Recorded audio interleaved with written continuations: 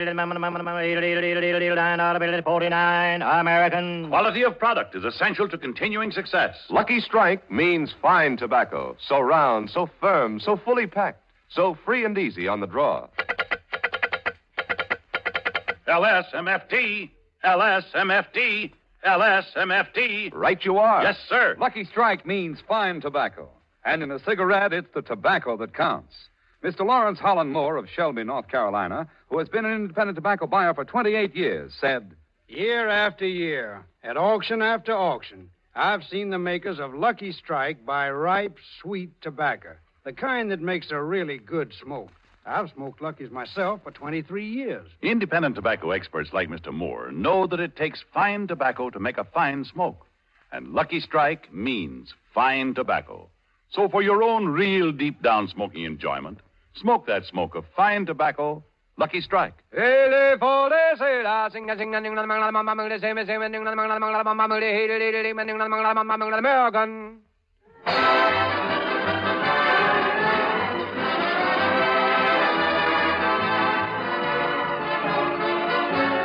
The Lucky Strike program starring Jack Benny with Mary Livingston, Phil Harris, Rochester, Dennis Day, and yours truly, Don Wilson.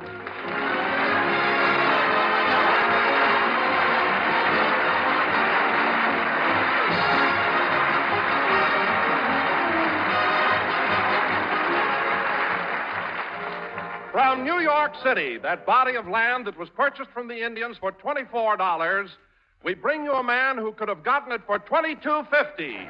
And here he is, Jack Benny.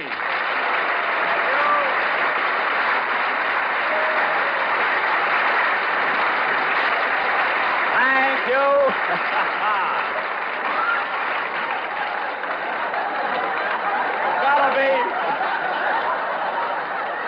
It's gonna be hard to work and look at that face over there. Thank you. Hello again. This is Jack Benny talking. And, Don, I can't tell you how thrilled I am being in New York. Oh, I know just how you feel, Jack. In fact, the moment we arrived in town and I saw the reception we got, my chest swelled out with pride. Don, from where I stand, your stomach is even prouder than your chest. But there's something about this city that's different. No matter how many times you come to New York, you get a feeling of expansion, of growth. The trees look taller. The buildings look taller. Even the mayor looks taller.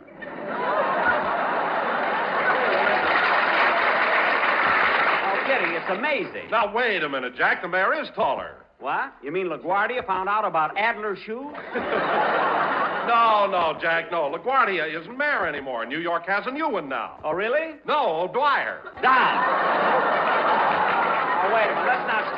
Let's not steal jokes from Danny Kaye. You know, I've got 4 writers. Oh, really? No O'Para, no Balzer, O'Tackaberry, and O'Joseph. Now, where were we? Well, I was just telling you that O'Dwyer is a lot taller than LaGuardia. Well, maybe he is, Don, but after he chases fire engines for 12 years, his legs will be worn down, too, believe me. So you never can tell. Oh, hello, Mary. Hello, Jack. Hello, everybody.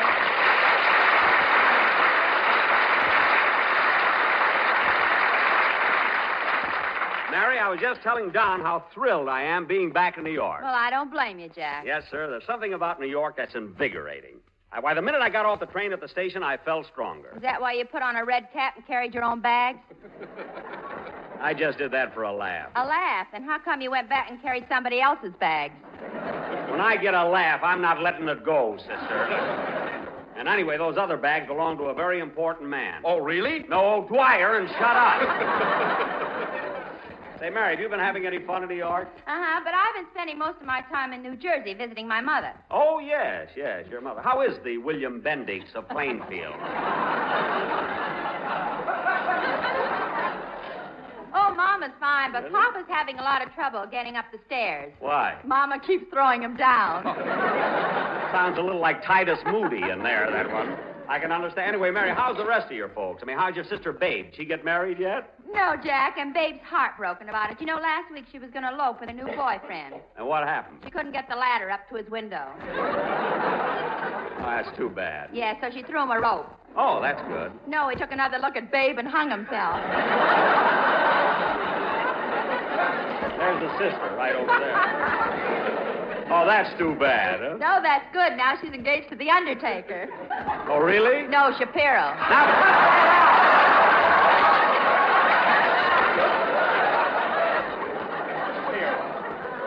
I merely asked you how your folks are. You make a whole mishmash out of it. Yes, and the people who tune in late didn't mishmash. Every time we come to New York, you... Say, Mr. Benny, I'd like to have you meet a friend of mine. Oh, hello, Dennis. Hello.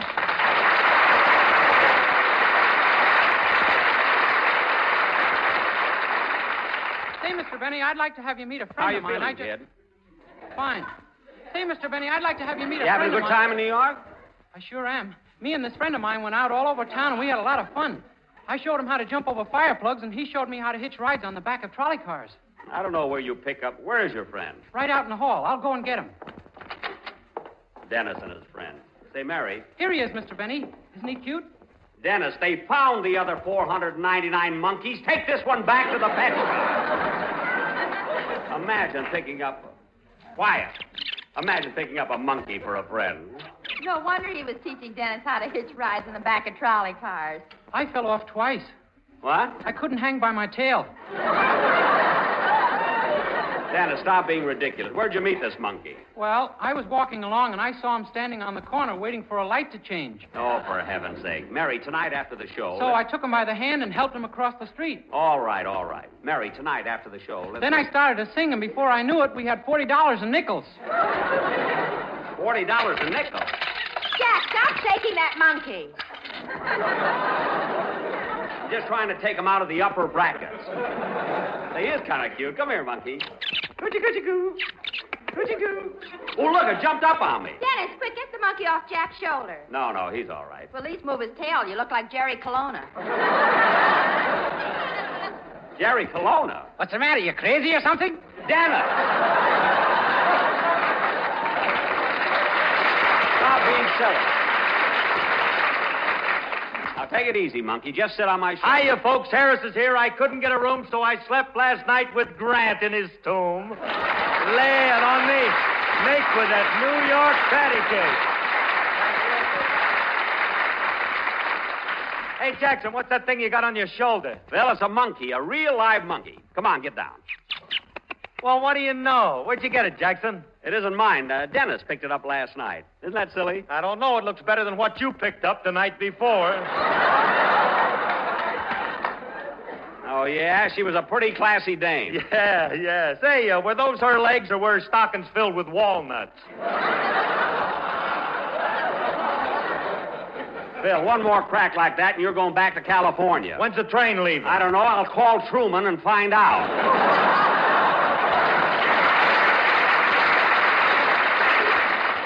So watch it.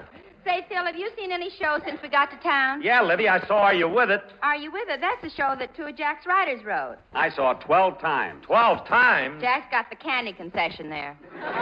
Lemonade. Down to my last sugar stamp, too. Oh, well. What other shows have you seen, Mr. Benny? Call Me Mister. I did. Call Me Mister is the name of a show. What happened to Are You With It? Nothing. Dennis, you're getting dumber every day. Take last week with the quiz kids. Such confidence. You came to me and said, don't worry, Mr. Benny. I'll pull you through to ultimate victory. That's right, Dennis, and we ought to thank Mary. She's the one that pulled us through to ultimate. Phil, that's ultimate victory. Ultimate is an adjective. Why not? Phil, if I thought for a minute that this monkey could lead an orchestra, I know who would go back to the pet shop. Now, come on, Dennis. Let's have your song, will you?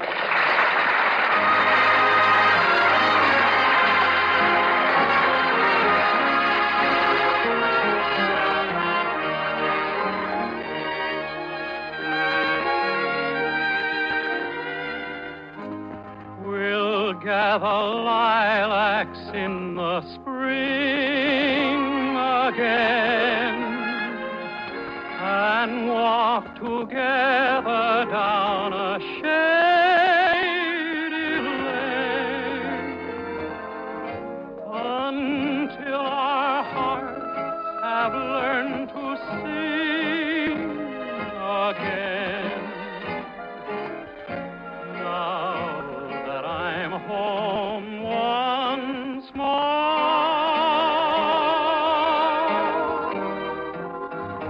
and in the evening by the firelight's glow, I'll hold you close and never let you go. Your eyes will tell me all I want to know. Now that I'm home once more, by the firelight glow, I'll hold you close and never let you go. Your eyes will tell me all I want to know. Now that I'm home once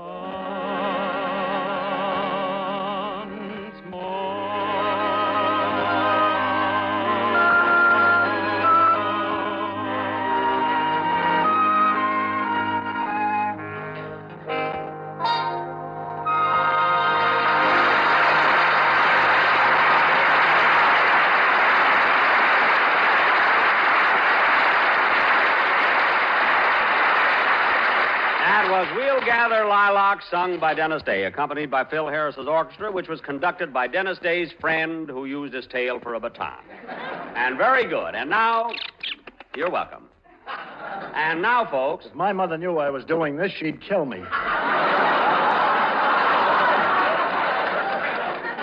I won't tell her, Bob. That's our producer. We made him a monkey for today. Very few producers can be monkeys, you know. And now, folks, for our feature attraction tonight. Oh, Don, would you mind answering the phone? Oh, certainly not.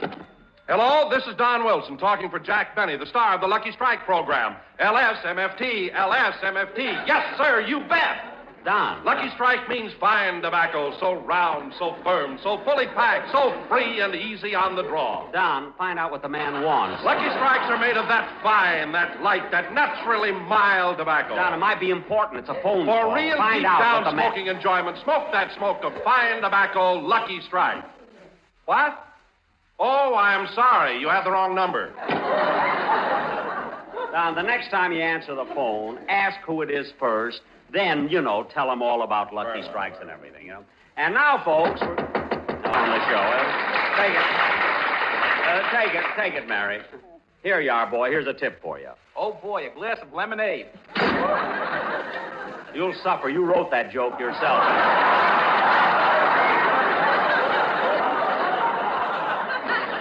I just happen to have one in my pocket, the lemonade. I'm going back to that. Who's the telegram from, Mary? Fred Allen. Fred Allen? What does it say? Dear Jack, I am expecting you as a guest on my program next Sunday. I'm sure you'll be there, as I haven't had any luck all season. Isn't that sarcastic? It sounds like an adjective. Dennis. But imagine the nerve and pleaded with me, begged me, even offered me money to be a guest on his show. Then he sends a wire like this. Jack, do you mean that Alan came to your hotel and begged you to be on his... Now, Mary. When I got into the hotel lobby, the elevator wasn't working, so I had to walk down 4 flights of stairs to get to Jack's room. Mary, they're not... Talking to Jack and was just about to leave.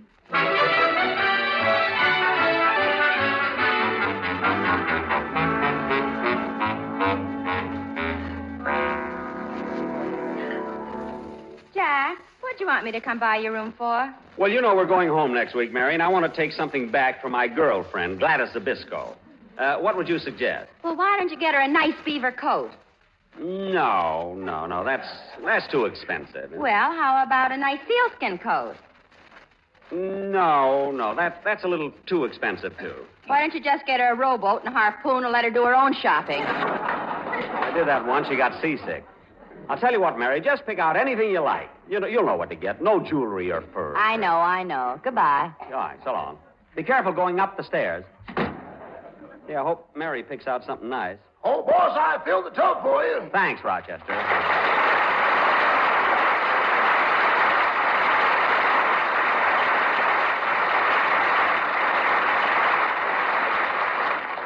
Rochester, have you got everything ready for my bath? Yes, sir. Towel, soap, talcum powder, bath mat, bath robe, bath salts, and your 2 little celluloid ducks.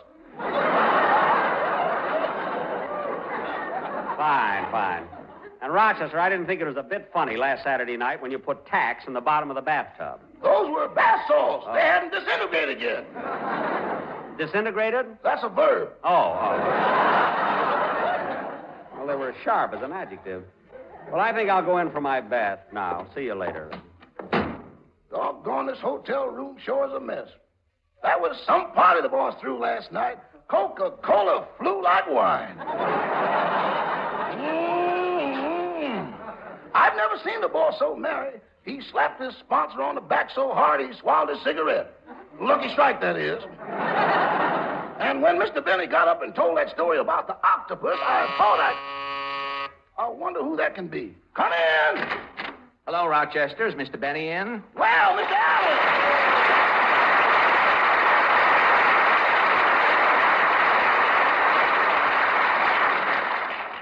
Come right in, Mr. Allen. Mr. Benny's taking a bath. He'll be out in a few minutes. Well, I'll wait for him. How is Mr. Benny feeling, I hope? Pretty good.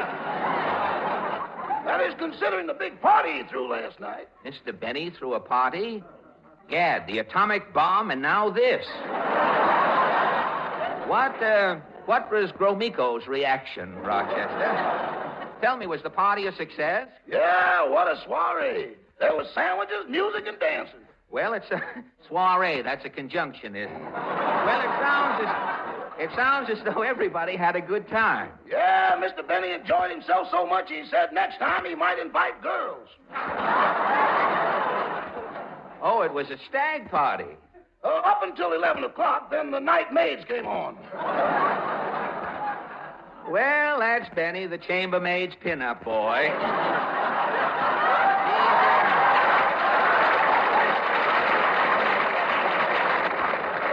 He's just as democratic as ever. Failure hasn't gone to his head, has it? Say, Rochester, will you tell Mr. Benny I'm here? Yes, sir. Why don't you just sit down and make yourself comfortable? Here's one of Mr. Benny's favorite books, I Stand Condemned. Oh, that's the story about the man who goes to the electric chair and leaves 3 lovely children, cream, cheese, and bagel. I hear Lindy selected it as the book of the ring for a bookmark.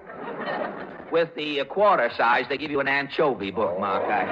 Well, Rochester, I'm through ad-libbing. You can tell Mr. Benny to come out now. Oh, he'll come out just as soon as he can think of something funny to say.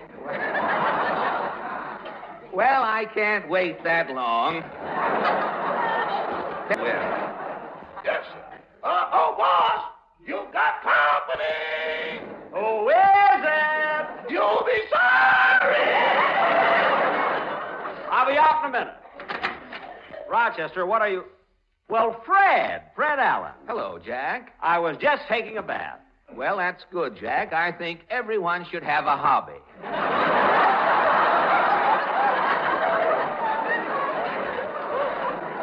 Yes, you want to know something, Fred? Those pens do write underwater. I found They do, that. really? Boss, you better put your robe on. You'll catch cold with just that towel around you. Oh, I'll be all right. Gosh, Jack, you've gotten sort of fat, haven't you? Don't be funny. Your hips have jowls, I noticed. Well, Ozzie, Fred, you haven't changed a bit. Same hair, same forehead, same eyebrows, same eyes. Fred, lift those bags a little. I want to see your cheeks. Put on your red cap and lift them yourself. I will not. Fred, what's the reason for this friendly visit? Well, Jack, hang on to your towel. I've come to ask you to be a guest on my radio program. Oh.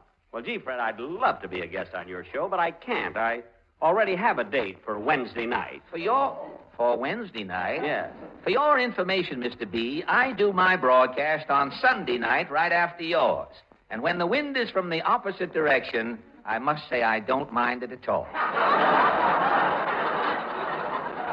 What did you say? If you'll take that celluloid duck out of your ear, you'd hear me. Oh. Well, Fred, give me the details about going on your program. Well, Jack, I thought as long as you were here in town, you might like to appear on my show. Get in off of the street for a little while someday.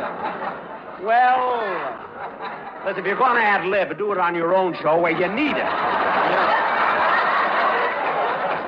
You can use it, too, don't forget it. You could have used me 10 minutes ago. I was listening. Really? If we keep on much longer, McCarthy will be on, make a monkey out of both of us. That's 1/8, that is, you know. Of course, about coming on the show, I'm willing to pay you. Pay me? Yes. Stop trembling and pick up your towel. Oh. Well, look, Fred.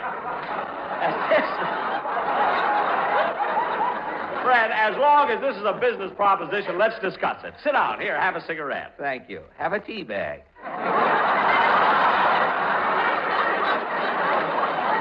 Oh, boy, my favorite brand. Now, Fred, just what makes you think I'd consider appearing on your program? Well, I saw your ad in the Hobo News. My ad? Yes, the ad that read, "Now in town, Jack Benny. Available for theatrical dates, guest star appearances, and for 2 shillings will meet English brides at the dock if husbands are detained. Must receive portal-to-portal pay." Oh, that ad. That was just put in the papers as a gag by my press agent. Huh? That gag killed him in Chicago and paid Mr. Benny's fare to New York. Rochester, I didn't know you were still here. In a one-room suite, where else could I be? Well, Mr. Allen and I are having a private conversation. Now, Fred, let's get back to business. Well, Jack, I'm stuck. I had another guest for next week, but she couldn't make it. Who was this other guest? The one Said and he only... who still hasn't had a joke on the whole program. You're reading the wrong lines, a straight line? My guest is the one and only Marcella Crudney. Marcella Crudney? Yes. You haven't heard of her? She's with the New York Yankees. You see, the Yankees have a pitcher whose specialty is the spitball. Run dry. Marcella stands by. Oh, her! Yes, her. But she was suspended for spraying an umpire. Marcella was at work. A zephyr came up, and need I say more? Anyway, Jack, when Marcella couldn't make it, I tried to get John Charles Fido, the singing dog. But he had laryngitis. I see. So you finally got down to me. Down is right. Why in the world did you ever take a hotel room that's so far underground as this? Oh, Fred, my room isn't so far underground. It isn't. I came into the lobby and got the bends. And then I kept walking downstairs until I was stopped by John L. Lewis. Mr. Lewis put a lamp on my head and said it's okay for 2 weeks.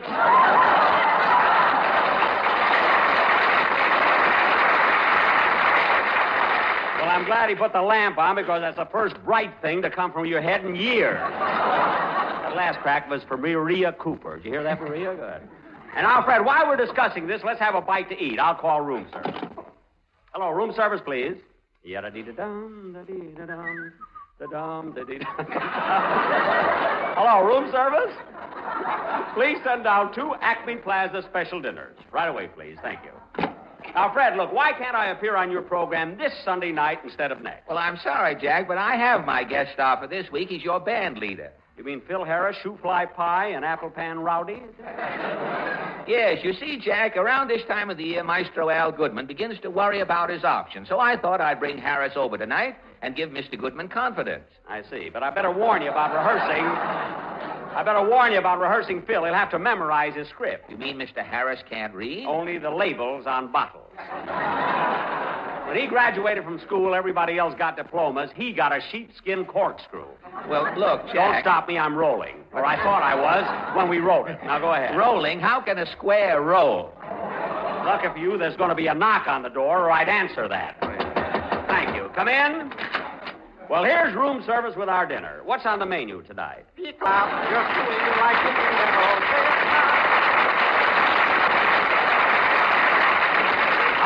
old hot. Who's that?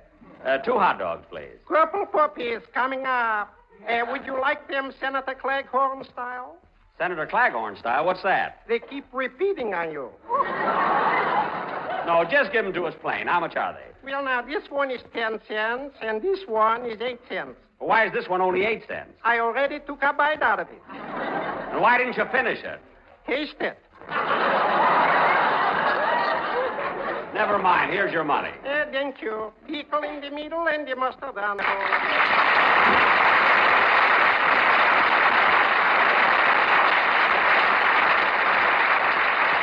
Well, Fred, here's your hot dog. Thank you. It was nice of you to keep the 8-cent one for yourself.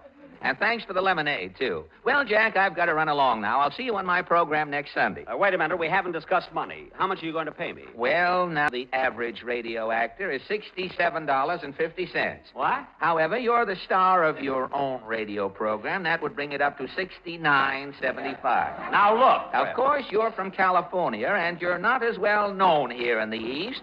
That brings it down to $68. Wait a minute. You've forgotten I'm in picture. Oh, yes. That brings it down to $47.60. Now, Fred. We'll have to hire 3 people to start your applause. I'll furnish them. And the guy that yells, "You'll be sorry," gets $15. Now, Fred, I'm not going... You better think fast, Benny. That singing dog just had pups, and I can get a quartet of Cocker Spaniels for nothing. Okay, I'll take it. I'll be on your program next week. Not so loud. I don't want to lose my listeners. You lost the line already. So lose the listeners. Why, you delicatessen Taranti, you've got less listeners than the Siamese twins with one of them out of town. What are you talking about? I've got more listeners than you have hair in your bureau drawer. Why, you nasal nitwit, I wouldn't work on your program if it was the last... $25. Take it or leave it. What time is rehearsal? 2 o'clock Sunday, and goodbye.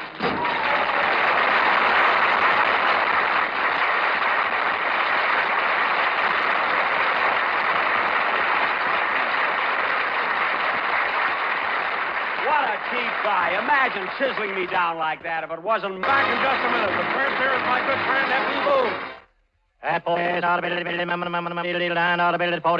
American. Remember this all-important fact. In a cigarette, it's the tobacco that counts. And Lucky Strike means fine tobacco. Yes, it takes fine tobacco to make a fine cigarette. And year in, year out, at market after market, the makers of Lucky Strike consistently select and buy that fine, that light, that naturally mild tobacco. And this light, fine, naturally mild Lucky Strike tobacco means more real, deep-down smoking enjoyment for you.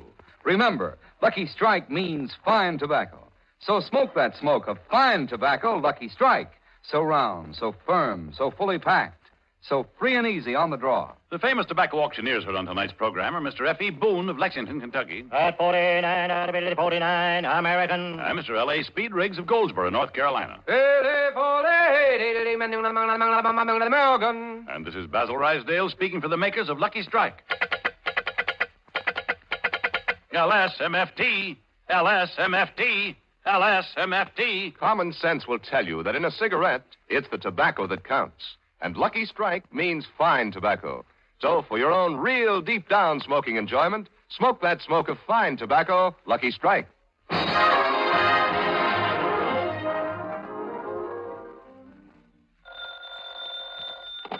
Hello?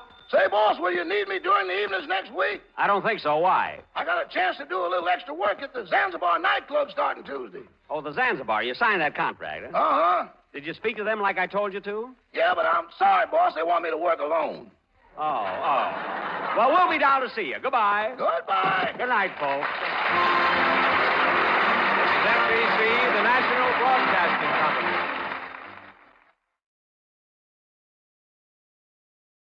The Jack Benny Program, presented by Lucky Strike. Quality of product is essential to continuing success. At 58, American. Lucky Strike means fine tobacco, so round, so firm, so fully packed, so free and easy on the draw. LSMFT, LSMFT, LSMFT. Right you are. Yes, sir. Lucky Strike means fine tobacco, and fine tobacco means real deep-down smoking enjoyment for you. Yes, it takes fine tobacco to make a fine cigarette. And year after year, at market after market, the makers of Lucky Strike consistently select and buy that fine, that light, that naturally mild tobacco. Fine, light, naturally mild tobacco. Yes, Lucky Strike means fine tobacco. And fine tobacco means real deep-down smoking enjoyment for you. So smoke that smoke of fine tobacco, Lucky Strike. So round, so firm, so fully packed, so free and easy on the draw. The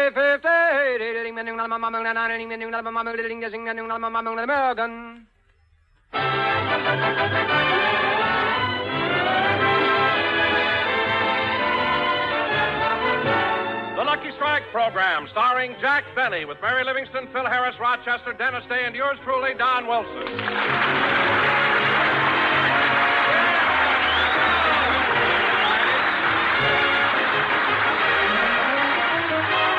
Ladies and gentlemen, gentlemen, last Sunday, Jack Benny started his 15th year in radio. All week long, he's been receiving letters and telegrams of congratulation, and his friends in Hollywood have been constantly calling him. So now let's go out to Jack's home in Beverly Hills, where we find him talking on the phone.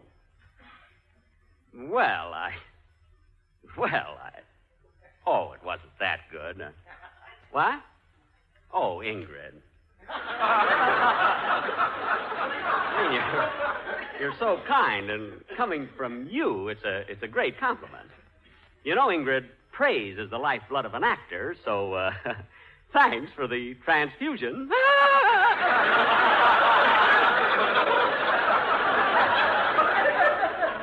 Well, thanks so much for calling. It was so sweet of you. By the way, Ingrid, I hope I'm not being too presumptuous, but may I take you to lunch Thursday? I may? Oh, no, Ingrid, I won't forget. Goodbye. Oh, Rochester. Yes, boss? Mark this down. Lunch Thursday with Ingrid Krausmeyer.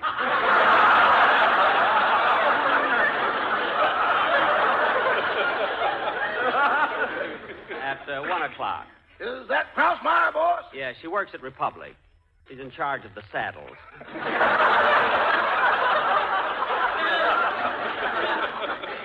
Well, I certainly feel happy getting all these telephones.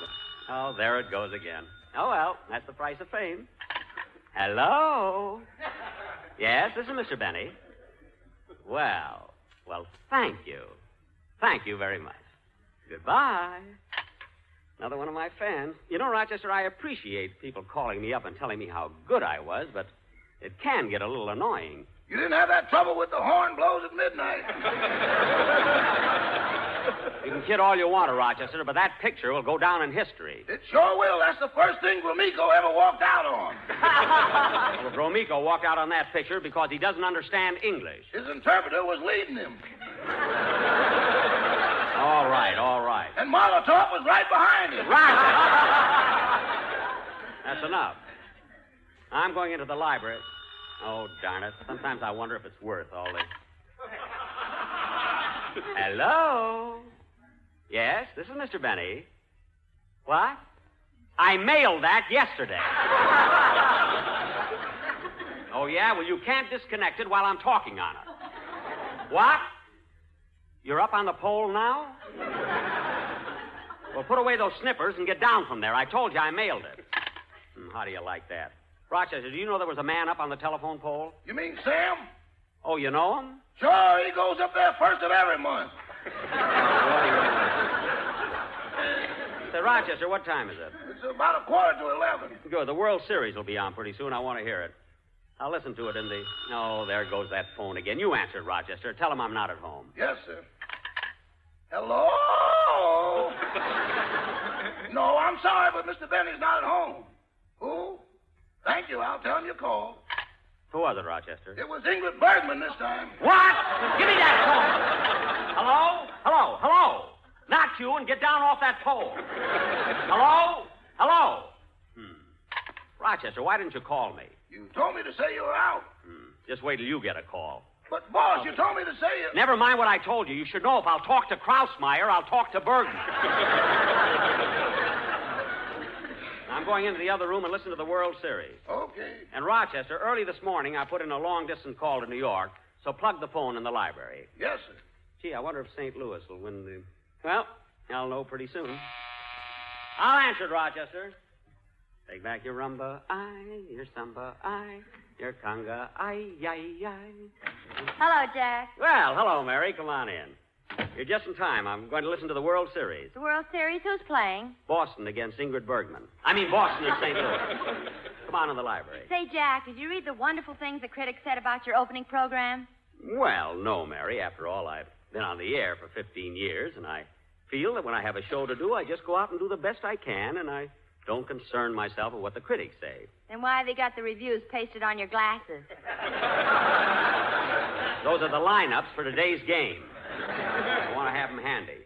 Well, the game ought to be on pretty soon. Oh, Jack, before I forget it, I got a letter from Mama yesterday. Your mother? Well, what did the truculent turtle of Plainfield have to say?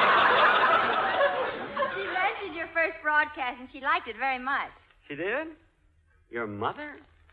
That sweet little gray-haired old lady who fractured your father's skull like my program? Yeah, and she even took the bandages off so Papa could hear it. Well, that was nice. And Jack. Yeah. What is it, Mary? Oh, Mama was so cute. She said she was preparing dinner when she listened to the radio, and while your program was on, she peeled 4 pounds of onions. Oh, fine. Listening to me and peeling onions. Mama said she was laughing on the inside and crying on the outside. Say, that's pretty good. But you know, Mary, if your mother thought last week's show was something, wait till she hears the one we got for this week. But, Jack, how do you get your scripts if your writers are still stranded on the gambling ship? I sit on the beach and they wigwag them to me. The scripts are over there on the table, Mary. You better take a look at them. Okay. Just brush the sand off. Let's see, I wonder what station the World Series will be on. It should be around... Oh, for heaven's sake, Jack, I'm not going to do this gag here. Where? Right here on page 3. It's too corny. Mary, that's a topical joke, and we have to do that kind of stuff. I don't care if it is topical. I'm not going to say that you have to go out with a girl in Brooklyn because you can't dodge her. Dodger, don't you get it, Mary?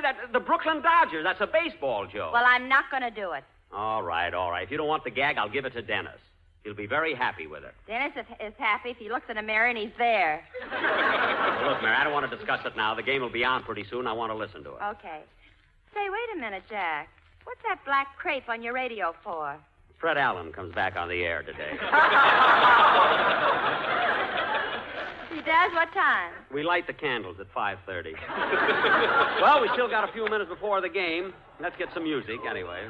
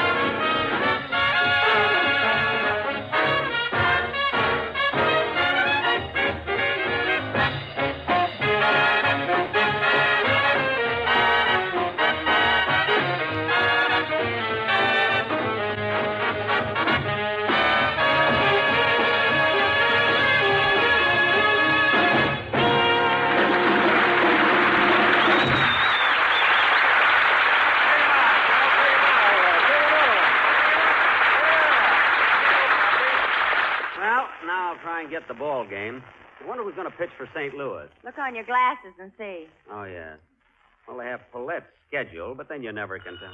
Oh, there goes the phone again. Mary, it's been like this all week long. Congratulations, compliments. I've never seen anything like it. Hello? Yes, this is Mr. Benny. Well, thank you. Thank you very, very much. Goodbye. Who was it? There'll be a 2-hour delay on my call to New York.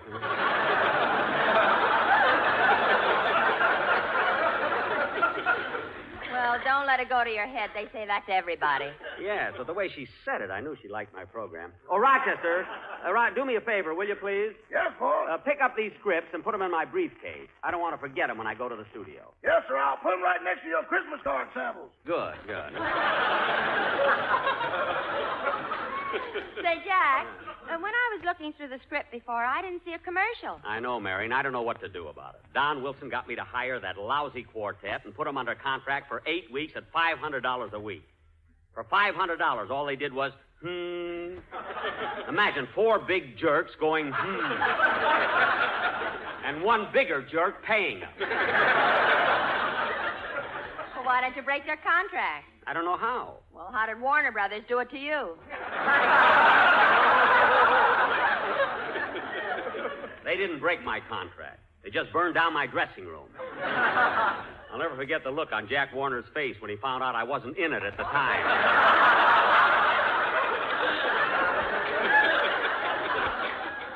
And when do you think they...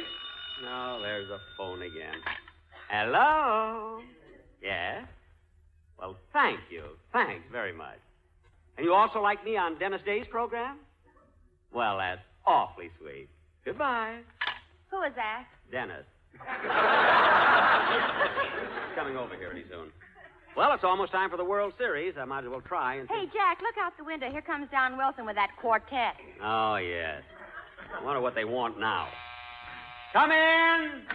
Hello, Jack. Hello, Mary. Hello, Don. Say, Jack, look who I brought with me. I know. Hello, fellas.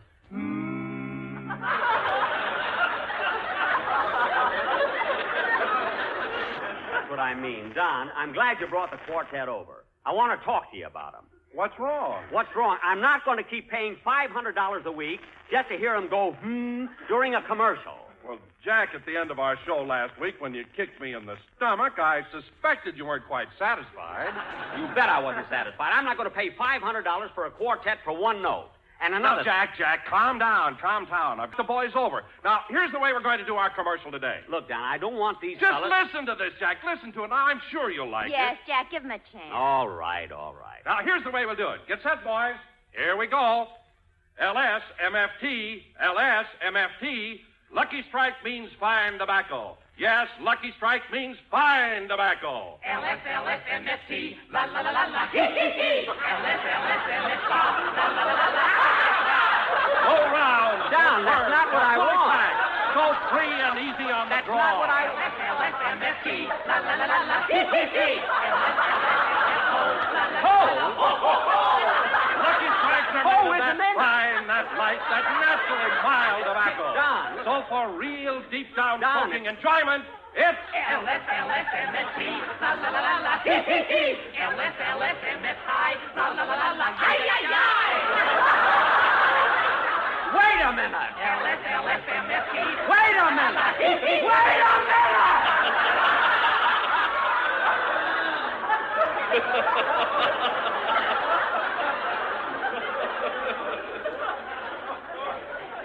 Wait a minute. For heaven's sake. I mean, what kind of a commercial do you call that? I mean, what's the matter with you guys?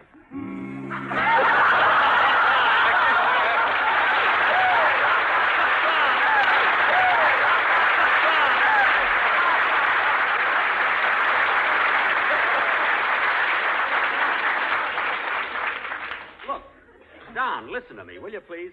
Will you please listen to me? Yes, sir. Just once. Look, Don, can't you understand that isn't what I want? That's corny. $500. Well, I can get a better singers out of Ellis Island. What island? Ellis. Ellis. Now, cut that out!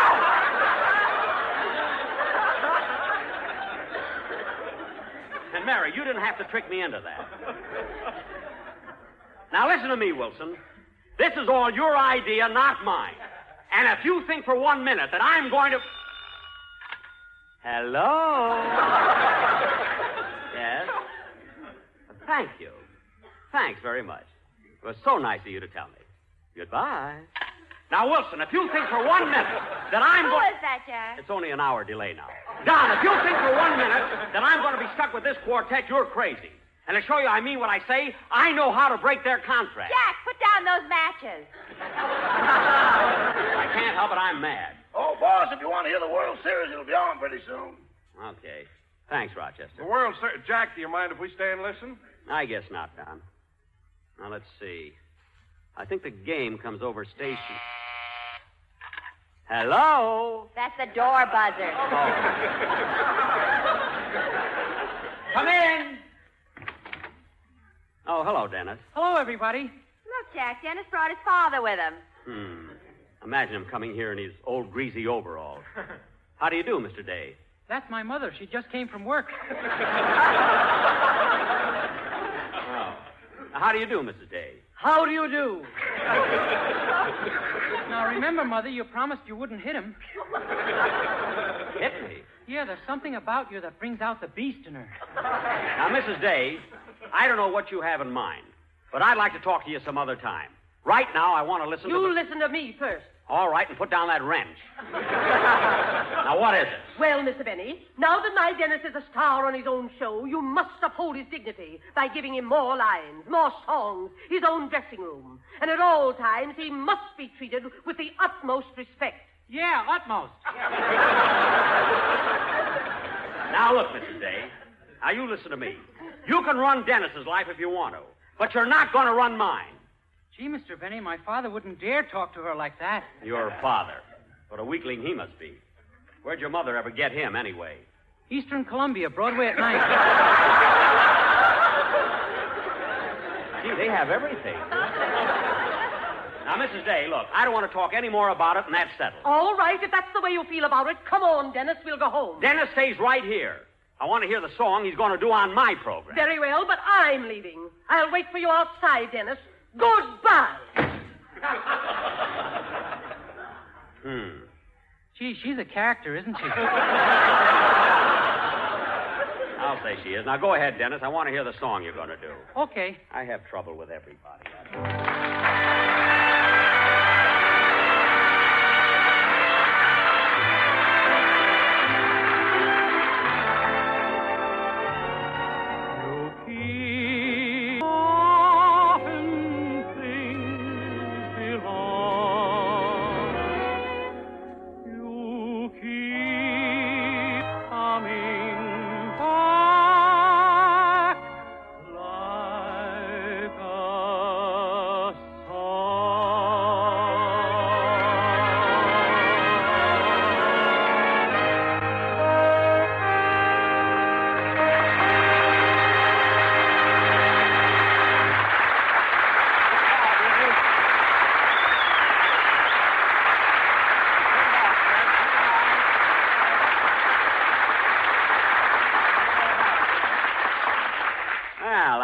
Very, very good, Dennis. By the way, you just recorded that number, didn't you? Yes, sir. Well, it's swell. Now, we're going to listen to the World Series, kid. You want to stay? No, I better run along. The character is waiting for me. Okay. So long, kid. Come on, Jack. The game must be starting about now. All right. I'll turn it on. Now, let's see. And now a message from our sponsor, the Happy Home Sweet Home Real Estate Company. Friends, do you have a roof over your head, or have you been roughing it in a La Brea tar pit? Don't pay the exorbitant prices for houses that are being asked today by our competitors. Don't go out blindly and be hooked by just anyone. Come to us. Remember, we are your friends. Jack. Wait a minute, I want to hear this. Listen to this week's special offer. For only $67,000, you can get a beautiful California Monterey-style Quonset hut. See, they've gone down. Jack, get the ball game. Okay. In a quaint caravan, there's a lady named Rose. She can look in the future and drive away all your fears. Everything... No, John, don't leave me. I beg you. I implore you. Please, John, I love you. I love you. Hey, this sounds interesting. John, if you no longer care for me, think of the children. Think of William, Linda, Milton, Jeanette, Percy, Ellen, Hilda, Stephen, Ken, Peggy, Harriet, Margaret, Richard, Dorothy, and little 4-year-old Herbert, our eldest.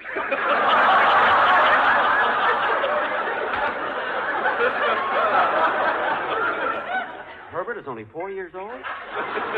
Jack, the ball game. Oh, I thought she was giving the lineup. She looked at my hand and told me my lover was always true. Why can't I get it? Think of it, ladies and gentlemen. A California Monterey-style Quonset hut for only... I wish I knew what station that ball game is on. I don't know why I can't. No, John, don't leave me. All day long I do the housework. Not to mention the mending for William, Linda, Milton, Jeanette, Percy, Ellen, Hilda, She thinks I'm going to wait for Herbert. She's crazy. I must find the ball game. But I'll go there again, 'cause I want to believe that gypsy, the way she shakes her tambourine. Oh, what's the matter? I can't seem to get it. Hiya, Jackson. Hello, everybody. Hey, hello, Phil. Phil, sit down a minute, will you? I'm trying to get the ball game. Hey, Phil, you haven't forgotten about our bet, have you? Of course not. How much did you bet, Jack? Well, it wasn't money. You see, Phil has St. Louis, I have Boston, and the winner gets to kiss Betty Grable. What about the loser? He holds Harry James. Yeah. Well, if Jack wins, who's going to hold Betty Grable? Don't be funny. Sit down, Phil. Maybe I can get the game now. No, I'm sorry, Jackson, but I can't stay. You see, I just dropped in to invite you to a little stag party we're giving for Frankie, my guitar player.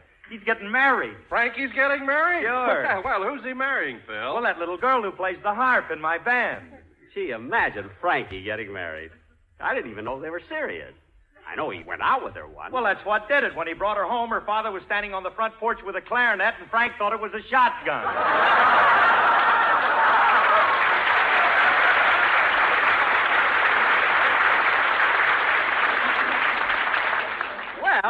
Well, that's a logical mistake. Don't rush off, Phil. Sit down and listen to the game. Sorry, Jackson, I got to run along. I'll see you at the party. Okay, but I'll get there a little late. I'm on Charlie McCarthy's program today. Okay, so long, everybody. Goodbye, Phil. So long, Phil. Give my regards to Alice. Alice, and Mitzi.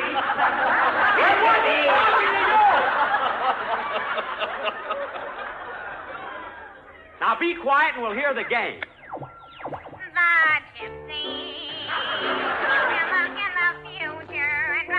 Oh, for heaven's sake. If you buy one of our lovely homes for $67,000, you'll have room for the whole family, including William, Linda, Milton, Jeanette, Percy, Ellen, Hilda, Stephen. Oh, John. John, what's come over you? You've changed so.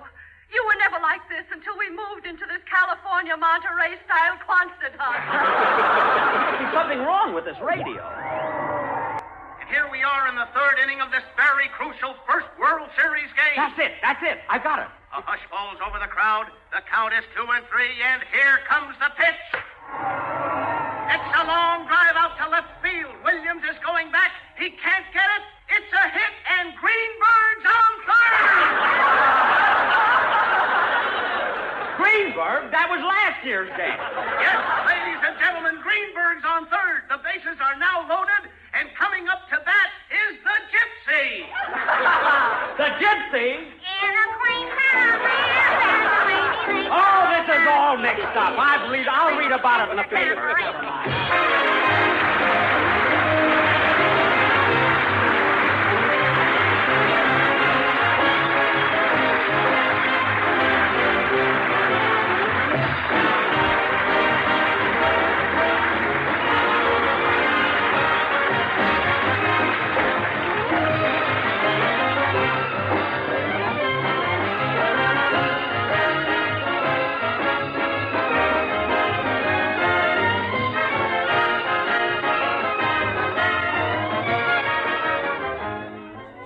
Ladies and gentlemen, I'd like to say a few words about the USO fundraising drive for 1947. The war is not yet over for 200,000 veterans still in our hospitals, to say nothing of the men sweating out their discharges, the troops overseas, the teenage soldiers away from home for the first time. The USO has served them well, and it has been a big responsibility, and it will be ahead for next year. Let's continue to support our veterans by giving generously to the USO through your community chest or your local USO campaign. Thank you.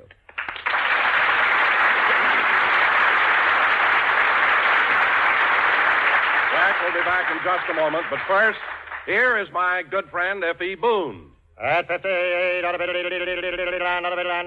60, American. Lucky Strike means fine tobacco, and in a cigarette, it's the tobacco that counts. Independent tobacco experts, auctioneers, buyers, and warehousemen really know tobacco.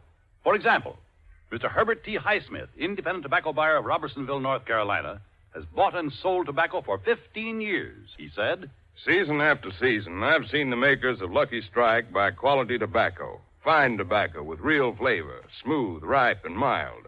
So for myself, I picked Lucky's.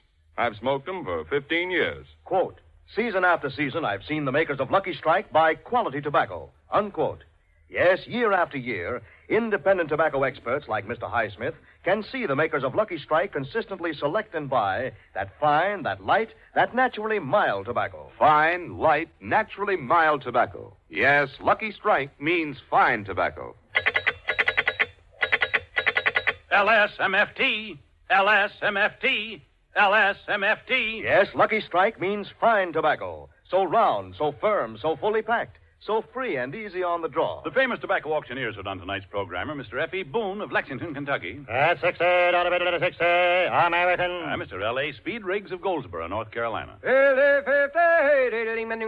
American. Basil Rysdale speaking for Lucky Strike, the cigarette that means fine tobacco.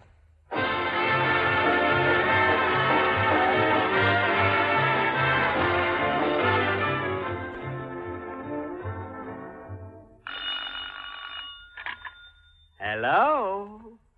Oh, my New York call? Yes, I'm ready. Hello? Hello? Yes, this is Jack Benny.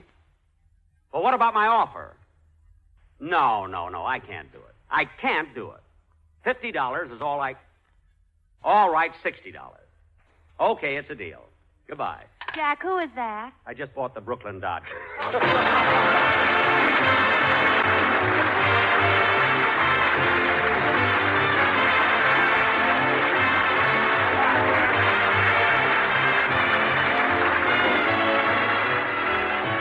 This is NBC, the national broadcasting company.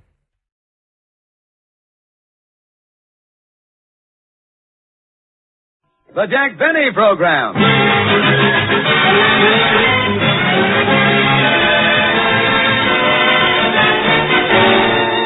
Starring Jack Benny with Mary Livingston, Phil Harris, Rochester, and yours truly, Don Wilson.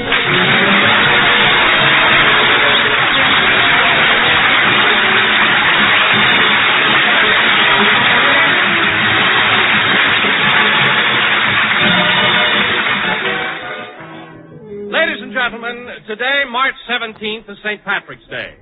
As you all know, St. Patrick drove the snakes out of Ireland. So today, we bring you a man who was run out of Waukegan, Jack Benny.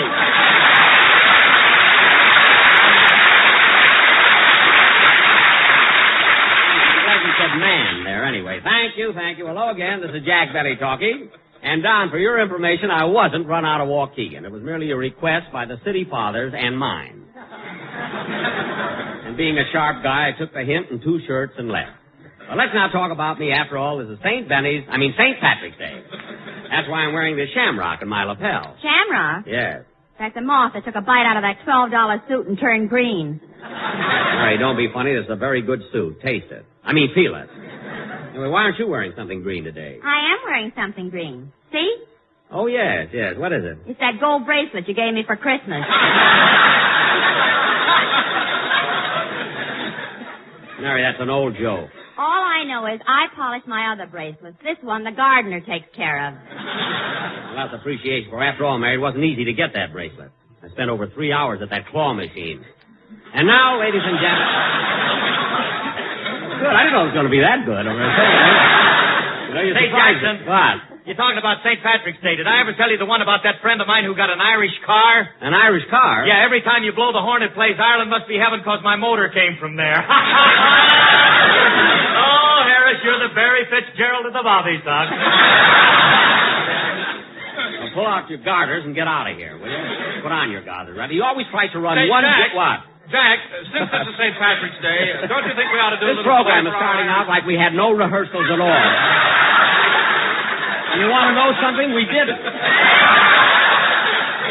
Everybody walks in any time they want. Hey, Jackson, they holler. What is it? What is it? Well, Jack, this being St. Patrick's Day, don't you think we ought to do a little play for our Irish listeners? Well, we're doing better than that, Don. Tonight, for the first time since his release from the Navy, Dennis Day, the smiling Irish songbird, will be back with us. Oh, so the kid's coming back, huh, Jackson? Yep. Gosh, Jack, Dennis has been gone for 2 years. I'll bet the Navy has changed him a lot. I'll bet it has, too. Anyway, he ought to be here by now. I think I'll call his house and see what's keeping him. Say, Mabel, what is it, Gatesville? Mr. Benny's line is flashing. Yeah, I wonder what Bloomer Girl wants now. I'll find out. Hello, Mr. Benny. Huh? Dennis Day? What's his number? Okay, I'll call you back when I get him. Say, Mabel, did you hear Mr. Benny's program last week? Yeah, Ray Milan was on it. Gosh, he's wonderful, even if he is the Lost Weekend. Listen, Mabel, if you think Milan is the Lost Weekend, you should have a date with Benny. Those are my sentiments exactly. You want to know something, Gertrude? What? The contest has been over for 6 weeks, and I still can't stand him. Yeah. You know, Mabel, 2 weeks ago he asked me to go to the Academy Award ceremonies, but I had another date. Gee, Gertrude, how come Mr. Benny always asks you to all those swanky affairs? Well, why shouldn't he? After all, my mother gave him the best years of her life.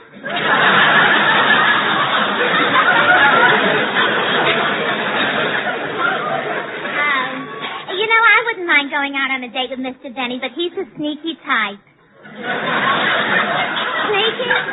Yeah, he's the kind who lures an unsuspecting girl into his car, drives her out to a dark spot, pretends he's out of gear, stops the car, and then spends the next 2 hours talking about his picture.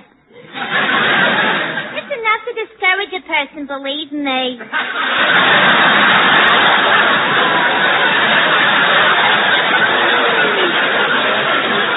I'll say. You know, Mabel, I got a confession to make. Once I let Mr. Benny kiss me. Why, Gertrude, gear shift.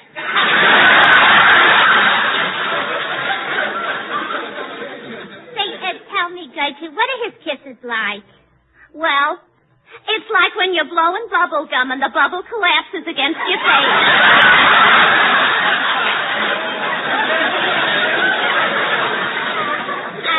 Well, between you and me, I'd rather have the gum. Yeah. See, Dennis Day's number doesn't answer. I better tell Blue Eyes about it. Hello? Oh, we'll try him again later, Gertrude. Goodbye. Oh, say, Gertrude, what are you doing tonight? Tomorrow night? Tuesday night? Wednesday night? Thursday night? Christmas Eve? Oh, you're going to visit your mother. Well, don't be surprised when you walk in, sister. Goodbye. Well, we might as well get on with the show till Dennis gets here. Come on, Phil, let's have a band number.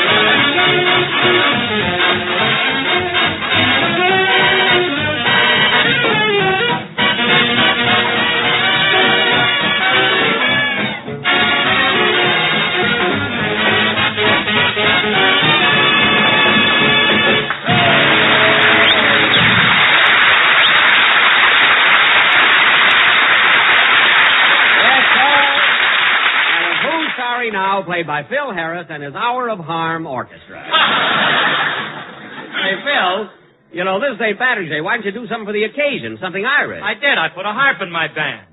Oh, yes. You got a girl playing it. See, you know, her fingers must get calloused and sore plucking on all those strings. Well, it's her own fault, Jackson. She forgot the bow, so let her do the best she can. She's our orchestra leader for 10 years now. Phil, you don't use it. Come in. I beg your pardon, but hello again. Dennis!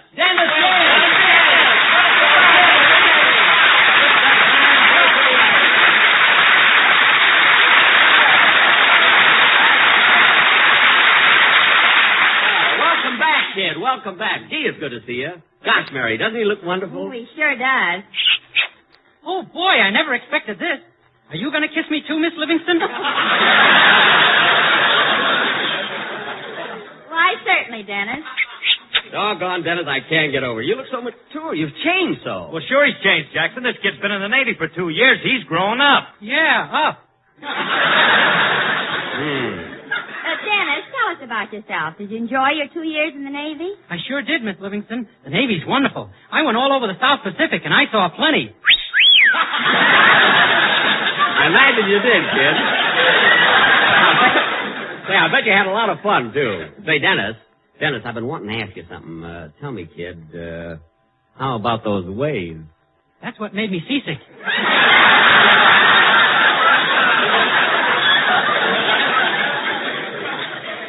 Yeah, grown up. Yeah. You know, Dennis, I was all over the South Pacific, too, and I ran into some pretty rough seas. In fact, once I was tossed overboard. Oh, I was tossed overboard lots of times. You were? Yeah, but the captain made the fellows cut it out. Dennis, the boys kept throwing you overboard. That's terrible. Oh, it wasn't so bad. The Japs kept throwing me back. He was the pickle in the middle. Yeah. Say, Dennis, when you first joined the Navy, how did they know how to classify you? I mean, how did they know what rank to give you? Oh, that was easy, Miss Livingston. First, I had to fill out a lot of forms, answer a lot of questions, and then for 2 days they gave me a written test. For 2 days? That must have been quite a test. And after it was all over, they made me an ensign. An ensign? An ensign? Yeah. I wonder what they'd have made me if I'd have passed.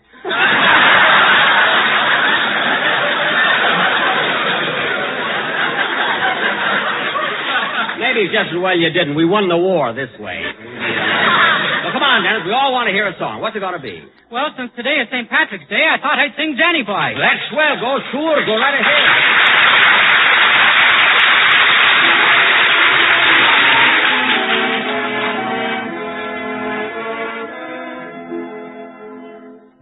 Danny boy, the pipes are calling from glen to glen and down the mountainside. The summer's gone and all the roses falling. It's you must go and I must bide. But come ye back when summer's in the meadow, or when the valley's hushed and white with snow. It's I'll be here in sunshine or in shadow. Danny boy, oh, Danny boy, I love you so. But when ye come and all the flowers are dying, if I am dead, as dead I well may be, he'll come and find the place where I am lying and kneel and say an Ave for me, and I shall hear the soft you tread above me, and all my grave will warm, sweeter be. For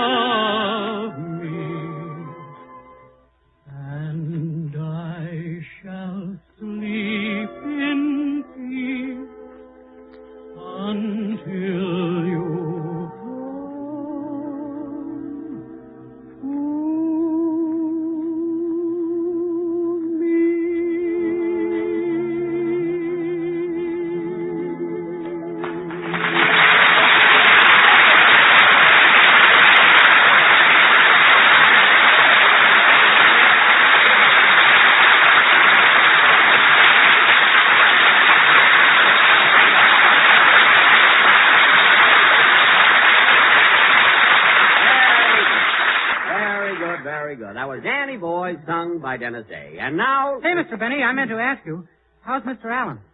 Who? Fred Allen. Well, kid, it was nice seeing you again.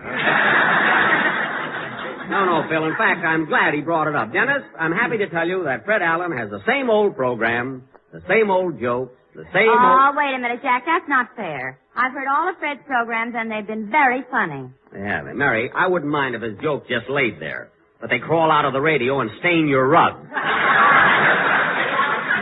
Some program. That just shows what you know, Jackson. I think the funniest thing in radio is Allen's Alley. Oh, you do, huh? Yeah. I think so, too. Oh, you do, eh? I think so, too. Oh, you do, eh? I think Mr. Benny is much funnier than Mr. Allen. I think so, too. Oh, you do, eh?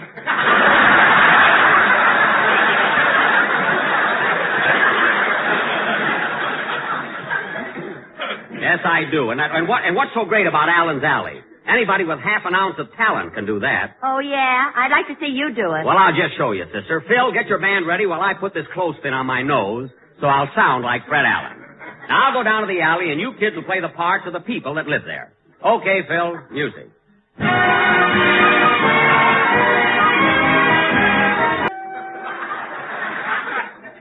And so, Kenny Delmar, I won't say it's been very windy, but last night... Mr. Allen!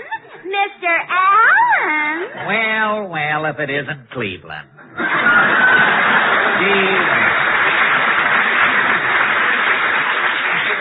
Cleveland, Kenny Delmar and I were just discussing the high winds we've been having here. Well, Mama says that all the wind is caused by the pickets. The pickets?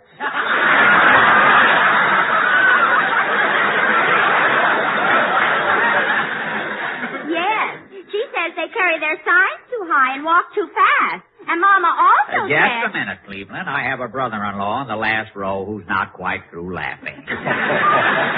Anyway, I imagine your mother knows all about pickets. I understand she's been picketing Lindy's restaurant because the lamb chops look better in their panties than she does in slacks. Oh, Mama, I don't know. You write this stuff on Thursday, and then on Sunday nothing happens. What was that, Cleveland? Oh, Mama doesn't wear slacks anymore. She doesn't. Why did she stop wearing slacks? A policeman gave her a ticket for pulling a trailer without a license. Well, so much for your mother and her homegrown bustle. We've got to get down to Benny's Boulevard. What is your question for tonight? Our question is Fred Allen or Jack Benny the better comedian? Shall we leave? As one of my eyes said to the other, let's pack our bags and go.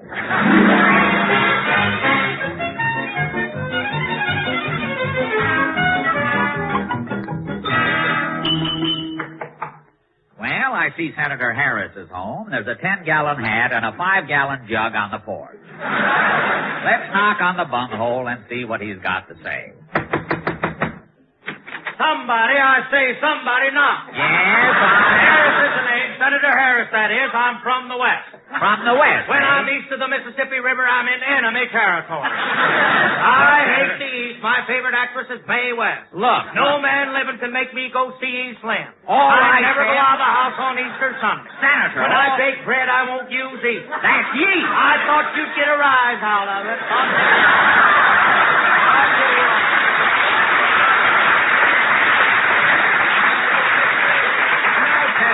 Speak up, son. What you got on your mind? This is a free country. Well, I'm trying Never saw anyone like you, son. Your mouth just like the front door of General Motors. Wide open, but nothing's coming out.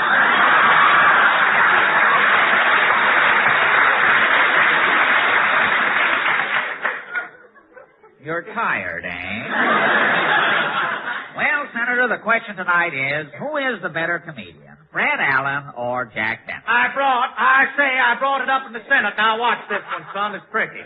I brought it up in the Senate, and it made Senator Tidings glad. Ha, ha, ha. Glad tidings. That's a pun, son. I heard it. That's an anecdote, you nanny-goat. Now, wait a minute. You're like a midget, son. Everything goes over your head. Own up, son. You got a mind like a chicken. What? A cluck, that is. Look, Senator, just tell me which comedian you like best, Allen or Benny. Where's Allen from? Boston. How about Benny? He's from Waukegan. Waukegan's west of Boston, ain't it? Yes. Benny's the one. So long, son. So long. Remember the words of Horace Greeley. Go Go west, young man. West, that is. So long. So long. So long. So long. So long. Where's that sound effect man? Always late. Late, that is.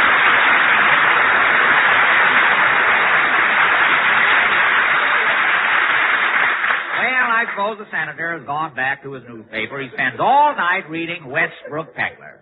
I wonder if Titus Day is at home. He's always so moody. Howdy, Bob.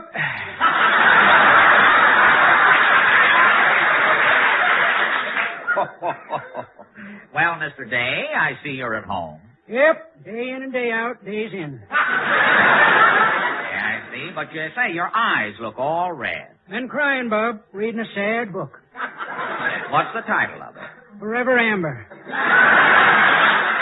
The title, Forever Amber, isn't a sad book. 'Tis when you're my age, Bob.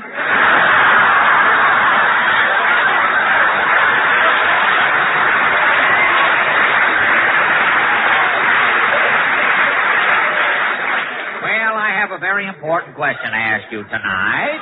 Who do you think is the better comedian, Fred Allen or Jack Benny? Well, Bob, that's a moot question. Moot question? Yep, moot be Allen, moot be Benny. I see. Well, which one do you consider the better comedian? Never hear 'em myself. When they come on, I put my radio out in the hen house. In the hen house? Why? Steps up production. Every time Allen and Benny lay an egg, my hens try to match it. And that really increases your egg production? Did up to last Sunday. What happened last Sunday? All my hens killed themselves straining. So long, Bob.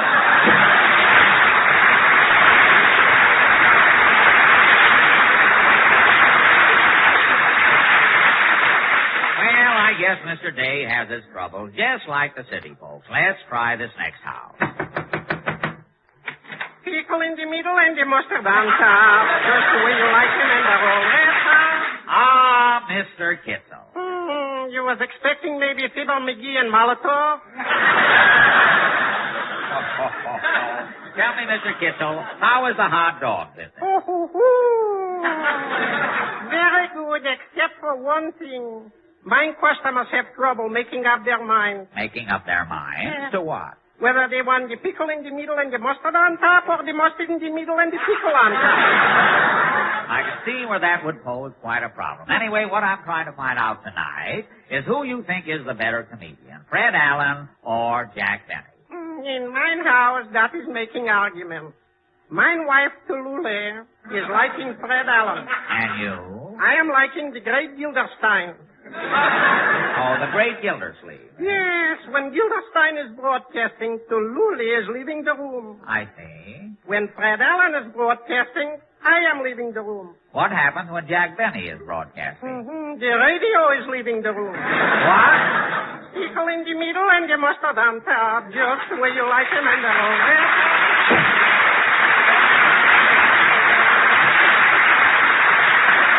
I suppose Mr. Kitzel's life would be complete if people could just make up their minds where they want the mustard. Well, here's the last house in the alley. I wonder what a knock here will bring. Greetings all. It's time for play, for Rogers here with Rondelay.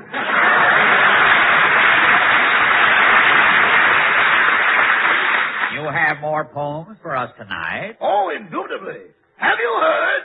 To the rum, to the gin, I understand you're going steady with Ravel Ann. No. Or I said to myself, this is not for me, as I picked up the dice and threw a 3. No. Or my mother has rolled her stockings down since she heard Van Johnson is back in town. That's just it. Tonight we are trying to find out who is the better comedian, Fred Allen or Jack Benny. Precisely why I'm here. I have written a poem. Now, what is your...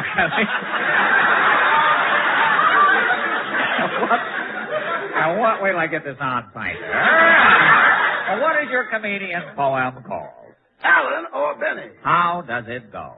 Allen or Benny? The question rings, and the nation is put to a test. From city to hamlet, you hear the cry, is Allen or Benny best? Allen has bags and Benny is cheap, and they're both on Sunday night. So millions of people from coast to coast tune in to hear them fight. And I often wonder just what it means as they hurl their epitaphs. For while they're knocking each other out, Cass Daly gets all the laughs. Well, I never thought of it.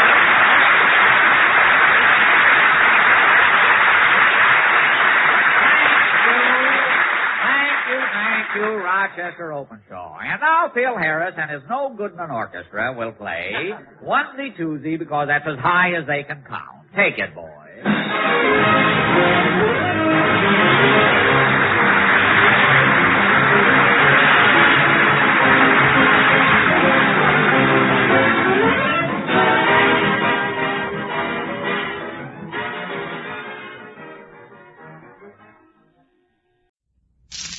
Ladies and gentlemen, this is Jack Benny.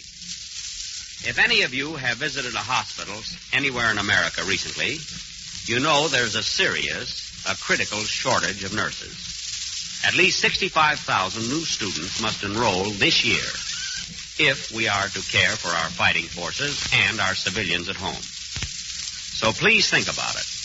You can do an important war job as a cadet nurse, and you can become one with all expenses paid. The U.S. Cadet Nurse Corps issues scholarships, which pay all expenses, plus a regular monthly spending allowance. As a cadet nurse, you can help your country right now. And you receive training for a respected and well-paid lifetime career. So if you're from 18 to 35 years of age, with a good high school record and good health, why don't you join the U.S. Cadet Nurse Corps?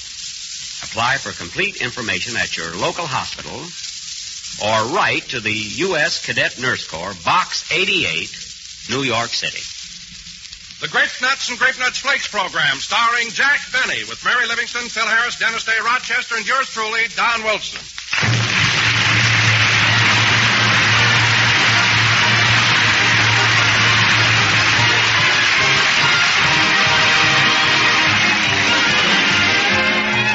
Of all things, folks, Wilbur Brown is on a diet. And of all the foolish things I ever heard, why, it's so silly I hate to tell you.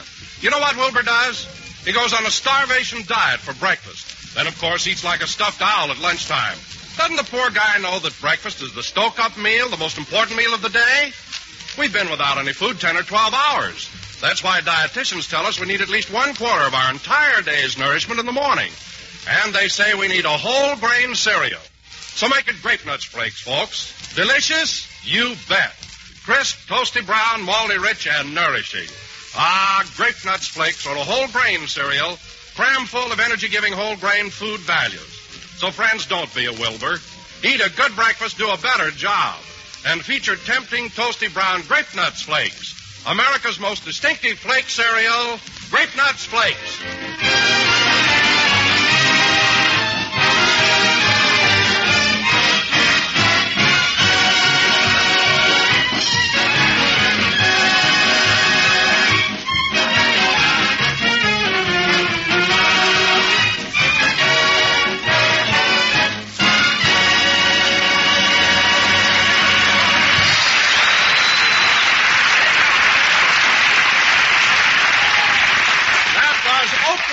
Played by the orchestra. Now, ladies and gentlemen, let's turn back the clock a few hours. It's Sunday morning in the Jack Benny household.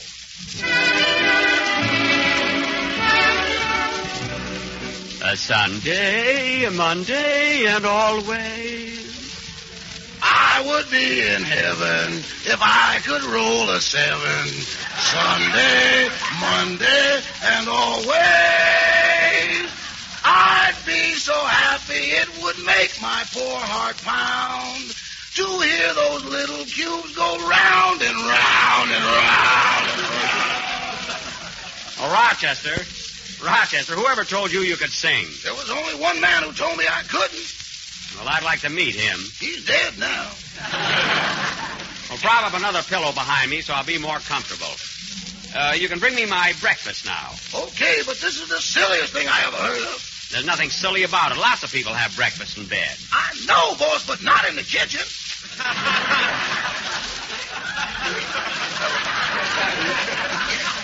Well, it's warmer down here than it is up in my room. I hope you haven't any objection. No, but it sure was a strain on me carrying your bed downstairs. It was a strain on me, too. You almost shook me out of it. Now, how about some orange juice? I'm fixing it for you right now. Let's see. Here's the orange. Now, where's the knife? I got it. Now to give it a good squeeze.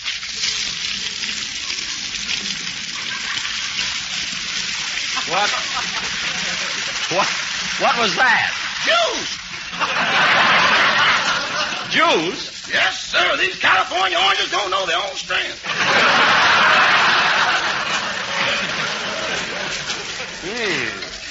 That looks good. What else? What else should I have, Rochester? How about some breakfast cereal? Yeah. What kind of breakfast cereal have we got? Oh, boss, come now.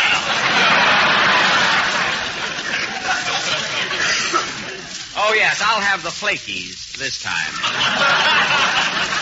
The flakies? And would you like some... Uh-oh. Say, boss, here comes your crazy boarder, Mr. Billingsley. Shh, quiet, Rochester. You'll hurt his feelings. Good morning, Mr. Billingsley. Good morning, Mr. Benny. Taking it lying down, I see.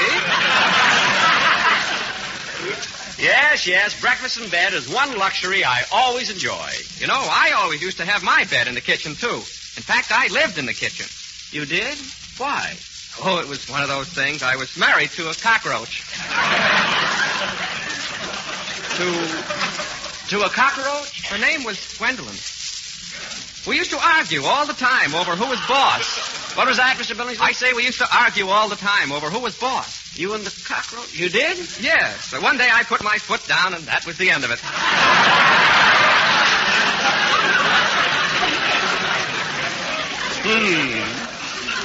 After that, I stayed single for a long time. But I got tired of being a bachelor, so I remarried. What's that, Rochester? Our trap. It finally caught that mouse. Oh. Well, what do you know? I'm single again. One tragedy after another. Would you care for a cup of coffee, Mr. Billingsley? No, thanks. I must be leaving now. I'm going to run over to the barber shop and get a T-bone steak. But you can't get a T-bone steak at the barber shop. I know, but I can't get one at the butcher's either, so I might as well get a haircut while I'm waiting. I see. Well, goodbye, Mr. Benny. Goodbye. Now, how did that get by the censor?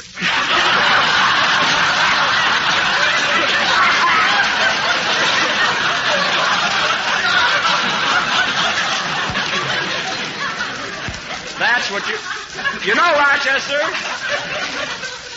I feel like laughing, but he scares me so.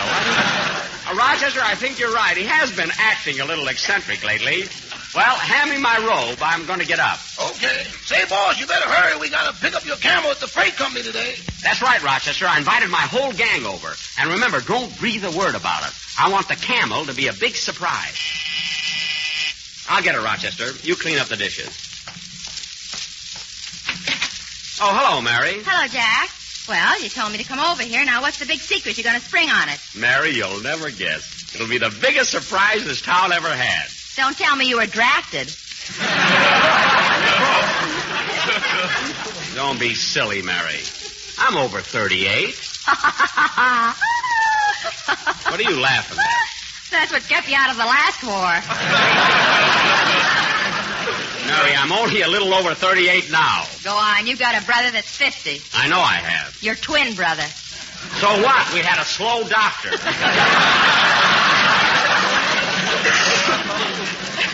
Anyway, the idea of my being in the service isn't so ridiculous. Well, you know what Fred Allen said. The biggest laugh he ever got was when you appeared before your draft board. Oh, yeah? Well, all I know is when Allen went to his draft board, they looked at the guy in front of him and said 4H, the guy in back of him and said 4F, then they looked at Allen and said, what for?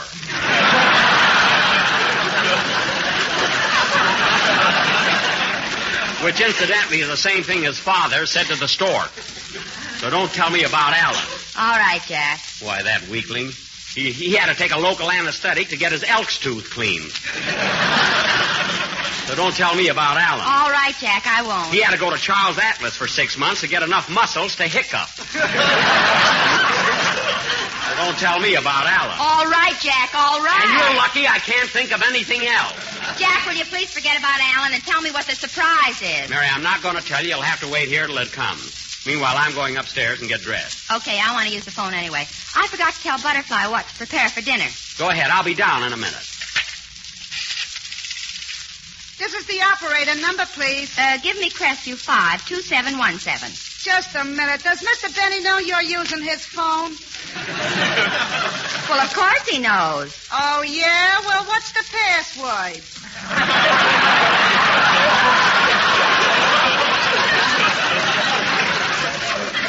Password? Well, of all the... Oh, Jack, what's the password? Sulfanilamide. You have to get a prescription to make a phone call here yet. Operator, it's sulfanilamide.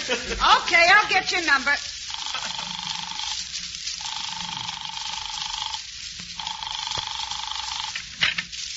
Hello? Hello, Butterfly. This is Miss Livingston. Oh, hello, Miss Livingston. Gee, I'm awfully glad you called. You are Butterfly? Why? I was lonesome. Oh, well, Butterfly, the reason I called is I forgot to tell you what to prepare for dinner tonight. Mm-hmm. I'll have dinner at 7 o'clock. So let's have vegetable soup, salad with Thousand Island dressing, lamb chops, and rice pudding. Have you got that down? I haven't even cooked it yet. Butterfly, I mean, did you write it down? No, ma'am, but I will. Would you mind telling me again, Miss Livingston? All right. Vegetable soup, salad with Thousand Island dressing, lamb chops, and rice pudding. Now, have you got that written? Not yet, Miss Livingston. I'm having trouble with the spelling. Oh, what can't you spell? The words.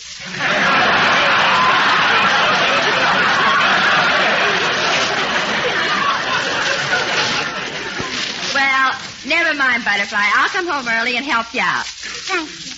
By the way, Miss Livingston, when you get home, would you mind coming in the back door? Why? I just swept the living room. Well, I'll try and be careful. Goodbye. Goodbye. Say, Mary, I'm going to rush out now and bring back the surprise. So you call down Phil and Dennis and tell them to hurry over. All right. Rochester, get the car out. Okay, boss. Oh, Jack, are you still driving around in that yellow cab of yours? Mary, it doesn't look like a cab anymore. I had it painted a different color. Oh. That's right, Miss Livingston. If we didn't stop to pick up passengers, no one would know it's a taxi cab. Rochester, stop lying and let's go. Oh, darn it, there's the phone. I'll get it. Hello? Mr. Benny, this is the operator. Yes? What's the password for tomorrow? LSMFT. Goodbye. Come on, Rochester, let's go.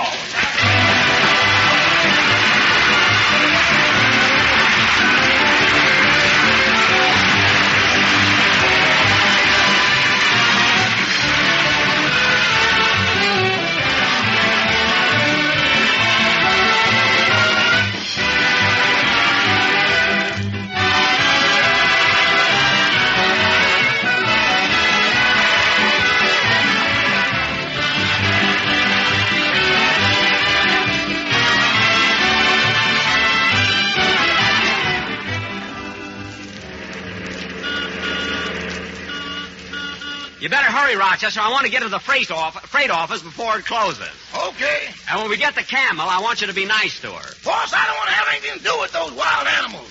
I'm having enough trouble with your polar bear. Oh, you're always afraid of Carmichael just because he shows his teeth once in a while. For heaven's sake, he's only smiling at you. Smiling at me? Yes. You want to know something, boss? What? Yesterday when I was feeding him, I happened to turn my back, and he smiled right through the seat of my pants. Oh, Rochester, stop exaggerating. Carmichael's just playful. Playful? What happened to the gas man?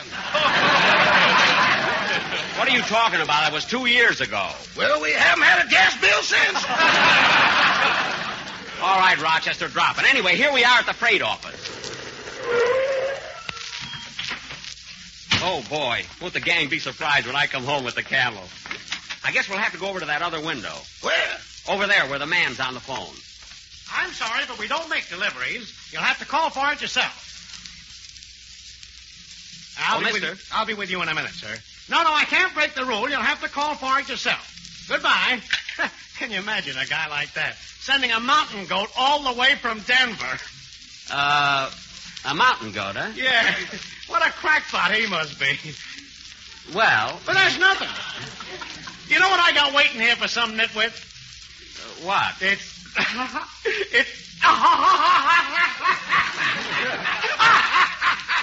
Well, what is it? If I told you, you wouldn't believe it. Oh, yes, he would. Rochester. Well, what's waiting here for you, Bud?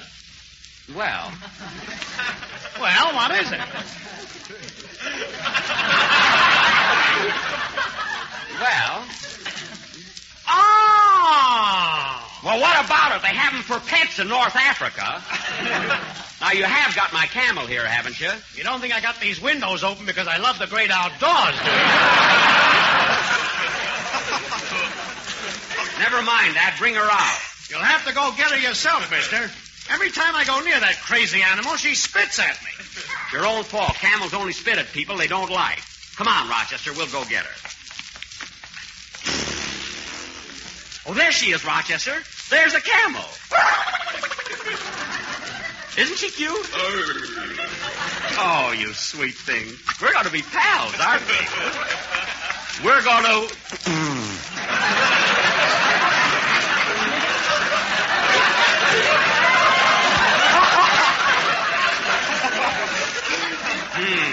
Boss!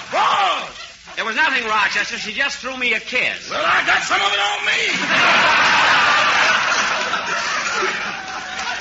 Never mind. Now, help me put this rope around her neck. Okay. Gee, Rochester, I can hardly wait to get her home. Boy, will the gang be surprised.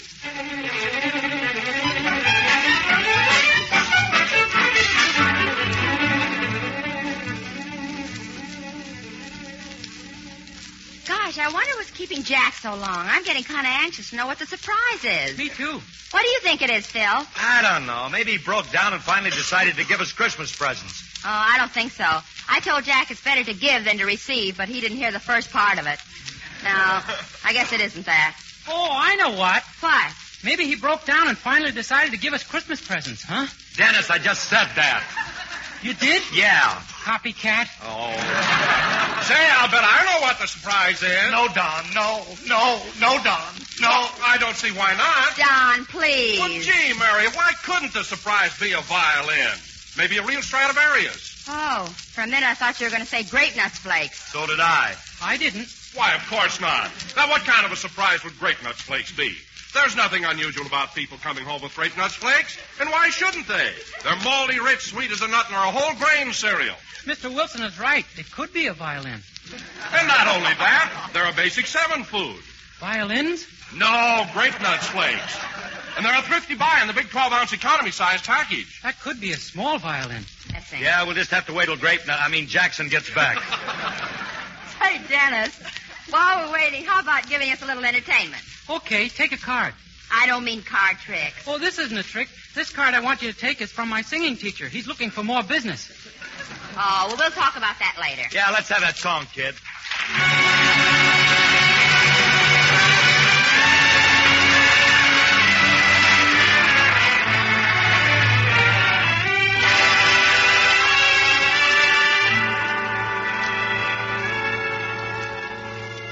My heart tells me this is just a fling. Yet you say our love means everything. Do you mean what you are saying? Or is this a little game you're playing? My heart tells me I will cry again. Lips that kiss like yours could lie again. If I'm fool enough to see this through, will I be sorry if I do? Should I believe my heart or you?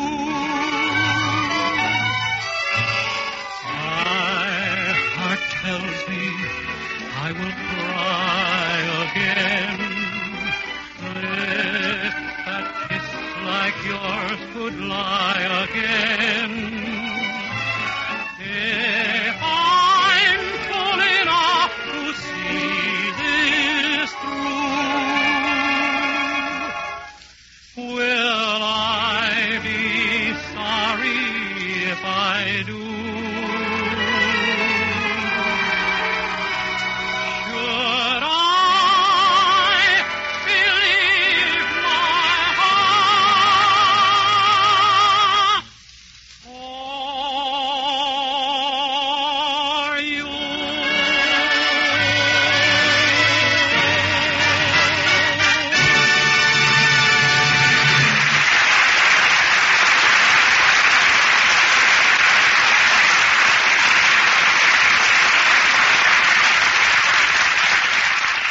All right, easy now, girlie. Easy. Here's the car, Rochester. Rochester, open the door. That camel ain't gonna fit in the car. Certainly it will. She can pull in her neck and fold up her leg. Oh, darn it, she won't get in. She keeps shying away. You should have taken the meter out, boss. She knows it's a taxi cab. Don't be silly, Rochester. Well, put the flag up anyway. Now, let's see. I'll tell you what we better do. You drive the car home, and I'll ride the camel. Give me a boost, will you? Okay. Steady. Steady there. There. Steady, girlie. Gee, this feels high. Hey, look at the guy on the camel. Holy folks. Well, that's the funniest thing I've ever seen. Hey, mister. What? The camels are coming. Ta-da, the camels are coming. Oh, shut up. What's the matter with you people? Did you ever see a camel before? Hey, Sonny, stop that. Cut it out. Cut that out, I say. You quit hollering at my boy, mister. Well, make him stop riding his bicycle under us. What a bunch of tourists. Rochester, start the car and let's get going. Rochester. I beg your pardon, sir? You know me and don't deny it.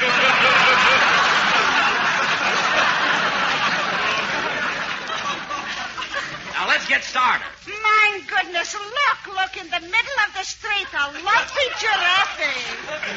Madam, this happens to be a camel. I'm not talking to you. Rochester, let's get away from this crowd. Come on, girlie. Giddy up. Come on. Steady. Careful, boss. She's rearing up. Take it easy, girlie. Take it easy. Oh, boss, hold on. Look out. I can't. Oh. What happened, boss?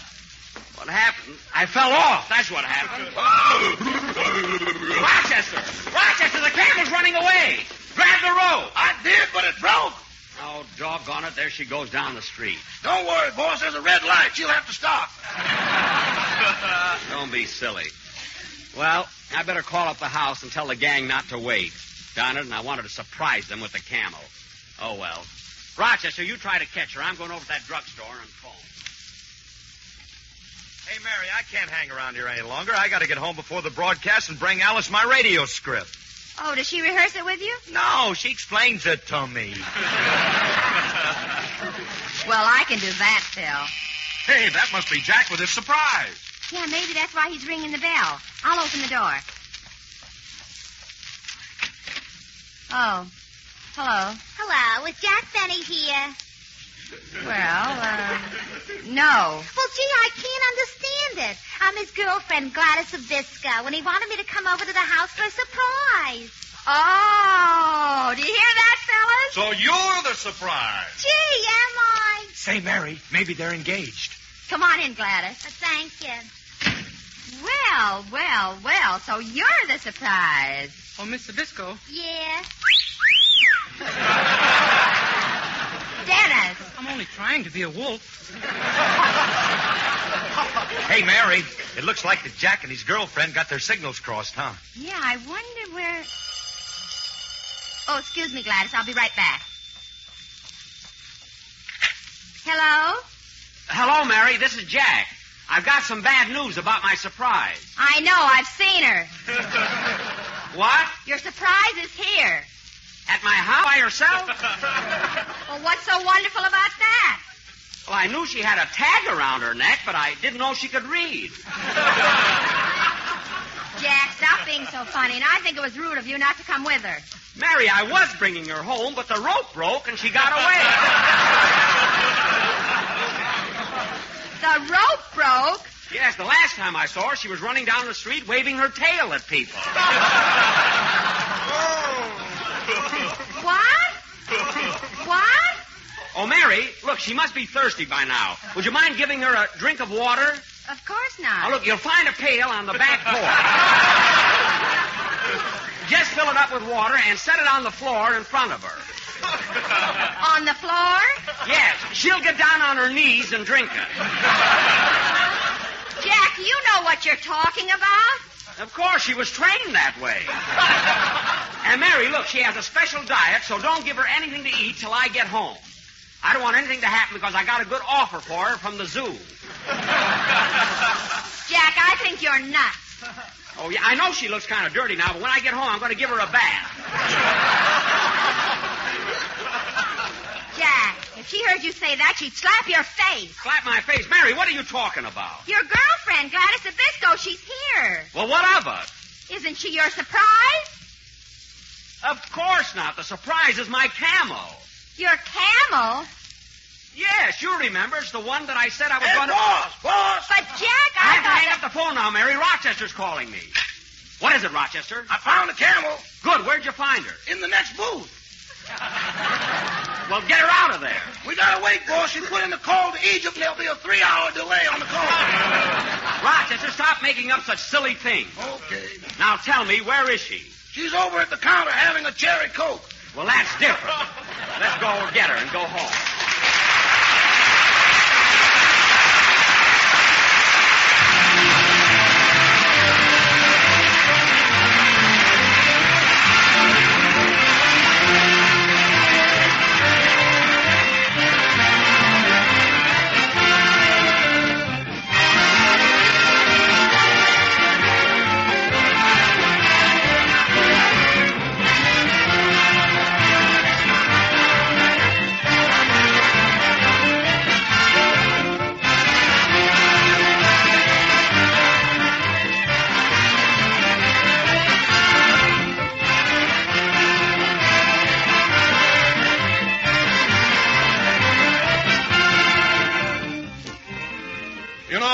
Most folks are sort of contrary.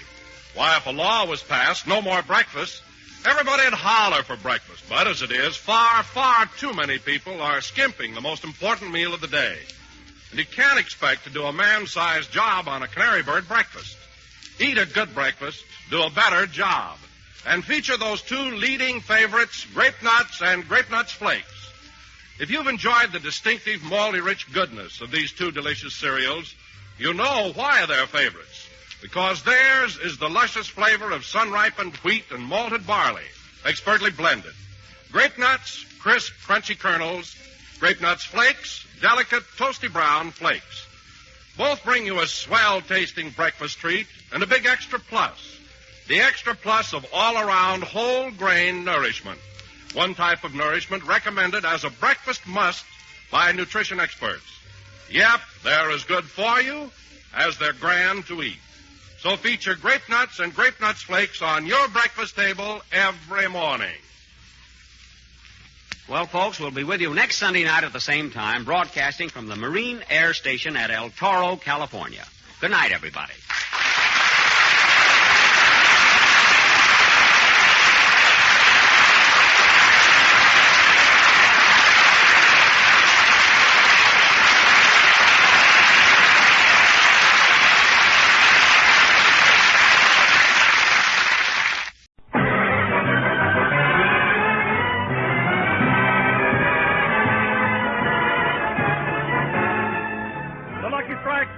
Starring Jack Benny with Barry Livingston, Phil Harris, Rochester, Dennis Day, and yours truly, Don Wilson.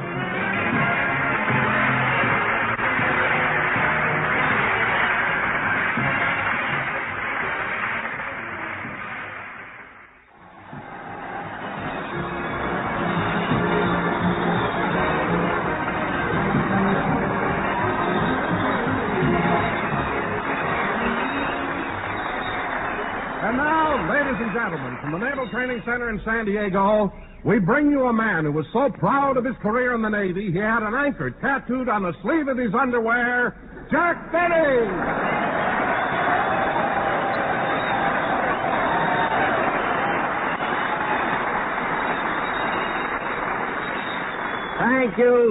Thank you. Hello again, this is Jack Benny talking. And Don, you can joke about my career in the Navy if you want to, but I was a great seaman. In fact, I was the only sailor aboard who could be depended upon to batten down the hutches. I remember one... Wait a minute, Jack. Huh? You mean you battened down the hatches? No, down the hutches. Things were so quiet, our admiral was raising rabbits. He had hundreds of them. Jack, I meant to ask you something. When you went into the service, how come you decided to join the Navy? Well, it was family tradition, Don. You see, my grandfather, Lieutenant Commander Hop-Along Benny, was in the Navy. And, Hop-Along Benny? Yes, he was the only man to ride a torpedo side saddle. Poor fella. He never should have dug his spurs into it. He joined the Navy and the world saw him. Anyway, Don... Oh, hello, Mary. Hello, Jack.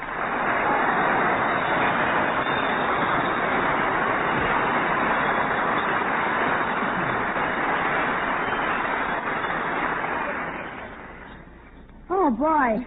Am I winded. Mary, what's the matter with you? Why are you so out of breath? Well, I just came over here from the Navy Exchange.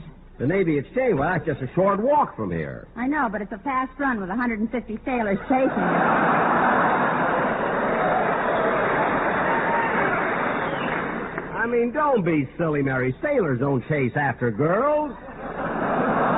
That's what it says right here. Sailors don't chase after girls. They don't, eh? No. Tin squins are a large butterfly net, part of their equipment. Look, Mary, you got nothing to worry about. The boys here are a nice bunch of fellas. Oh, I know they are, Jack. And did you notice how young they all are? Yes, but then when I was in the Navy, All right. Anyway, Mary, you should have been here a few minutes ago. I was telling Don about my career as a sailor during the First World War. Some career. What? You joined the Navy, went to sleep, fell out of your hammock, bumped your head, and when you came to, the war was over. Oh, yeah? If all I did in the Navy was bump my head, why did they give me that ribbon? That was a Band-Aid, and you know it. Look, Mary, you know it and I know it, but you have to tell everybody? I mean, why can't you just once... Come in. Mr. Benny? Yes? I'm Chief Petty Officer Jones. Oh, how do you do? My job is to see that you're well taken care of during your visit here. Now, is there anything special you would like for dinner? Well, let me see. Could you hurry it up, Mr. Benny? I've got to go around and ask all the sailors what they'd like to eat.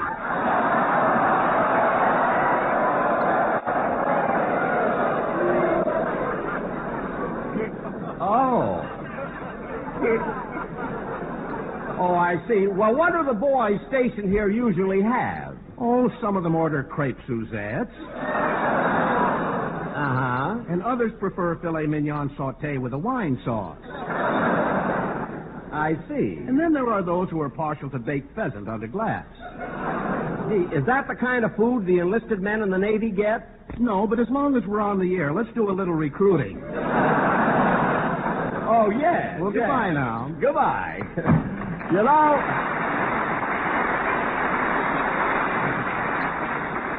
know, Mary, this fella has the right idea. Well, Jack, I had lunch at the mess hall today, and the food is excellent. I know. Oh, say, Jack, we're going back to Los Angeles tomorrow night, aren't we? No, Don, I've changed my mind. We'll be here on the base till Wednesday. Why? Because Tuesday is payday.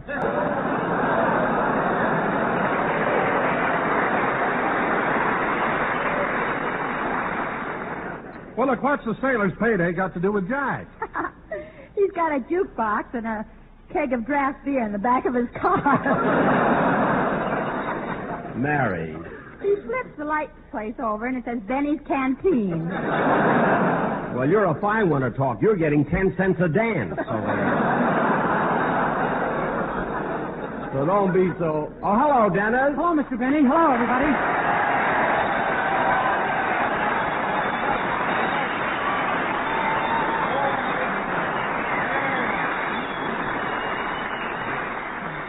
Hey, Dennis, you missed rehearsal today. Oh, I'm sorry, but I just got to San Diego a few minutes ago. Wait a minute. You just got to San Diego a few minutes ago? But I thought you left Los Angeles last Thursday. I did. Well, what took you so long? I ran into a lot of traffic in Salt Lake City.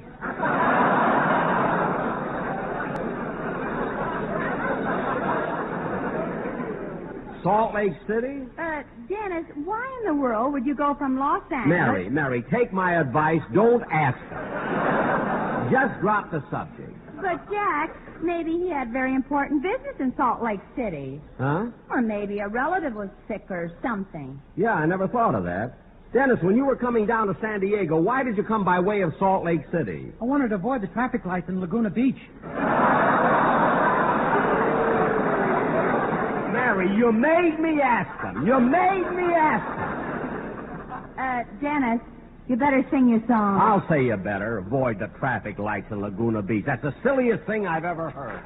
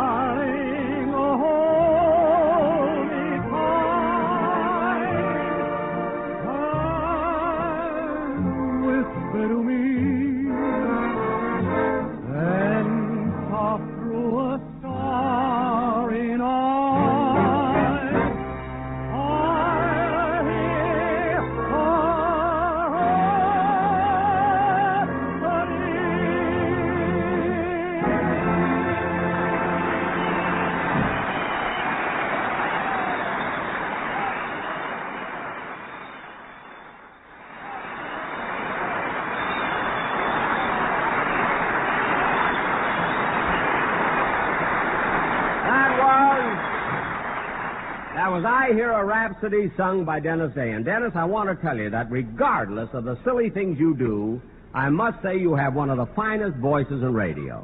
Gee, I hope my mother heard you say that. Why? She thinks you're a louse.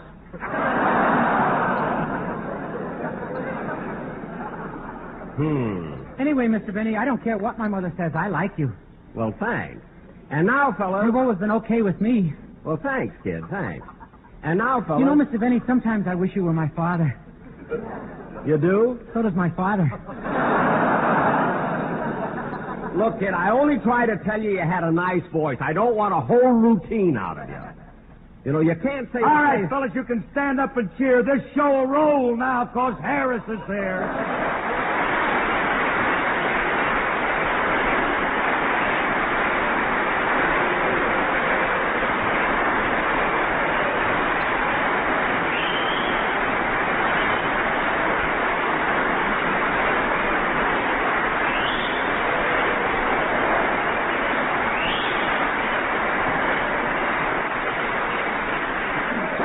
Say, Phil, you really got a reception on that entrance. Yeah, would you believe it, Jackson? The last time I made an entrance like that, the people just sat there and stared at me. When was that? This morning when I got on the La Jolla bus. Well, imagine getting on a bus and going into your act. Well, what's wrong with that? Last week you stood on the dock playing your fiddle when the Essex came in. Well, it was my patriotic duty, and the boys all cheered me. Well, they should. Who else could play Anchors Away and dive for pennies at the same time?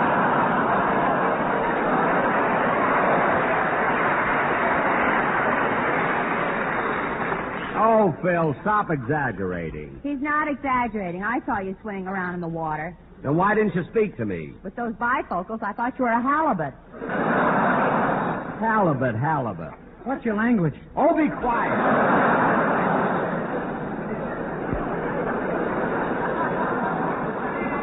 You know, Phil, you'd be much better off if you didn't pay so much attention to me and devoted more time to the boys in your band. There you go in my band again. Certainly. We came down here to play the Naval Training Center. At least your boys could look decent. Now, wait a minute, Jackson. They can't afford to buy new clothes. Well, at least swab them down. Swab them down. Look at Remley sitting there. Hold it. Just hold it a minute, Jackson. The day of all days. Why not? Well, yesterday, Frankie's favorite uncle died. Oh, that's too bad. Was it unexpected? No, the judge told him exactly when it was going to happen.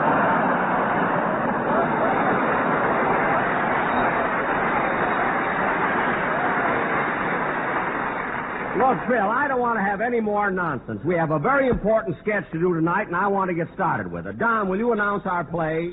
Oh, there's the phone. Excuse me. Hello? Hello, Mr. Benny. This is Rochester.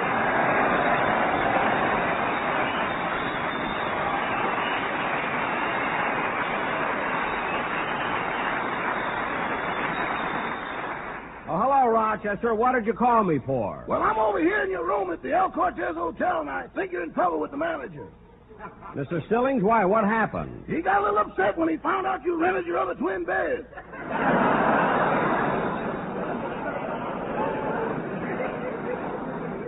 Oh. Then he got aggravated when he found out you were doing laundry in the bathtub. Gee. Then he got red in the face when he found out you were running highlight games in the hall. God. And when he found out you opened the gee-dunk bar in the kitchen, he went to pieces.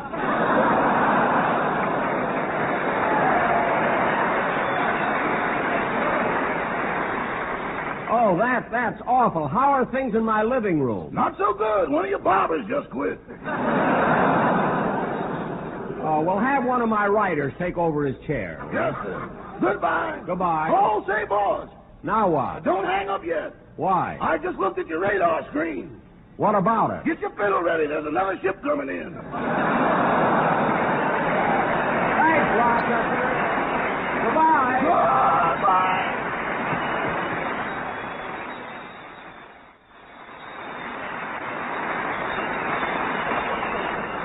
And now, ladies and gentlemen, for all the boys stationed here at the San Diego Naval Training Center, we're going to do a sketch. Set the scene, Don. Okay, Jack. Ladies and gentlemen, for the first time on any radio program, we're going to present a biography based on Jack Benny's actual experiences in the Navy during World War I. Music.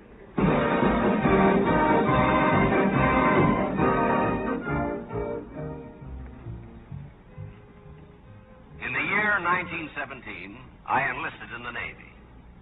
Before I left home, I spent the last few hours with my family and friends.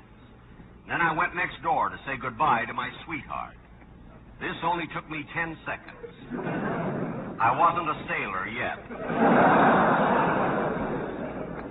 When I arrived at the Great Lakes Naval Training Center, I was examined by one of the Navy doctors. Your name? Jack Benny. Birthplace? Waukegan, Illinois. Age? 16. 16? Yes, sir. But you've got gray hair. Oh, darn it, I put on the wrong one this morning. I'll be a blonde tomorrow. Your height? 5'10". Your weight? 145. Color of eyes? Oh, they're blue, aren't they? Bluer than a sailor on his first night in boot camp. Now, Doctor, you've got my records here, so tell me, do I get in the Navy or don't I? Well, son, I'm sorry, but I have to report some bad news. For me? No, for the Navy. You're in. And so I was in the Navy. I became a part of Uncle Sam's fighting forces. The next thing I did was to report to the supply depot to get my uniform. When it came my turn, the sailor in charge looked at me and said, "Well, how did you come to join the Navy?"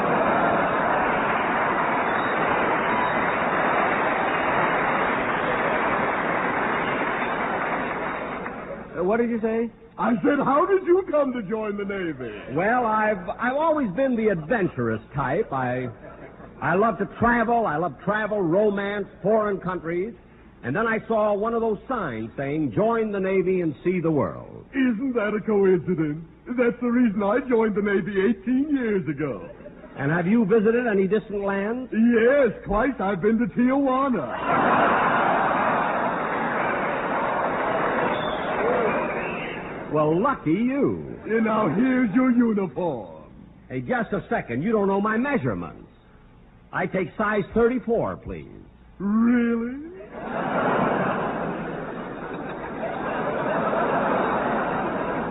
Yes, I have a 33 waist.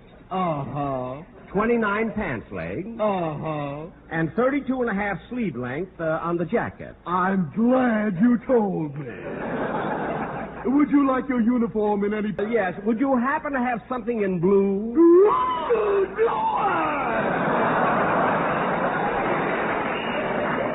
What? Now take this and keep moving. Wait a minute. Where do I put on my uniform? Right here as you're walking along. As I'm walking along, what about my old clothes? Just drop them. We have chambermaids who come along and pick them up. Oh. Come on, men. Change into your uniforms, all of you. There, I've almost got mine on. Good. Would you mind buttoning me up? That goes in front. I'm sorry.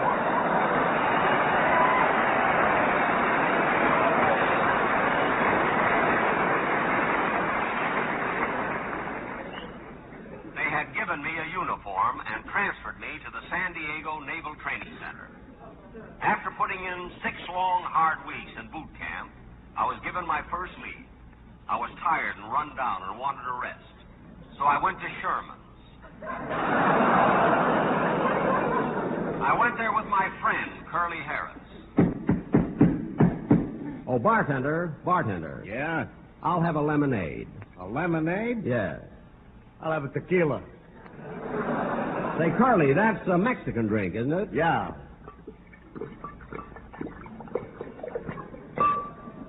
Well, there's your tequila. Thanks. Well, here's looking at it.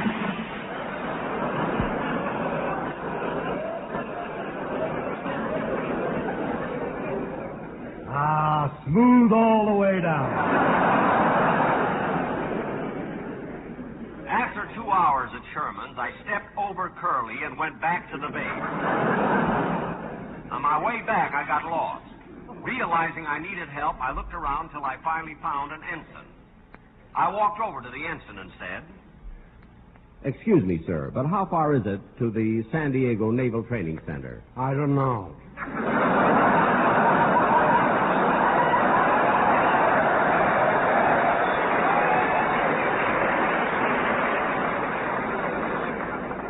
Well, am I walking in the right direction? I don't know. Well, for heaven's sake, where is the Naval Training Center? I don't know. You don't know anything. A fine sailor you are. I'm not a sailor. Then how come you're wearing that blue uniform? What uniform? I lost my clothes in the crap game and I'm cold. Since I couldn't find my way back, I decided to stay away and enjoy myself. But a week later, I was back at the base, and because of the things I had done, I found myself up before the Admiral, facing a court-martial. The Admiral looked at me sternly and said, Were you AWOL for a full week? Yes, sir. And didn't you get into a fight with 2 shore patrolmen? Yes, sir. And when they tried to take you to the brig, didn't you bang their heads together and knock them out? Yes, sir. Do you think that was nice? No, sir. Well, watch it next time.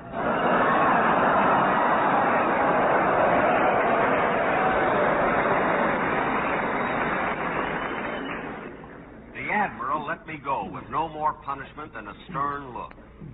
The next day I was walking down the street when all of a sudden a girl said to me, Oh, sailor, Yes? did you drop this handkerchief?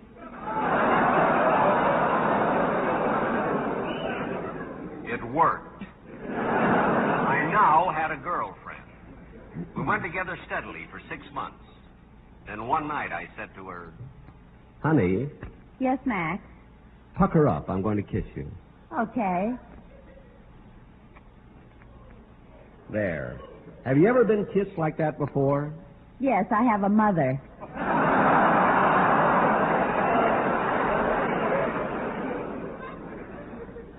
My romance with this beautiful girl was short-lived because 2 days later I completed my training and went aboard my ship. What a thrill as we prepared to sail. Finally, we sailed. We were underway for just 5 minutes when suddenly I began to feel terrible. I rushed to the doctor and said, Doctor, I feel terrible. I'm sick. My head is going around. I'm dizzy. My stomach is upset. I feel awful. Well, congratulations. Congratulations? Why? You're the first sailor who ever got seasick on the Coronado Ferry. that is my story. He gave me 2 APC pills. He told me to go to my hammock. I went to sleep, fell out, bumped my head, and when I came to, the war was over. Thus ended my naval career.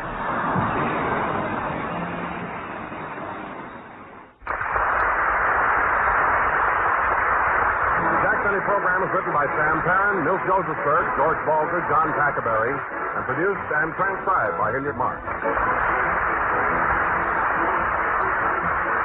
This is the CBS Radio Network. From Hollywood, Colgate Tooth Powder for a breath that's sweet and teeth that sparkle presents the Mel Blanc Show.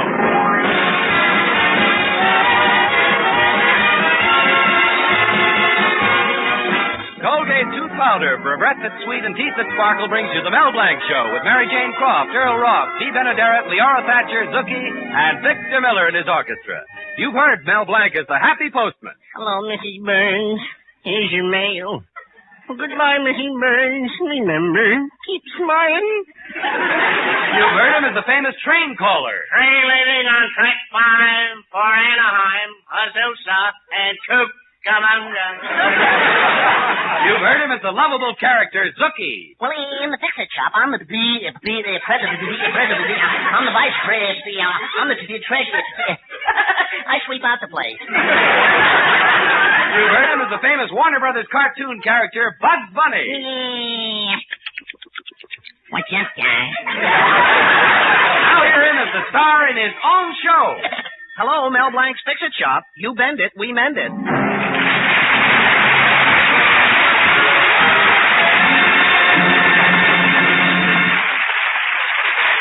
Say, folks, does your vacuum cleaner vic when it should vac? Does your clock tock when it should tick? Well, why not bring them to Mel Blanc, who can make anything work, except his Uncle Rupert? We find Mel on the phone. Hello, Mel Blanc's Fix-It Shop. You bend it, we mend it. Recharge your storage battery?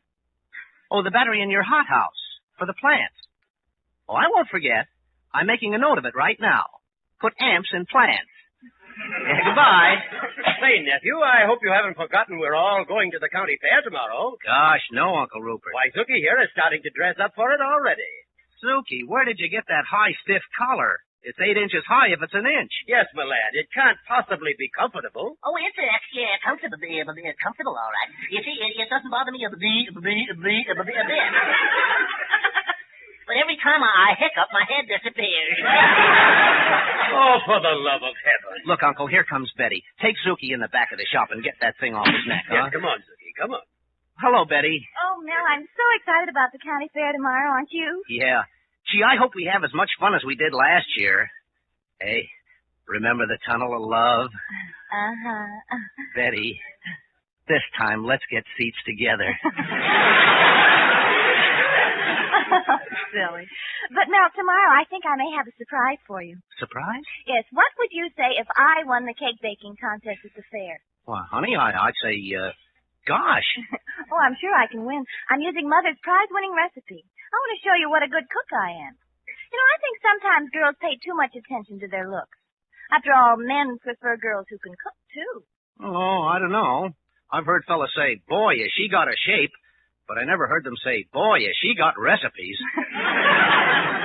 Well, it's just the same, Mr. Blank. You will be getting a good cook when we're married. If we're ever married. Oh, gosh, honey, I want us to get married soon. Go ahead, you just name the day. Now, we have named the day 4 times already. Huh? Oh, yeah. Now if we could only decide on the year.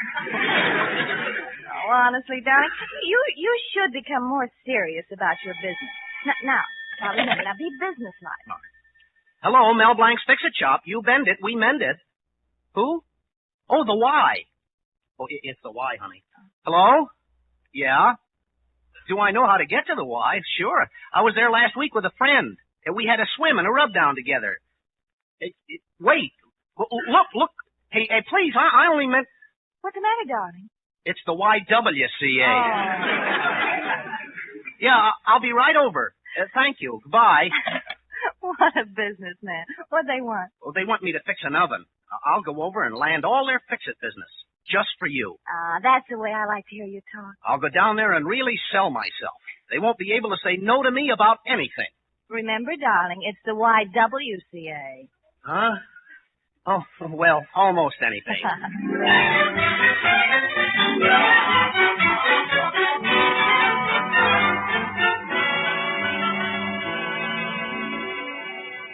Now, ladies of the cooking class, that'll be all for now. You've baked some lovely cakes today. And remember, the one I think is best is going to represent the YWCA at the county fair tomorrow. Well, come back later, girls, and I'll announce the winner.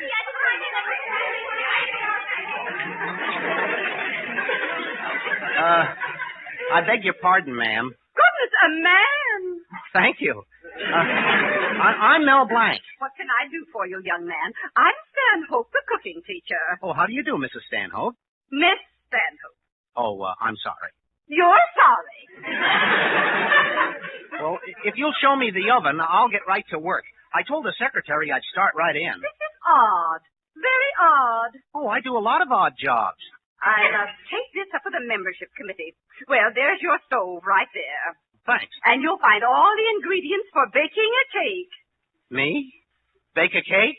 Please, you were late to start with, so get to your pots and pans. But, young man, the secretary sent you here, didn't she? Yeah, but... Well, very well, then start baking. I'll be back later to see how it turns out.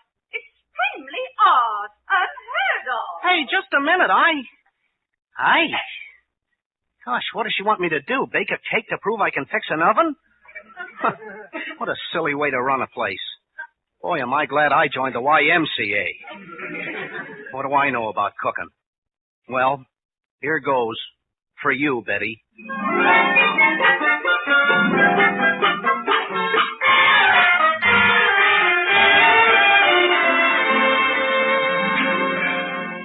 Gosh, I'm following the recipe on this box, but I'm not getting anywhere. It says break 6 eggs, beat till stiff. That's silly. Some people get stiff quicker than others. Now add a level teaspoon of vanilla. Whoever heard of a level teaspoon? The stuff would roll off. Now, before putting in cake, stand near open window and cool off. Cool off? I don't even feel warm. Oh, this is silly. This batter won't even stick together. Hey, wait a minute. Nobody's going to eat this cake. Yes, sir, I'll mix in a little putty.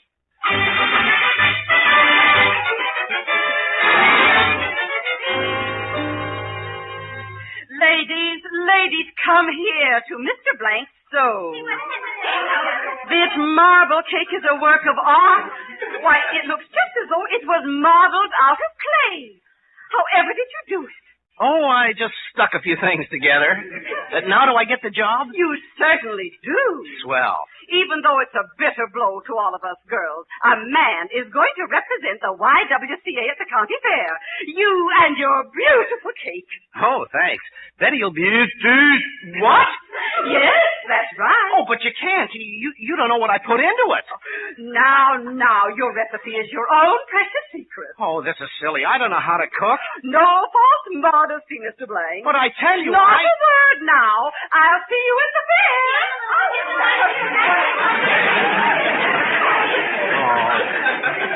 Gosh, I hate to think what'll happen if Betty hears about this. I started out to be a serious, dignified businessman, and now I'm a male Prudence penny. A penny that feels just like 2 cents.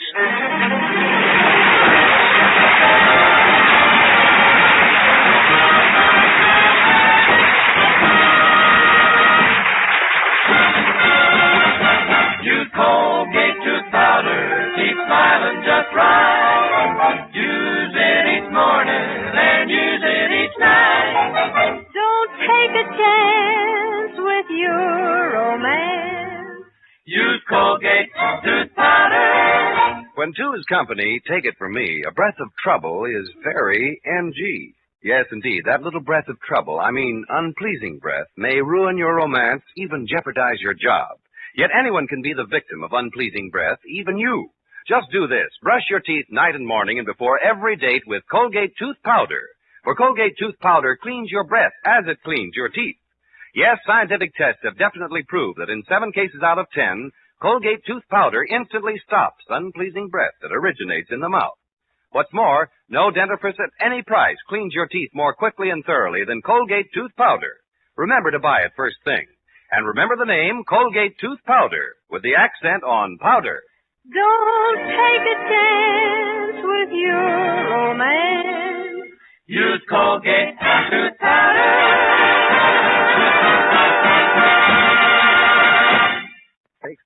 Well, when it comes to getting into trouble, Mel takes the cake. In this case, the beautiful cake he made with the aid of a little putty. We find Uncle Rupert trying to understand just what happened to Mel. Let me get this straight, Melvin. Your cake is going to represent the YWCA at the fair? But I tell you, Uncle Rupert, I was an innocent dupe. Dupe? That's a strange pronunciation. Oh, I tried to explain to Miss Stanhope, but she wouldn't listen. You should have made her listen, my lad. You could have done it. You've got something on the ball. Yeah, I've got something on the ball. A great big number 8. Ah, look. Here comes Mrs. Longnecker down the street. My beloved Clara. So what? So everything, my lad. Don't you know she's the honorary judge at the cake contest tomorrow? She is? I'll just explain this culinary comedy of errors, and she'll make sure your name isn't even mentioned. You know, I can mold Clara like putty in my hand. What's the matter? What's the matter? Putty, don't ever mention that word. Ah, Clara, my dear, it's good to see you. You're as radiant as... Rupert, you're getting fat. I think I carry my weight rather well, my dear. You don't carry it, you drag it. How are you feeling today, Mrs. Longnecker? Oh, I'm so weary, Melvin. I spent the whole day trying to find a suitable safe deposit box for my money. And would you believe it, in this whole town, there was only one that would do. Well, that's good. But I can't use it. Why not? There's a family living in it now. Oh. Oh, money, money, money. My millions cause me nothing but misery. I'd be glad to share your misery, my dear. Please, Rupert, none of your nincompoopity. Nincompoopity. Well, excuse me, Mrs. Longnecker. I've got something to do. Oh, Uncle, don't forget to ask, you-know-what. What, Rupert? Well, my dear, tomorrow at the fair, when you're judging the cakes, if you happen to come across one with Melvin's name on it... Melvin baked a cake. Well, it's a long story, but would you... Would I? Oh, you want me to see that Melvin's cake wins. You want me to open my big, generous heart and say yes. On the contrary, my dear, I want you to open your big, generous mouth and say no. What I meant was... You're positively insulting. Good day. Hey, how'd you make out, Uncle Rupert? Is she going to do anything about my cake? I'm afraid not, nephew. Oh, but you Well, for all you know, Betty might be glad to know that you're a good cook. Oh, I'm a good cook, all right. A wonderful cook. I'm the only one in the world who can bake a cake and cook his own goose at the same time.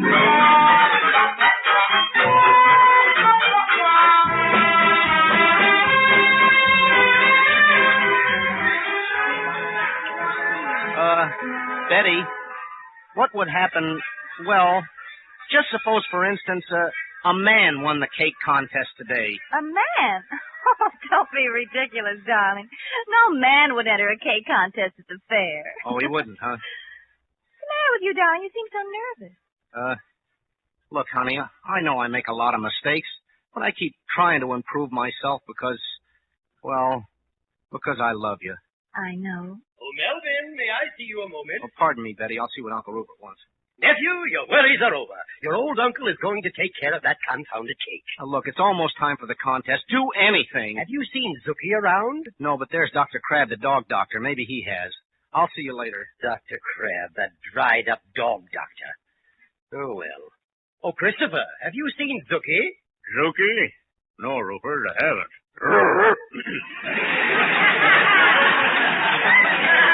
What's the matter with you? Nothing's the matter with me. Just got a catch in my throat. Could I have a pan of water?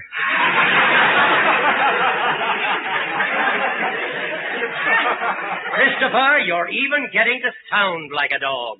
Oh, thank you, Rupert. No, I don't feel so good today. Would you see if my nose is cold? Oh, you're okay. Surprising that you managed to tear yourself away from those dogs. Yeah, I love my dogs. You know, sometimes it takes me hours just to give them dinner. What do? Feed them one by one? Yep. To each his bone. Why, sometimes... Look, Christopher, I'm in a hurry. I've got to find Zookie. You know they're judging the livestock here today. My cow could have been the best cow in the show, but there was a blot on her record. Your cow had a blot on her record? Yeah. Those milk people once fired her for being discontented.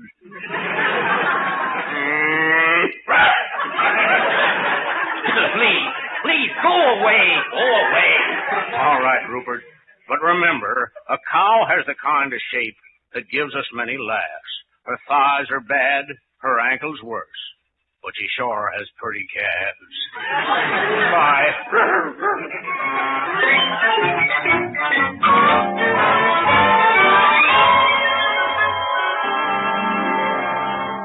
Zookie, I thought I'd never find you. I'm sure glad you did. I was lost. Now listen carefully. Mel is in trouble.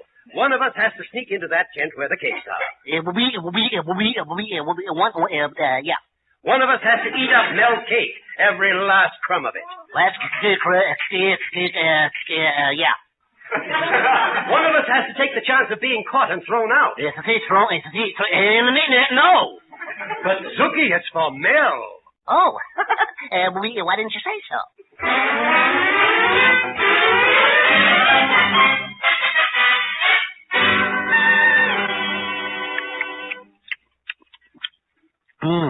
There's some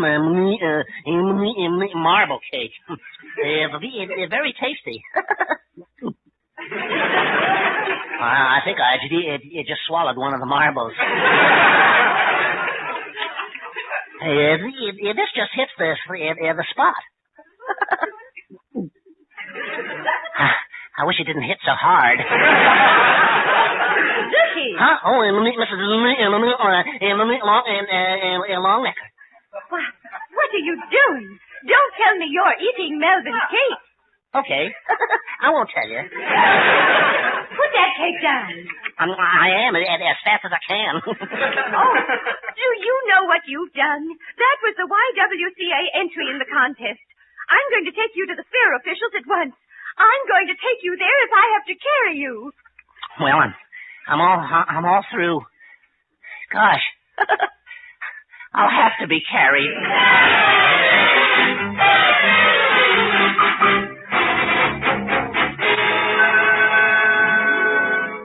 It'll just be a minute now, dear, before Mrs. Longnecker announces the winner. Yeah. Oh, darling, I've got a hunch I'm going to win. Mel, aren't you glad I'm a good cook? After we're married, you'll be well fed. Yeah. My dad used to say, just get married, son, and you'll soon get fed up. What? Oh, I didn't mean... Oh, there's Mrs. Longnecker now. Ladies and gentlemen, there were 2 cakes tied for first place in the contest. One made by Betty Colby. Darling, my cake. The other representing the YWCA. Oh, no. Unfortunately, the YWCA cake was destroyed completely. Hooray! Mr. Blank, please. But just because that cake was destroyed, it made up my mind. A young man passing by could not resist it. He ate every last crumb of it. Yes, that's what this boy Zookie did. Zookie? Oh. Obviously, a lovable American boy is a better judge of cake than I am, and so I award the Domestic Science Cup to Mel Blank. Mel! Mel, what does this mean? I've got to go. Where are you going, Mel? I think I smell my fudge burning.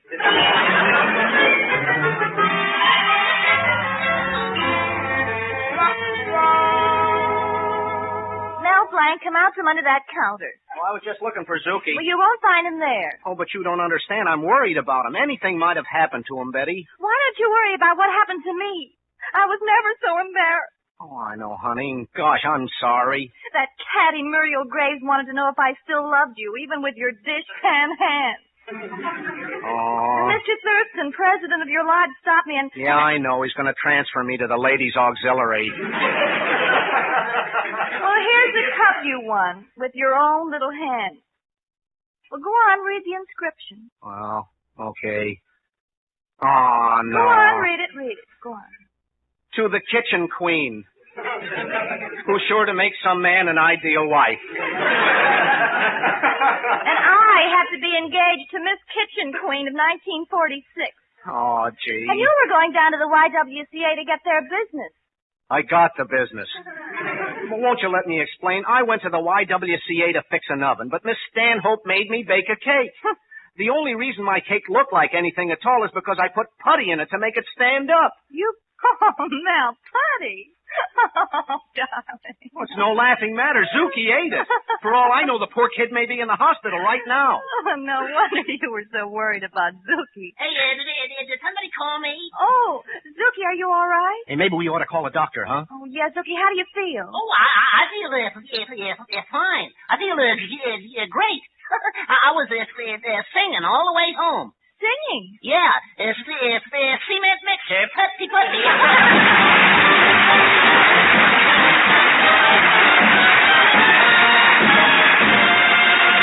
We'll be back in a minute for a Zookieism.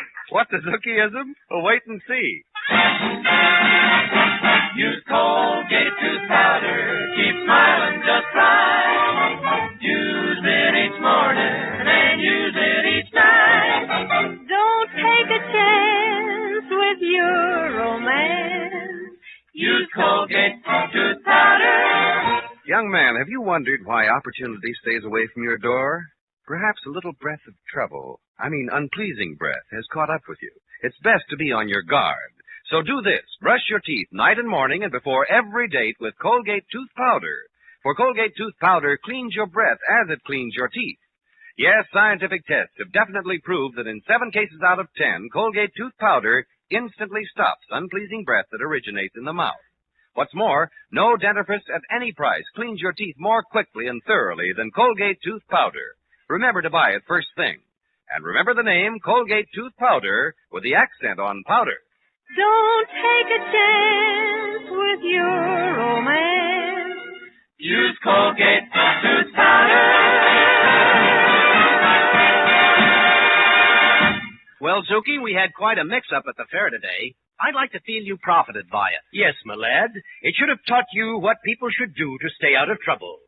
What should they do? Well, to stay out of trouble, huh? Yeah. Well, people should look before they people should mind their P's and Q's.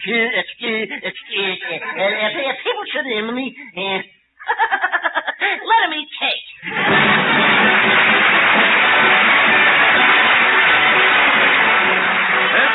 Reminding you that Colgate tooth powder for a breath that's sweet and teeth that sparkle brings you the Mel Blanc Show every Tuesday at the same time. Be sure to join us again next Tuesday night for more fun with Mel and the people you'll meet in Mel Blanc Fix-It Shop. Say hello to Halo Shampoo for naturally bright and beautiful hair. Remember, even finest soaps and soap shampoos hide the natural luster of your hair with dulling soap film. But Halo Shampoo contains no soap, therefore leaves no dulling soap film. Even in hardest water, Halo makes oceans of rich, fragrant lather, quickly banishes loose dandruff and dirt. Halo needs no lemon or vinegar rinse. Say hello to Halo and goodbye to dulling soap film. Get Halo Shampoo at any cosmetic counter.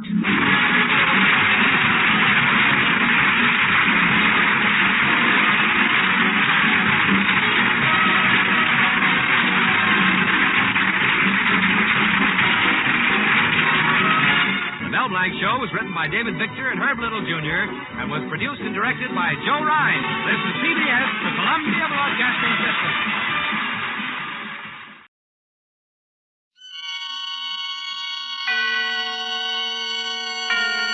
Autolite and its 96,000 dealers present Suspense.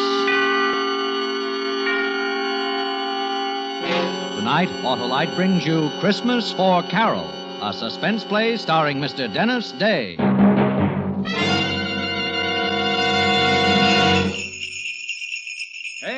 Hey, Hap. Well, hello, Santa. Why, it's Wilcox. Now, what are you doing in that costume, Harlow? Going to a Christmas party, Hap. Oh, what's in the sack? Why, a load of merry motoring. In this box, I've got smoother performance, you see? Ignition-engineered Autolite spark plugs. Sure, and when you replace worn-out spark plugs with these new Bantam beauties, your car will perform smoother than Santa skidding down a slippery chimney. And what's in this box, Harlow? Fast starts, Hap. Well, these are ignition-engineered Autolite spark plugs, too. You bet. And they're unmatched for quick starts because they're designed by the same Autolite engineers who designed the coil, distributor, and all the other important parts of the complete ignition system for many leading makes of our finest cars. That's why ignition-engineered Autolite spark plugs work as a team with your car's ignition system. And that's why they're world-famous for quality and dependability. And I suppose you're giving gas savings in the third box, eh, Harlow? You guessed it, Hap. So, friends, have your Autolite spark plug dealer replace worn-out spark plugs with ignition-engineered Autolite spark plugs. Choose either the standard or resistor type. And remember, you're always right with Autolite. And now, with Christmas for Carol and the performance of Dennis Day, Autolite hopes once again to keep you in suspense.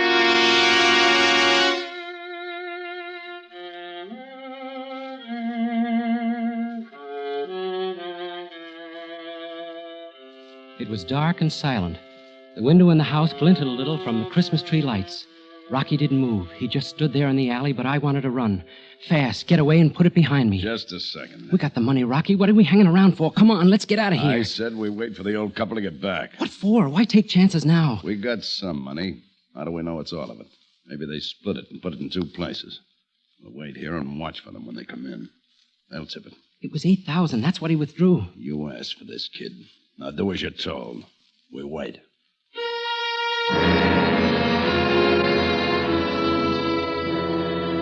I couldn't help being scared. This was my first job, my first and last. I just wanted that money. I wanted it fast and short, and I wanted to run away from it and forget it. A one shot. That's why I got hold of Rocky Perea. Lucky. I had to be lucky just this once. For Carol, not for me. It was for Carol. Nothing else I cared about, see? It didn't seem possible now that 3 days ago I hadn't known Rocky, hadn't needed him.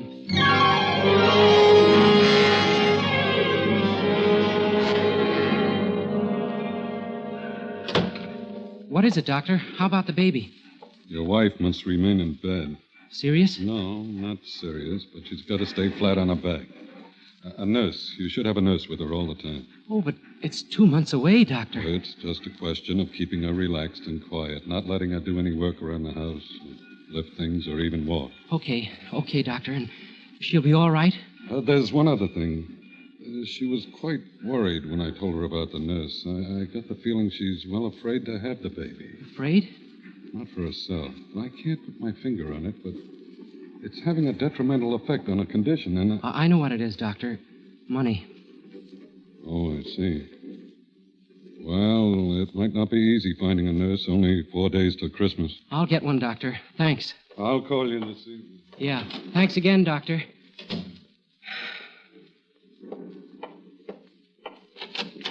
Paul? Sweetheart, it'll be all right. I'm going to get the nurse to take care of you. I'll be able to get up and around in a day or two. Not if you want that, son. The doc said everything will be all right if you take it easy, and you're going to take it easy. But a nurse... Look, I've got to get back to the bank. I'm only on my lunch hour, sweetheart. I'll make a few calls from there, and tonight we'll pick out the nurse. How much do they charge? What's the difference? How much, Paul? It's a lot of money, I know. 50, 60 a week. We'll make out all right now. There's nothing to worry about. Oh, Paul. This was going to be a happy Christmas now. Yeah, a happy Christmas in this dump. It's funny, Paul. $50 a week for a nurse. For another 2 months. It's funny. You make $48.50 at the bank. We'll have to pay the nurse more money than you earn.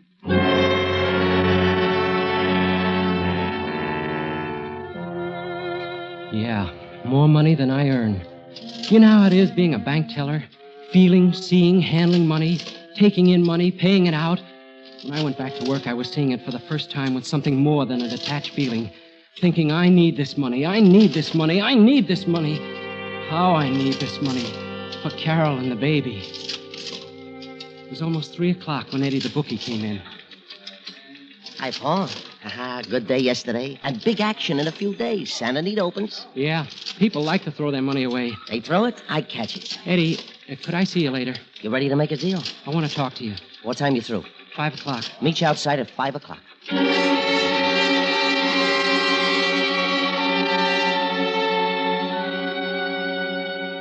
Eddie Garth, bookie. He quit school in the 7th grade. I held out and went through college. And all these years he's tried to get me to go in with him, to run his office, do the bookwork. He was waiting for me when I finished work. We went to a coffee shop and sat down. And all around us, the loudspeakers reminding me what a happy Christmas it was. How's Carol, Paul? Not so good, Eddie. That's what I want to talk to you about. Nah, no more loans, Paul. You need money? Come with me. Don't you ever give up? What's so good at the bank? $25 for a Christmas bonus? Look, Eddie. Come in with me now. With Santa Anita opening. I can work the outside, get new accounts. Eddie. And I'll give you 10% of those accounts, Paul. But I won't lend you the money. I'd be a sucker to lend it to you. I'll give it to you if you come in, but I won't lend you anymore. Okay, Eddie. Forget it. I'll get it some other way. I don't get it. What's wrong with my deal? Look, Eddie, how many times have you been rousted by the Vice Squad? Plenty. And every time they book you and they fingerprint you and take your picture. So what? They never have anything on me. It's on your record, Eddie, as long as you live. Ah. Sure, I need money. Maybe I'm getting close to the time when I'm not too choosy about the way I get it. But it won't be your way. What are you talking about? If I ever break the law, it's going to be with the right guy and it's going to be the right job. Now, you're dreaming, Paul. You'll still be in that cage 10 years from now. I'd hit and run. One job with enough out of it to make it worthwhile. That's the way to be, Eddie. A one shot. There is no such thing, Paul. You do something like that, you're stuck in it. And you're worse off than if you came with me. Think about it, Paul.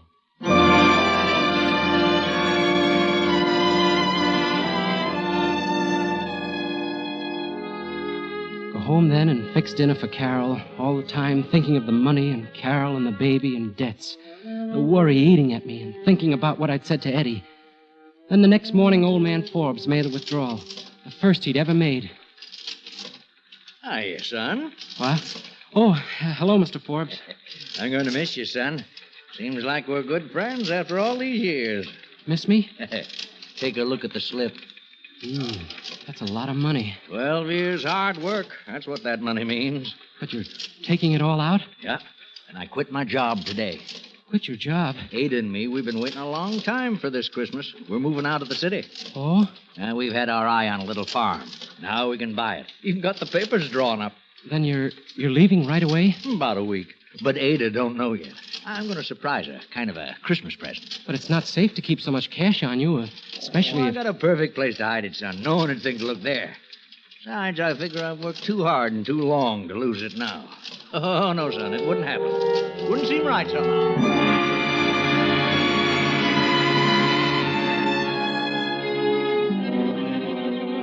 It stayed with me and it grew. Like a wheel spinning, gaining momentum. This could be the right job. $8,000, enough for that single shot. It stayed with me. All the time growing.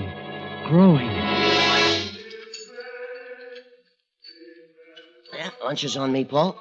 If you change your mind. No, I called you, Eddie, because I need your help. What kind of help? Well, you can arrange for me to talk to someone. Maybe. Who is it?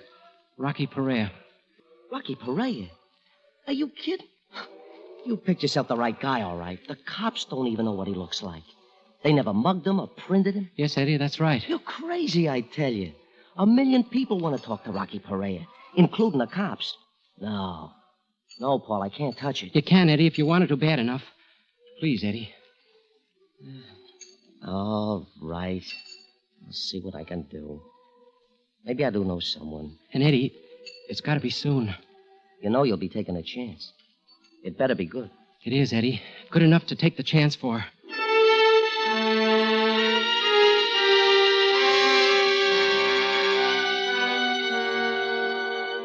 That was 2 days ago, and this morning Eddie came through.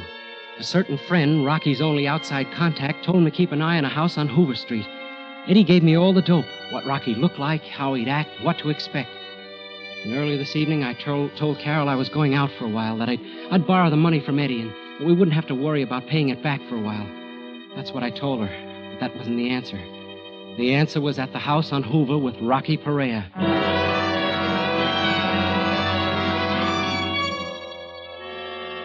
I waited there, hidden in the dark corner behind the incinerator. I kept thinking, making excuses. It wasn't up to me anymore. There wasn't any other choice. I needed money desperately. I needed help to get the money. I waited more than an hour, and then I heard footsteps come up the alley. He stopped before the open patch of light, just like Eddie told me. He was careful, very careful, making sure no one was staking him. I took a deep breath and hitched my weight forward. I was going to cut across the open for the back door. I remember thinking, now, do it for Carol, for the rotten, miserable Christmas. Do it now. Rocky! He froze for a split second, and almost faster than I could see, he ducked into a shadow and spun around. The street light didn't touch him. It glinted on something metallic in his hand, and even from where I was standing, I could see he had a gun pointed at me.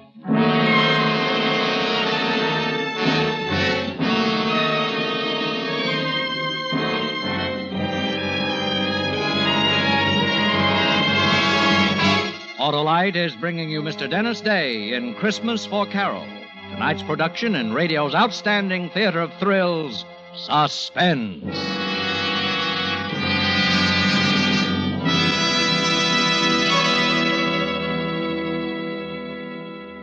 Say, Hap, are you going to the in-laws for Christmas? Yes, Harlow. Oh, it's rough. No, they're okay. Oh, I mean rough trip, unless you've replaced worn-out spark plugs with ignition-engineered Autolite spark plugs. They give your car sensationally smooth performance. I've heard of them, Harlow. Well, then you must know that they're designed by the same Autolite engineers who design complete ignition systems, used as original factory equipment on many leading makes of our finest cars.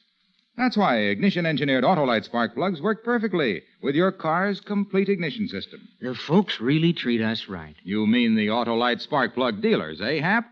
Well, they'll replace worn-out spark plugs with ignition-engineered Autolite spark plugs for smoother performance, quick starts, gas savings. After we visit them, we always find... Find what, Hap? That you're always right with Autolite, Harlow. And now, Autolite brings back to our Hollywood soundstage Mr. Dennis Day in Elliott Lewis's production of Christmas for Carol, a tale well calculated to keep you in suspense.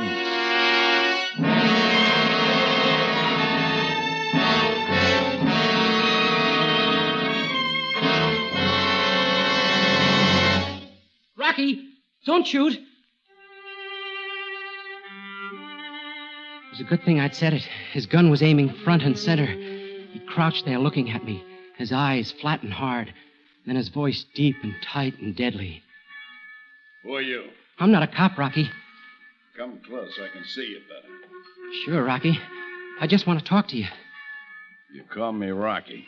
You been talking to anyone? I've been watching you. I know you're Rocky Perea. You've been watching me? What for? You're wanted, Rocky, and you need money. Who are you? Where'd you come from? That doesn't matter, Rocky. This is a business deal. I figured it out very carefully. You need money, well, so do I. And I got a way to get it. Just like that, eh? And, Rocky, I'm not staying. This is a one-shot deal. A one-shot? There's no such thing. That's the way it's got to be. We do this job together and we're through. We never see each other again. I sure ain't gonna go looking for you. But you won't quit. Not if it comes off easy. I'll quit, Rocky. What's in this for me? Half. $4,000. Huh. Well, kid, you ain't dumb by any means, staking me out like this. Almost smart enough to be a copper. You got guts, too. Tell me, you got a family? There's no one to stop me. I have a job that doesn't pay enough. This'll raise my salary. You want this one haul, then it's back to your job, eh? Yeah. Is it a deal? What's the job? I have a car. I'll tell you on the way. If you go for it, okay. If not, we forget the whole thing. Okay, kid. I'll listen to it. Let's go driving.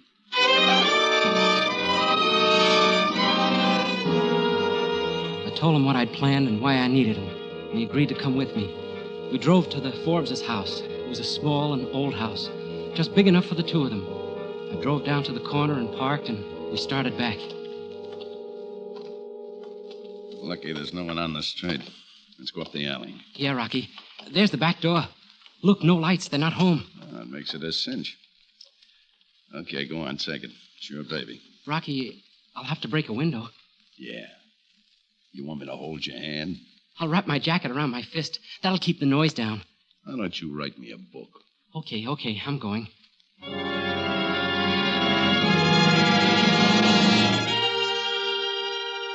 I was lucky.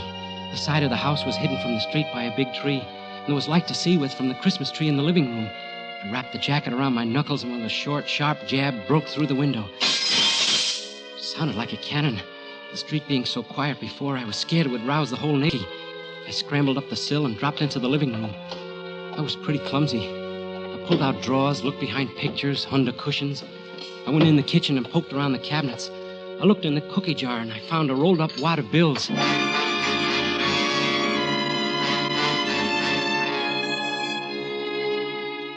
It was money, all right, but only $40. The old lady's secret treasure.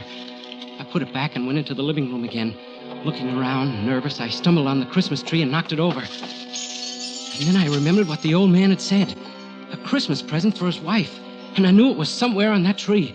There were Christmas stockings and favors and little red boots in and around the tinsel and the lighted bulbs. And I found the $8,000 hidden deep in one of the stockings. Got it, Rocky. Let me see it. It's there, Rocky. It's all there. Yeah, $8,000. I guess I'll hold it. Come on, let's go. Take it easy. We're going to stick around for a while. Stick around? What for? Well, we got some money. How do we know it's all of it? Maybe they split it and put it in two places. We'll wait here and watch when they come in. They'll tip it. It was $8,000. That's what he withdrew. You asked for this, kid. Now do as you're told. We'll wait. I couldn't help being scared. My first job. My first and last. A one-shot. I wanted to get away fast, run, and put it behind me. But Rocky just stood there, like he didn't have a worry in the world. Listen, kid. They're ringing for us. They're wishing us a Merry Christmas. Wait. There they are. They're unlocking the door. You know, Harvey, the Christmas services were so beautiful. Sure were. This year in particular. Harvey, Huh? look, the tree. Someone's been in here, a burglar. Burglar? Oh, my cookie jar. I've got my house money hidden there.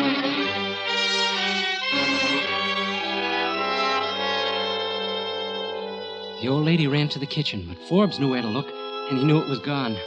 Rocky was grinning, his face lit up like floodlights.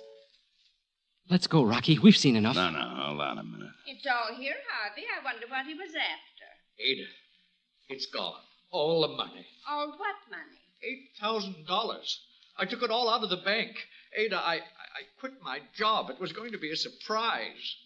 No. Every penny we had in the world. Oh, Harvey.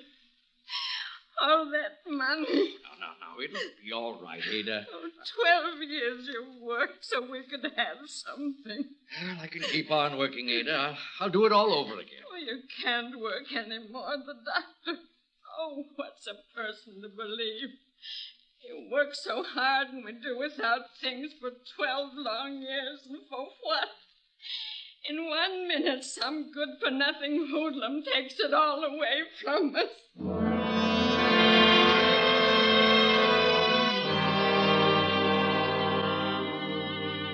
I looked at Rocky standing there next to me, his face split by that grin.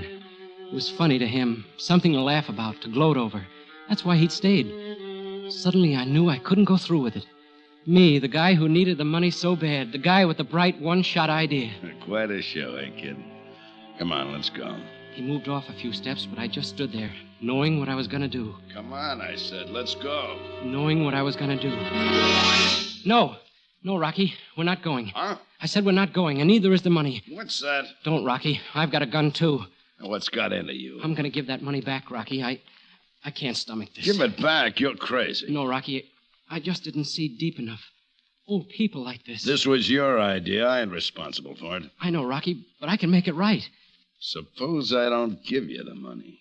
Then I'll kill you, Rocky. Okay, kid. You got the gun.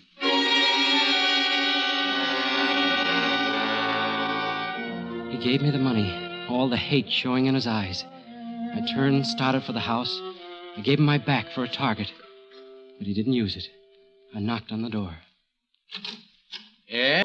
From the bank? I just had a fight with a guy, Mr. Forbes. Saw him jump from your window. I chased after him. Our window?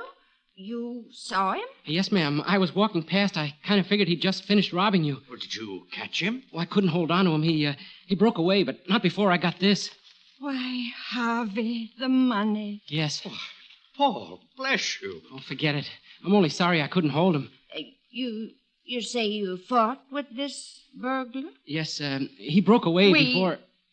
We want to thank you, Paul. Forget it. I'll be going now. Oh, wait, Paul. We want to give you a reward. Oh, no. No, I don't want a reward. I'll have to be going.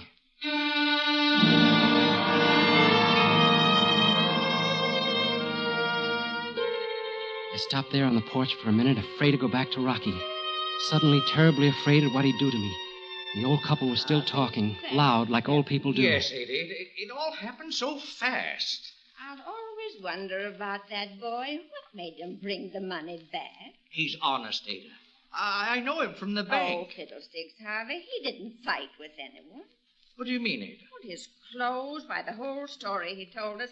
Your young friend took the money in the first place. Why, Ada, I believe you're right. Of course I'm right. Now, what on earth made him change his mind like that? It's Christmas, Ada. Merry Christmas.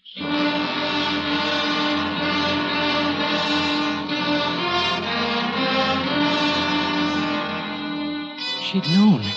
The old lady had known all along. And it didn't make any difference. Why, she'd even offered to give me a reward.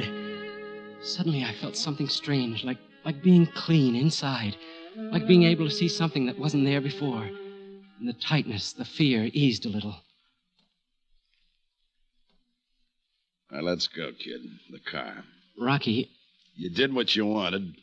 You just forgot that half of that money was mine. Now move.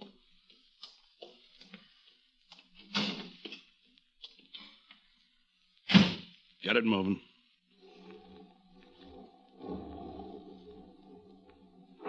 What was it you said?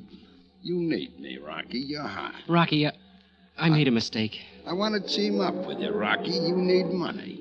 I got away. I was wrong. Maybe the next job you won't get soft in the head. There's not going to be a next one, Rocky. I'm through. Through? You think I spent Christmas Eve with you because I like you? I'm out $4,000. I'm sorry, Rocky, but there's not going to be a next time. You think so, huh? Stop the car. All right. But I'll never see it different, Rocky. I found out tonight. If it's not these old people, then it's someone else taking it just as hard. You sure? You sure it's not Christmas doing this? I'm sure. It's not for me, Rocky. Huh. You know, I'm kind of glad it turned out this way. You what? Well, you're through, ain't you? You're going back to your job. Yeah, Rocky, sure. Good. Then I figured it right. What? I didn't think you'd go through with it. Say, wait a minute. Yeah? You're not Rocky Perea. I said you were a smart kid. But the way you acted, so careful, sneaking in the alley and... Say, who are you? Weissman's the name. Police Lieutenant Richard Weissman, Gangster Squad. You're a cop? But where's Rocky? We picked him up this afternoon, kid. He had a couple of guys working with him, and I thought maybe you were one of them. Now I know different. Cop. I don't expect I'll run into you again, kid. So take care of yourself. And Merry Christmas.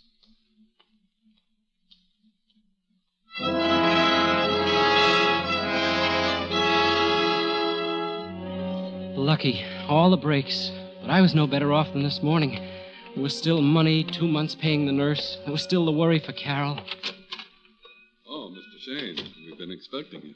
Congratulations. Doctor, what's the matter? Why? Nothing's wrong, quite the contrary. Your wife just had a baby. Baby? Carol? Oh, she's perfectly all right. So is your daughter. Carol.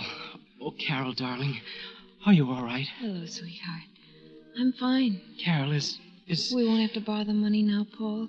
It's turned out for the best after all. Oh, darling. And it always will, my dear. We have so much, you and I. We have each other. And now we've got a daughter. A fine, healthy little girl. The rest will come, Paul. Let's live the day we have. Your little girl's over there, Paul. Tell her we're very, very happy she's in the family. And wish her a Merry Christmas.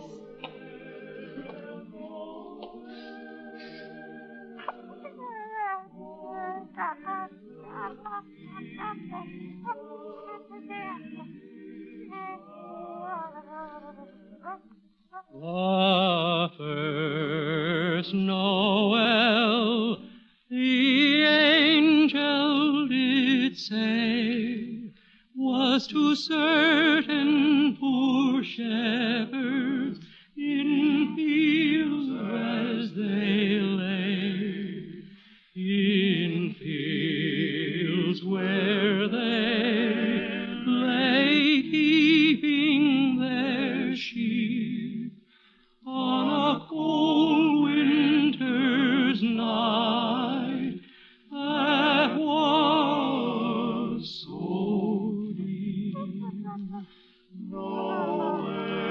Look, Carol, look. She's smiling.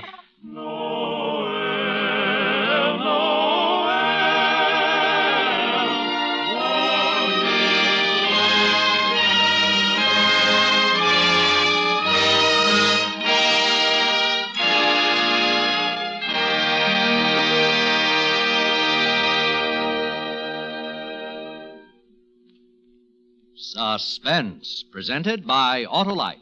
Tonight's star, Mr. Dennis Day.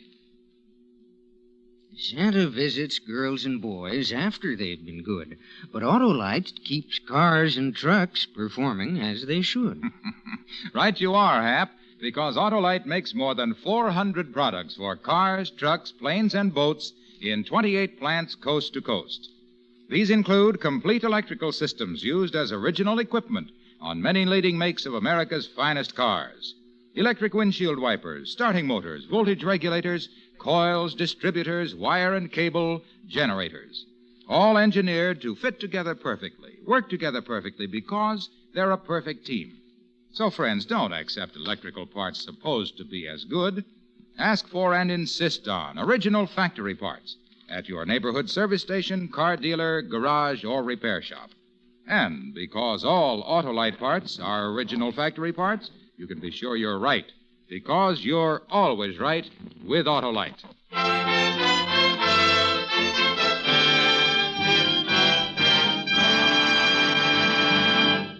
Next week on Suspense, Mr. Cornell Wilde, a star of A Ring for Maria. And in weeks to come, you will hear such famous stars as Mickey Rooney, Ginger Rogers, Eve Arden, and Ezio Pinza, all appearing in tales well calculated to keep you in suspense.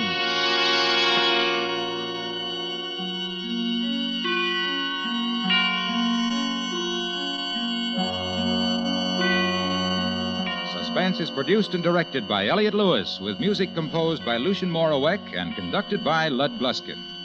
Christmas for Carol was written for Suspense by David Friedman. Dennis Day appears through arrangement with Colgate-Palmolive Peat Company and may be heard on his own program, A Day in the Life of Dennis Day. And remember, next week on Suspense, Mr. Cornell Wilde in A Ring for Maria.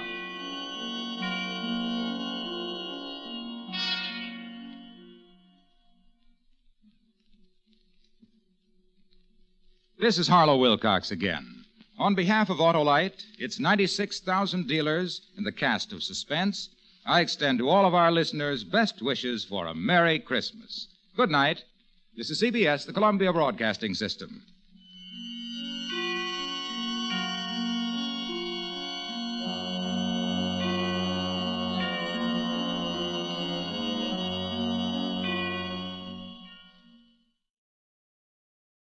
J-E-L-L-O. The Jell-O program, starring Jack Benny with Mary Livingston and Phil Harris and his orchestra. The orchestra opens the program with I Double Dare You.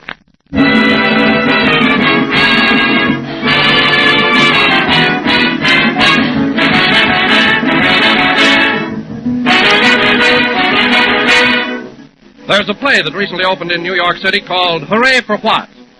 Well, here's one answer to that question. It's Jell-O, and you'll all cheer for Jell-O because it's one of the grandest dishes you can serve. It's quick, it's inexpensive, it's delicious.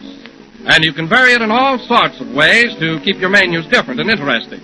Try Jell-O with sliced bananas or canned fruits. Decorate it with chopped nuts and whipped cream. Or make little tart shells and fill them with Jell-O. Oh, you'll think of dozens and dozens of variations because Jell-O's 6 delicious flavors lend themselves perfectly to all sorts of marvelous combinations. Strawberry, raspberry, cherry, orange, lemon, or lime. Just be sure you get genuine Jell-O. For only Jell-O brings you that delicious, extra-rich fruit flavor. Look for the big red letters on the box. They spell Jell-O.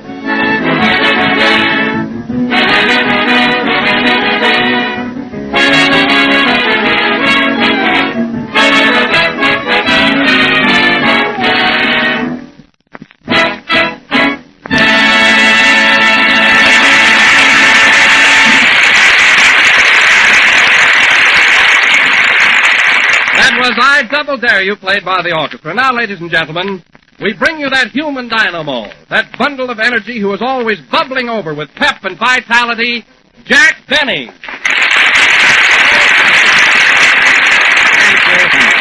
Hello again, this is Jack Benny talking. And, Don, that was the wrong night for it. I was never so tired in my life. I see, Jack. Then you're not bubbling over as usual. Bubbling over? Don, tonight I'm not even capable of a small drool. I'm just completely worn out. Well, you were all right last week, Jack. What happened since then? It's that new picture I'm going to make, the rehearsing, the test, the costume. And on top of that, I'm having trouble getting the right makeup. Gee whiz, they ought to know how to make you up by this time. Well, they ought to, but they don't. You should see my screen test. I got a little dimple in my chin, and it photographs like the Grand Canyon. Not only that, my eyes look like Minneapolis and St. Paul. Yeah, I look like I'm working for Rand McNally. Well, I just can't understand that, Jack. Neither can I. I've got the same makeup man that Fred McMurray has. Now, Jack, Fred McMurray is younger and a naturally handsome type. Well, what do you think I am? You know, Paramount isn't signing any gargoyles to long-term contracts.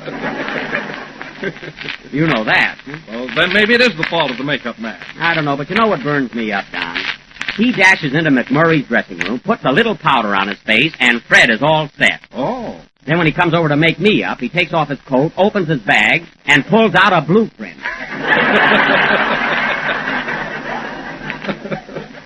I'll admit that I'm not an Adonis, but I have led a good conservative life. Oh, I'm sure you have, Jack. Don, you've never seen me carousing around, have you? No, I haven't. Well, here's what kills me. That guy McMurray goes to the Trocadero one night, the Coconut Grove the next night, then the Clover Club. He stays up night after night, and I show it.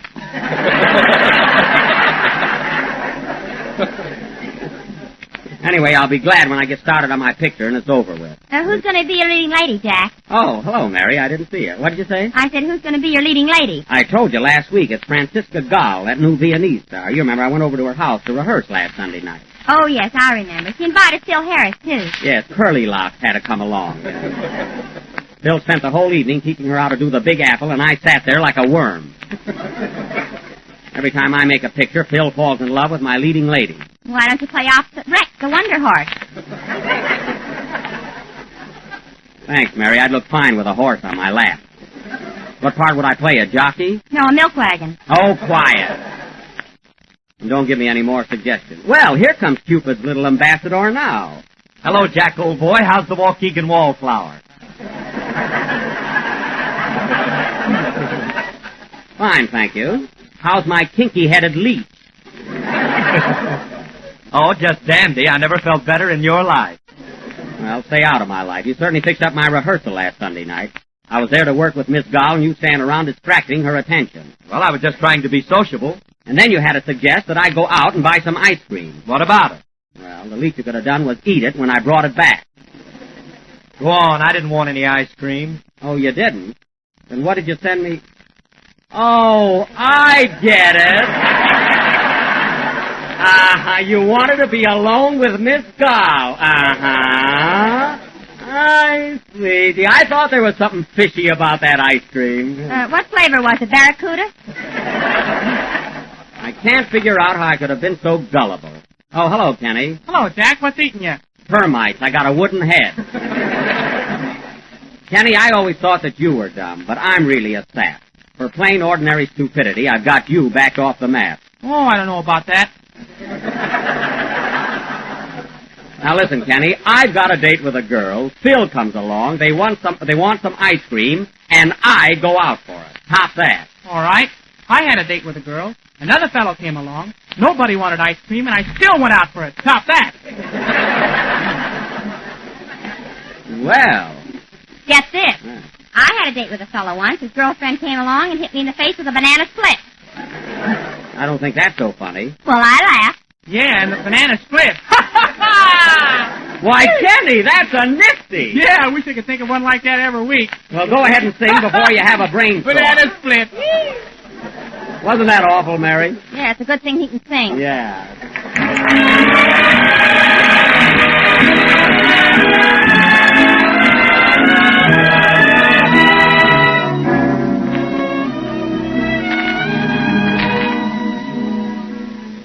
There's a someone for everyone. If you turn at the proper time and place, you will greet love and meet love face to face. There's a someone for everyone. Fate was kind, oh so very kind to me. All at once, a thrill I'd never known. And there was I, looking at you.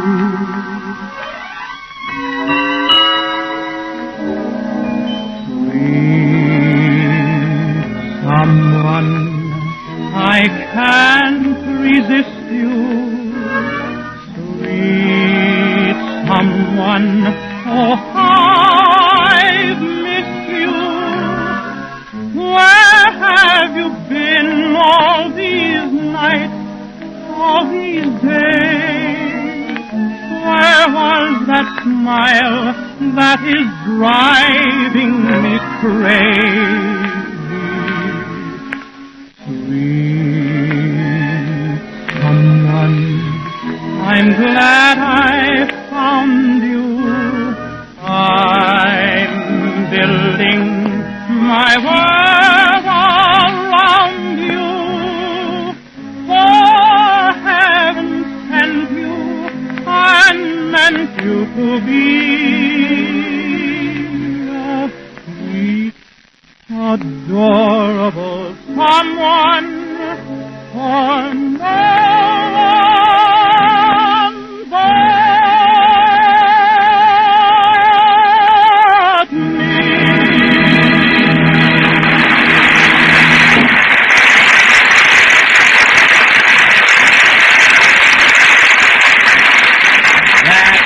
That was Sweet Someone from Love and Hisses, sung by our wit and humorist, Penny Baker.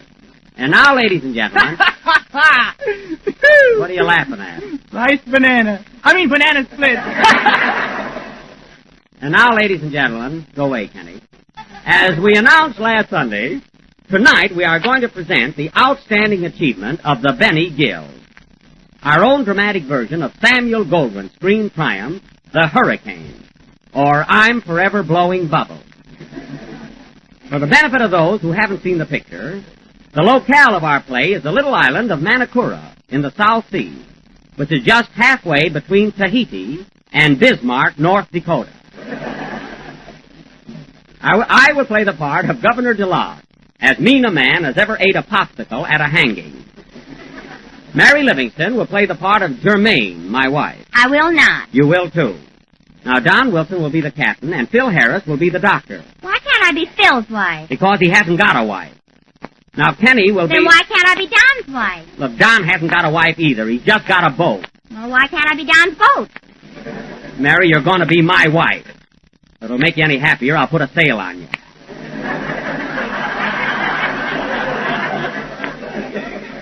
Now, Penny Baker will be one of the natives, tall, dark, and barefooted. Barefooted? Won't I catch cold? You won't catch cold. You're in the South Sea. Oh, then I'll drown.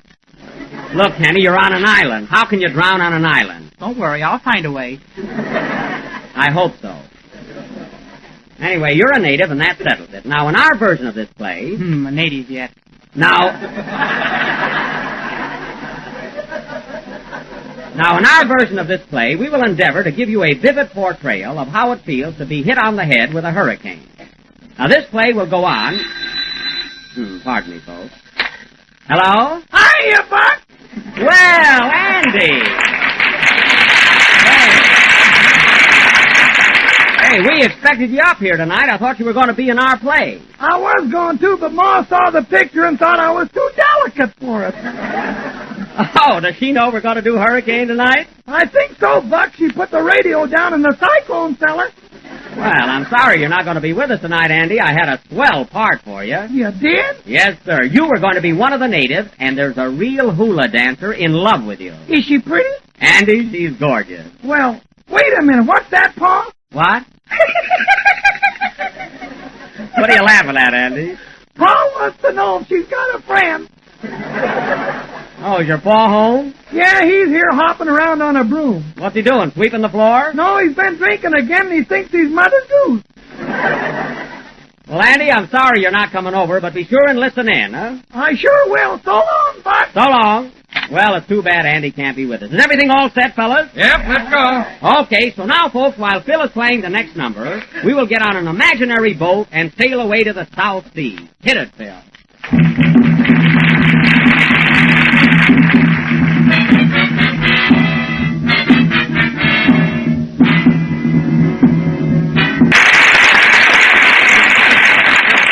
That was Snake Charmer, played by Phil Harris, a snake if there ever was one, and his orchestra. And now, ladies and gentlemen, for our feature attraction, the Hurricane. As the scene opens, we learn that Governor DeLodge has sentenced Parangi, a young native, to 20 years imprisonment in Tahiti, much against the wishes of his friends and the populace of the island. The locale is the island of Manakura, the residence of Governor DeLodge. And as the curtain rises, we hear in the distance the chant of one of the natives.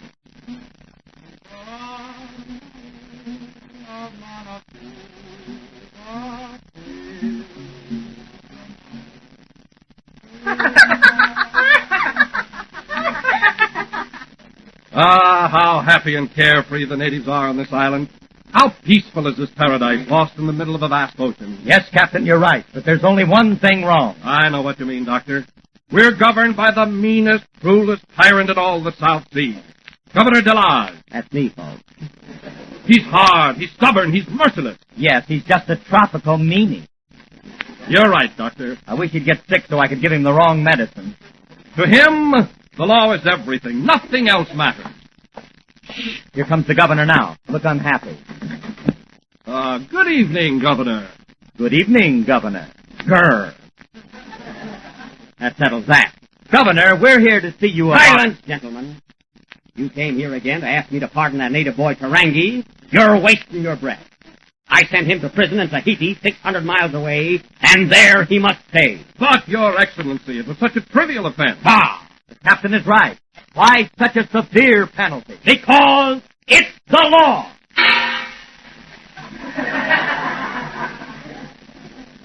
Dr. Harris, you and I have been friends for a good many years. And when you ask me to change my principles, forego my belief in justice, you're a-going too far.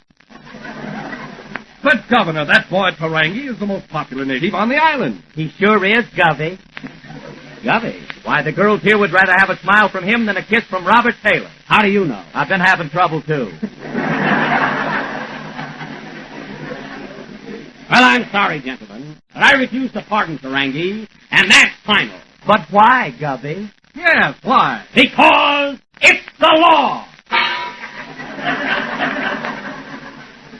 What is that? Major Bowles. He just arrived with the unit. Oh, he sure gets around. Well, gentlemen, I hope I've made myself clear. Tarangi stays in jail. But what crime did he commit to warrant 20 years in prison? 20 years of hard labor. What crime? He stole a coconut. Why, Governor, there are thousands and thousands of coconuts on this island. But this one had milk in it. And grade A, too. But, Your Excellency, all coconuts have milk in them. That's immaterial, irrelevant, and news to me. Anyway, Tarangi was found guilty of the crime, and he must serve his sentence. But why such a severe one? Because it's the... Wait for me!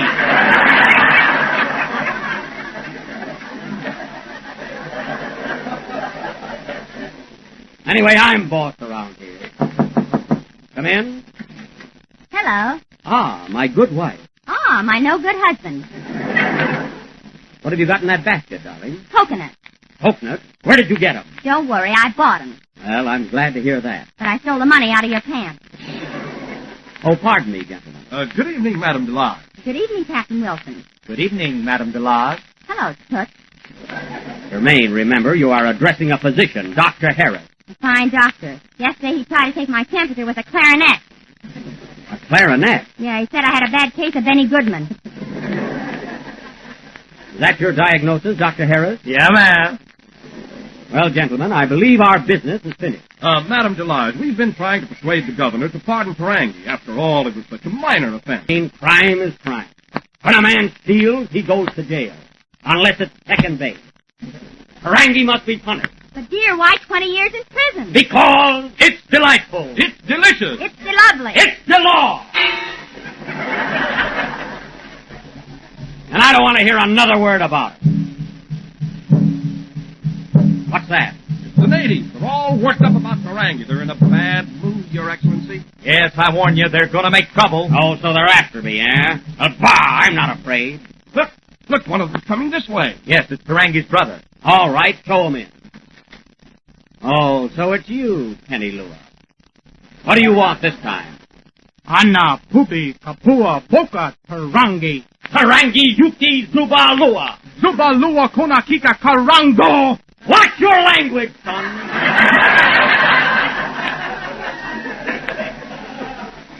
There's a lady present. Oh, I'm broad-minded. Germaine, go to your room. Oh, Kokakua Maluka.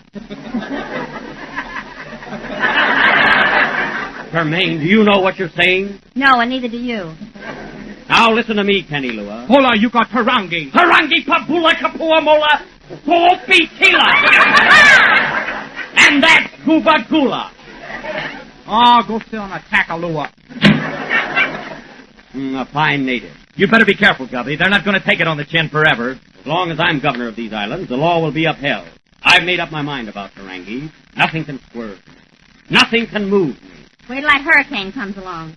Hurricane? Bah! We haven't had a hurricane here in 20 years. It doesn't worry me. Then why have they got this buffet tacked on? Because it's the law!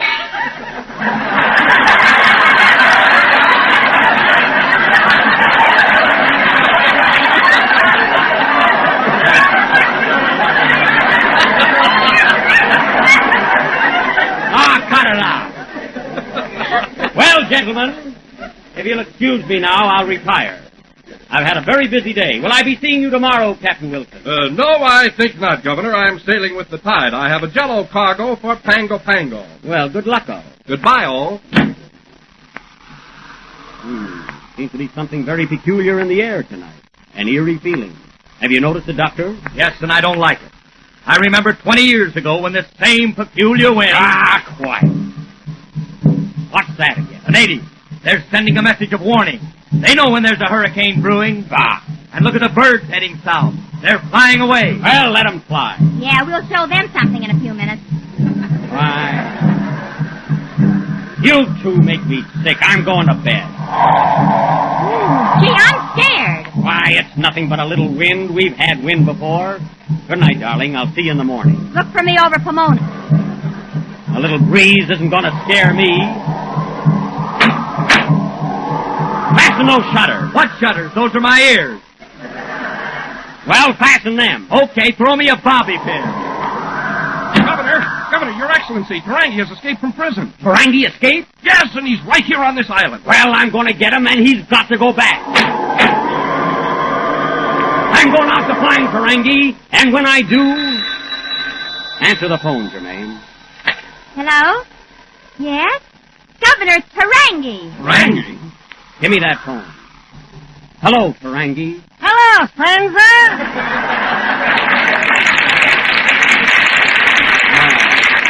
So it is you. When did you escape from prison? Ukapula Vini Vini Tuta Bala Bala yesterday. Yesterday? How did you get out of jail? I pardoned myself with a hacksaw. Oh, am I exhausted? I swam all the way. You swam 600 miles from Tahiti to Manakura in one day? How could you do that? A shark was pushing me. A shark, eh? What happened? What could happen? He swallowed me. Why, that's ridiculous. Where's the shark? Where do you think I'm calling from, a phone booth? That's a lie, Tarangi. You're hiding. You're not inside of a shark. I am, too. I don't believe it. Wait till you see me in Ripley's column. You can't fool me, Tarangi. You're not in the water. You're someplace on this island, and I'm going to track you down. All right, but if you better get the goldfish for bloodhounds. Goodbye. Tarangi! Tarangi! I'm going to put him back in that cell if it's the last thing I do. Captain Wilson, get the iron. Okay. You'd better wait until the storm blows over, Gov. We'll need every man on the island. This is a fine time for a wind. Look, Your Excellency, the natives are taking to their boats. Let them go, the fools. They won't find it any safer out there.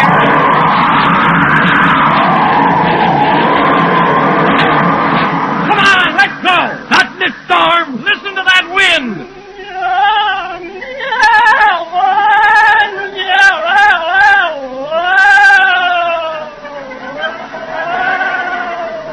What's that? Mother Nature's gargling. Hermaine, this is no time for levity. Captain Wilson! Prepare your boat for immediate sailing. Aye, aye, Governor. But look, the boat is gone. The boat's gone? Where is it? That ain't the Tide Clipper flying over us. Germaine, stay close to me. Oh, Captain Wilson, where is he? He just went into a tailspin. Well, I might as well blow, too. So long. I'll let them all blow. I'm going to bed. You better hurry. It just went out of the window. Oh, this is a hurricane. Germaine, where are you? On the roof, wherever that is. Captain Wilson. Oh, Captain Wilson. What? Wait, I can't hear you. Quiet. Quiet, I say. Quiet. Ladies and gentlemen, if you happen to blow by a grocery store, be sure and stop off for a package of Jell-O.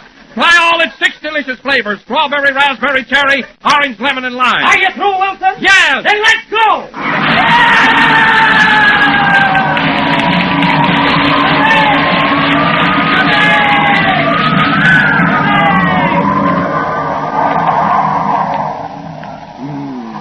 The storm is subsiding. Everything is swept away, leaving nothing but desolation in its wake. Not a bird, not a flower, not a tree left on this island. Nay, not even a coconut. Out.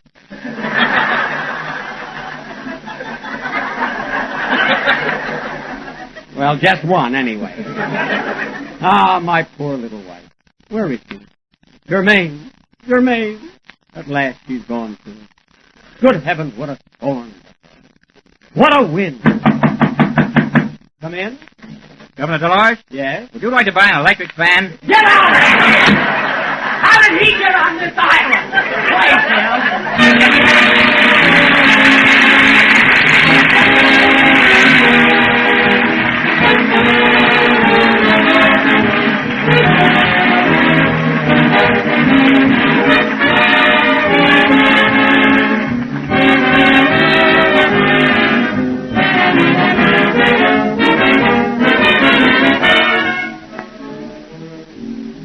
Here's a swell suggestion for this time of the year, and it's something new and different.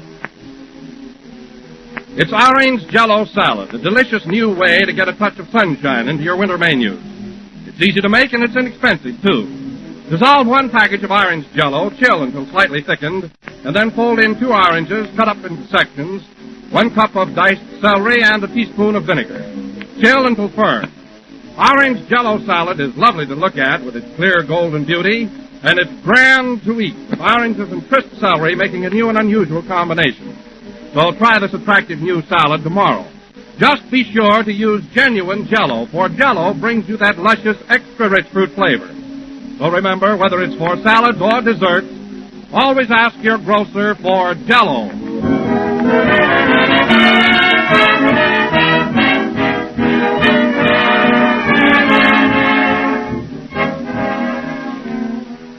The last number of the 18th program of the new Jell-O series, and we're with you again next Sunday night at the same time. Oh, Jack. What is it, Mary? A telegram just came for you. Oh. It's from Alton Cook, radio editor of the New York World Telegram. As if I didn't know. What does it say, Mary? It says, Dear Jack, in the 7th Annual National Radio Editors Poll conducted by the World Telegram, you were chosen the most popular comedian on the air. This makes the 5th consecutive year that you have won this honor. Well. Wait a minute, that isn't all. It also says John Wilson was picked as the most popular announcer, And Kenny Baker was second among all male popular singers. Well, Alton, I just want to say that all of us on the Jello program are deeply grateful and highly honored. We want to thank you, all the editors, and our listeners. Come on, Jack, here's your hat. It doesn't fit now. Good night.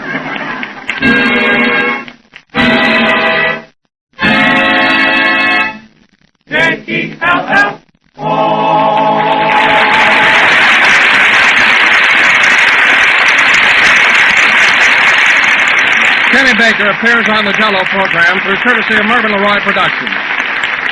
This is the National Broadcasting Company.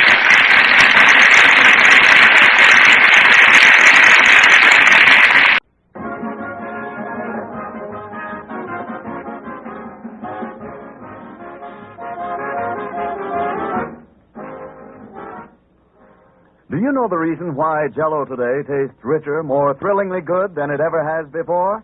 Well, it's all because of Jell-O's wonderful new process that locks in Jell-O's grand and glorious flavor. Yes, today, Jell-O gives you more of the richness that for over 40 years has made Jell-O America's favorite gelatin dessert. Because now this richness is locked right into the tiny Jell-O particles to bring you extra enjoyment. Try all of Jell-O's 6 delicious flavors. Rosy pink strawberry, crimson raspberry, ruby red cherry, golden orange, sunny lemon, and emerald green lime. All of these tempting Jell-O flavors offer you bright, brilliant beauty and flavor that makes you think of the juicy, ripe fruit itself. Flavor that is locked in for your added pleasure. To prove how swell Jell-O's locked-in flavor really is, open a package of Jell-O. Notice that there's no telltale aroma, no sign of escaping fragrance and flavor. Then dissolve the tiny Jell-O particles and notice how Jell-O's captive goodness comes pouring out in a rush of richness. Get Jell-O tomorrow in all 6 delicious flavors and thrill to the marvelous new delight of Jell-O's locked-in flavor.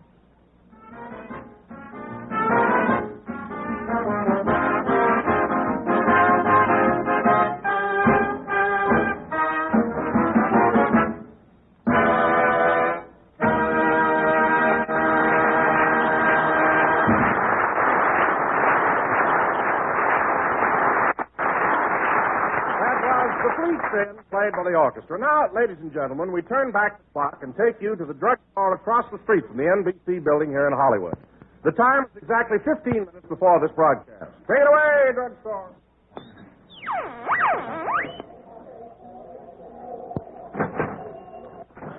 Hurry up and order your sandwich, will you, Mary? We'll be on the air in a few minutes. A sandwich? Yes. I'm a growing girl. I want meat and potatoes. Well, all right, order a meat sandwich. And the potato chips here are very crispy. Every Sunday we have to eat in the drugstore. Why don't you take me to the Brown Derby once in a while? Mary, I'm not going into the Brown Derby until they hang my picture in the main dining room with the rest of the big movie stars. They can't treat me that way. What do you mean? Every time I want to see that drawing of myself, I've got to go in and wash my hands.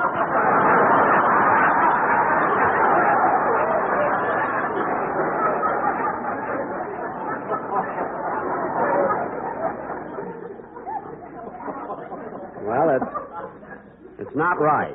Oh, stop complaining. Say, Jack, look at this item on the menu. Jack Benny Special, 35 cents. The Jack Benny Special? What is it? A minute steak with a transfusion. Oh, these soda jerks think they're so smart. Hey, Gilroy, what do I have to do to get a little service around here? Take it easy, Blue Eyes. Hello, Mary. What'll it be? I'll have a hot roast beef sandwich, mashed potatoes, lettuce and tomato salad, and apple pie with tutti frutti ice cream. Mary, you haven't got time to eat all that. Okay, don't toot the fruity. Oh, save that stuff for the program. Say, Gilroy, I think I'll just have a cup of coffee and a donut. A what? A donut. One of those over there with the powdered sugar on it. That's a plain donut. I forgot to dust them off this morning.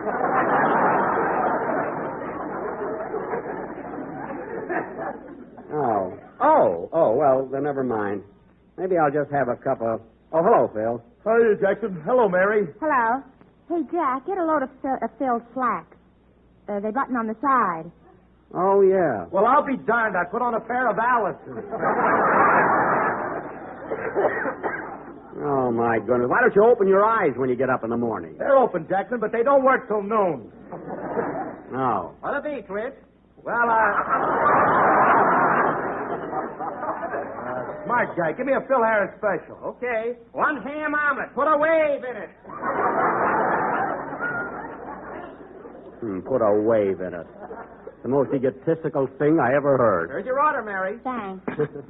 Oh, Jack, look who's down the other end of the counter. It's Virgil Reimer, our funny sound man. That's what he thinks. Nobody speak to him. He's getting too fresh. Hello, Virgil. What do you have? Get long distance on the phone. I want a Denver sandwich.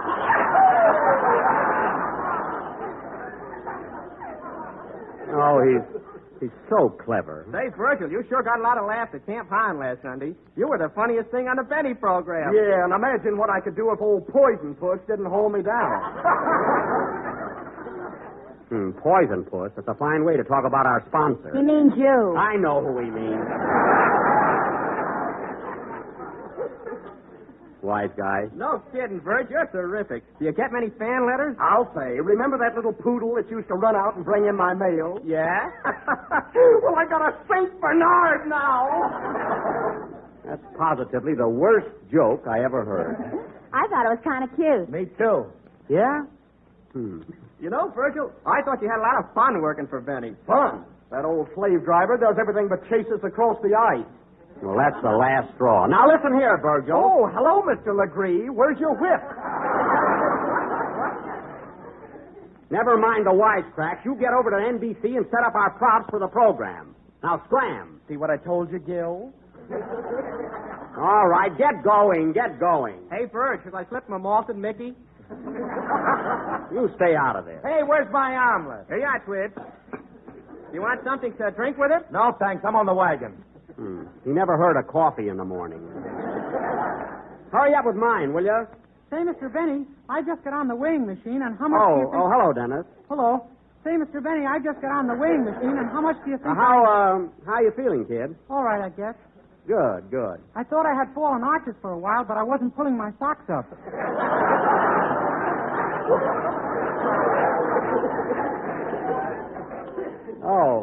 Oh, I see. Thank heaven my girl can use those arch supporters I bought. Why don't you buy 'em, Jack? Because I don't need them. What makes you think I got flat feet? Plop, plop, plop. All right, young lady. Just for that, I'm not going to pick up your check today. I can carry it over to the cashier myself. I was going to pay it, too. Say, Mr. Benny, I just got on the weighing machine, and... Yes? How much do you think I weigh? How much, Dennis? 141 pounds, stripped. Stripped? I took the scale in the phone booth.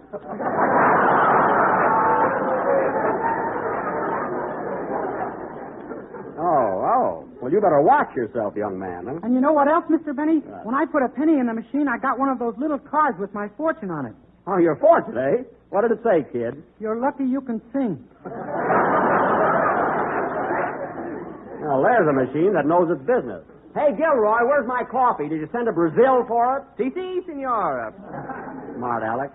I wouldn't even eat here if the Brown Derby wasn't so careless about where they hung my picture. You ought to wash your hands here sometime.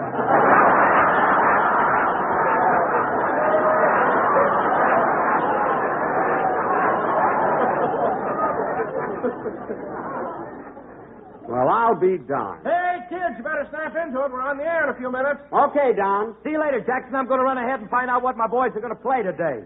What? You mean you don't know what numbers you're doing? Weren't you at rehearsal? We didn't have a rehearsal. Frankie left the cards and chips home. Oh. See you in the joint, fellas. Be right up. Oh, say, Don. Don, come here a minute, will you? Yeah? When you introduce me today, I wish you'd do me a favor and say I just started my new picture at Warner Brothers with Ann Sheridan. Well, are you making a picture with Ann Sheridan? Yes, and it might be on the program today. You know, it might be a nice subject to talk about. You know, inject a little romance. What do you mean romance? You're playing the part of her father, aren't you? I had that out with the director, and I'm now her husband. My new role will be great for the picture. It won't hurt the makeup business either. All right. Now, don't forget, Don. Warner Brothers, huh? Yeah. Be with you in a second, Mary. I want to get a tube of shaving cream. Hey, mister, give me a tube of shaving cream, will you? Got to turn in an old tube, you know. Got to turn in an old one.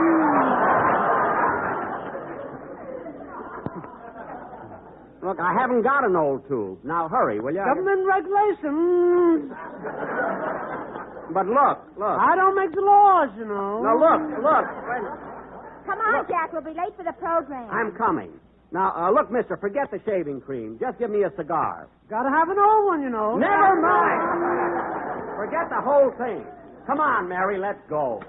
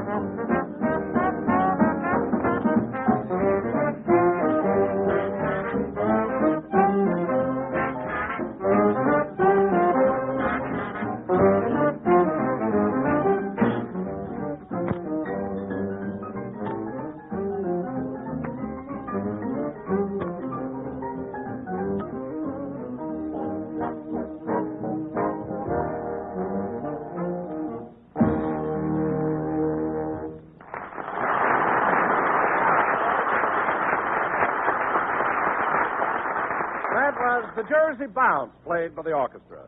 And now, ladies and gentlemen, we bring you a man who has just started his new picture for Warner Brothers with lovely Ann Sheridan, Jack Glamour Boy Benny.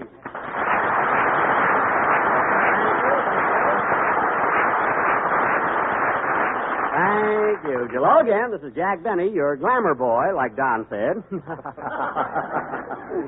Heaven knows I'd never go that far. Don, how in the world did you ever find out about my new picture with Ann Sheridan? Did you read about it in some column? Did you? No, Jack. As a matter of fact, I haven't seen anything about it in the papers. Well, then, how did you ever hear about it? I was trying to keep it a secret. How'd you find out, Don? Did a little bird tell you? Yeah, an old gray canary. Canary. But it's the truth, Don. Ann Sheridan is my new leading lady, and she sure is a peach to work with. Oh, I can imagine. I mean, her enunciation is so clear and bell-like, and her diction is simply marvelous, you know? And her... That's Benny for you. With him, it's her diction. Well, she is beautiful, I'll admit that. And confidentially, Don, I think her husband, George Brent, is a little jealous of me. What do you mean? Well, he happened to visit the set the other day just as Ann and I were doing a love scene. And right in the middle of a kiss, he got mad and walked out. Well, naturally. Why did you kiss him?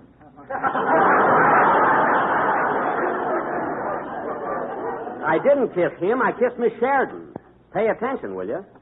Anyway, Don, I think that this picture will be one of my best screen efforts to date. In fact, I'm already getting fan letters on it. Really? Yep. He gets a bill from Bullock's and he calls it a fan letter. I'm talking about real movie fans that write in. Don, you know that little poodle that used to run out and bring in my mail? What poodle? Well, I got a Great Dane now. Pretty clever, eh, Dossie? Some ad lib. Now, wait a minute, you. That's my gag. You said St. Bernard. I said Great Dane. It's a different gag altogether. You steal any more of my stuff, and I'll play ring around your nosy. Oh, go sit down. Say, Jackson, do you think there's a chance of getting me in that new picture you're making? Well, I don't know, Phil. I'm Ann Sheridan's husband, and what part could you play? Well, if you're her husband, she's got to have a sweetheart. Listen, Maestro, I wouldn't make any more cracks like that if I were you. Lest next season, when I say play Phil, I'll be addressing Phil Spitalny. So watch it. Oh, you couldn't fire me, Jackson. I got too much on you. Oh, yeah? Well, listen, Phil. If you're referring to that night in Phoenix, that young lady was my aunt. I've never been to Phoenix. Why don't I keep my big mouth shut?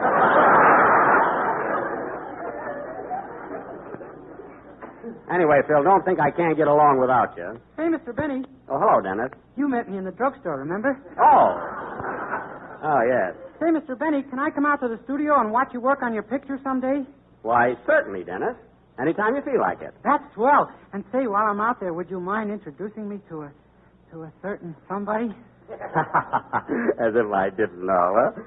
Who do you mean, Dennis? Oh, you'll tease me about it. No. Who do you want to meet? Edward G. Robinson. Well, that I never figured. Well, it's about time for your song, kid, so let's have it. Okay. Hold it a minute. Come in. Mr. Benny? Yes? Would you be interested in a toupee with no cups on it? Get out of here! You ought to see his head, folks. The only thing he can part on it is his eyebrows. Sing, Dennis.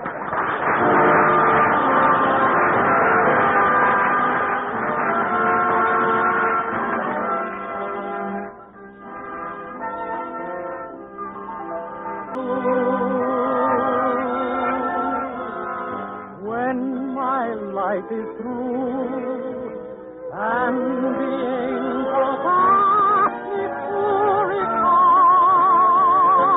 softly love them all, then I shall tell them I remember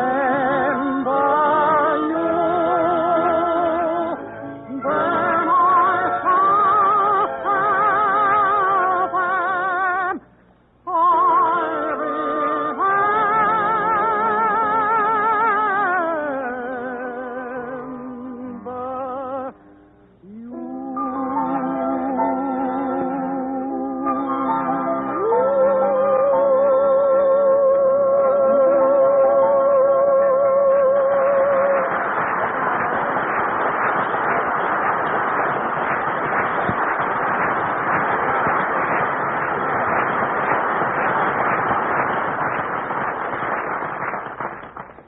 That was I Remember You, sung by Dennis Day, who would rather meet Edward G. Robinson than Ann Sheridan.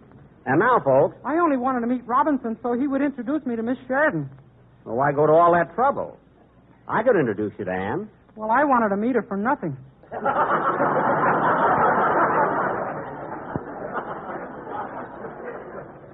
It wouldn't cost you anything. And now, folks... You charged me 25 cents to meet Barbara Stanwyck. You met Barbara Stanwyck and Robert Taylor. And now, folks, if that isn't worth a quarter, then I don't know what. And now, folks, Mr. Don Wilson, that eminent American author, has written another of his famous one-act plays. Take it, Mr. Wilson. The scene, ladies and gentlemen. Don't run off, Dennis. You're in this. You're going to be an old prospector. Okay. Here, Phil, hold my yo-yo. Dennis, put that away. Go ahead, Don. The scene, ladies and gentlemen, is the home of Mr. and Mrs. Rufus Lemaire, who live in a cabin on the edge of the Mojave Desert in a desolate part of the West. They're just finishing their evening meal. Music, please.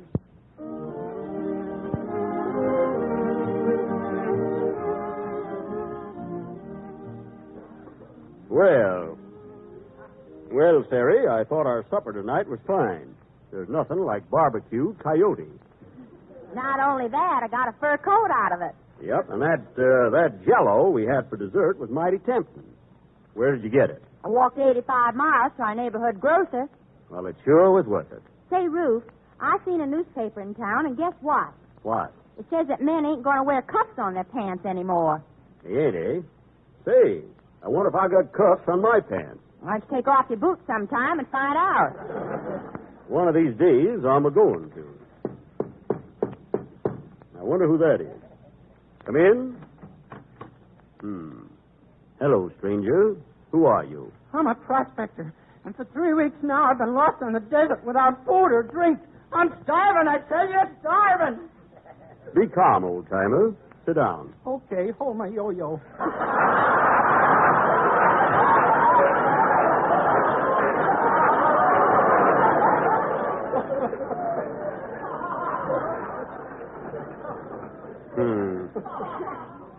A fine prospector. I'm starving, I tell you. Starving. Don't worry. We'll take care of you. Yes, I'll fix a nice hot dish of beef stew. Beef stew? Yep. No, thank you. I'm a vegetarian. I'm starving, I tell you. Starving. Be patient. We'll think of something, stranger. Say, would you like a nice lettuce and tomato salad? What kind of dressing? French or Thousand Island?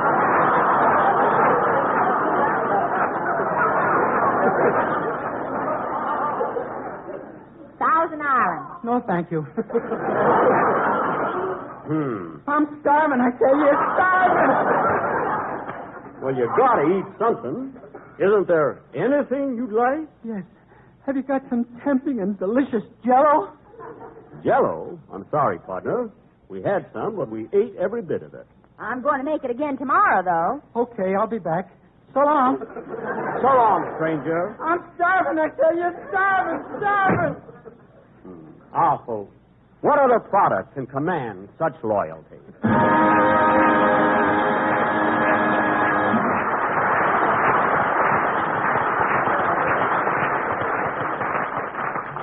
That little drama, ladies and gentlemen, was written by our own Don Wilson. And, Don, that's the best one yet. Oh, I don't deserve too much credit for it, Jack. You see, that was a true story. I believe you. Now go over to your chairs and sit down. And now, folks, I would like to announce that our program next Sunday will originate from San Francisco, where we are going to dedicate the brand new NBC studios. In fact, we're going to do their very first broadcast. Well, I guess a new building can take it. Don't worry. If I can just get my writers out of Hurley's bar and into a Turkish bath, we'll be okay.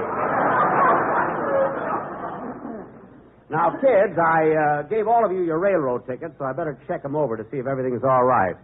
Phil, what's your Pullman reservation? I'm sleeping in car 19, lower 5. Check. What's yours, Dennis? Car 19, lower 5. Check. Now, wait a minute. Never mind. What's yours, Don? Car 19, lower 5.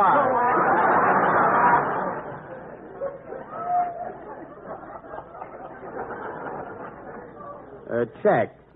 What's yours, Mary? Upper 5. Thanks, Jack. Don't mention it. Well, everything's okay, so remember, fellas, be at the station 1/2 hour before train time. Now, take it easy, Jackson. 3 of us can't sleep in one berth. Oh, of course not. We won't be comfortable. Listen, Don, in the days of vaudeville, the 4 Marx brothers slept in one berth, and they had a harp besides. So stop beeping. Well, Jack, if I was as thin as the 4 Marx brothers, I wouldn't complain. Don, the tickets are bought, and that's the way it's going to be. That's a lot of hooey about the Marx brothers. How do you know they all slept in one berth? Jack was in the baggage car with Fink's mules. You said it. In those days, when I said I was going to hit the hay, I meant it. Anyway, fellas, it's a short trip, so don't worry about it. Hey, Mr. Benny, where are you going to sleep? Well, Dennis, on account of my insomnia, I think I'll just sit up in the chair car and read. I'll get a magazine. Well, buy a Popular Mechanics and find out how 3 guys can lay down in one berth. Who said lay down? Lay down or lie down? Which is correct? A lot of good that'll do it. Listen, kid, will you please stop being so fussy? Say, how am I going to get up to San Francisco? By carrier pigeon? Virgil, you're not going to be with us next week. You can tune in and listen. I wouldn't listen to this program if it was a pot of gold and I had the only telephone in the country. Oh, you wouldn't, eh? That's topping him, Jack. I wasn't trying to top him. I don't want to hear any more about our trip. We're going there. We're going to open up the new studios, and immediately, as soon as... Hello? Hello, Mr. Benny. This is Rochester. Oh, hello, Rochester. What do you want? Well, boss, he did it before and he did it again. What? What are you talking about? Carmichael just came out of hibernation and I can't find the gas man. You mean my polar bear woke up already? Why, he's not supposed to come out of hibernation till May 1st. He's early. So was the gas man. Stop dreaming things up. Tell me, Rochester, was Carmichael in a good mood? Well, yes and no. What do you mean, yes and no? When he first got up, he came over and hugged me and squeezed me and he even tried to kiss me. Well. And then he put salt and pepper on me.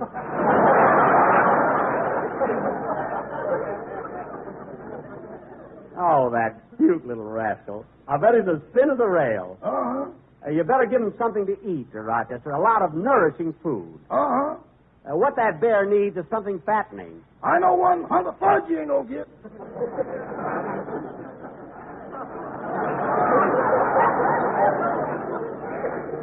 Oh, Rochester, stop. You know he loves you. Now, here's what you do. Give Carmichael a nice cold shower and then comb his hair out. Might be all matted, you know. He don't like it when I comb his hair. Well, then give him a slap on his nose and make him behave. Let him know who's boss. I let him know once, then he let me know, and now there's no question about it.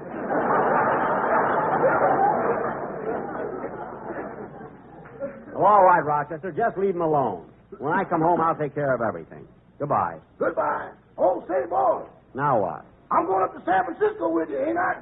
Yes, of course. Well, on this trip, am I going to be under 12 or a Pullman Porter again?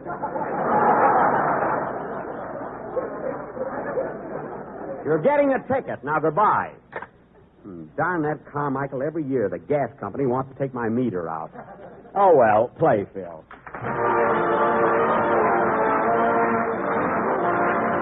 Here's a gay Gliskin dessert as bright and beautiful as spring itself. Jello cubes with strawberries.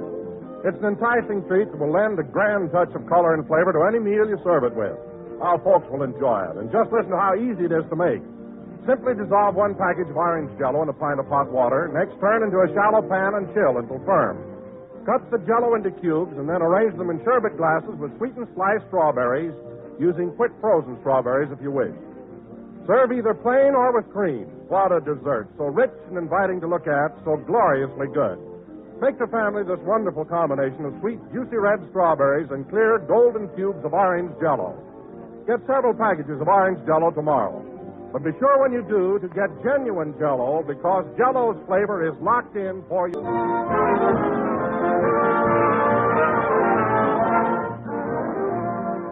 This is the last number of the 29th program in the current Jello series, and we will be with you again next Sunday night at the same time, broadcasting from the new NBC studios in San Francisco. So long, Jack. See you at the train. Wait a minute, Mary. We've all got to stick around today and put on a little entertainment for men in uniform. They'll all be coming in here in a few minutes. Oh, well, I'll just have time to write a poem. Oh, soldiers, sailors, and Marines, you're the nicest guys I've ever seen. Save it. Good night, folks.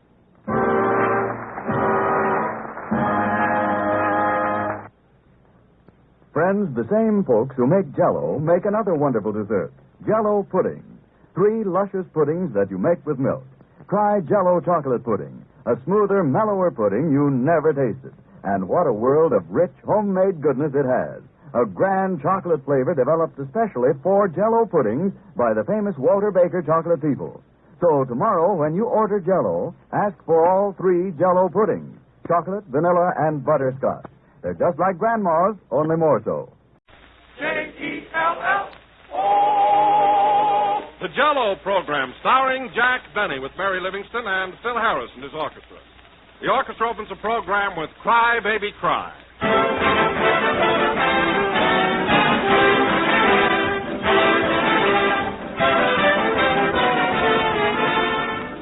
This is the day of the Easter parade, and there's a cheerful feeling in the air. Perky new hats, gay flowers, everything reflects the spirit of carefree spring.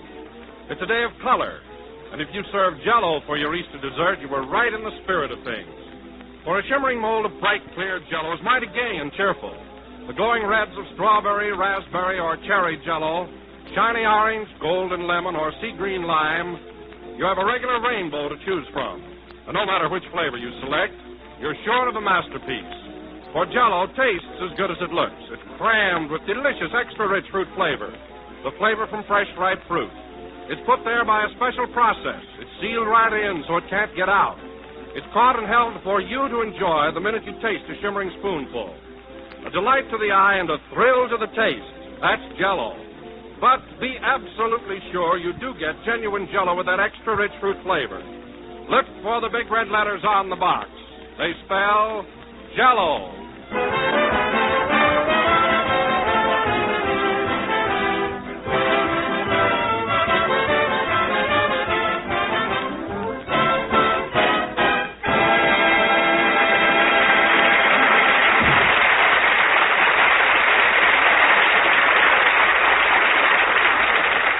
That was Cry Baby Cry, played by the orchestra. Now, ladies and gentlemen, we bring you a man who is celebrating Easter with a new suit, new shirt, new tie, and new shoes that squeak, Jack Benny.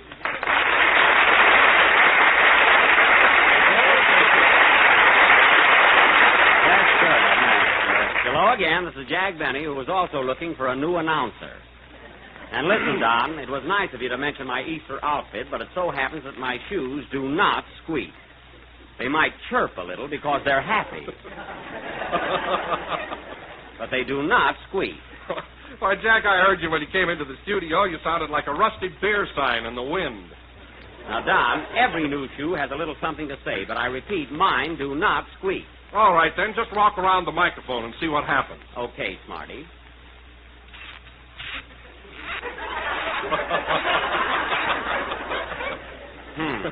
Well, what do you think of your shoes now? Well, naturally, they're a little nervous. It's the first time they've ever been on the air. But say, Don, you're kind of dolled up for Easter yourself. That's a nice-looking suit you're wearing. Well, thanks, Jack. I just bought it last week. It's very snappy. Where'd you get it? Well, Hart Schaffner and Marks made the pants. Hart Schaffner and Marks. I knew it wasn't a one-man job. Did they make the coat, too? Well, Jack, they put in a bid on it, but I finally awarded the contract to the Tri-State Construction Company. Oh, yes, they also did the Boulder Dam. Say, Don, come here a minute. Look at Phil standing over there. Isn't it disgraceful the way he comes dressed on a holiday? Well, it isn't very good taste. Come here, Phil. What is it, Jack? You want to know a funny thing?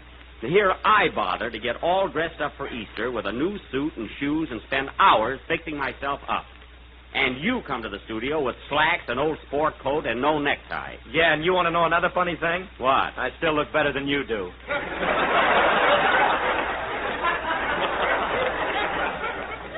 You do not. And I'll leave it to anyone here. In fact, I'll leave it to the boys in your band. Which of us is dressed better for Easter? What do they know? They tried to buy firecrackers today.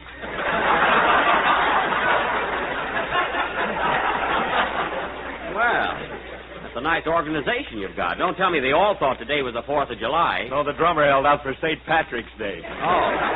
Yes, I see the shamrock on the cymbal. Well, Phil, your boys might be mixed up about holidays, but when it comes to music, they're mixed up. Oh, hello, Mary. Hello, Jack. Happy Easter. Thanks. Same to you, kid. Gee, you look so cute in the Easter parade this morning, all dressed up in your new spring suit. Oh, I wasn't out there to show off or anything. I like to walk down the boulevard on Easter. Everybody does. So you were in the parade this morning, huh, Jack? I certainly was. You should have seen him, fella, strutting along with a cane on his hand and a flower in his lapel, and he was wearing the swellest derby hat. Oh, Mary. Way down over his ears. Well, it was a little too big. I bought it before I got my hair cut like a darn fool. And you should have seen that funny double-breasted suit he was wearing. Well, what was wrong with it? That coat fit me like a dummy in a window. Well, you should have stayed there.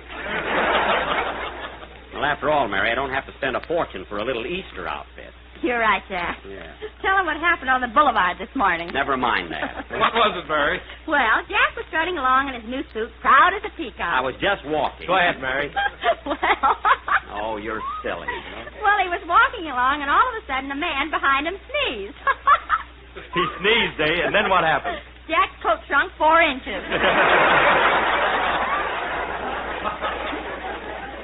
Oh, well. Is that right, Jack? Yeah, before I could say Gesundheit, I was nearly strangled. Anyway, what if it did shrink a little? Who cares? Oh, Jack. Oh, hello, Kenny. Come here a minute, will you? What is it? Well, come over here. It's important. I can imagine. Okay.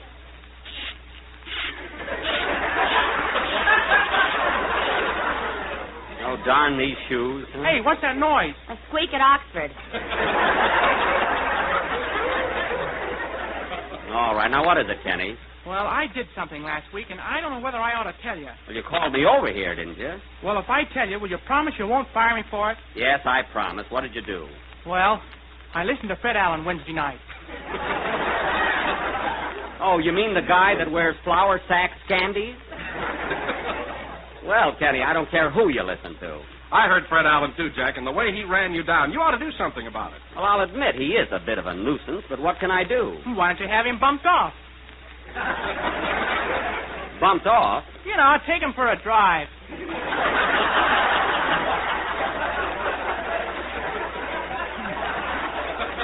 Drive? You mean ride. Take him for a drive. Well, you ought to do something about it. Alan keeps saying you're cheap all the time. Oh, he does, eh? Well, he's got a lot of nerve to talk about me. Any man that'll open a can of sardines, eat them, and then save the tails for hash, well...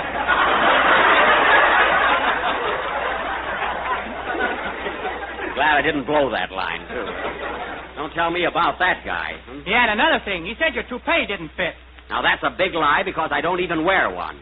Mary, look at the top of my head. What do you see there? A parking lot.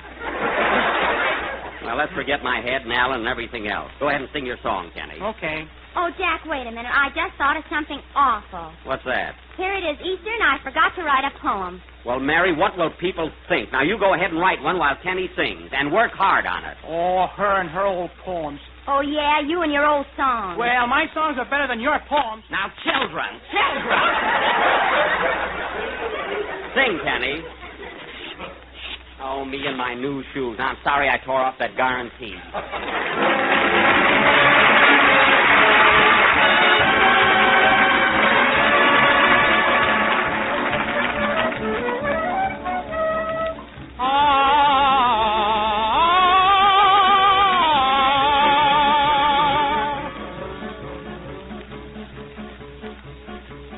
There's a song in the air, but the fair senorita doesn't seem to care for the song in the air.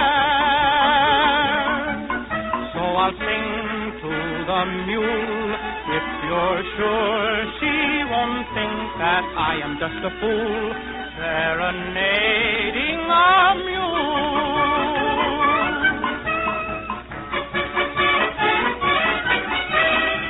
She listens carefully to each little tune I play. La bella senorita, she'd love to sing it too if only she knew the way. There's a light in her eye, though she may try to hide it, she cannot deny there's a light in her eye.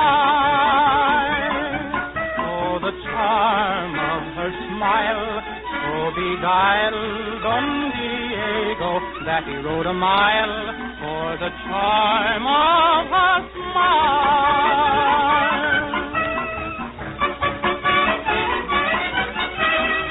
Amigo mio, is she listening to my song?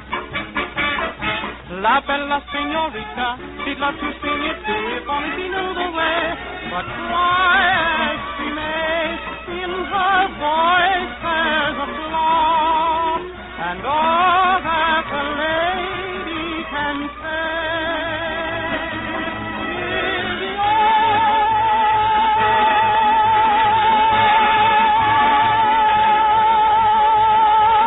Senorita, donkey chiquita, not so sweet as a mosquito, but so sweet like my chiquita, you're the one for me.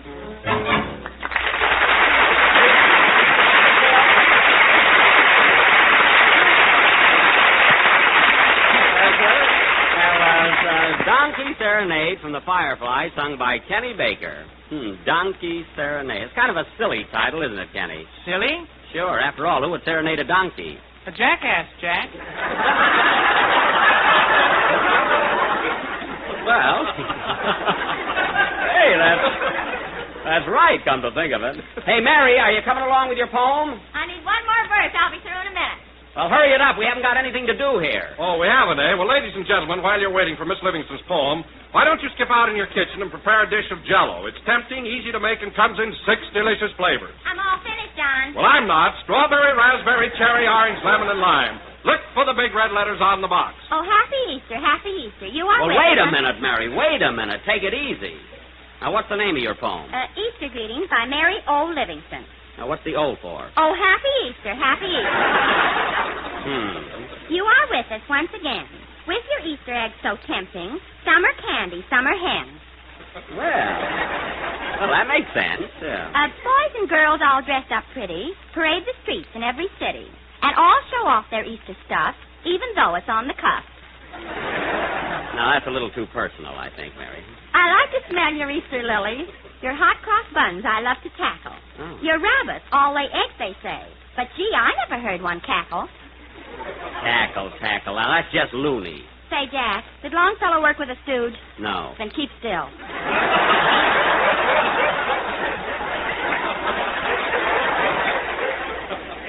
Last verse. That's good. So I salute you, Happy Easter, with one hip-hip and two hurrahs. Until you come next year to greet us, I say farewell. The end. Applause.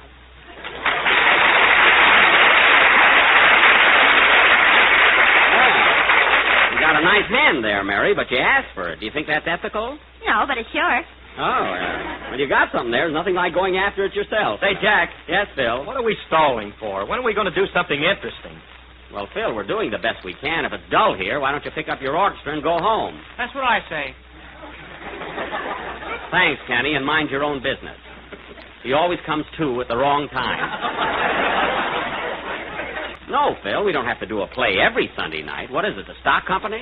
No, but I just thought we ought to. Well, putting on a play week after week is no picnic, you know. But people seem to like them. Yes, but gee whiz, do you think it's easy? Do you think it's necessary? It's none of my business.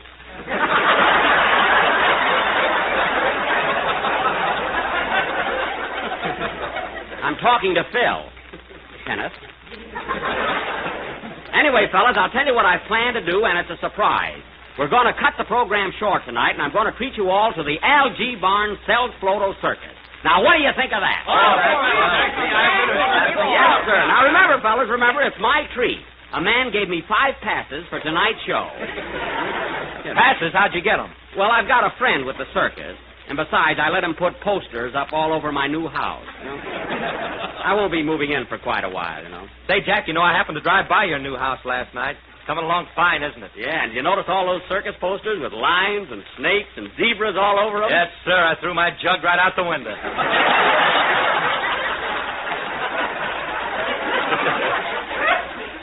Oh, you did, huh? Well, tonight you're invited to see the real thing. We'll have a lot of fun, too. I'm terribly sorry, Jack. I'd love to go, but I got a blind date tonight. Oh, you and your blind date. Well, I guess you're stuck, Phil. How about going now, fellas? We'll just about make it. Oh, sir, I think you better hurry. Wait a minute. Come in. Well. Hiya, Buck. Well, hello, Andy. Say, you're just in time. We're all going to the circus, and I got a pass for you, too. You want to come along? Sure, Buck. I got an aunt with that show. She's the bearded lady. Your aunt? How did she happen to become a bearded lady? Oh, she just got tired of shaving one day.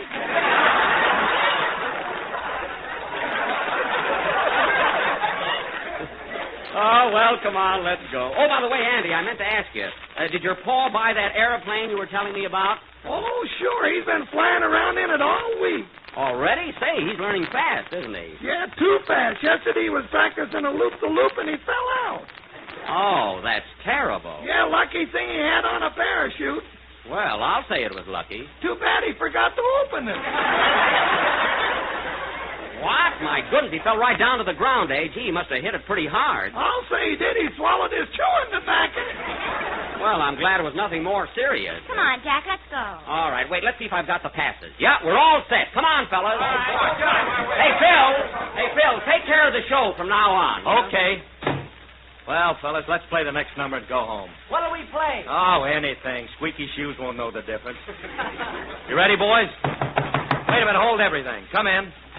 Mr. Harris? Yes. Have you got a blind date tonight? Yes, I have. Well, don't keep Mama out late. Goodbye.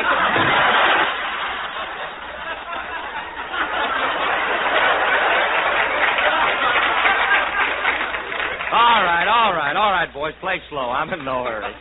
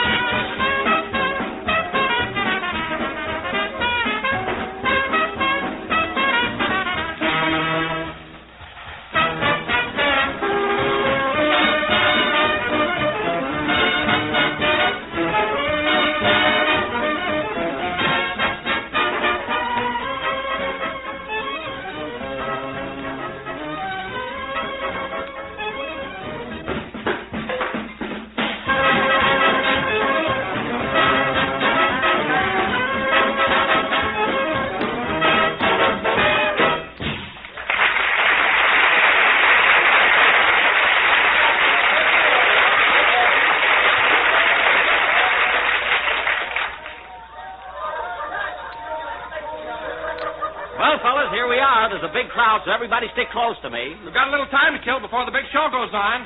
Well, what do we do first? I want to see the elephant. I want to get my girl's name tattooed on my chest. What's her name, Kenny? Genevieve Karstenborg and Pepper.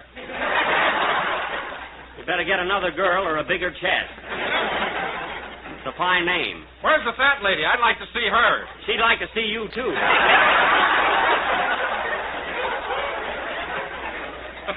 Hey, she'd go for you. Oh, Jack. What? Look at the India rubber man over there. Oh, yes. Hey, that is the India rubber man. He must have a cold. A cold? Why? He just tied his nose in a knot.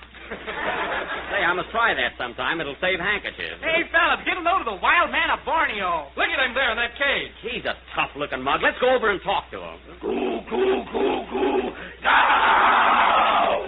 Oh, boy, he is ferocious. Hello, wild man. Tell me, what makes you so wild? It's town hall tonight.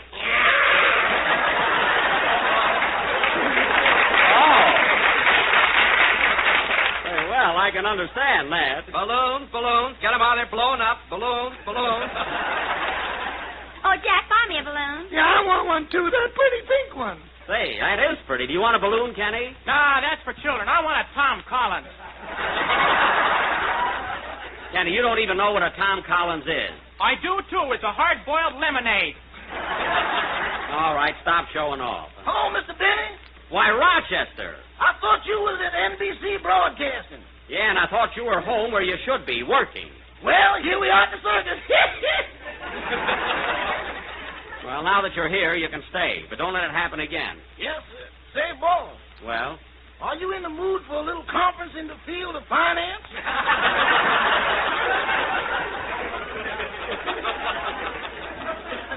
Oh, so you're broke again, eh? What happened to that $5 I gave you last night? The what? I gave you $5 last night. Now, what did you do with it? I sent that out to fight the recession. Now, tell me the truth, Rochester. What did you do with that money? I went to the barber shop. Now, that's ridiculous. How could you spend $5 in a barber shop? The barber threw a 7. Well, here's $1. That's all you're going to get. Now, run along. Thanks, boss. Here I come, Josephine. That boy can't hold on to a dime. See, I'm hungry. I'm going over and get a hot dog. Yeah, me too. I could go for one myself. Hot dogs. Get your hot dogs here. Get them while they're red hot. Hey, I thought you were selling balloons. Will you take the hot dogs?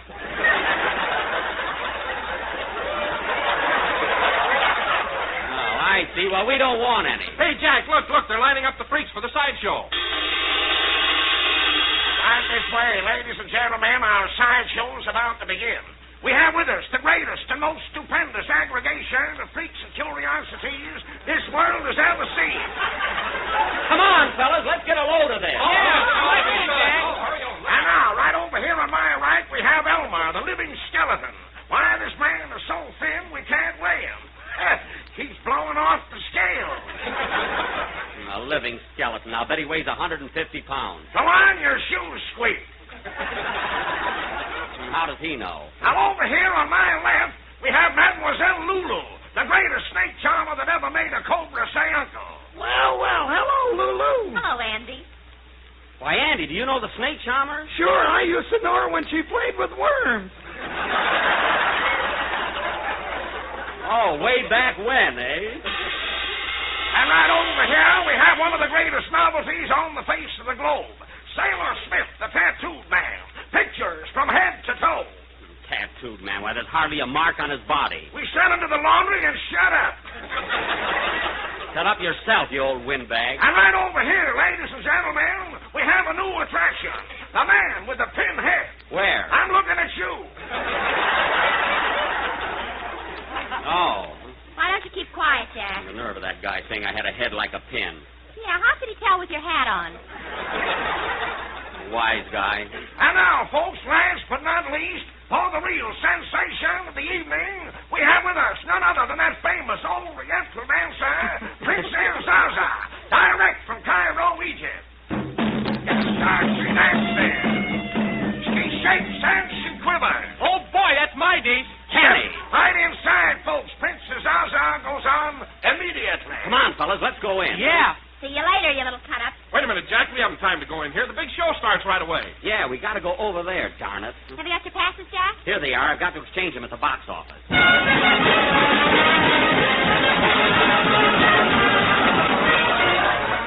Well, here we are, fellas. Yes, sir. How many? I'd like to exchange these for tickets. I've got 5 passes. Here you are. Listen, buddy, these passes are good, all right, but not for tonight. These are for the matinee.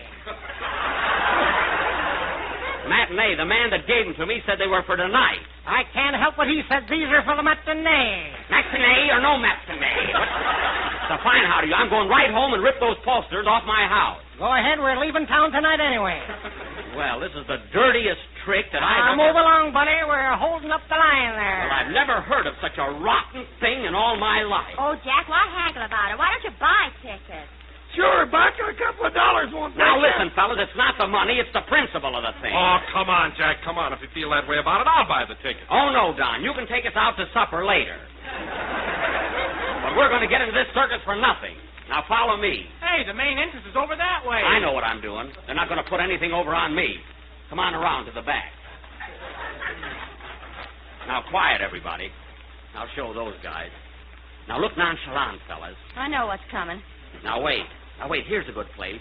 Lift the tent, Kenny, and we'll all crawl under. Oh, gee whiz. Jack, we don't want to do anything. Oh, don't be afraid. Now, come on. Now, listen, fellas. Mary, Kenny, and I will go in first. And, Don, you and Andy can watch until I give you the signal to come in. Now, come on. Follow me under the tent. Woo! Kenny, don't push.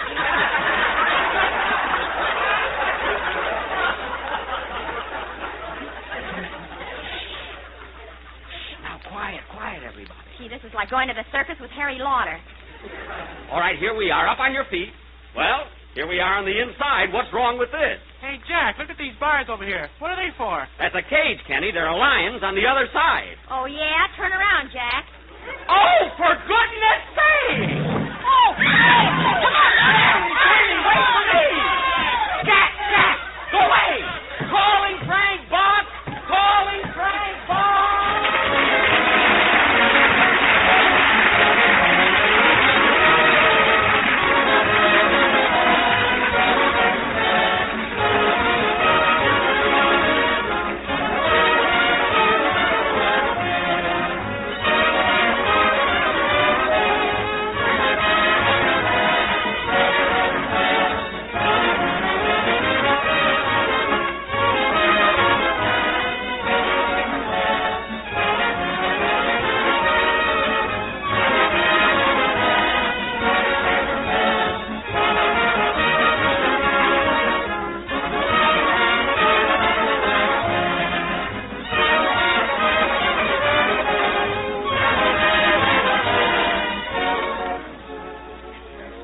Something new to eat, and here it is, and you'll all want to try it.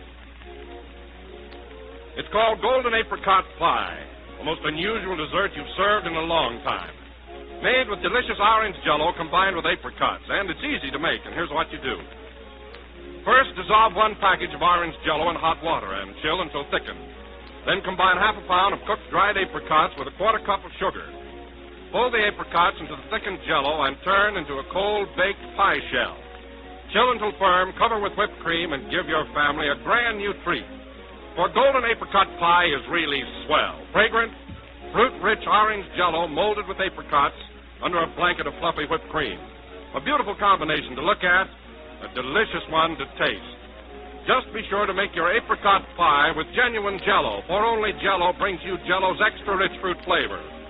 So try this delicious new pie for dessert. Order jello from your grocer tomorrow.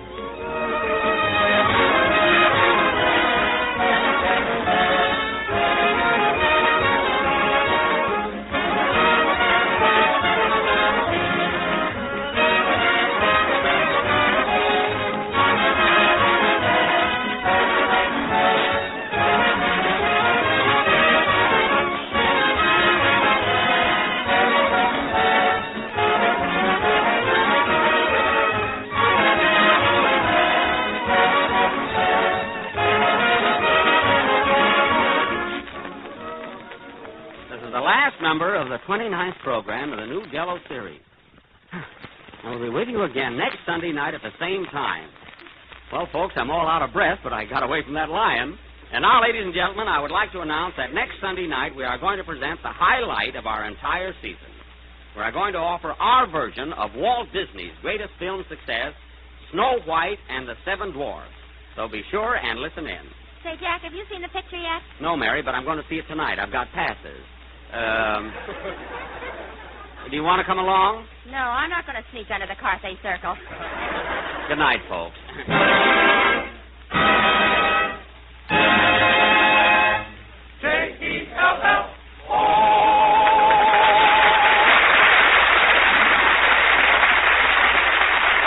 Here's an important announcement. Starting this week, Robert L. Ripley's Believe It or Not program will be heard Tuesday night instead of Saturday over most of these same stations. Be sure to see your local newspaper for the new time. Daylight savings begins in some parts of the country next Sunday.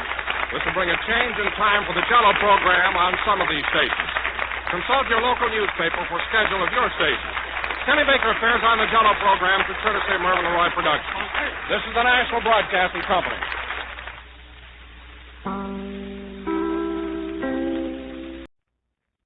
From Hollywood, Colgate Tooth Powder for a breath that's sweet and teeth that sparkle presents The Mel Blanc Show.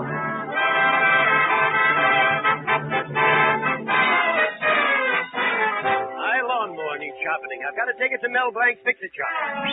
My percolator top is cracked. I've got to take it to Mel Blanc's Fix-It Shop. Oh, my stocking has a run in it. I've got to take it to Mel Blanc's Fix-It Shop. My wife's going to have a baby. I got to take her to to the hospital.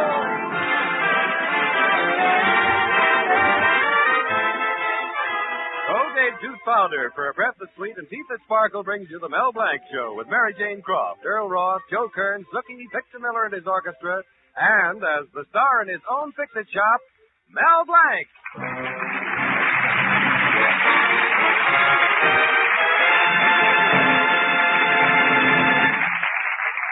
Now, let's pay a visit to the town where Mel Blanc lives.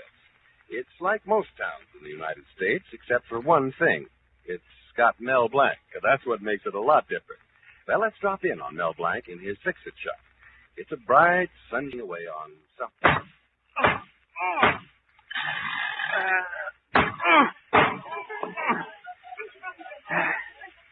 Well, I sure straightened out that safety pin. Let's see now, what else is there?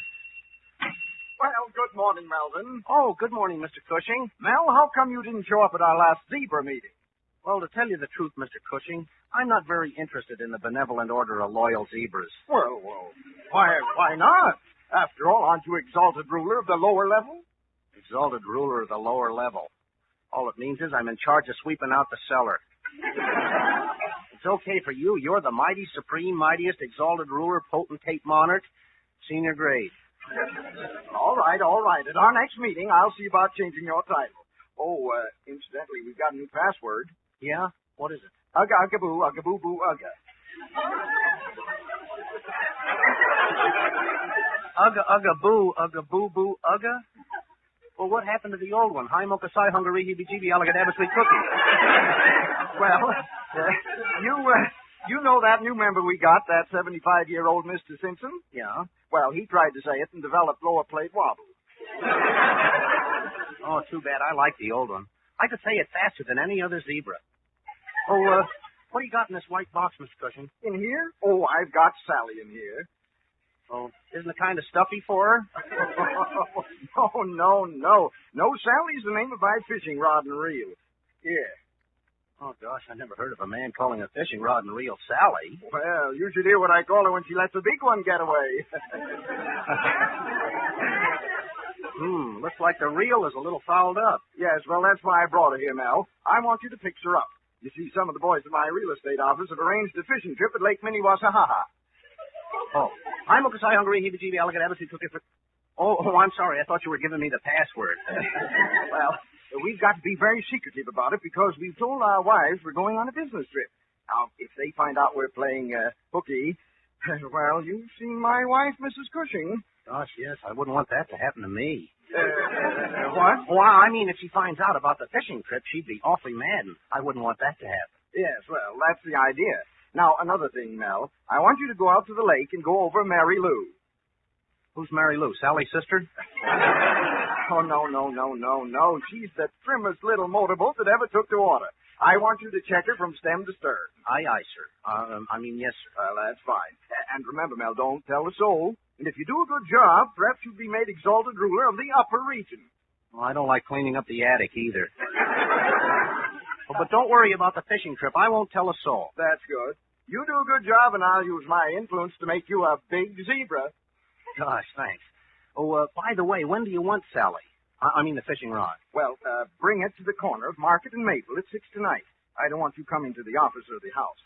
Okay, 6 with Sally, and after that over to the lake for Mary Lou. Sounds like I'm taking care of a girl sorority. Silly. By the way, Mel, here's a picture of the boat Mary Lou so you'll recognize her at the lake. Oh, fine, thanks. Well, so long, Melvin, my lad. Ugga-ugga-boo, ugga-boo-boo, ugga. Yeah, ugga-ugga-boo, ugga-boo-boo. Ugga. Ugga, I don't know. I still like Heimel because I hungry heebie-jeebie. I'll have a sweet cookie better. Ugga-ugga-boo. Hello, nephew. Oh, hello, Uncle. Say, where have you been? Oh, I was upstairs conducting my experiments on quantitative analysis with liquids. Oh, you were experimenting with water? Water? Brrr, what a horrible word. By the way, what were you discussing with that pompous real estate muckety-muck cushy? Oh, he's going on a fishing trip, and he doesn't want anyone to know about it. Imagine lying to your own wife. Despicable, my boy, but sometimes very necessary. I remember my I hope I wife... never have to lie to my girl, Betty. Hello, Mel. Oh, speak of the beautiful, and here she is. Hello, Betty. Mel, do you know what day this is?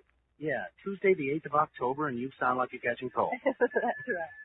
5 years ago today, you gave me my engagement ring. Gosh, it only seems like 5 years. Remember how all the girls turned green with envy? Yeah, now the ring is the same color. Well, anyway, darling, I want you to come over for dinner tonight. We'll make it kind of special. Special?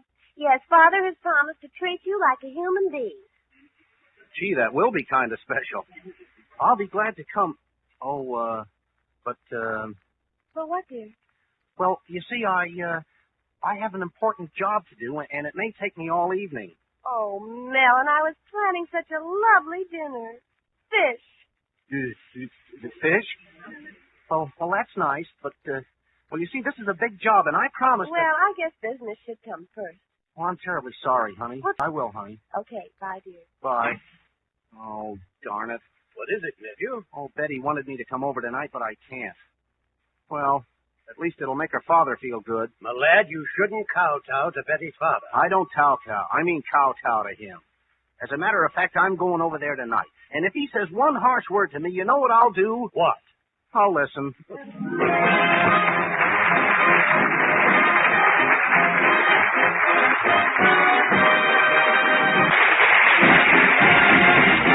Use Colgate tooth powder, keep smiling just right. Use it each morning and use it each night. Don't take a chance with your romance. Use Colgate tooth powder. How often it happens, you meet a man and you think he's a nice fellow, but what? Well, you hate to say it, but it's that little breath of trouble. I mean, unpleasing breath. And the chances are this chap doesn't dream that a breath of trouble is tagging him, making him unpopular, hindering him in business, spoiling his fun. Without suspecting it, you may be the victim of unpleasing breath. So be on your guard against it. Just do this. Brush your teeth night and morning and before every date with Colgate tooth powder. For Colgate tooth powder cleans your breath as it cleans your teeth. Yes, scientific tests have definitely proved that in 7 cases out of 10, Colgate tooth powder instantly stops unpleasing breath that originates in the mouth. What's more, no dentifrice at any price cleans your teeth more quickly and thoroughly than Colgate tooth powder. Remember to buy it first thing. And remember the name Colgate tooth powder with the accent on powder. Don't take a chance with your romance. Use Colgate tooth powder. Well, Betty is disappointed that Mel can't have dinner with her on their 5th engagement anniversary. What Betty doesn't know is that she's playing second fiddle to a rod and reel Mel is secretly fixing for Mr. Cushing. Right now, Mel has dropped in for a few minutes at Betty's house. Hello, Betty. I thought I'd drop in for a minute. Oh, that's wonderful, Mel. Daddy Mel's here.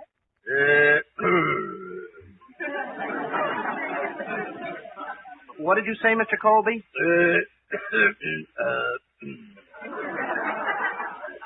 Yeah, it is a nice day, isn't it? You know, Mel, Father was looking forward to this evening. He even promised to go to the movies with us. Gee, that would have been swell. We could have stopped by for a soda and walked home in the moonlight, sat on the porch and held hands. I didn't promise anything like that. Oh, I mean Betty and me. You know I gave up a date at the bowling alley for this anniversary. Oh, I'm sorry, Mr. Colby. I know you spend at least one night a week in the alley. What? The bowling alley. Daddy, stop making Mel nervous. Honey, tell me about this big job you've got tonight. Oh, the job? Yeah. Well, I have a date to meet, Willie Johnson, a table. Well, why should it take all evening to fix a card table? Well, after I fix it, we might have to play a few games to see if the table works. So, what are you talking about? Now, Daddy, let's not cross-examine Mel. Here, honey, here's some chocolate cookies I baked. Your favorite, all wrapped up for you. Gosh, thanks, Betty. Well, now I'd better go. Good night, Mr. Colby.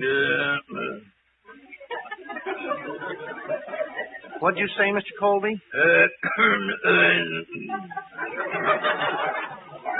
Yeah, it is a nice day, isn't it? Well, goodbye, Betty. Goodbye, dear. Betty, come here.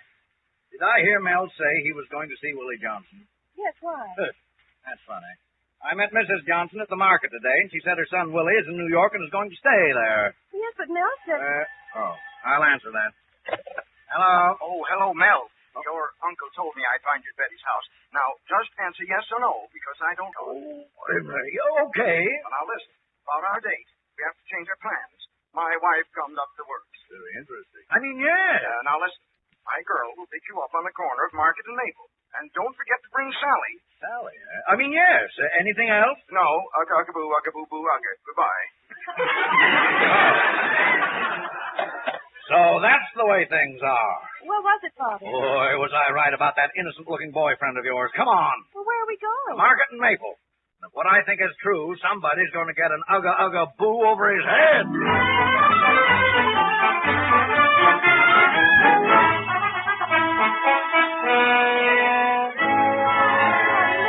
Mel over there all alone. Huh? Oh, this is silly. Well, maybe it is. But we'll sit right here and see who he's waiting for. I don't think it will be Willie Johnson. I wonder what's keeping Mr. Cushing. These cookies are good. Gosh, when it comes to sweet stuff, there's only one girl in the world for me. Oh, yoo-hoo! Yoo-hoo! Are you, yoo-hooing me? Yes, come on over here and don't be so bashful. Well, look, I'm waiting for someone. Oh, come now. Come on over to the car. Well, yeah, but... That's better. Have a cookie? I'm Grace, Mr. Cushing's secretary. Oh, and I thought... Well, I'm not that kind of a girl. That's good. I'm not that kind of a boy. Mr. Cushing dropped by at the office, so I'm here to pick up his favorite fishing rod, Sally. Is it ready? Sure. Here you are. Oh, yes. And, about that job on the boat, that can wait till tomorrow morning. Say, that's great. Look, will you do me a favor? Drop me off at my girl's house? Of course. Get in. Good. I thought I wouldn't be able to see her tonight. Now maybe I can. Daddy, did you see that Mel and that girl? Willie Johnson's getting better looking every day. Meeting girls on the corner. Anniversary, too. Why, that fox. You mean Wolf? No fox. They work faster. Bullard, I'm going to break every bone in that boy's body. Oh? Oh, now what are you sniffling about? I want you to do it. But I love those bones so much. Oh,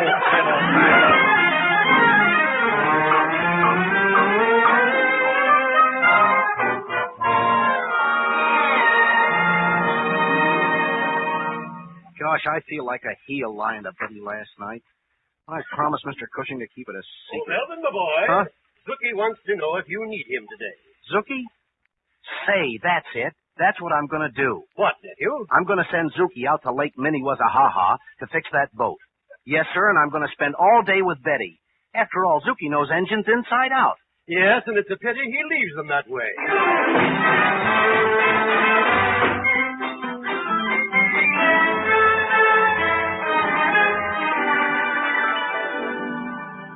Oh, it's nice working out here on the lake. In the shade of the old apple, it's in the shade of the old apple, tails for two. Hey, I like being on a boat. Yeah, I like the water. This is sailing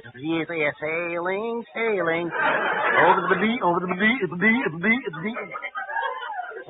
sailing over the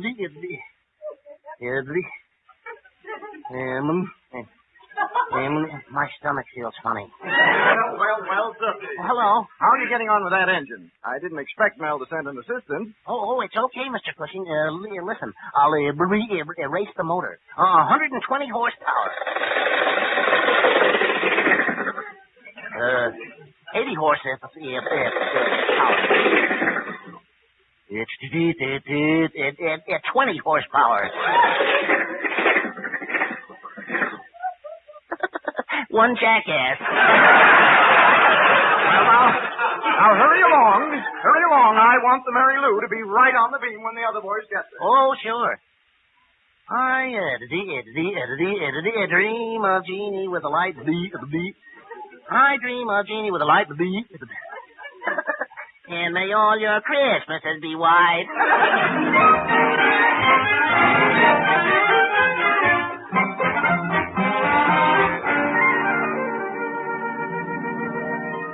Mel left the shop looking for you this morning, Betty.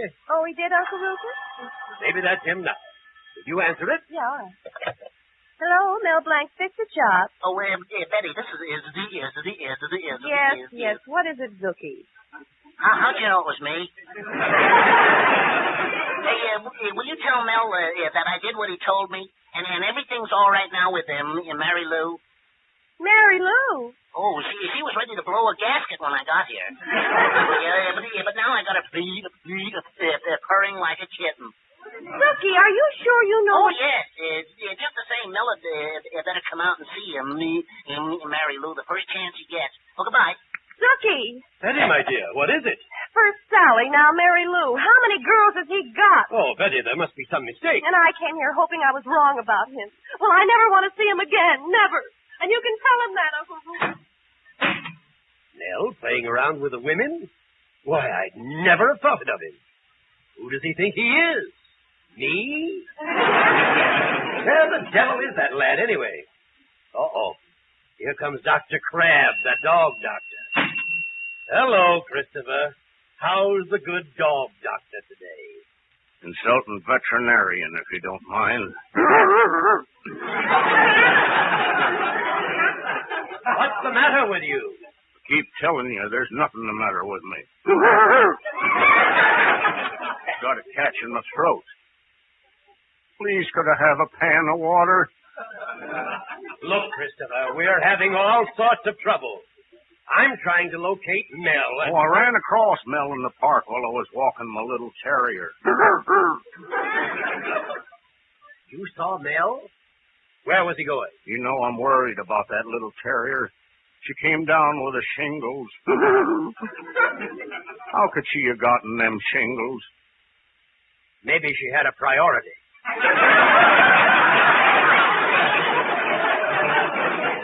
That is not a joke. Oh, see Mel fix that leash for me. How'd he do it? Oh, he just used a piece of tin. What? Tin. Like in Rin Tin Tin. Oh, Rin Tin Tin. Oh, goodbye.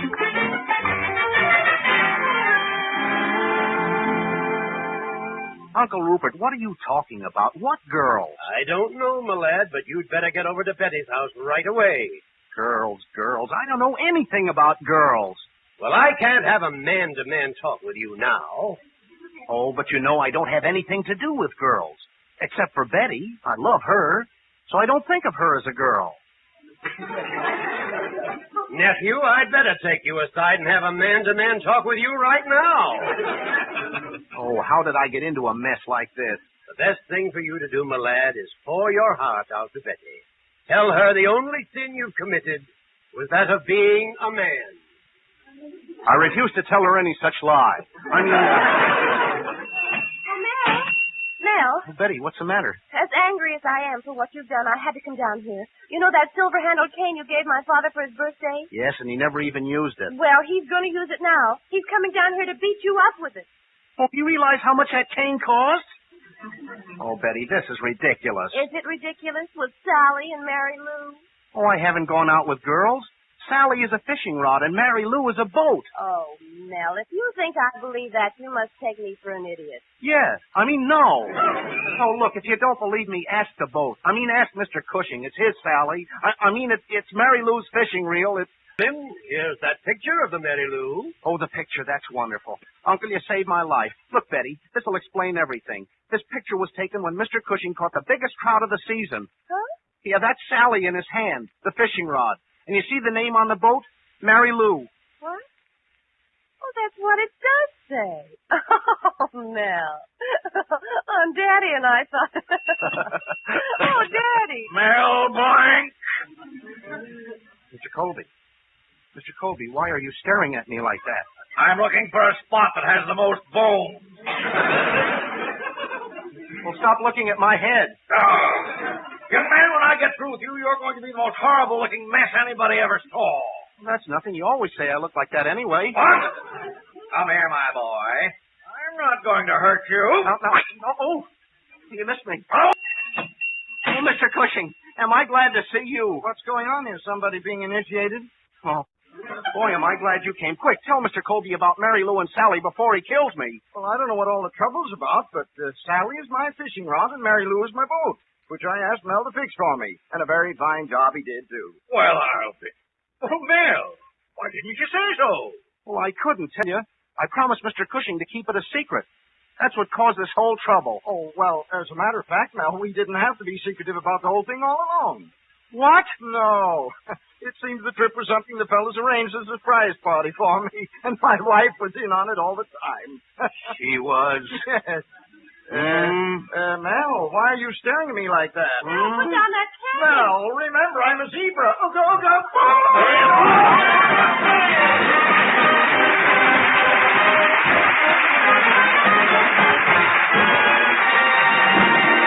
We'll be back in a minute for a Zookieism. What? You never heard of a Zookieism? Well, hang around. Use Colgate tooth powder. Keep smiling just right. Use it each morning and use it each night. Don't take a chance with your romance. Use Colgate tooth powder. Look, let's face the facts. A little breath of trouble, unpleasing breath, is no respecter of persons. Girl or woman, man or boy, teamster or tycoon, debutante or duchess. All are possible victims of unpleasing breath. Why, even you, though you don't suspect it, may risk your happiness, ruin your romance, even jeopardize your job because of unpleasing breath. So isn't it best to be on your guard, to watch out for that little breath of trouble? My advice is do this. Brush your teeth night and morning and before every date with Colgate tooth powder. For Colgate tooth powder cleans your breath as it cleans your teeth. Yes, scientific tests have definitely proved that in 7 cases out of 10, Colgate tooth powder instantly stops unpleasing breath that originates in the mouth. What's more, no dentifrice at any price cleans your teeth more quickly and thoroughly than Colgate tooth powder. Remember to buy it first thing. Remember the name Colgate tooth powder with the accent on powder. Don't take a chance with your romance. Use Colgate tooth powder. Well, we had quite a time when I tried to pull the wool over Betty's eyes. I hope it served as a lesson to you, Zuki. Yes, Zuki. Every experience has a moral. Just what did you learn? Well, I learned that you should always speak the truth. You should always speak the honest truth. You should always speak the truth. Silence is golden. This is Bud Houston reminding you that Colgate tooth powder for a breath that's sweet and teeth that sparkle brings you the Mel Blanc Show every Tuesday at this time. Be sure to join us again next Tuesday night for more fun with Mel and the people you'll meet in Mel Blanc's Fix-It Shop. Say hello to Halo Shampoo for naturally bright and beautiful hair. Remember, even finest soaps and soap shampoos hide the natural luster of your hair with dulling soap film. But Halo Shampoo contains no soap, therefore leaves no dulling soap film. Even in hardest water, Halo makes oceans of rich, fragrant lather, quickly banishes loose dandruff and dirt. Halo needs no lemon or vinegar rinse. Say hello to Halo and goodbye to dulling soap film. Get Halo Shampoo at any cosmetic counter.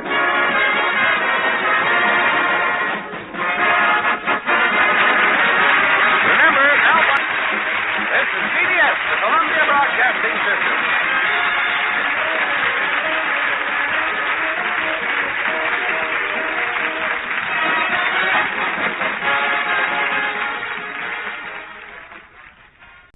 This is ChestertonRadio.com. The Chevrolet program starring Jack.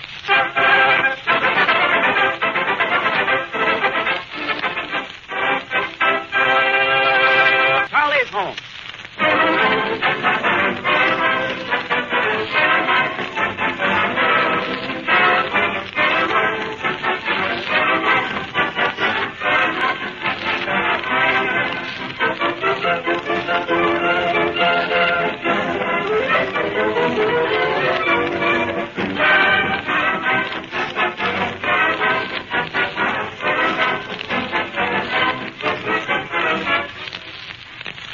Throughout the United States, a series of big, colorful posters are going up on the billboards, reading, "Every minute someone buys a new Chevrolet." Watch for these new signs, my friends, and bear in mind when you see them, they're signs of better times. They're signs of bigger business for the world's largest builder of motor cars. Also, they're sure signs that the one best buy in the low-price field must be Chevrolet. America certainly wouldn't buy Chevrolets at the astonishing rate of one every minute unless Chevrolet were the one actually what it is. The only car in its field with a Fisher body. The only one with Fisher no-draft ventilation, with a cushion-balanced engine mounting, with a time-proved six-cylinder power plant, a starterator, an octane selector, and no other full-size car in the world is so economical on gas and oil and upkeep, or so dependable. In view of all these things, do you wonder why every minute someone buys a new Chevrolet?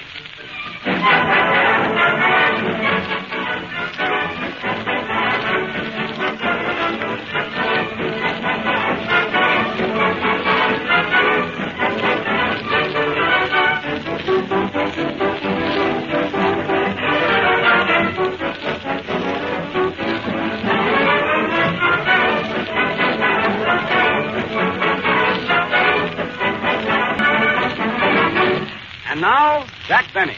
Hello, some more. This is your New York correspondent, Jack Benny, the Earth Galloper, coming to you with all the late news reports through the courtesy of the Weekly Watch. The news that brings out all the dirt. Okay, Frank, let's go. Thank you. Chicago, Illinois. World's Fair gets off to a good start with many notables arriving daily to represent their respective countries. Sam Insull will represent Greece. Jimmy Walker will represent France. And Black's Orchestra will represent Russia. And Harry Lauder, C.O.D. Jack, another wire just came. All right, what is it, Mary? Quick. World's Fair, Chicago. Molly and Dietrich just arrived representing Pennsylvania. Mary, go away, will you, please? Bombay, India. More Gandhi news. Mahatma Gandhi finishes 21-day fast and is now wearing a cigar band.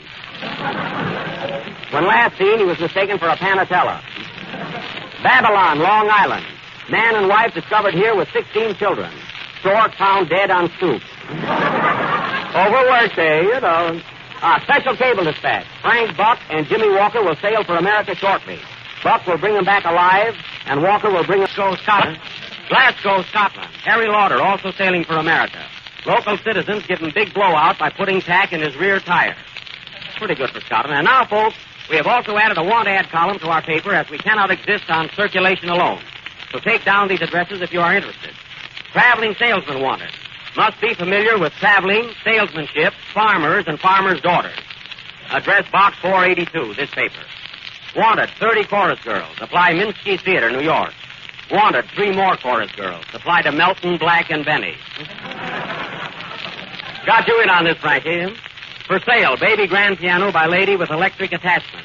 What's that? Girls wanted to knit sweaters for Katz, Broomberg, and Riley. The boys must be cold.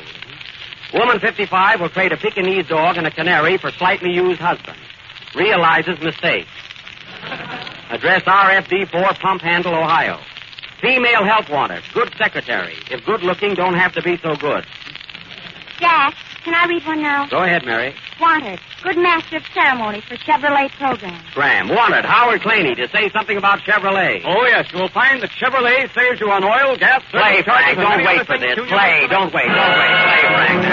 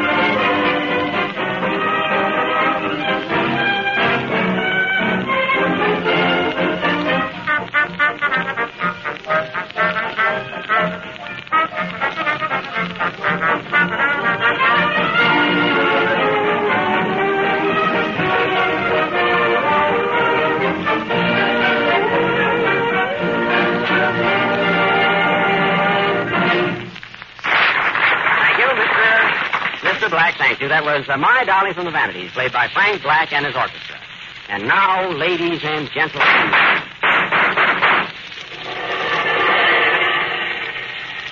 we continue with our penthouse murder that was started last Friday.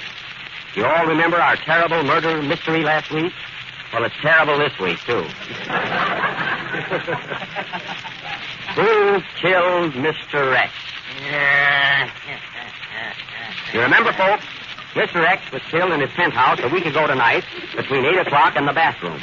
And the only clue found was a hot dog running away from a stand in Coney Island. You may also remember that during the trial we were unable to place the guilt where it belonged. Garbo had to go home, Mae West had a date, and the other prisoners were not interested. So it still remains a horrible unsolved mystery. Who killed Mr. X? I said, who killed Mr. X? Oh, pardon me. Watch those cues. Huh? Now, what could have been the motive for this crime? Let us analyze it. Mr. X was the landlord of 3 apartment houses, so you see he had no enemies. He lost every cent in the market, his wife was pressing him for back alimony, and he had incurable rheumatism, so there was no reason for suicide. Now, what was it? How old was he, Jack? 95. Then he did not die of old age. Neither will you, Mary. What did he have to suffer the night of the crime? Liver. Then it couldn't have been a heart attack. No, Mary, it couldn't. A pipe was pulled out of his mouth, and he was examined carefully. What kind of a pipe? A gas pipe. Oh, well, a little gas never hurt anyone. I know. Well, anyway, folks, we've had 2 detectives working on this case. Detective Melton, you've been out on this case a week. Yes, sir. What have you found? I found a place where you can get a sandwich and a glass of beer for a nickel. Mary, take down the address, but that doesn't help solve the mystery. Detective Claney, what did you find? I find that every minute of the day someone buys a Chevrolet. Well, now we're getting someplace. After all, that's what we're here for. Did you find anything else, Claney? Yes, but the Chevrolet has the Fisher no-drop ventilation. That's great. Now all we have to find out is who killed Mr. X. Jack, why not put it in the hands of Sherlock Holmes, who understands crime? You're right, Mary. We'll get Sherlock Holmes, the man who sees all, knows all, and plays the fiddle. Hey, Jack. Jack, wait a minute. Yes, Jimmy? I hate to interrupt your mystery, but do you mind if I sing my song now? Oh, no, pardon me, Jimmy. Go right ahead. What are you going to sing? Franz Lehar's Prostituta Serenade. I know that, Jimmy. I just couldn't pronounce it. Play, Frank, please.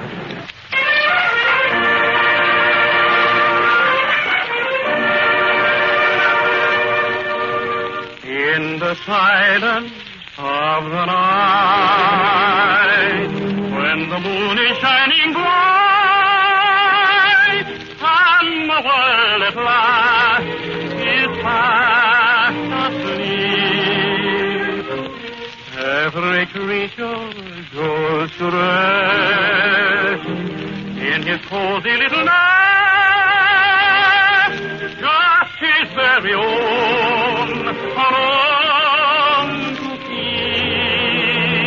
Done by James Melton.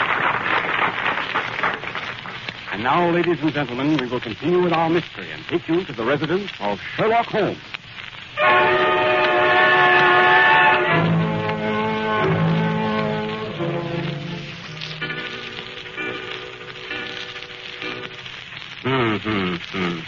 A 7:15. Only one more hour until 7:45. And just an hour ago, it was 6:15. What a strange world. Answer that, Mary. I'm not in. Hello? Hello? You want to speak to Sherlock Holmes? Yes, this is Sherlock Holmes, but Sherlock isn't home. He's working on a case right now. Yes, he's on his last bottle. What is it, Mary? It's about that penthouse murder of Mr. X. They want you to start working on it at once. Oh, yes. I was expecting that case. Tell him I'll take it. Hello? Mr. Holmes just came in and said he'll take the case. Tell Mr. X not to worry. Goodbye. Mary, call in Dr. Watson. We have work ahead of us. Mr. Sherlock, I hate to ask you this, but can I draw 5 shillings to payday? That's elementary, Mary. I get it, Sherlock. Sherlock to you. Call Dr. Watson. Dr. Watson, the boss wants you. Okay, I'm coming. Well, Sherlock, what's new? Watson, we have much work ahead of us. By the way, you've been eating herring. Is that right? Sure. But tell me, Sherlock, how did you know it? That's elementary, Watson. Besides, I can smell it. Sherlock, you're a genius. Watson, you're a lip boss. You know, Watson, you're really supposed to be an Englishman. Well, I say, Mr. Holmes, I'll try, you know. I like the other dialect better. All right. What do you want? Watson, we have a strange mystery to solve. Mr. X was killed in his penthouse, and we start working on the case today. All right, but before we start, why don't you eat something? You're always working. Now, I just made some nice homemade soup. What kind of soup? I made some chicken, vegetable, and noodle. Which do you want? Quick, Watson, the noodle. We leave, Watson. We leave for the Empire State Building in 10 minutes. The Empire State Building. Pack your bag and hand me my violin. I've got a lot of thinking to do. I must think.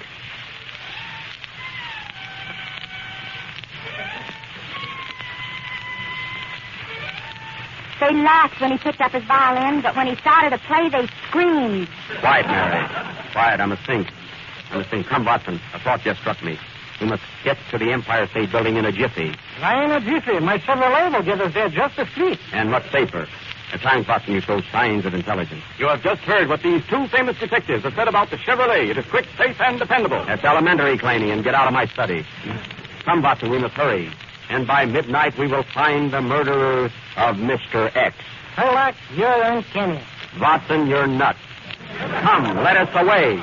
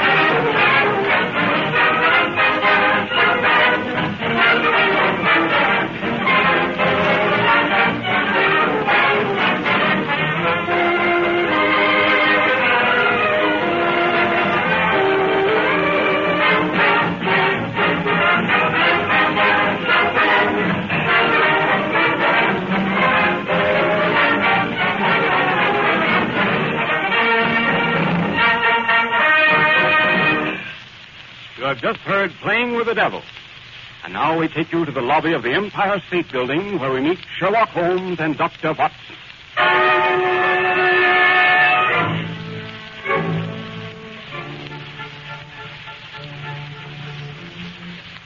Tell me, Sherlock, why did we come here to the Empire State Building?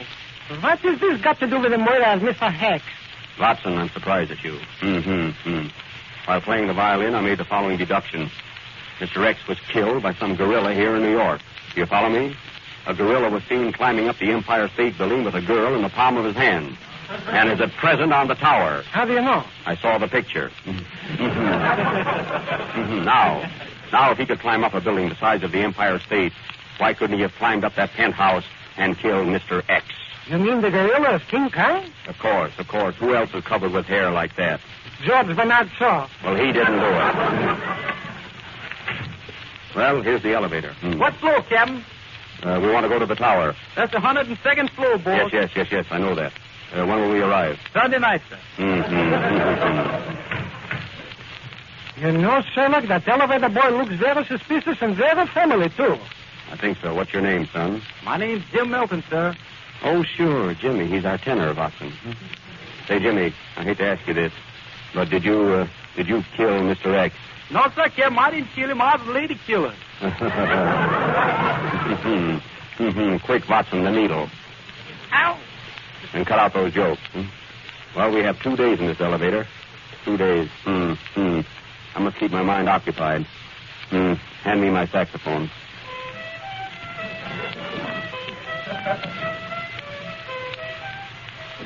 That was Stormy Weather, brought to you through the courtesy of the Chevrolet Motor Company. 102nd floor, all out. Sunday got here quick. Now be careful, Watson, and very quiet. Very quiet. Please follow me around the edge of the roof. We must use our wits and trap him. This fellow King Kong is the biggest creature you have ever seen. He eats elephants like you eat salami. With mustard? That's elementary, Watson. Come, follow me. What's that? The drummer just dropped the cymbal. Frank, keep the boys quiet, will you? Just a moment. Watson, don't move.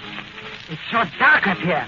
Why didn't we come up here in the daytime? Quiet. Go ahead. I'm right behind you. I'd sooner be behind you. Watson, look. Look carefully. Carefully. You see that figure standing there in the doorway? Yes. Look. Somebody is handing him some money. Oh, that's Al Smith. He runs this building and he's collecting the rent. Hello, Al! You're wrong again, Watson. What is that, Sherlock? That's King Kong. He's here, all right. Keep down, Watson. He mustn't see us. Be careful, Sherlock. I think he sees us. Grab him, Watson, and don't let him get away. Thank you. Look, he's got the girl right in the palm of his hand. It looks like Mary Livingstone. Wait. It is Mary.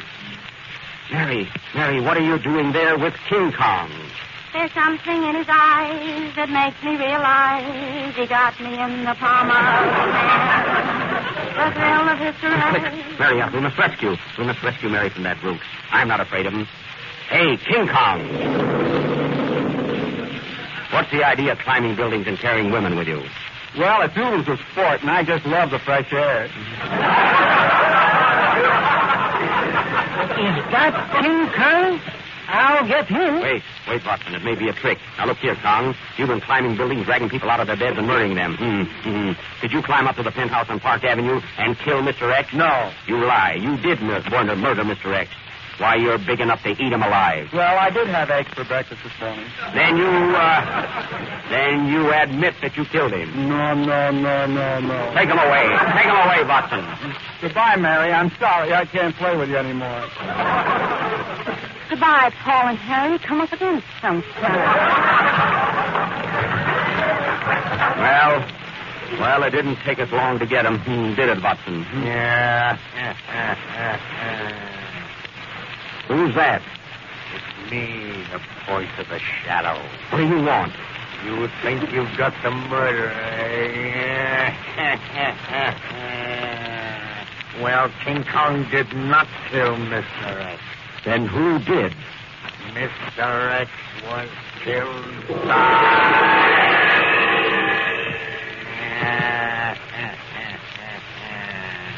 Ladies and gentlemen, this mystery will be continued next Friday night. But there's no mystery about the Chevrolet motor car. It's the best buy in America today and the nation's choice. Play, Frank.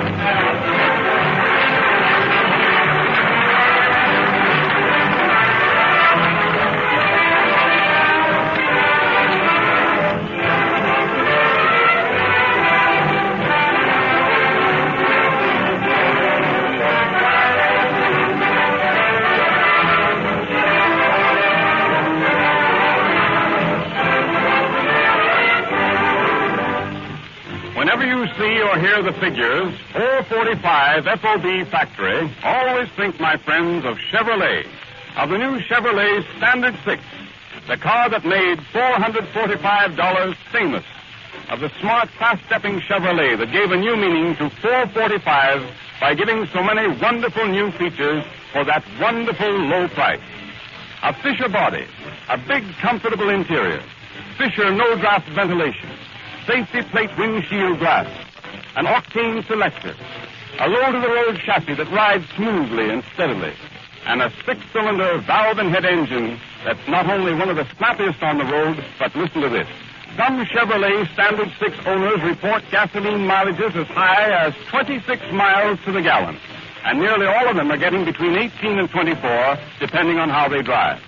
So if you have a minimum of money to spend on a new car and want that money to do you the most good, to bring you the most fun and the greatest savings in return, save with a new Chevrolet Standard 6, the big General Motors value that made $445 famous.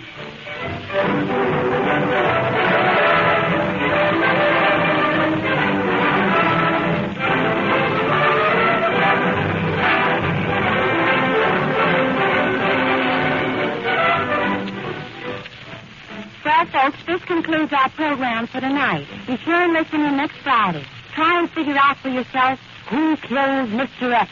Mary, hand me my violin. I must sing.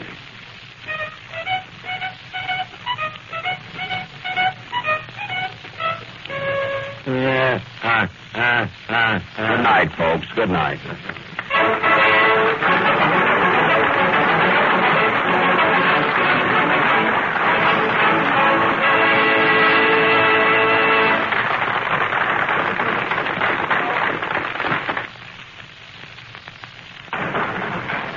the National Broadcasting Company.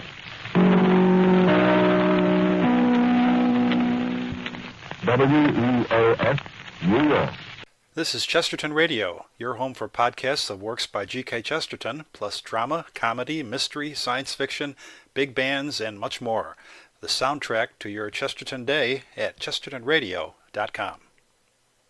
The Chevrolet program starring Jack Benny with Frank Black and his orchestra.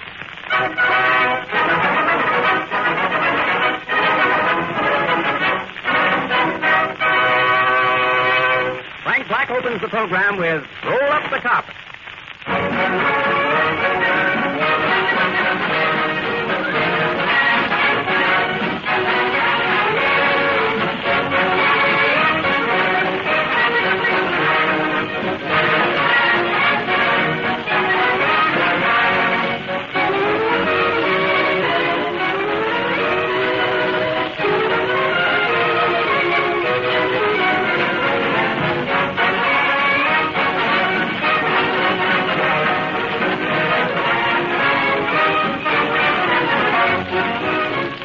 Last week, my friends, I directed your attention to that big, striking Chevrolet poster now on all the billboards. Every minute, someone buys a Chevrolet. Ladies and gentlemen, that statement is incorrect. Tonight, I take pleasure in informing you that since the Chevrolet poster was prepared, Chevrolet sales have shown such an increase that instead of every minute someone buys a Chevrolet, it should be every 40 seconds someone buys a Chevrolet. Now, that, mind you, is every 40 seconds, night and day. And here are the figures to back it up. During the month of May, Chevrolet dealers reported the sale of over 1,000 trucks. That's 17,500 better than May 1932. 11,800 better than April of this year. Naturally, Chevrolet is grateful to the American public for making such a record possible. A record which exceeds by 1,000 cars a day the May production of any builder of automobiles. And everybody knows why. Chevrolet is the only car giving Fisher body, no draft ventilation, fine performance, proved dependability, and unexcelled economy at prices as low as $445 FOB Flint. That's why, today, more than ever before, Chevrolet is the world's largest builder of automobiles.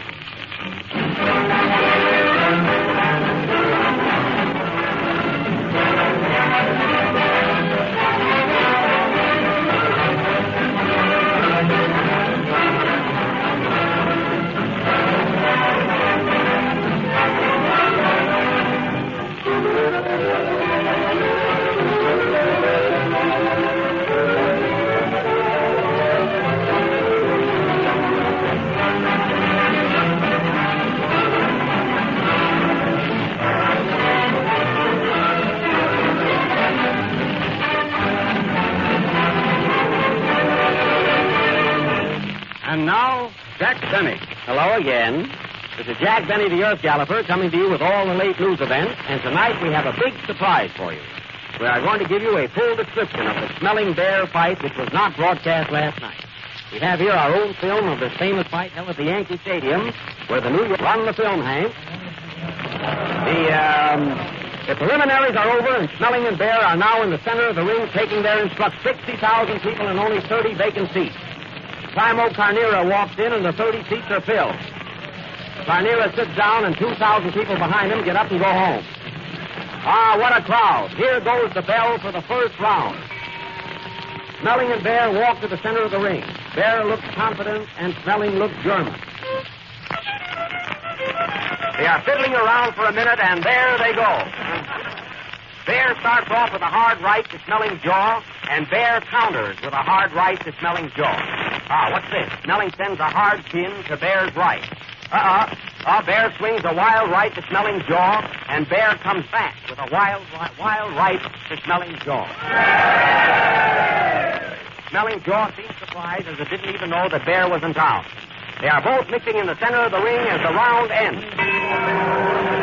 Smelling's round and Howard Claney. The Chevrolet motor car is the finest. Round two. Both men step to the center of the ring and exchange blows. What a crowd at the Yankee Stadium. Starkey is here sitting right over second base. Gene Tunney is also here sitting over first base. Bear sends a long left to Smelling, sending Starkey to third and Tunney to second. None out and Bear still at bat. What a game!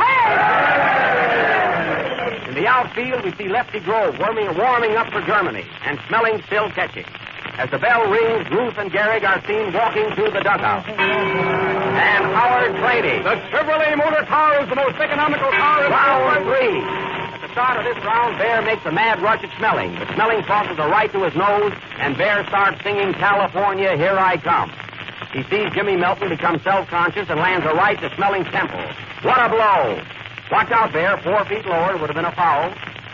Bear takes command again. He's much bigger than Moxie. What a mountain Bear is. Bear Mountain. Get it, folks? That was good. Smelling leads a right. What's that? What's that? Another fight breaks out at the ringside. Another fight. Who is it? They tell me it's between a taxi driver and a tailor. Well, folks, now we have a doubleheader at the good old Yankee Stadium. The tailor lands a right to the taxi driver's jaw. Smelling blocks it and crosses a left to Bear's chin. Bear sends a wicked right to the tailor, and the tailor sends a wicked note to his lawyer for a triple play. Lawyer to Smelling to Bear. What's this? Bear sends a dozen assorted rights to Smelling's jaw while we weren't looking. He sends another right to his head, a right to the heart, and a right to the liver. As there are no more places for Bear's right, he rings the bell, ending the 3rd round. Now, the next 6 rounds were nip and tuck. Bear nipped and Smelling tucked. And as there was nothing outstanding in these 6 rounds, I'll tell you a story. Once upon a time, there were 3 little bears. Mama Bear, Papa Bear, and Maxie Bear. They all lived in the woods. So one day, Poppy Bear said to Maxie Bear, "Round 10. Bear opens this round with a right to Smelling's ear and a left to the jaw. Smelling counters with a nasty look. Bear resents this and starts fouling. The referee warns Bear, Bear warns Smelling, Smelling warns Sharky, and Sharky leaves the stadium. Bear is now mad and sends another right to Smelling's jaw and a left to the head. They are now mixing it. Right, left, right, left, right, left. Company, halt. What a parade. Bear looks at his watch, remembers he has a date, and there he goes, forcing Smelling to the rope. What a chance for a cigar program. He sends 2 rights and a left to Smelling's head, and Smelling goes down for the count of 9. 1, 2, 3, 4. Oh, small and handsome, why don't you get up? 6, 7, 8. Are you hurt, Smelling? 9. He gets up at the count of 9.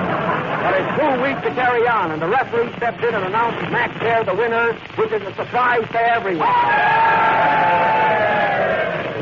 Now Frank Black, who bet on Smelling, will try and play Somebody Stole Gabriel's Horn. Play, Frank.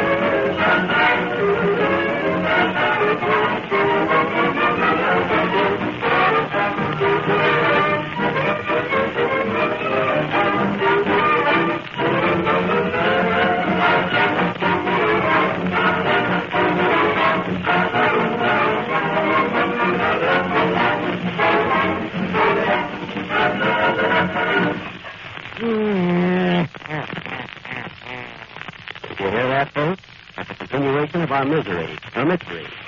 Who killed Mr. X? The great penthouse mystery.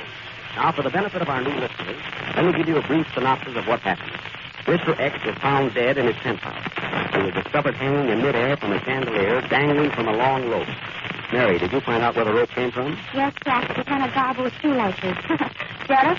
Oh, well, disregard that, huh? Now dim your lights, folks. Get ready for thrills, romance, adventure, and the boogeyman.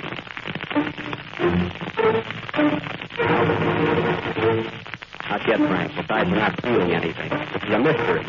Hey, Mr. Benny, when do we access the tape? One mystery at a time, please. Remember, folks, last week we put the tapes in the hands of Sherlock Holmes, but nothing happened.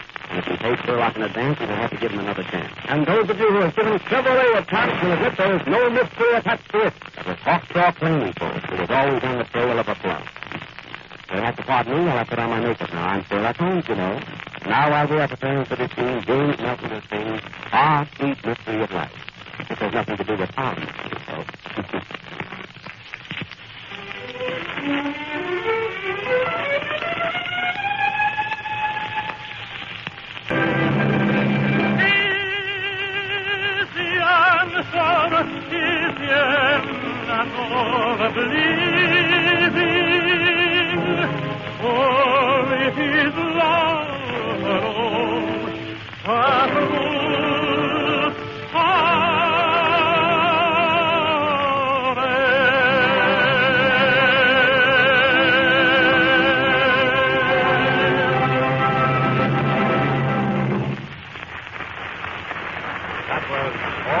Mystery of Life, sung by James Nelson. And now we take you again to the study of Sherlock Holmes, who is working out some new clues in hopes for a speedy arrest of the murderer of Mr. X. The home of Sherlock Holmes.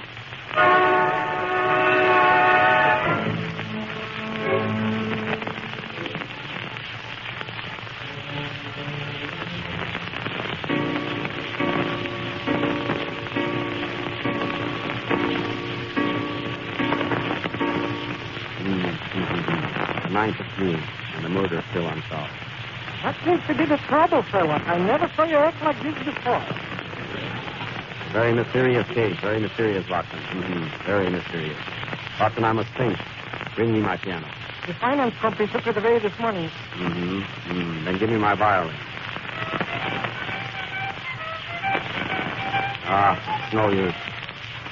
No use, Watson. I will never learn shuffle off the buffalo. Then why don't you try Rochester or Albany? Albany, fine. How does it go? Albany. Why not take Albany? Watson, an idea just struck me. You couldn't loan me $10, could you?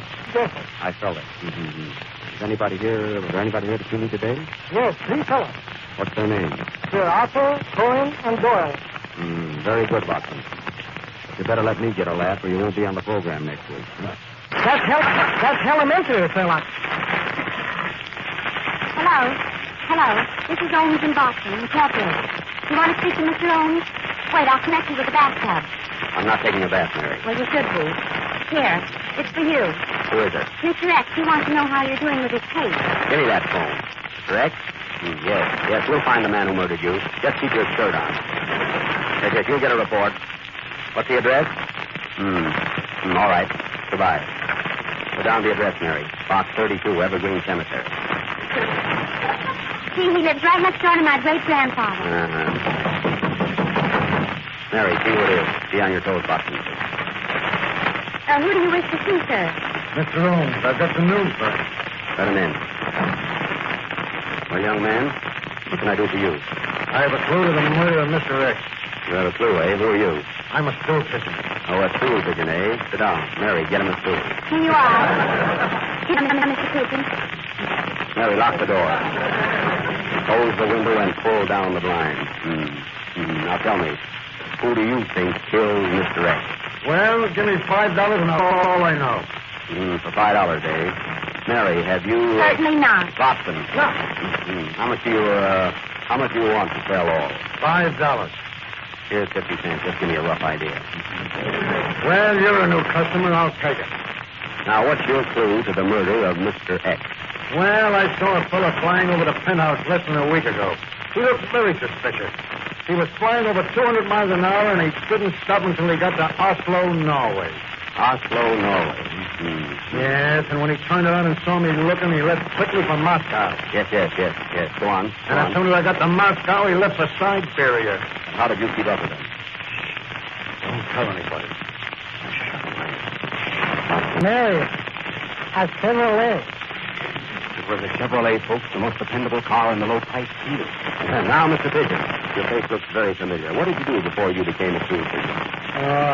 You... I thought so. Now, tell me one more thing. Did you get the name of this aviator? Yes. His name is Jimmy Mattern. Oh, Mattern, eh? Boston, put down that salami. Get me my airplane. There's no time to lose. We'll follow him to the ends of the world. But wait, Sherlock, how did you figure he could have killed Mr. Eggs by flying over the penthouse? Well, I'll tell you, Boston. All those aviators carry sandwiches. Now, he may have had a three-decker sandwich and dropped it. And that would kill anybody. Sherlock, you're a bear. Boston, you're smelling. Get the airplane.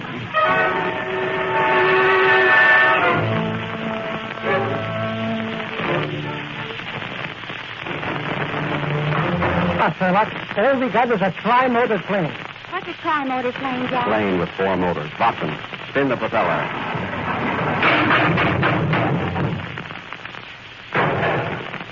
Boston, you've got her in great shape. What was that? The left wing fell off. Do we need it? Yes, I'll have to fix it. I've got a safety pin.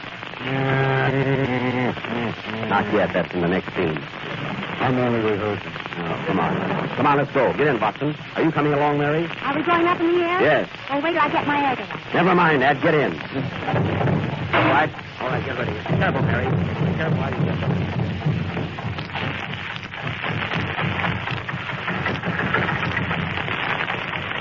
Happy landing!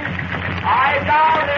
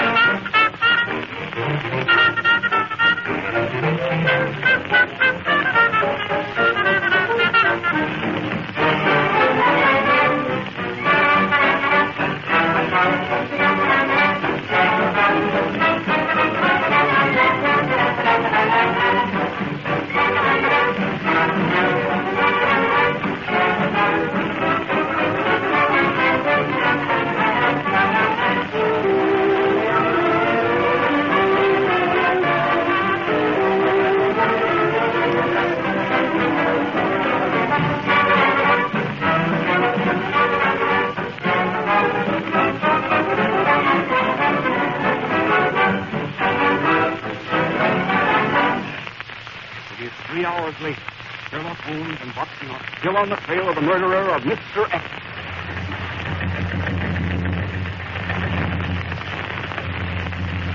How fast are we going, Martin? 600 miles an hour. 600 miles, and I'm only in second. We're certainly going fast. What country is this we're passing? England. What country? You're too late. France. Look, Sherlock, somebody left a tack lying on the ground. Tack nothing. It's the Eiffel Tower. Sherlock, you're a telephone. Hallelujah, you're a bum. Watson, I'm afraid we're running out of gas. Don't worry, I just put a quarter in the meter. Good work. Look, we're crossing the Russian border. So quick. Remember, this is a half-hour program. Look up. Look, there's another aeroplane. You're right, Sherlock. Maybe that's the man we want.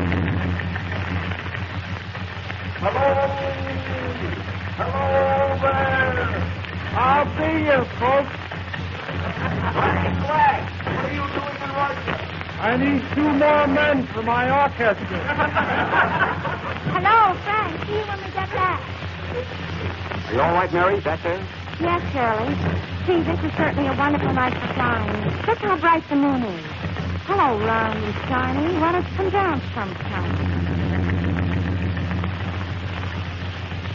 Fella, there's another plane ahead of us. What plane? That one straight in front of us. That's a mosquito on your nose. Oh, I was wondering why it bit me. Watson, put down that cloud. What are you doing with that cloud in your hand? The silver lining. Doc, isn't that another plane ahead of us? He's right, fella. Yes, sir. Do you see it? Yes. That might be our man, Jimmy Mattern. Now pull him along. Hello! Hello!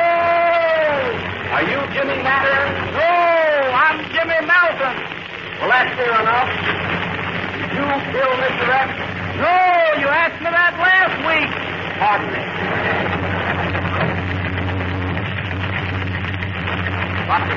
Watson is getting awfully foggy now. Yes, fella. Be careful.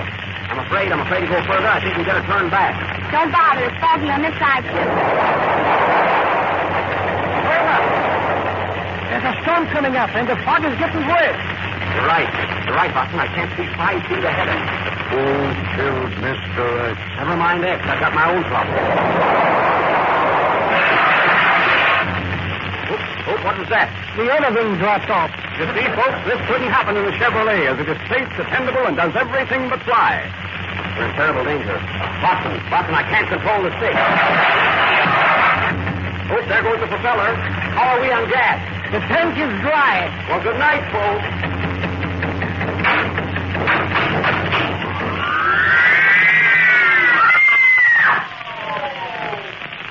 Next week, ladies and gentlemen, we will continue our mystery. Who killed Mr. X? And what happened to Holmes, Watson, and Mary? And Smelling. Right, Watson. Play, Frank.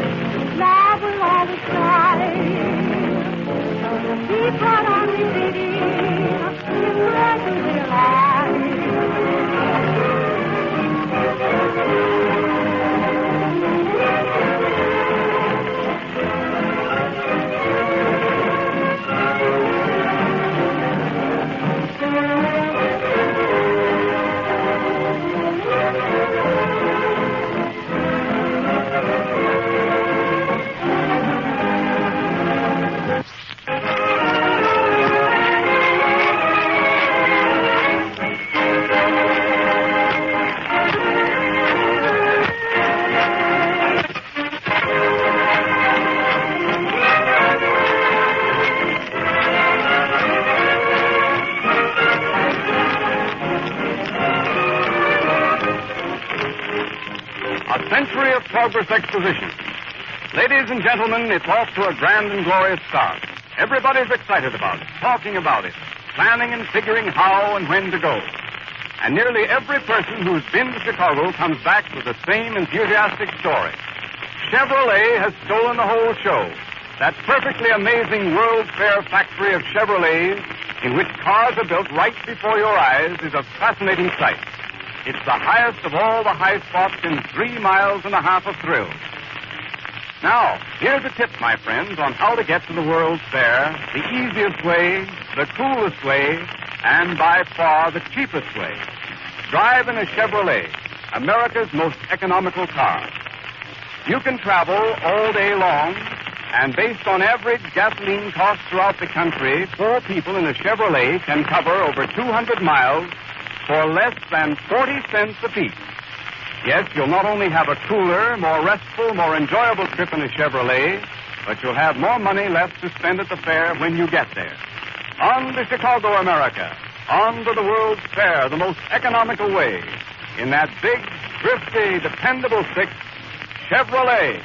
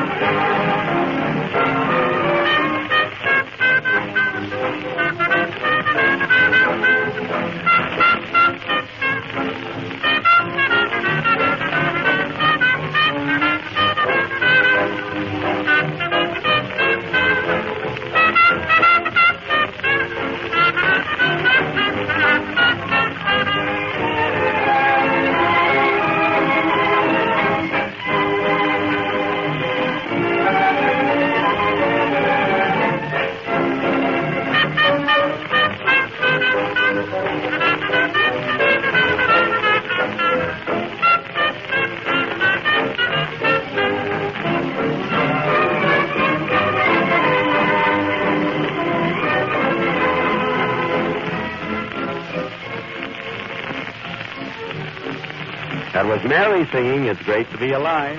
And don't forget to listen in next Friday, ladies and gentlemen, and follow our thrilling mystery, Who Killed Mr. X? Come on, Mary, I'll take you home now. I'm sorry, Jack. I have a date tonight. With whom? Oh, yeah? Well, he'll find out. Good night, folks. Come on, Shadow.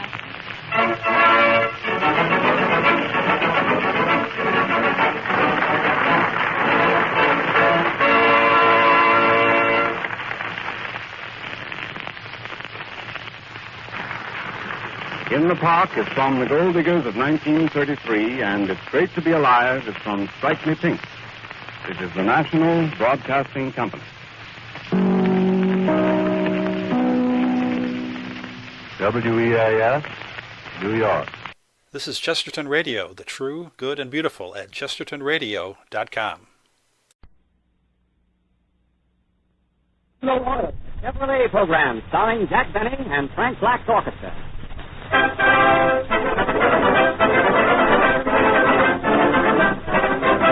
Black and his orchestra open the program with Tony's Wife.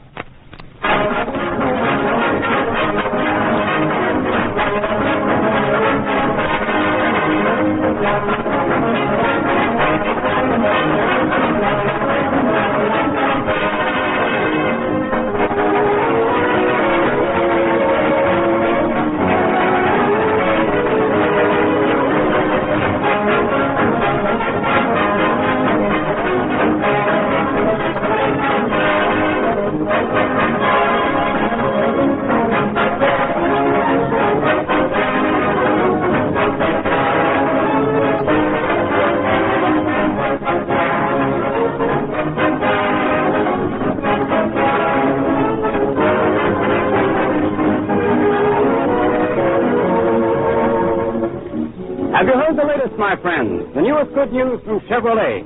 Well, talk about business being good. Just listen to this.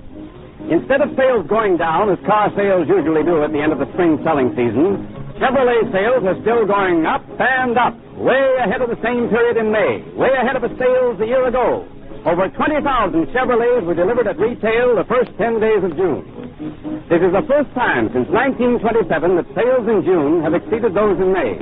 Every minute paid. Well, ladies and gentlemen, it's the same old story, isn't it?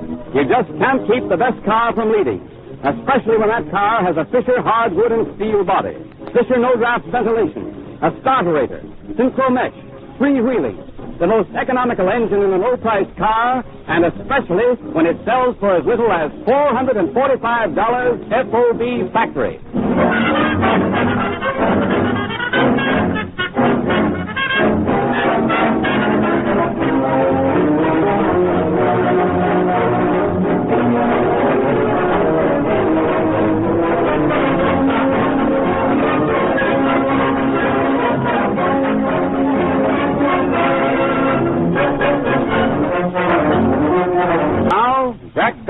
Hello again.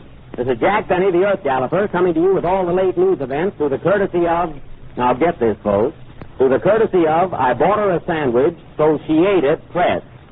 Boy, am I hot tonight. So She Ate It Press. Did you get that, Mary? Yes, and I'm going to get rid of it, too. I see. I don't know. I kind of liked it. So She Ate It Press. Get it, Milton? No, what is it? It's a joke. Oh, pardon me. Well, I'll start all over again, folks. Hello again. This is Jack Benny, the Earth Galloper, coming to you through the courtesy of the Daily Flip to Print. Here they are. Okay, let's go. A little late with the chord, but it's okay. Washington, D.C. President Roosevelt takes 2 weeks vacation, which will end June 30th. Vice President Garner's vacation will end in 1936. Paris, France. Russian prince weds 5 and 10 cent store heiress. To keep the money in the family, he buys the ring in her store. New York, New York. Jack Sharkey will fight Primo Carnera at Madison Square Bowl. When interviewed, Sharkey claimed he will not be able to hit high enough to foul Carnera.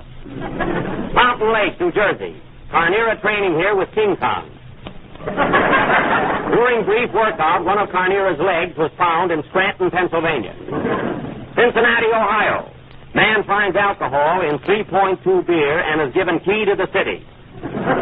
Highland, New Jersey. Nudist colony discovered here. During cold spell last week, nudists were seen wrapped in cellophane. Prosperity news, Detroit, Michigan. Big industries raise employees' wages 10%. When do I get a raise, Jack? When we're in Detroit, Mary. Hollywood, California. Roller skating fad hits Hollywood. Greta Garbo given ticket for parking her skates in front of a hydrant. London, England. Nations meet here to pay United States war debt. Poland acknowledges her debt in silver and sends us 4 dimes and a quarter. Finland sends us a fin. Belgium gives us 2 brass rings from a merry-go-round. And France gives us Chevalier. And Chevrolet gives you the biggest value for your money in the low-price field. But, Howard... But nothing. The Chevrolet has the Fisher no draft. I know that, Howard. I know and that. And every 40 seconds of the day, someone buys a Chevrolet. Play, boys, play. There's no use arguing with Howard.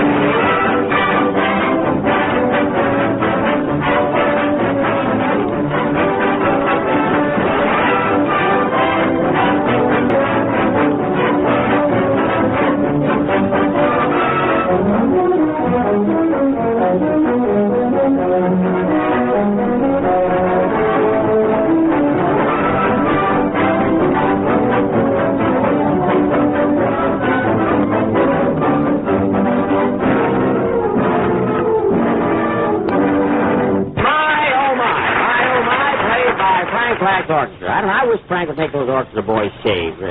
You know, folks, I never saw so many beards in one orchestra. No, really, I don't know how they get their saxophones in their mouths. I'm not kidding, huh? Jack. Yes, Mary? Look at these. Aren't they beautiful? Why, Mary, what are you doing with all those flowers? Well, it's my birthday today, Jack. Oh, yes. Yeah, I nearly forgot. Huh? And thanks for the card. Did you like the card I sent you, Mary? Yes, but my name isn't Easter. Well, I happen to have one left over, you know. Oh, that's all right. What are you giving me for a present? Well, let's see, Mary. How old are you today? 21. 21. I'll say I've got a great idea. It's too late to buy you something, but I'll give you $1 for each year. See, here it is. Now, 5, 10, 20, 21. Well, that's awfully nice of you, Jack. And, gee, are you lucky? Why? Well, if I told you my right age, you'd owe me $6 more. Mary, make believe you're 16 and give me back $5, will you? Well, folks, you can never tell a person's age. I don't know, a man is as old as he looks and a woman is as old as she likes. Well, congratulations, Mary. Thanks, Howard. Now, here are a couple of little remembrances. Gee, a ring and a book, thanks. What a pretty ring. But what's the book all about? Well, that's to keep up the payments on the ring. I gave him that joke, folks. You know, live and let live, you know. Mary, I want to congratulate you, too. I want to give you... Yes, Jimmy? My very best wishes. Well, anyway, Mary, you don't have to keep up the payments on that, you know. Yeah, I bet you got a lot of nice telegrams today, huh? Yes, and birthday cards, too. Do you want me to read some to you? Go ahead, you will anyway. Well, here's one I got from Howard. It says, Happy birthday, I must say. May many more come by your way. Because every minute of the day, someone buys a Chevrolet. Yes, that's a wonderful thought on Howard's part. I knew he'd get that in. Oh, here's another card, Jack. Another card? Read it, Mary. It says, Happy birthday to the sweetest and fairest girl in all the world. Who sent that? I did. You did? Yes, no one knows me like I do. Mary, this being your birthday, really, why don't you do something? I mean, now tell us something about your life. I mean, I think everybody here in the studio would like to know something. Yes? Well, I was born in Plainfield, New Jersey on a very dark day. Mm-hmm. At first, I didn't know what it was all about. Uh-huh. And before I knew what had happened, I was 5 years old. How time flies. Yes, now on my 5th birthday, I said to myself, Toots, Plainfield isn't big enough for you, so I went to Elizabeth. Elizabeth, New Jersey? No, my Aunt Elizabeth. Oh. But there was nothing there for me, so I went to Trenton. Oh, your Uncle Trenton? No, Trenton, New Jersey. Oh, well, I'm all mixed up. I don't know. At Trenton, things were kind of dull, so I came back to Plainfield and stayed there until I was 6. Uh-huh. And was I 6? In fact, the doctor told me I would never reach 7.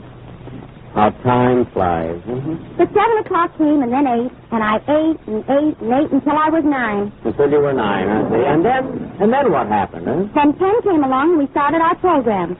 So here I am, and it's only 10:15. Oh, is that all, Mary? Yes, that's all. Applaud everybody. Very good.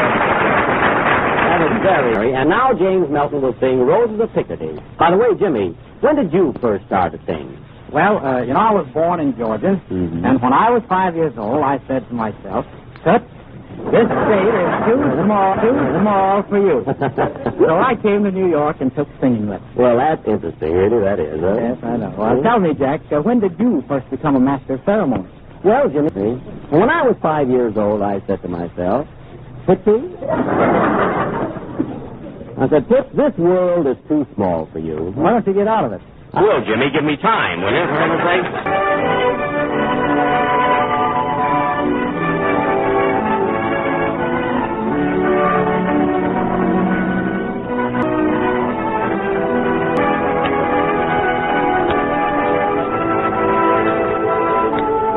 Under the roses we'll die with the summertime, and the autumn air.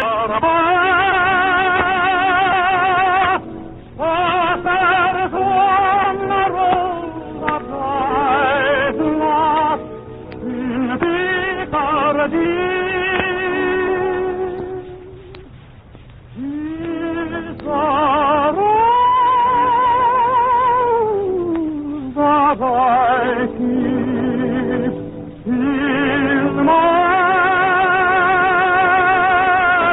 heart.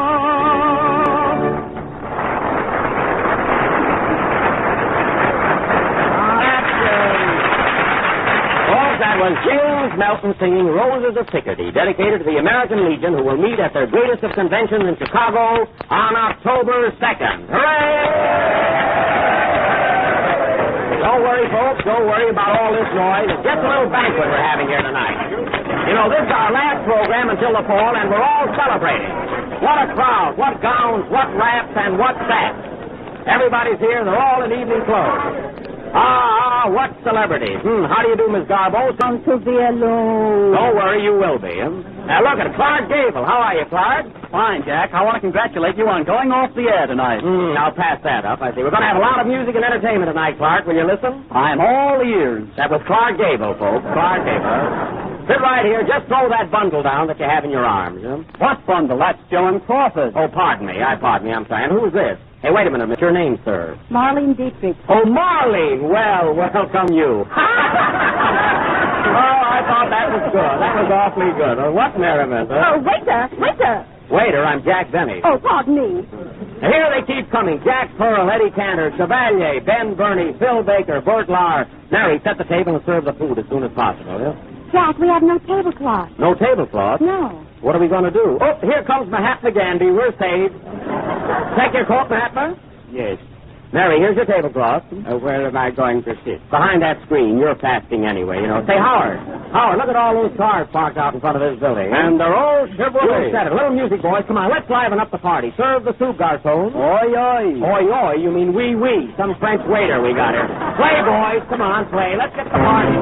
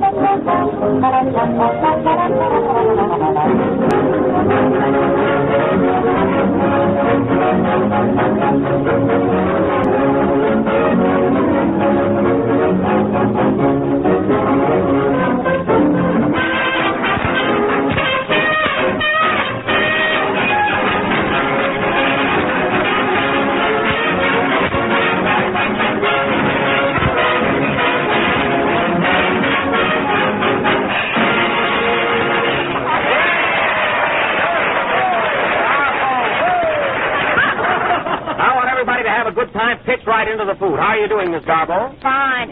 Thank you. Stay here. Well, that's a compliment, huh? What did you order, Mr. Chevalier? I ordered a steak a long time ago. Get it. How would you like your steak? Not today, not tomorrow, but right now. How about a song, Murray? Yeah, come on. Give us a come on, Chevy. Just one number. All right. Every bird has a date. Every pool has a net. In the park, in Paris, in the spring. Every bird, every fish seems to get his every wish. In the park, in Paris, in the spring.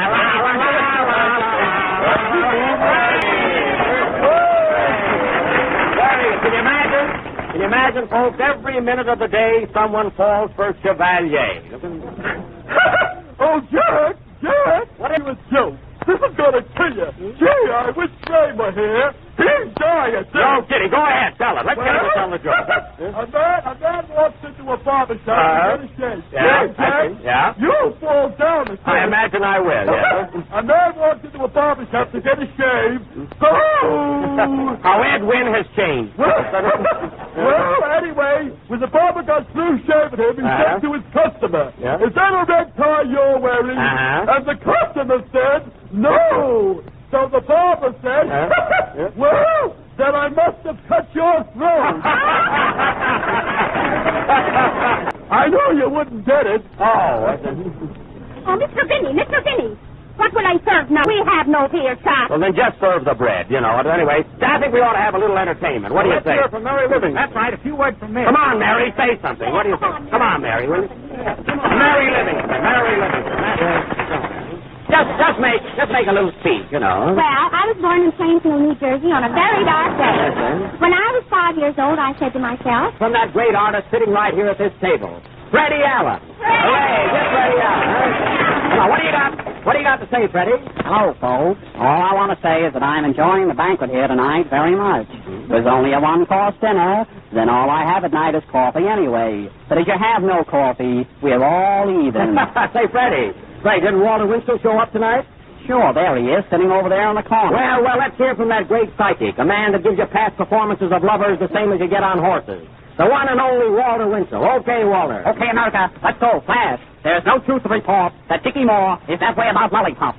When grilled, he said it was ice cream cones, and they will be melted in June. Flash, you can sit right down any time now, Walter. I get it. This is Mrs. Winslow's little boy, Walter, signing off. hello, little boy. Steve, where's Cook? You know why. Why? Because potatoes are cheaper and squids are much cheaper. Oh, no. Now, wait a minute. Are you Winslow or Candor? Who are you? It makes no difference to me. I can do them all. Quiet. You're grabbing the program. Mr. Vinny, what do you want me to serve now? The strawberry shortcake. Sure, and we have no strawberry shortcake. Well, what have you got in the kitchen? Roaches. Well, never mind. I'll tell a story. The fine thing to bring up at a banquet. That's certainly swell, eh? Hey, Jack, how about a word or two from Al Smith? Al Smith, that's right. Come on. Okay, Al Smith. Mr. Chairman, all I can say is that I'm having a great time up here tonight. And I'm glad that I was invited. I've been listening to the radio for a long time. And I'm happy to be here on this radio program because I like the radio. Al, do you ever listen to the radio? I like that, too. You do, eh? Well, listen. What do you think of the Chevrolet? It's the finest car on the market. Well, don't get sore about it. What's the idea? Let's just say so, you know. No, I wouldn't get angry. Say, how about a song? How about a song from Rudy Valley? That's right, Al. Let's hear it right from Rudy Valley. Sorry, Rudy Valley. Hey, we want Valley. Straight up Valley. Rudy Valley. Hey. All right. I owe everybody. What's that? I owe everybody. What, with your salary? Oh, Rudy. Right. I owe everybody. This is Rudy Valley contradicting Horace Greeley. Greeley said, go west, young man, but I must rave about the east. Our guest star tonight will be yours truly singing, Your Time is My Time. Your time is my time. Your time is my time. There's no time like our time, and no one like you.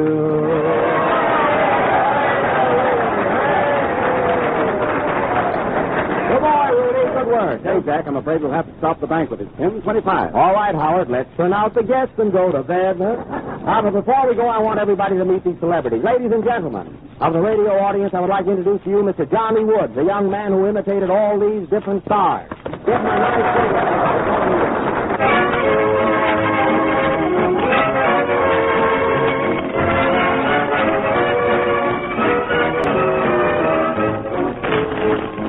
A century of progress exposition.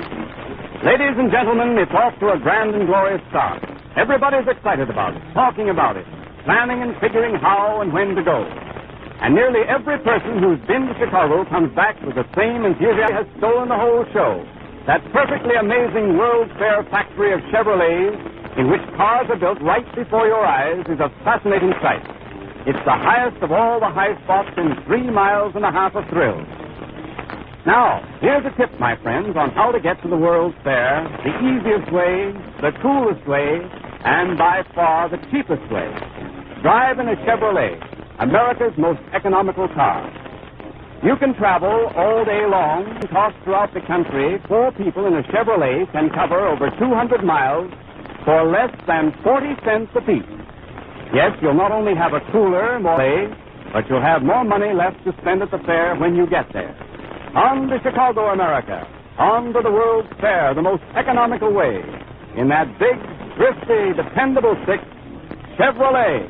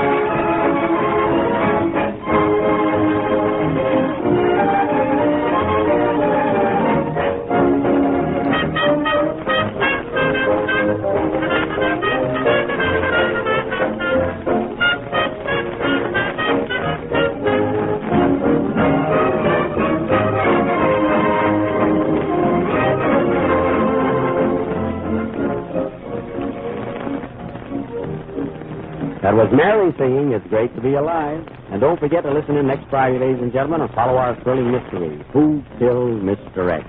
Come on, Mary, I'll take you home now. I'm sorry, Jack. I have a date tonight. With whom? Oh, yeah? Well, he'll find out. Good night, folks. Come on, Shadow.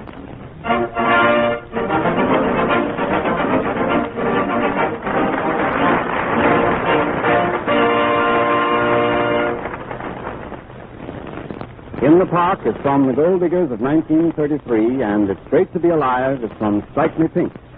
This is the National Broadcasting Company. J-E-L-L-O. The Jell-O program starring Jack Benny with Mary Livingston, Phil Harris, Dennis Day, and yours truly, Don Wilson. The orchestra opens the program with Night After Night.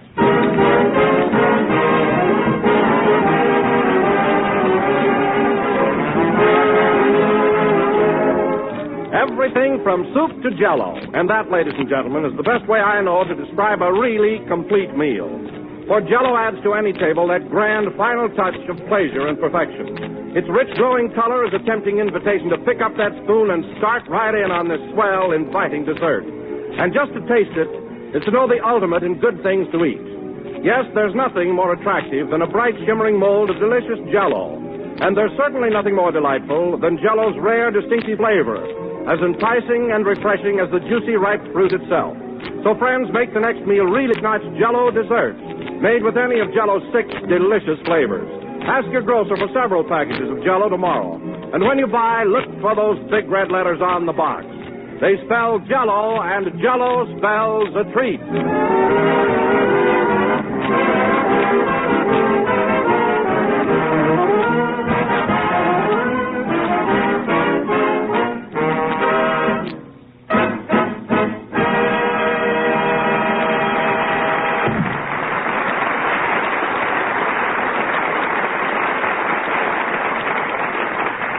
Was Night After Night, played by the orchestra. And now, ladies and gentlemen, we bring you our master of ceremonies, a man Hold who... it, Don, hold it. Just a minute. Jack isn't here yet. Well, where is he? Well, he's out in the hall talking to Orson Welles on the telephone. You mean Orson Welles, the famous actor? Yeah. What's he talking to him about? Well, it's a long story. Jack is still burned up because he didn't win the Academy Award this year.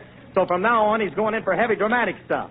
And right now, he's trying to get Orson Welles to coach him. Ain't that a Lulu? But, gee, Mr. Benny's a comedian. What does he want dramatic lessons for? That's what I say. You ought to stick to them big shoes and baggy pants. I better go out in the hall and get him, though. Yeah, tell him to make it snappy. We're on the air. Okay. Yes, I understand, Orson. Yes. Yes.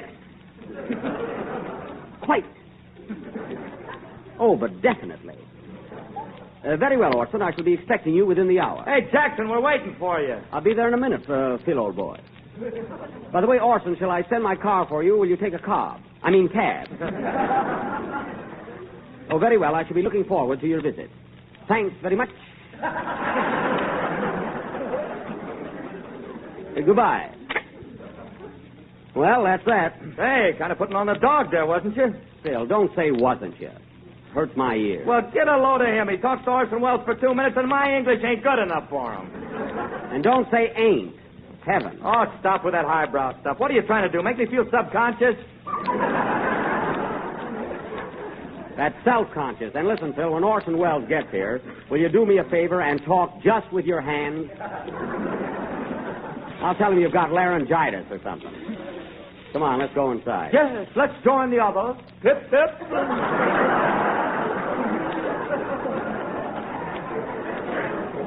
Gee, you're funny.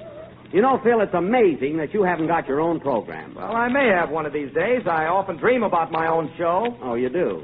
Well, maybe I can arrange for the Sandman to tear up your option.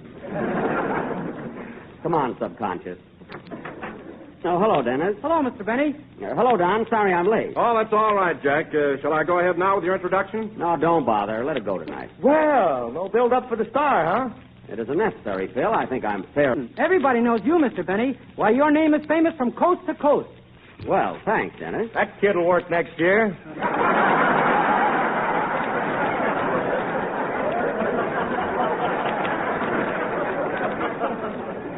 That's not flattery, Phil.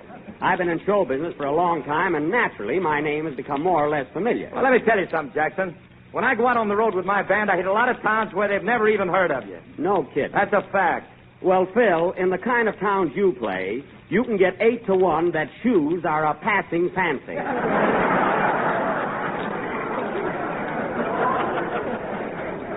You never played a town yet where you didn't have to get off a train and get on a bus, get off the bus and get on a horse, get off the horse and crawl through the brush. You've got the only band in the world with a folding bass drum.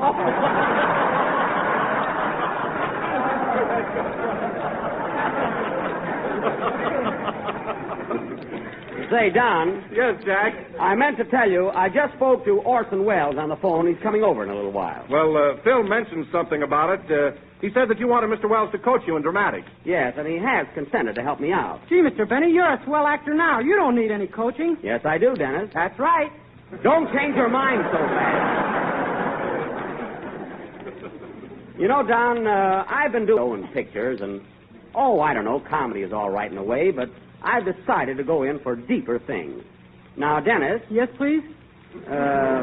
Mr. Welles will be here pretty soon, so I think you ought to get your song over with. Have you got something ready? Yes, Mr. Benny. This being St. Patrick's Day, I'm going to sing a real old Irish folk song called Fill the Fluter's Ball. Well, that's very apropos. Go ahead, Dennis. Okay. Hey, Jack, I forgot to ask you, how's Mary getting along? Mary, she's much better, Don, but she'll have to stay in bed a couple more days. With Mary? Oh, she had a bad... Dennis, you can close your mouth. We're going to talk for a while. Okay. She had a bad cold, Phil. I think it was a touch of the flu, but she's getting along fine. Has Mary got a nurse? Yes, Phil, and she's gorgeous. Well, all right. And her husband, who was 6'4" and could break you right in two, isn't bad looking either. Sing, Dennis. I think there'll be no more interruption.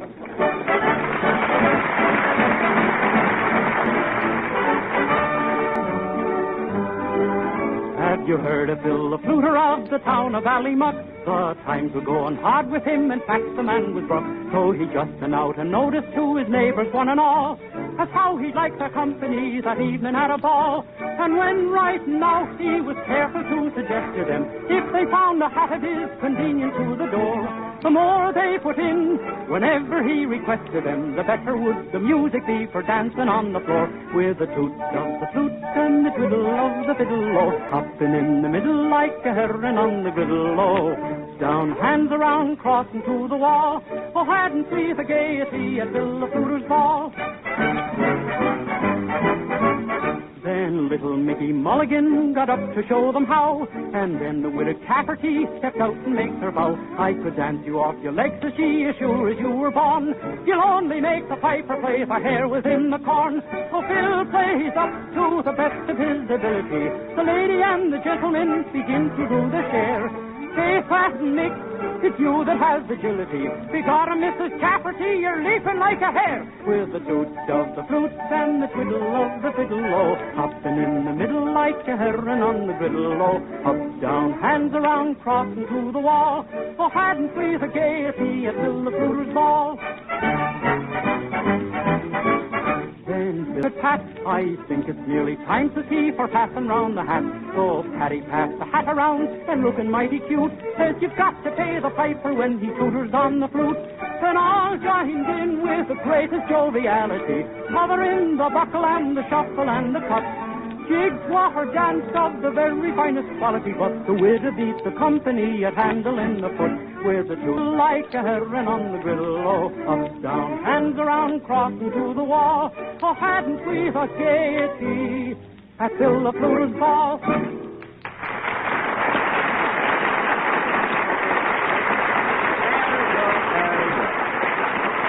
hear that, Doll?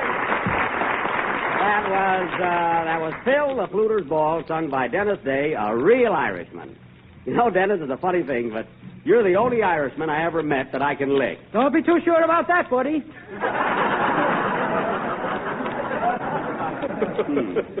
I guess I picked the wrong day, folks. Say, I wonder what's keeping Orson. He ought to be here pretty soon. Well, Jack, you must remember that Mr. Wells is a very busy man. Between his radio program and directing, producing, and acting in pictures, he has plenty to do. Oh, I know. He has a heavy schedule. In fact, I don't know how he ever finds time to come down here and help you out. Well, you see, Don, he and I are old friends. We went to high school together. High school together? Why, Orson Welles is only 24 years old. Phil, he graduated from high school at the age of 5. Don't you read the magazine? Why, when he was 7, he played Uncle Tom, Simon Legree, Little Eva, and the cabin in Uncle Tom's Cabin. So don't tell me about Orson Welles. Pretty smart youngster, huh? Not only smart, Don, but he grew up so fast. Why, he used to wear diapers with cuffs on them.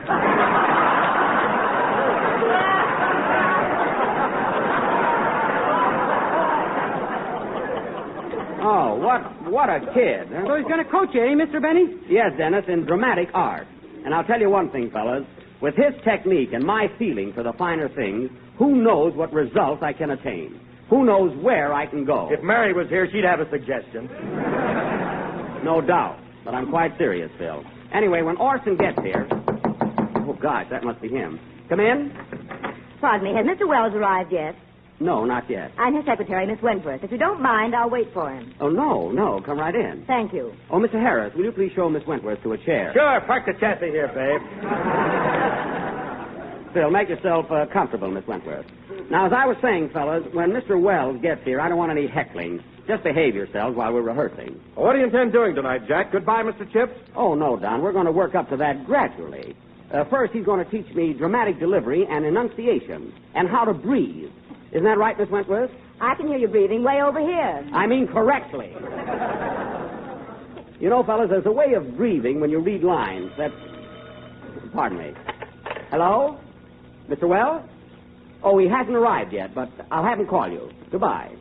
Well... Who was that, Mr. Benny? It was... Oh, darn it, I was so excited I forgot to ask. Well, you're a fine secretary. You're the secretary, not me. Well, then why did you answer the phone? Because it's my phone, that's why. I forgot to ask the man's name, so what? Mr. Wells won't like it. Look, Miss, don't worry about that. The party will probably call back again, and when they do, I'll... Come in? Excuse me, is this Studio B? Yes, sir. I was to meet Mr. Wells here. I'm Mr. Stone, his secretary. His secretary? Then who's Miss Wentworth? She's his private secretary. I am right out in the open.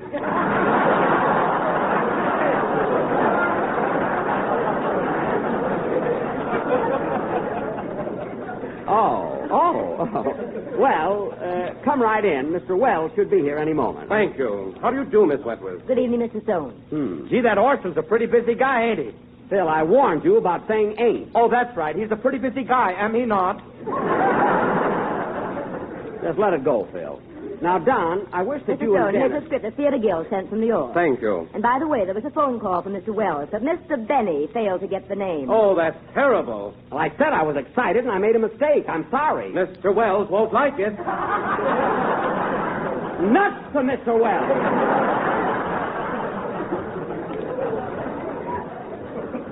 Gee, you'd think I'd murdered somebody. Now, Don, gee. Now, Don, as I was saying, if you and Dennis would be... Now what? Come in? Pardon me, I'm looking for Studio B. He isn't here yet. Have a seat. Good morning, Miss Wells. Good evening, Mr. Wells. Good evening, Mr. Wells. Oh, Orson! Orson, come right in.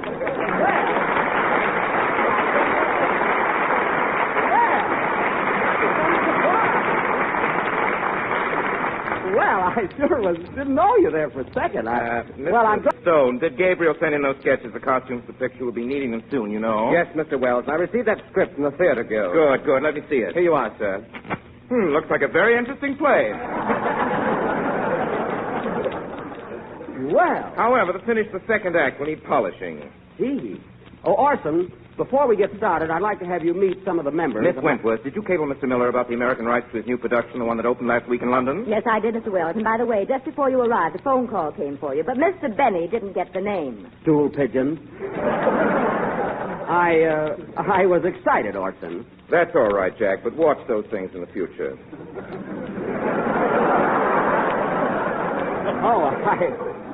I will, yes. Now, Orson, before we get started, I'd like to have you meet the members of my cast. This is our announcer, Don Wilson. How do you do, Mr. Wilson? It's a pleasure, I'm sure. And this is Dennis Day, our young tenor. Mr. Day? How do you do? Dennis, don't curtsy.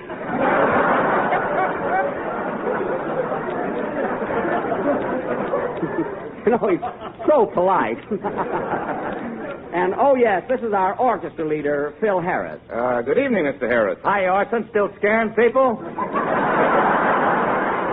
Phil!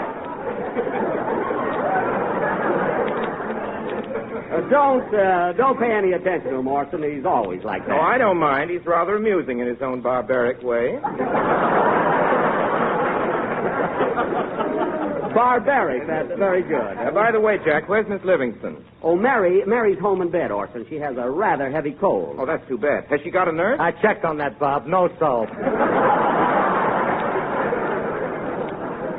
Oh, what coarse language, Orson. I don't know where he picks those things up. No, just the same, he's a very interesting study. Don't you think?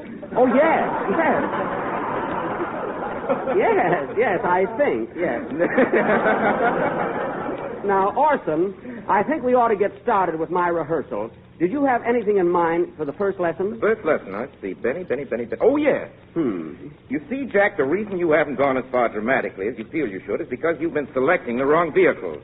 I have? Definitely. For instance, if your goal is the Academy Award, as you say it is, you should concentrate... Oh, pardon me, Jack. There's something I must do. Miss Wentworth. Yes, Mr. Wells. Take a telegram to Mayor LaGuardia, New York City. Yes, sir. You see, Jack, you should concentrate on the heavier and more legitimate type of drama. I understand. Now, what would you suggest, Orson? Dear Mayor LaGuardia.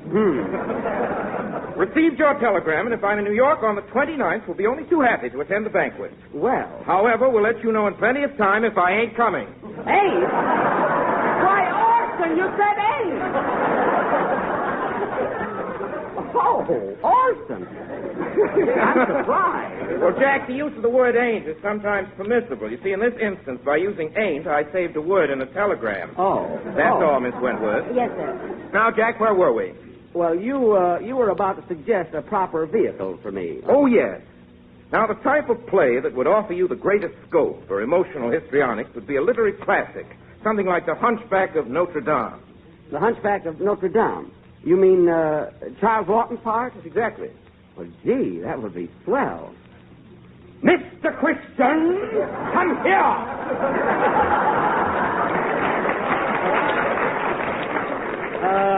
How's that? That's from Mutiny on the Bounty. Oh. And, Jack, you were pretty far away from Hunchback. He was pretty far away from Lawton, too. We don't need any comments from you, Phil. You're barbaric.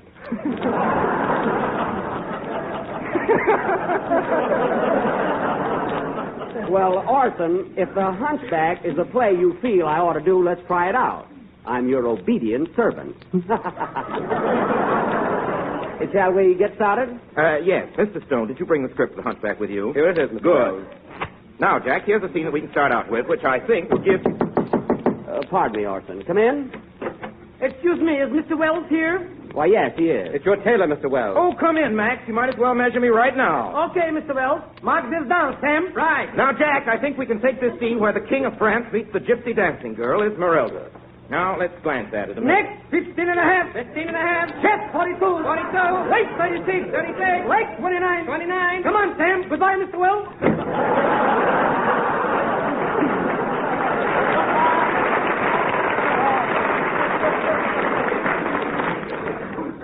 Gee. Yes, I think this scene will be fine. Well, I'll do my best, Orson. Now, do you Oh, think... Miss Wentworth. Yes, Mr. Wells. Take a memo to the tailor. No cuffs on the diapers.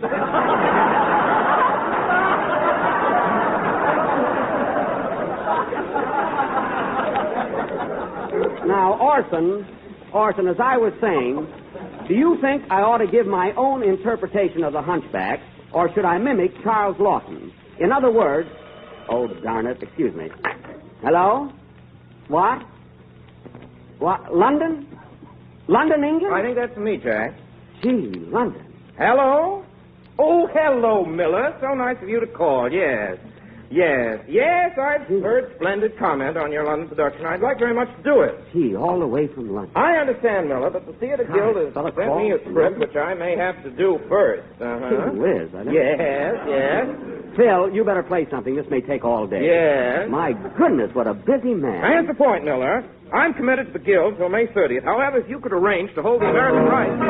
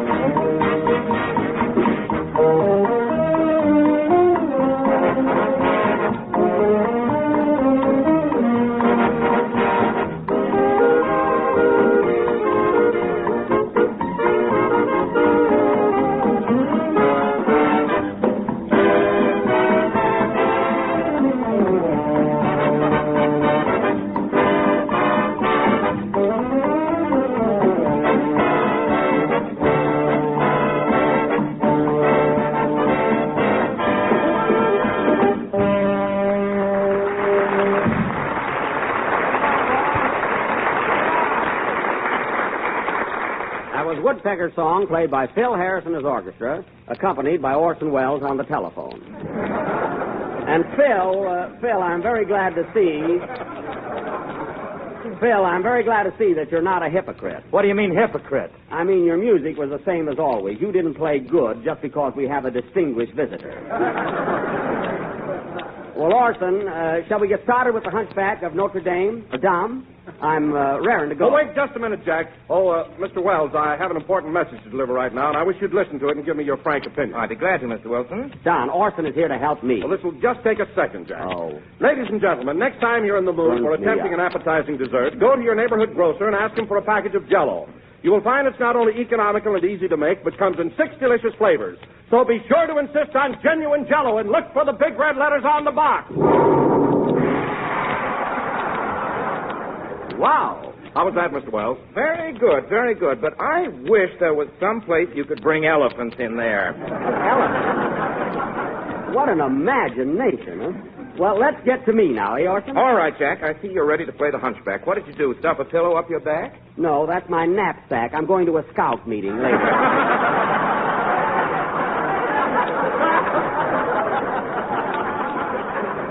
Say, Orson, I was just thinking, of course, I don't want to complain or anything, but as I remember in the picture, Quasimodo the Hunchback had very little to say. In fact, all he did was grunt and groan, and it's not very dramatic, is it? Huh? Well, that's where you're wrong, Jack. A groan or a grunt, if properly delivered, can convey as much emotion as a whole page of dialogue. Well, perhaps you're right, although I never thought of it that way. Now tell me, Jack, can you groan? Groan? You ought to hear him on payday. Well, you're the only one I resent paying. Well, now that you've explained it, Orson, I think I can handle it all right. Very good, then let's get started. Now, this particular scene calls for the King of France. I'll play that. Frollo, the King's High Justice. I'll play that, too. Quasimodo, the Hunchback. That must be me. Yes. And Esmeralda, the Gypsy Girl, Miss Wentworth.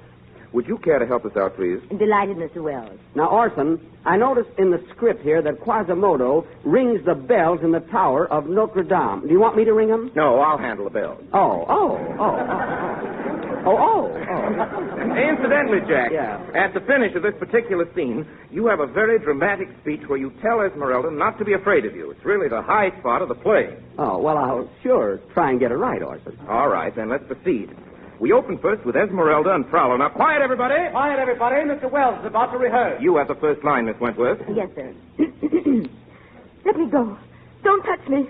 You have the hands of the devil. Wait, for such talk, I could have you burned at the stake. I am the law. Yes, the law that drives my people out of town. You deserve it. You are thieves and swindlers. You are lazy, and you live by magic, tricks, and sorcery. But you don't know the gypsies. I don't want to know them. I want to wipe them with fire and sword, every one of them.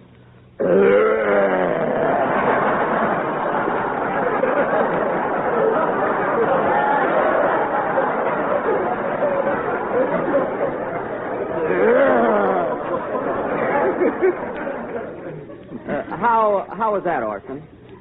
Just grown once, Jack. Oh, well, the second one was an encore. Go ahead. Now, at this point, King Louis XI of France enters the scene. Esmeralda speaks. Oh, thank heaven, the king approaches. Maybe he will listen to me. You will be heard. I will help you, my child. Your Majesty. But you must give me a good reason. They say you are a lot of thieves. Oh, no, Your Majesty. Whenever we steal, it is because we are hungry. Help us, sire. Please help us. I will help you. You and your people will suffer no longer.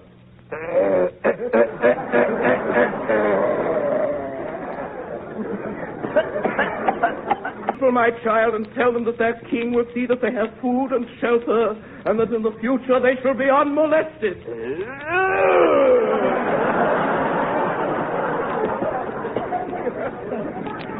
For this, I went to bed early last night.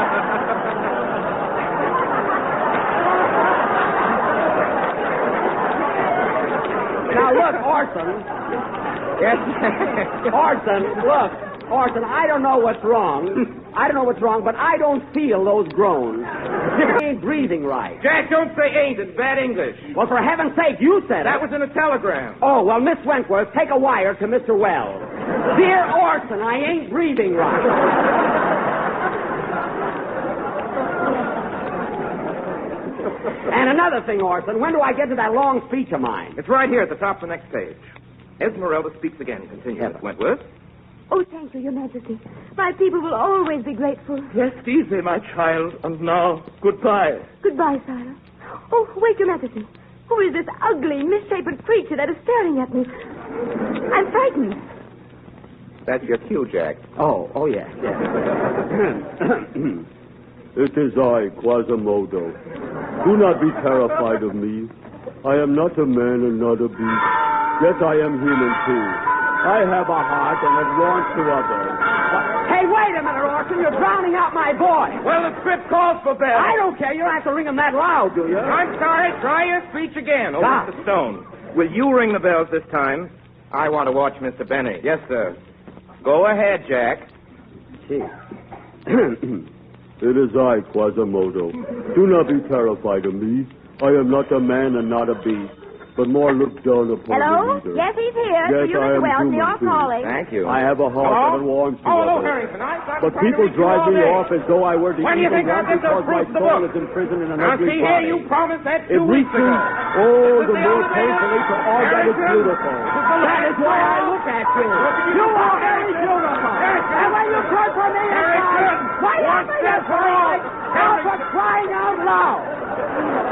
How can I act with all this going on, for heaven's sake? Oh, Mr. Wells, your suit is ready for a fitting. Thank you, Max. I'll try it on here. Oh, the heck with it. Play, Phil. What I go through for a career.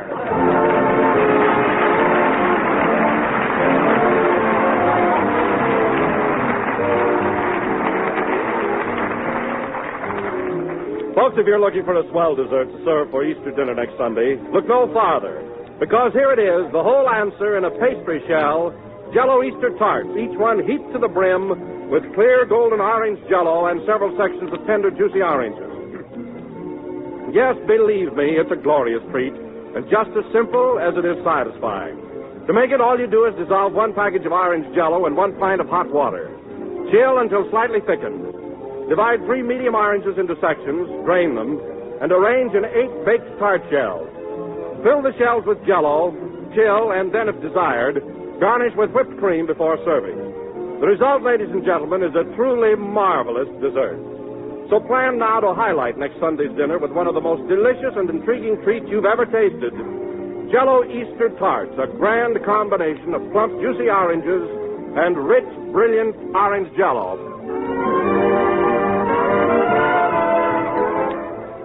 This is the last number of the 24th program in the current Jell-O series, and we will be with you again next Sunday night at the same time. Say, Orson, I'm sorry I blew up the way I did, but I would like to become a dramatic actor. Well, Jack, those things take time, but I'll tell you what. Come over to my show next Sunday. We're going to do June Moon, and there's a swell partner for you. Well, gee, I'll be glad to. Will I have to groan much? No, Jack. There isn't a single groan in the entire play. Oh, gosh, and just when I had it down pat. Good night, doll.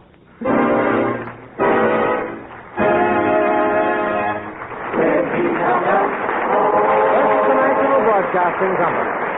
J-E-L-L-O. The Jell-O program coming to you from Hollywood, California, starring Jack Benny with Mary Livingston, Phil Harris, Dennis Day, and yours truly, Don Wilson. The orchestra opens the program with My Wonderful One, Let's Dance.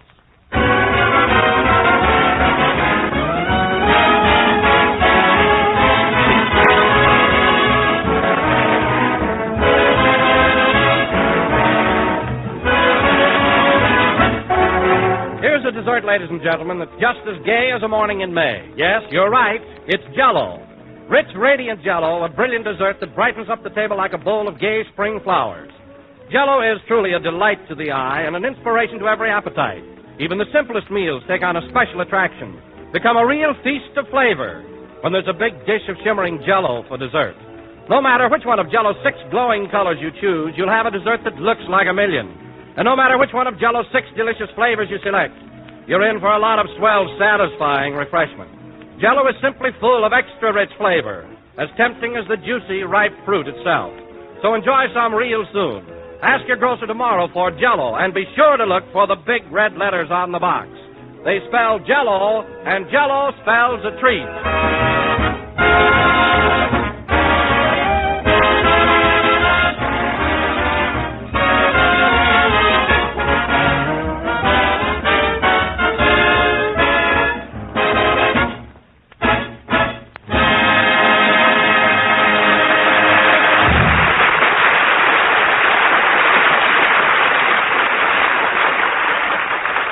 My Wonderful One, Let's Dance, played by the orchestra. And now, ladies and gentlemen, for our program tonight, we're going to reenact the events which occurred on our recent airplane trip from New York to Los Angeles. The time is last Monday morning, and as the scene opens, a taxicab carrying Jack and Mary is approaching the New York Municipal Airport on Long Island. Well, Mary, we sure had a lot of fun in New York, didn't we? Shows, nightclubs, and everything. I'll bet it was pretty expensive, eh, Jack? All right, so it ran into money. But who cares? And how often do I go to New York? How often do I get on a spree? How often does Paramount pay your expenses? I don't care. I still feel like a playboy. That's you, a nice, on-the-cuff playboy. Anyway, I had fun. Hey, driver, step on it, will you? I don't want to miss the plane. Your wish is my command. Well, polite fellow, isn't he? Oh, boy, wait till Paramount sees your expense account. Mary, there's nothing wrong with it. Here it is right here, itemized and everything. Look, meals, room, tips, taxicabs, it's all legitimate. How you going to explain this item? Blue suit, $85. I bought that suit to make a personal appearance at the Paramount Theater. I wore it on the stage and everybody saw it. Underwear, $4.50. What did you do, a striptease? Mary, let Paramount worry about my underwear, will you? And driver, a little faster, please. We want to get there. It is yours to request, mine to obey. Well, thanks. My, isn't he formal? Say, Jack, what's this on your list? Tips, $18. Gratuities, $37. Now, what's wrong with that? They mean the same thing. Ladies, it's from a quarter up. So mind your own business. Gee, look what time it is. Well, jeepers creepers, this tops everything. Now what? Shoelaces, 5 cents. Give me that list. You're not supposed to see it anyway. Hey, driver, that's the airport right ahead, isn't it? It's mine to drive, yours to point out. Oh, stop!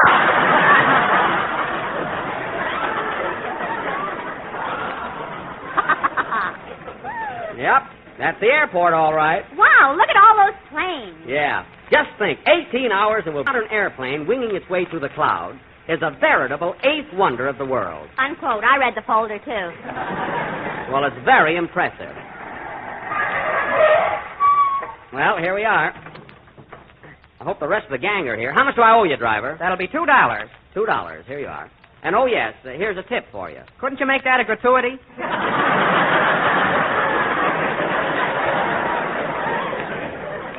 All right, here's a quarter. Goodbye, driver. Goodbye. If you like me, tell your friends. If not, tell it to Sweeney. 16,000 cab drivers in New York, and I have to get a philosopher. Come on, Mary. The others are probably inside. Here comes John Wilson now. Where? Oh, yes, and Dennis is with him. Hey, fellas. Oh, hello, Jack. Hello, Mary. All ready for the trip? Well, Dennis, a few minutes more, and we'll all be flying back to California. Are you thrilled? I'll say. But you know, Mr. Benny, I've never flown before. Is it scary? No, there's nothing to it. I love it. What are you talking about? I've never been up in a plane. No. Then how come and walk... That's because your shoulder blade stuck out. Oh, sister, are you pressing? Now, where's Rochester with the luggage? Maybe he's in the waiting room. Yeah, let's go in. Come along, Dennis. Say, Jack, did you have any trouble persuading Rochester to fly? Well, he was pretty scared, Don, but I finally convinced him that the modern airplane winging its way through the clouds is a veritable eighth wonder of the world. That sold him. Gee, it's a beautiful station, isn't it, Mary? Yeah, I'm going over to get a magazine. Okay. Bring me a couple of cigars. You want those stinkers, or is Paramount paying for them?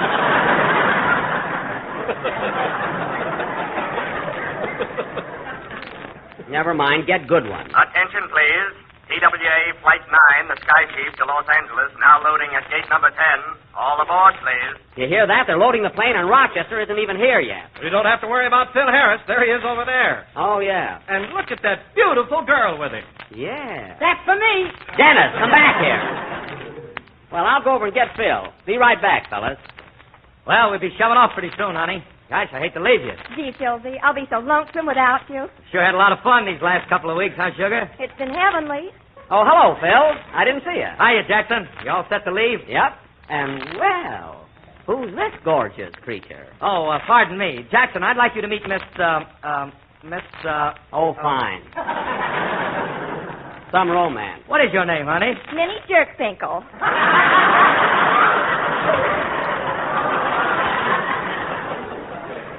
Jerkfinkle? Yes, my brother Logan is one of your most ardent fans. I know. I met him. Well, it's a pleasure, Miss Jerkfinkle. Give my regards to your brother. Come on, Phil. We got to get going. Goodbye, Philzy. So long. See you next year, Minnie. Hey, that's a good-looking girl, Phil. Where'd you meet her? My guitar player introduced her to me. Oh. Well, how did he meet her? I pointed her out to him. Oh, the old one, too, eh? You know, Phil, if you... Well, look who's here. Hello, Mr. Benny. Hello, Rochester. Have you got the luggage weighed and everything? Uh-huh. Well, then come on. Let's get on the plane. You know, boss, I've been pounding on this, and I think I'll go by train. What do you mean? You take the high road, and I'll take the low road. And I'll be in Los Angeles behind you. Now, Rochester, don't be such a coward. Why, flying today is wonderful. It's just as safe as walking down the street. In fact, it's safer. Boss, you're talking to a man that comes from a long line of Pullman porters. I'm not going to argue with you. You want to go back to Hollywood, don't you? Yes, but I don't want to ride on nothing where there's nothing under it. Oh, Rochester, you're silly. Flying is the greatest thing in the world. You ever see a bird that wasn't happy? Well, the day I wake up with feathers on, I'll try it. Listen, Rochester, I've told you 1,000 times that the modern airplane winging its way through the clouds is a veritable... Okay, let's go. More like it. Come on. Here's your cigar, Jack. Thanks. What's that you got there? It's a movie magazine. It's got your picture on the cover. Let's see that. Oh, yeah. In color, too. See, my eyes sure look blue, don't they? Hey, fellas, look at this magazine with my picture on it. Oh, Jack, take it easy. I'm going over to get a few more copies of this. Attention, please. TWA Sky Chief, Flight 9, leaving immediately. All aboard. Hurry up, Jack. Never mind the magazine. Yeah, the heck with them. The heck with them, nothing. It'll only take a second. Hey, young fella, give me a half a dozen copies of that magazine with my picture on it. Take a dozen. They ain't selling.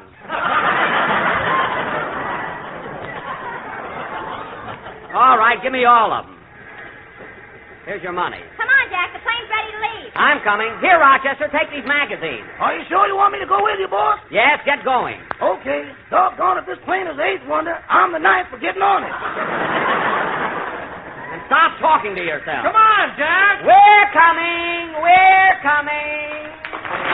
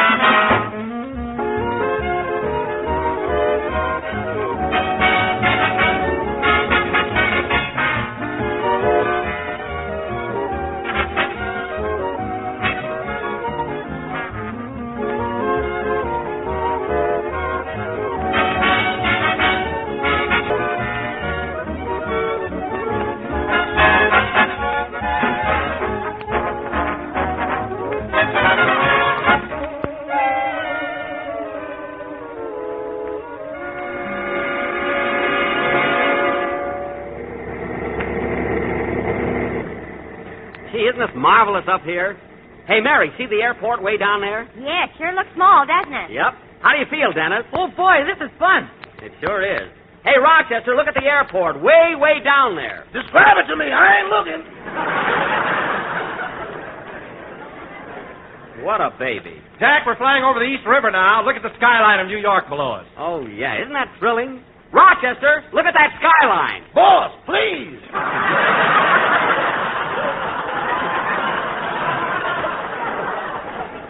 Open your eyes. Hey, Phil, what do you want, Jackson? Excuse me a minute, honey. Honey? A fine way to talk to the air hostess. You don't even know her. I don't, huh? Her name is Miss Rutherford. She's single, comes from Texas, hasn't got a steady boyfriend, and what am I waiting for? We've only been on this plane 2 minutes. She is pretty, though. That's for me. Oh, you and your that's for me. Say, Jack. What? We're up in the air now. Why don't you unstrap your safety belt? Because you're not supposed to. I'm not taking this belt off until we get to Los Angeles. That's the rule. Why, Jack, you're only supposed to strap yourself when the plane takes off and when it lands. Don, you're not talking to a greenhorn. I've been up before. Go on, you haven't been up in the air since you played Little Eva in Uncle Tom's Cabin. It wasn't me. That was my sister Florence. I played a bloodhound in that. And I got a blue ribbon, too. Well, is everybody comfortable up here? How are you, Mr. Benny? Oh, I'm fine, Miss Rutherford. Just fine. You know, Mr. Benny, you can unstrap your belt now. Oh. Have they changed the rules? You see, in the old days, when I was a test pilot, we used to stay strapped in all the time. Oh, were you a test pilot? Yes. He used to try out pitchforks in a livery stable.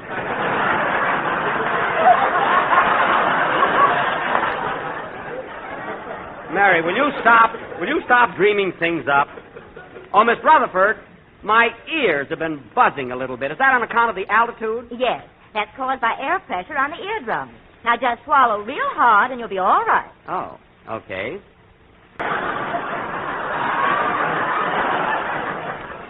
There, that did it. Thanks. Oh, Mr. Benny, my ears are buzzing, too. Well, just swallow, Dennis, like I did. Go ahead, real hard. Okay. Oh. Dennis, you ought to have your skull x-rayed sometime. I think there's something wrong there. Oh, Miss, when are we going to have lunch? Right after we leave Chicago, Mr. Wilson. Thank you. We just had breakfast. Oh, Miss Rutherford, would you adjust my seat for me, please? I want to sit back and relax. Why, certainly. There you are. Thanks. No, we seem to be climbing higher all the time. Oh,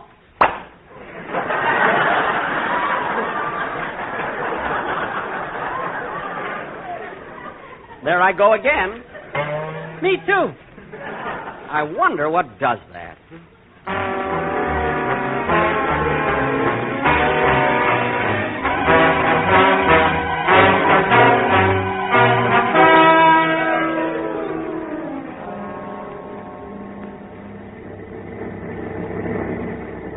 Just think. 5 hours ago we were in New York, and now we're pulling out of Chicago. Say, Jack, look at that little old lady that just got on. Oh, yes. She's reading that movie magazine with your picture on the cover. She is.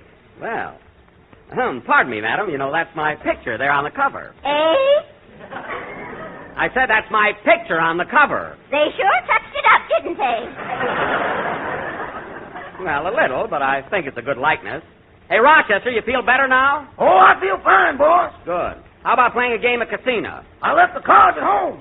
Well, what of it? We can get a deck of cards from the hostess. I can't win with them. Oh-ho! So that's it. Well, Rochester, that $9,000 I owe you is automatic. Hey, if you look out of the window now, you'll notice that we're passing over Waukegan. Waukegan? Oh, boy! Everybody stop reading and look out the window. Hey, Phil, look at Waukegan. Don't bother me. I'm doing a crossword puzzle. Look, Mary, there's the city hall. Oh, yeah, I see the dome. Well, I'll be darned. There's Mayor Tallcott sitting on the flagpole. Hey, Bidey! Hiya, Jack.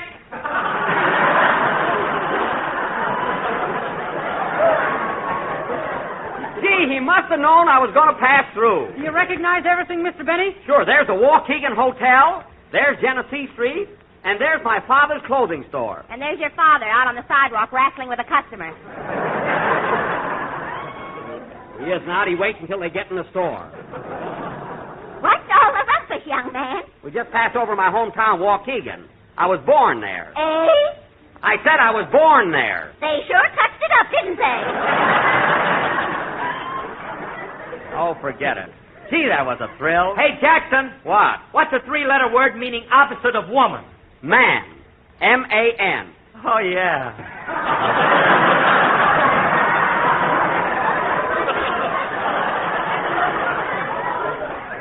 You know, Mary, he's been working that crossword puzzle ever since we left New York. Miss Rutherford, we're going to have lunch pretty soon? In just a minute, Mr. Wilson. Well, thank you. Pardon me, young man. Are you John Wilson, the radio announcer? That's right, madam, and I broadcast for Jell-O. Eh? Jell-O. Go to your neighborhood grocer and ask him for a package of Jell-O. What's that you sell again? Jell-O, madam. It comes in 6 delicious flavors, and look for the big red letters on the box. I sure will. Don, if I didn't know that lady was a total stranger, I'd swear this was a plug. I really would. Hey, Jackson. What? What's a 9-letter word meaning musical organization? Orchestra. Oh, yeah, that was a toughie. And he's a musician. Say, Mr. Benny. What is it, Dennis? Well, Sunday is Mother's Day, so I was wondering if I could sing my song now and dedicate it to Miss Rutherford, our hostess. Dedicated to Miss Rutherford? What for? Well, all during this trip, she's been just like a mother to me. Me too. Drat it. Go ahead and sing, Dennis. Hey, Jackson, orchestra don't fit. I gotta have a 9-letter word. Well, how many letters do you get out of orchestra? A-O-R-K-I-S-P. Phil! Phil, just take your pencil and make the white squares black. That's your speed. Sing, Dennis. Okay. And stop swallowing. O-R-K-I-S. What a guy.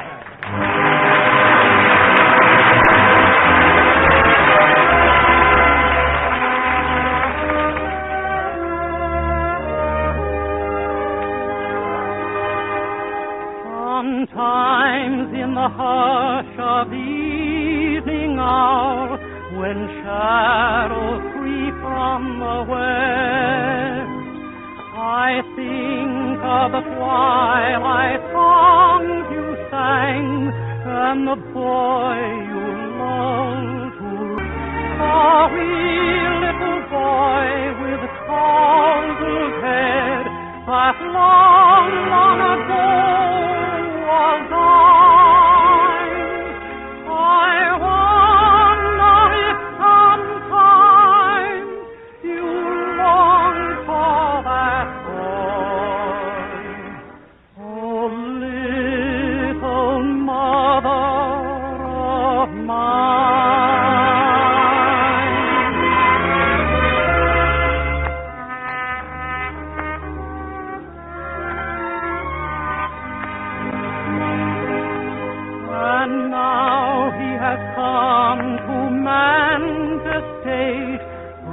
stalwart in body and strong.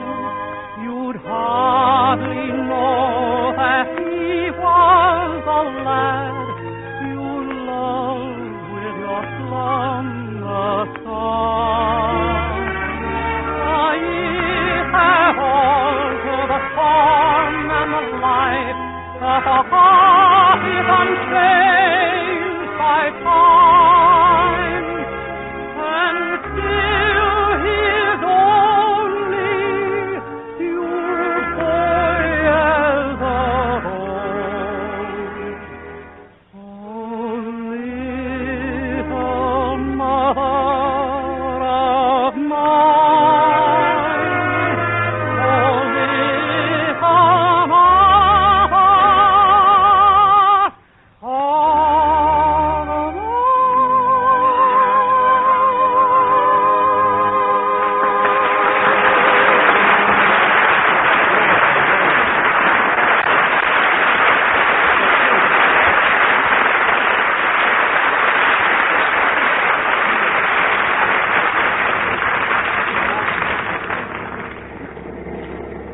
That was very good, Dennis. Ought to go over swell on the program Sunday. I hope so. Say, Mary, that fried chicken looks pretty good. Give me a bite, will you? Why didn't you order some when we did? I wasn't hungry then. Oh, Miss Rutherford, I'll have a luncheon tray, please. I'll bring it right in, Mr. Benny. Thank you. Hey, wait a minute. Who took this magazine and drew a mustache on my picture? Did you do it, Mary? No, I didn't think of it, darn it. Well, someone did. Did you, Phil? Not me. Was it you, Dennis? No, Mr. Benny. Well, who did? I did. You want to make something out of it?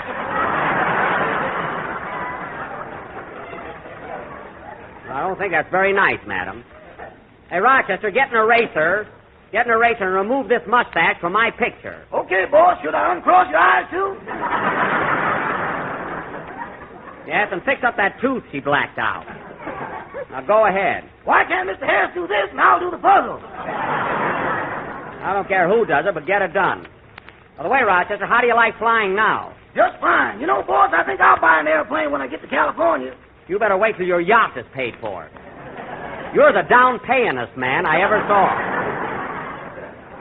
You buy more things that you can't keep. You're right, boss. I've had everything repossessed but my first wife. I'm not surprised. Here's your soup, Mr. Benny. I'll have your chicken ready in a minute. And some mashed potatoes, please. Gee, isn't this marvelous? Imagine eating soup while sailing through the air at 200 miles an hour. See, just like we were right at home.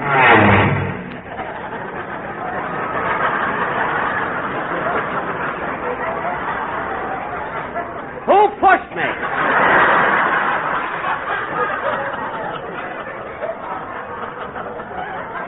Nobody pushed you. We just hit an air pocket. Well, get me a towel. I got clam broth all over my blue suit. You mean Paramount's blue suit? I mean, get me a towel. Wish the pilot would watch where he's going.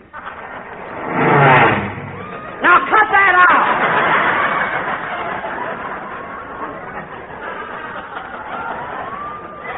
Oh, Miss Rutherford, tell the pilot to watch what he's doing. Now, Mr. Benny, don't be a baby. I'm not a baby.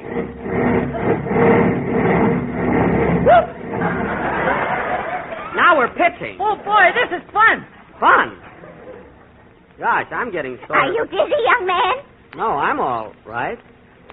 I'm fine. What's the trouble, Jack? No trouble at all, Don. I said I'm all right. You look kind of pale, Jack. Are you sick? No, I'm not sick. Then what's that you got in your lap? The Davis Cup?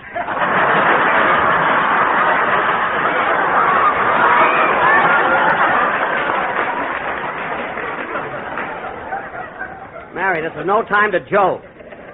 Now stop. Here's your fried chicken, Mr. Benny. Oh. Later, please.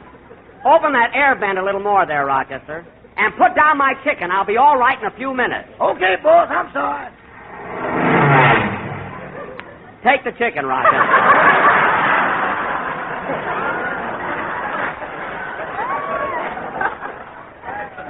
Go ahead. Thanks, boss. Can I do something for you, Jack? Yeah, stop staring at me. Oh, Mr. Benny, why don't you drink a glass of water and hold your breath? Dennis, holding your breath is for hiccup. That's all you need. Gosh, I can't understand it. I felt so good just a minute ago. And now... Oh. Everything happens at once. Wish we were in Los Angeles already. Why, Jack, this is a swell trip. You're the only one that's complaining. Can't help it. I don't feel good. But, Jack, an old test pilot once told me that the modern aeroplane, winging its way through the clouds, is a veritable eighth wonder of the world. That's very interesting. Now, let me alone. Okay, Wings. Mary, please. Hey, Jackson, how do you spell lobster? Lobster? Now cut that out, Bill!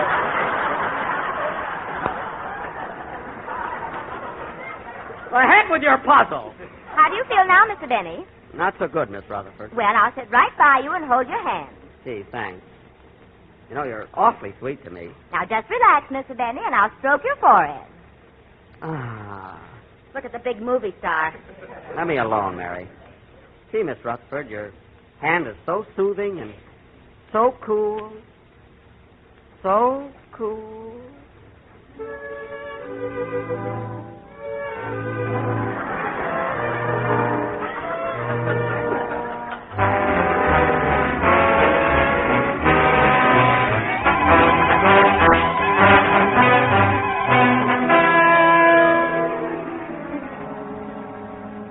Hand is so cool.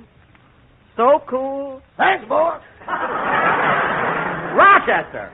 Where's Miss Rutherford? Where's everybody? They got off the plane. We've landed. Oh, my goodness. You mean we're in Los Angeles? Sure, boss. Let's go. Well, gee, we're here already. And I feel swell. Rochester, wrap up that fried chicken. I'll eat it on the way home. Okay. Don't wrap it in my picture. Boy, just think. 18 hours from New York to Los Angeles. You know, Rochester, the modern airplane winging its way through the clouds is a veritable eighth wonder of the world. It sure is, boss. It sure is.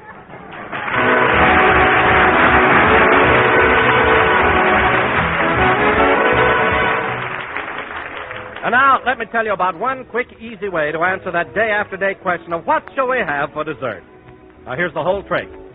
Tomorrow, ask your grocer for a box of strawberries and some lemon or orange Jell-O. Then when dinner time comes, surprise and delight the family with a swell new Jell-O dessert, Jell-O cubes with strawberries. Well, the very name tells you here's something that's going to be mighty easy to eat, and it's just as easy to make. All you do is first prepare one package of lemon or orange Jell-O in the usual way and turn it into a pan to chill. Now, when it's firm, cut into cubes and arrange these cubes in sherbet glasses along with sweetened sliced strawberries. Then serve it either plain or with cream, and believe me, the smiles around the table will be just as bright as this gay Jell-O dessert itself. Yes, for full, rich flavor and tempting appearance, Jell-O cubes with strawberries certainly rates for the best. So, friends, try this new Jell-O creation tomorrow. Juicy crimson strawberries, sliced and sweetened, and mingled with tiny glistening cubes of bright lemon or orange Jell-O. It's a grand dessert, quick and easy to make, a joy to look at, and downright delicious.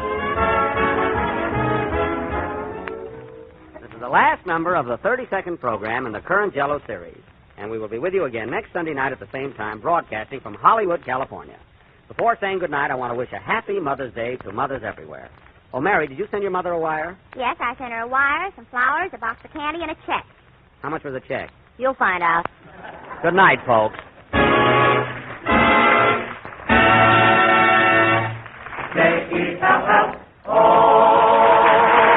sure to listen to the Aldrich Family, heard in most communities every Tuesday night.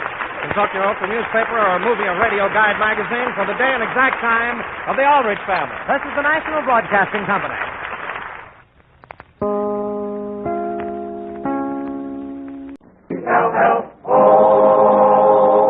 The Jell-O program brought to you by Jell-O and Jell-O Pudding, starring Jack Benny with Mary Livingston, Phil Harris, Dennis Day, Rochester, and yours truly, Don Wilson.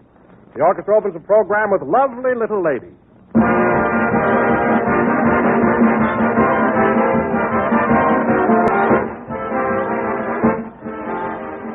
Do you know that old saying, friends, about seeing is believing? Well, even seeing a big, beautiful mold of Jell-O can't make you believe how wonderfully good it is. No, you have to taste it to know what a marvelous flavor Jell-O really has to offer. Your first shimmering spoonful of Jell-O will give you the whole story as nothing else can. You'll taste in it a gloriously rich flavor. Yes, a flavor that calls up the pleasant memory of sunny summer orchards and berry patches. A flavor that's locked right into Jell-O by Jell-O's exclusive process. This new process makes Jell-O better than ever, gives you extra richness, extra pleasure. Prove it for yourself. Open a package of Jell-O. Notice that there's no telltale aroma, no sign of escaping fragrance and flavor. Then dissolve the tiny Jell-O particles, and notice how Jell-O's captive goodness comes gushing out in a flood of wonderful richness. Get Jell-O tomorrow and enjoy the added delight of swell, tempting flavor locked in by Jell-O's new process.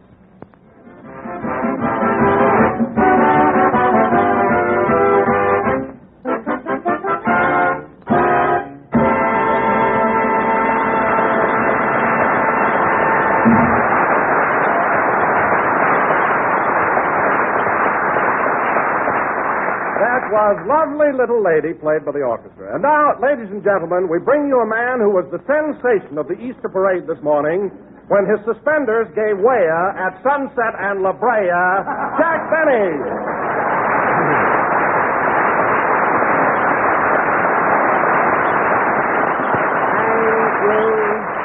Thank you. Hello again. This is Jack, your little Easter Benny, talking.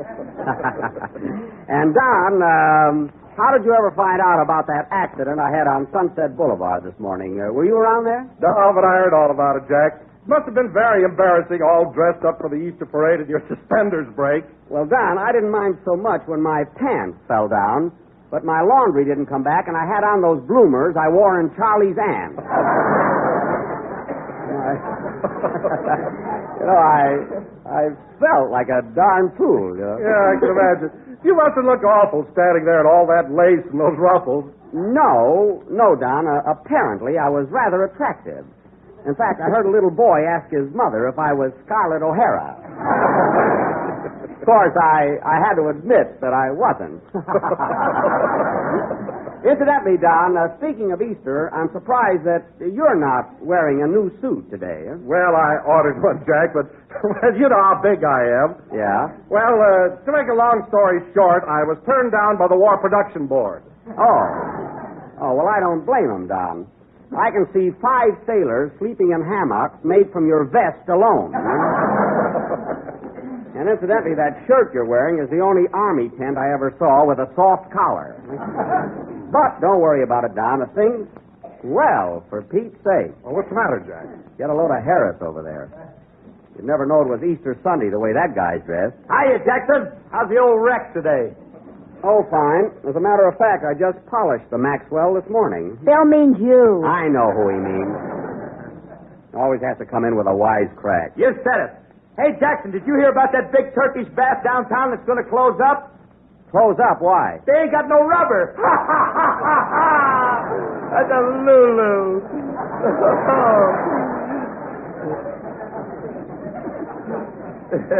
Yes, that's a very clever gag. And it's elastic. It can fit anywhere. Oh, shut up. Say, you want to know a funny thing, Phil? Here I come to work today, all shined up with a haircut, shave, new suit, and tie, and you come in wearing an old sport coat, baggy pants, and a polo shirt. Yeah, and you want to know another funny thing, Daddy? What? I still look better than you do. I know. Is that so? Well, I'd have a marvelous bill, too, if I wore padding in my shoulders like you. What are you talking about? I ain't got no padding in this coat. Then you must have a horse collar in there. It can't be physique. In fact, you don't see me going in for those overstuffed models. I like a nice, simple, dignified cut, you know? Well, you've got one there, Jack. That suit looks swell on you. Really? Yeah, you're a regular Mo Brummel. That's Beau Brummel. Beau. Mo, I know who made it.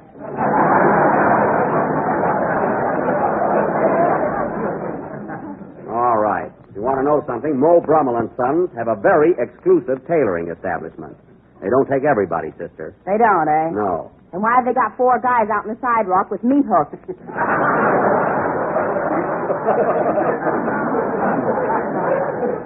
That's only for a gag. If they drag you in there, you don't have to buy. And they have marvelous values. Feel the material, Don. How's that? Excellent. If I'm not too personal, Jack, how much that suit cost you? The price? $29.50. With 2 pair of pants. All right. And a waffle iron. Golf clubs. 1 club, not a set.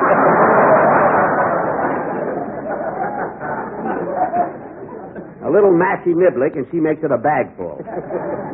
Anyway, Don, if you want to know where the place is, come along with me tomorrow morning. I'm taking the suit back for alterations. Alterations? Why, that suit looks okay to me. No, Don. The sleeves are a little too long, and the handle keeps coming off the niblick.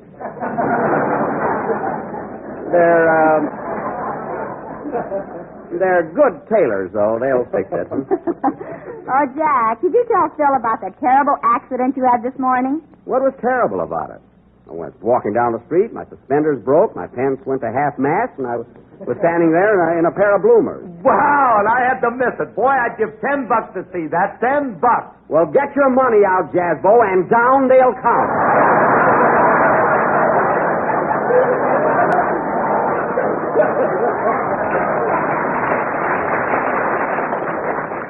All right, hand over the dough. Oh, Jack, for heaven's sake, pull up your suspenders. Well, then let him get some money out or keep still about it. Showing off. Anyway, we were talking about my suit. Speaking of suits, Mr. Benny, how do you like the one that I'm... Oh, hello, Dennis. Hello. Speaking of suits, Mr. Benny, how do you like the one How do you feel, kid? Oh, I'm fine, thanks. Good. I had a little touch of dandruff, but I'm over it now.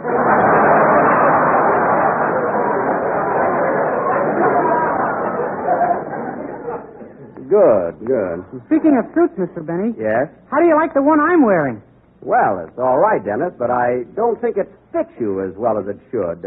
When did you buy it? I got it yesterday by accident. By accident? Yeah, I was looking in a store window downtown, and all of a sudden I got a hook.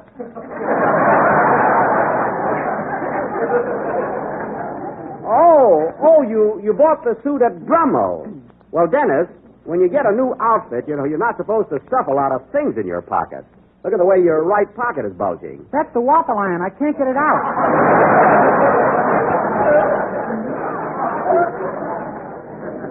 Oh. Say, Dennis, did you get a mashy niblick like Jack did? No, I took the Presto cooker instead. You got a Presto with a plain suit? Gol darn it, they told me you could only get a cooker with a tuxedo. Believe me, I'm going back to Brummel's first thing in the morning and raise heck. What are you laughing at? Pull up your bloomers. I can't see your shoes. Oh, I'm sorry. Well, Phil, it's about time for a band number, so let's have it. You better let Dennis sing first. I can't find my baton. Oh, you don't need a baton. Why don't you just wave at the boys? Look, if I wave at those guys, they'll put on their hats and go home. Oh, well, then look around for your sticks. All right, Dennis, unplug your waffle iron and come over here. You got to sing. Okay. Imagine that kid walking in there accidentally and getting a Presto cooker. Oh, well.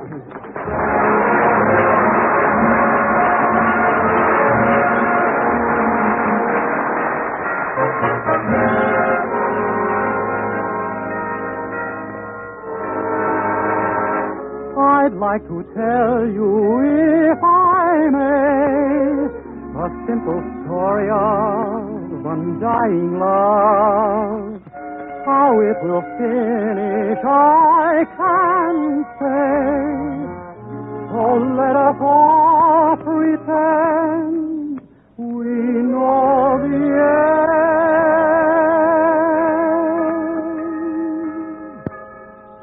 In an old cathedral garden, there's a rose that blooms so fair. Oh, there's someone in the garden, nursing it with tender care. If there weren't any raindrops, this is one thing that I know. She has shed so many teardrops, they could make this flower grow. In an old cathedral garden, just before they said goodbye, with a kiss she made this promise that the rose would never die, and she'll keep a flower growing, knowing he'll come back someday. In an old cathedral garden, If it ended just halfway, oh, she kept a flower growing, knowing he'd come back someday in an old cathedral garden.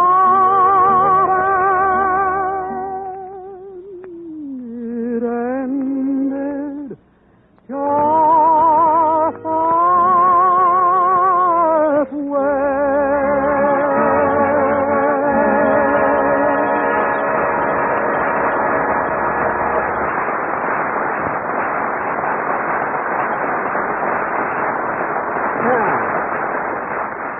That was In an Old Cathedral Garden, written by Lou Pollock and Herman Ruby and sung by Dennis Day. And, Dennis, you sang that beautifully. Thanks, Mr. Benny. Of course, I got a little bit of a cold, you know. A cold? That's too bad. How'd you get it? Well, on April Fool's Day, I sneaked into my girl's apartment and hid in the electric refrigerator. Oh. I was going to say boo when she opened the door. That's a cute gag. What happened? Well, she didn't come home that night, and they had to rub snow on me for 3 days.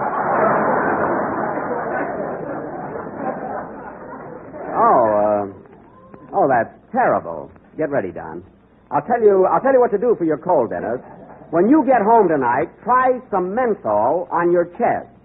All right, Don. Menthol on your chest. Oh, Jack, please, not this one. Don, I don't want any trouble. Menthol on your chest. But, Jack, I'm a college graduate. You can't do this to me. Don, menthol. Sorry, old boy, nothing doing. Well, I'll be darned. He walked out. I don't blame him. Well, I'll tell you one thing. Don won't be back on this program until he reads that commercial. That's a fine way to treat him. Listen, Jackson, Wilson is the only real friend you got on this show. What? What about you and Mary and Dennis? Well, you know, it's just a job with us. Well, I'm certainly glad to know that. Me too. I never knew where I stood around here.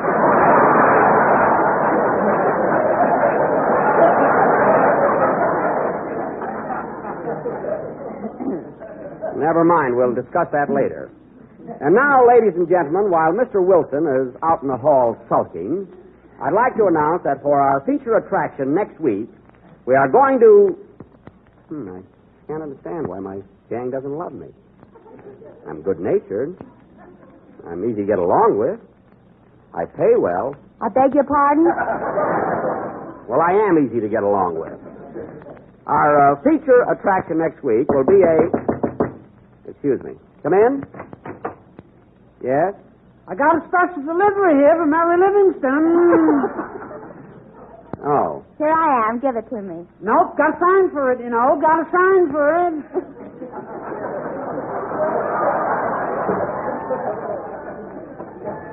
Okay. Postal regulations, don't blame me.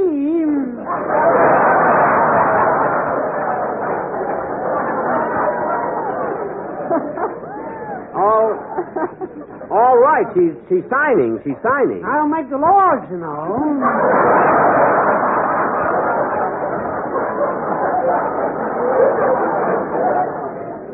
All right, here, it's signed. If I broke the laws for you, I'd have to break it for everybody else.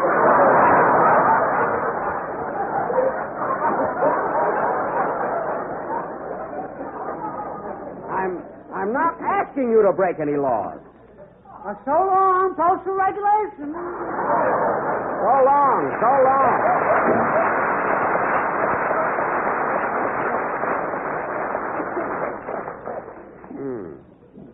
Hey, that guy's a little old for a messenger boy. Spring doesn't mean anything to you either, Bub. All right, Mary, who's the letter from? My mama. Oh, fine. What's old Roxy Hart got to say, anyway?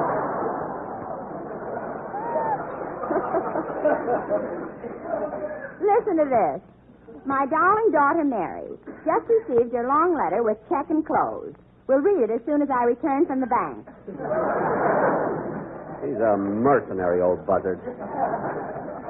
Everyone is fine here except that your Uncle Willie has started drinking again. He bought a new Easter suit yesterday, and he took a bottle opener instead of a presto cooker. Even with the shortage of tires, we can't get him to go on the wagon. He's sure, too. He's got a nose like a taffy apple. Quiet. It is in the Army, and writes that he will not be able to be a general for some time as they are short of uniforms. Some reason. You'll be happy to know that he won a medal shooting Japs. Let's see that. That's crap. Shooting crap.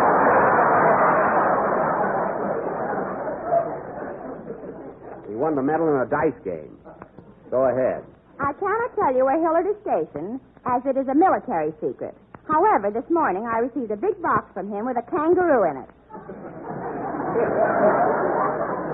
He's probably in Iceland. I'm not giving away any information. No other news, except that last night we all went to see Jack's latest picture, To Be or Not to Be. Well. Your stupid father thought it was wonderful. I might have known your mother wouldn't like me. We also saw Cecil B. DeMille's new movie, The Wild Wind with a Reach Zeet.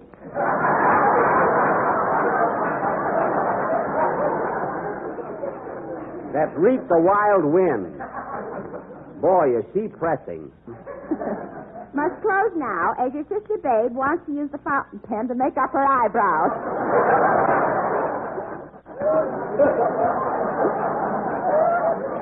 Silly lady. Much love, Mama. Gee, what a corny character. P.S. Always a P.S.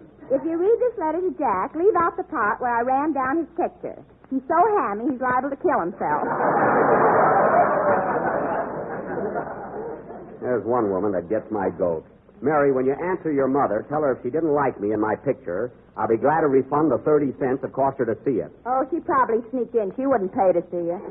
Well, I'm going to send her the 30 cents anyway, just to embarrass her. I saw your picture last night, Mr. Benny, and I stayed for 3 shows. Well. It was sure good to get in that warm theater after that refrigerator.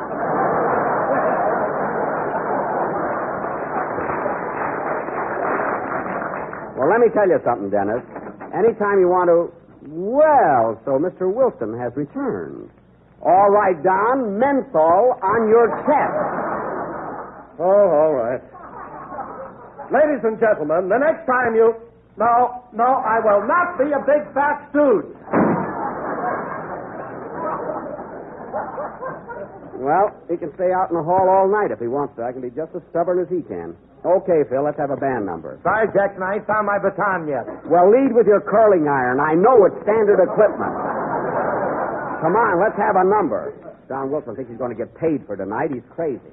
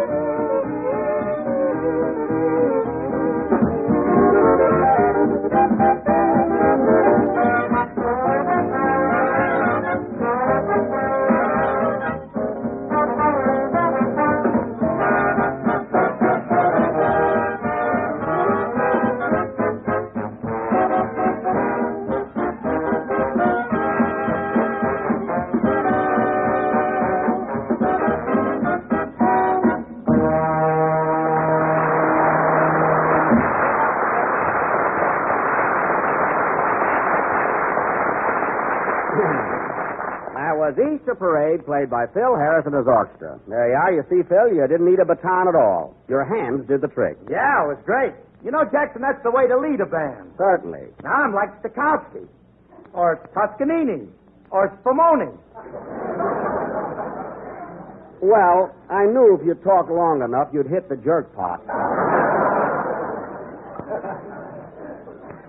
Spumoni, Phil, is Italian ice cream. Well, thank heaven. I thought I said a naughty word.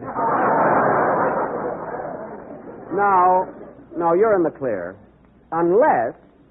No. Ice cream is ice cream no matter how you look at it. And now, ladies and gentlemen, as I started to announce, next week for our feature, a new type of quiz program in which I will personally give away $24 to each of 5 lucky people.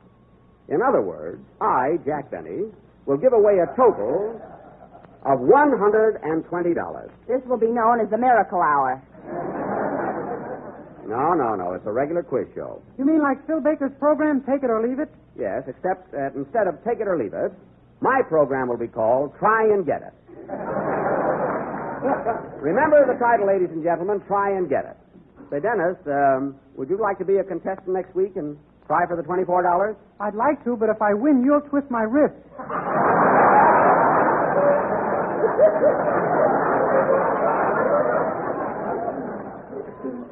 There'll be no violence. Anyway, folks, be sure and tune in next Sunday for our big quiz show. By the way, Jackson, did you hear Fred Allen on the Quiz Kids program?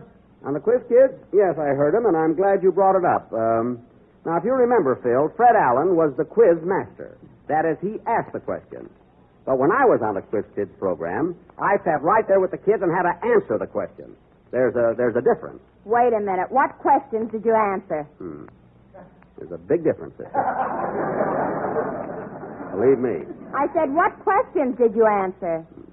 There's a difference between asking the questions and sitting there racking your brains out trying to answer them. You know? Well, all right. What questions did you answer? Well, for one, the Battle of Bull Run was fought on August 30th, 1862.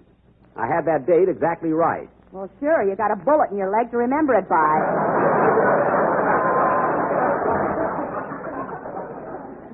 I wasn't even there. Anyway, the point is I answered the questions, and Alan only had to ask them, proving he's afraid to show the world how stupid he is. You weren't afraid, by golly.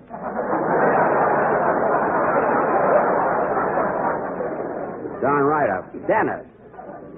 That Alan goes around posing that he's such a genius, but he's really a phony. I don't know about that, Jackson. He don't waste no time answering your program every week. Oh, yeah? He picks up gags as fast as I do. You don't know it, Phil, but you're on my side again. And I'll tell you something else. If he keeps running down my show week after week, I'm going to take a little trip to New York and knock his teeth out. Say, Mr. Benny, how many teeth has Fred Allen got? Thanks, kid. Alan has 1 tooth, Dennis. And if he doesn't keep up his Elks dues, he'll be all gum.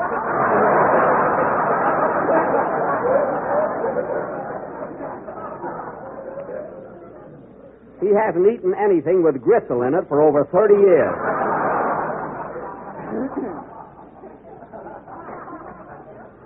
The minute he walks into a restaurant, the waitress hollers, soup. And here's another thing.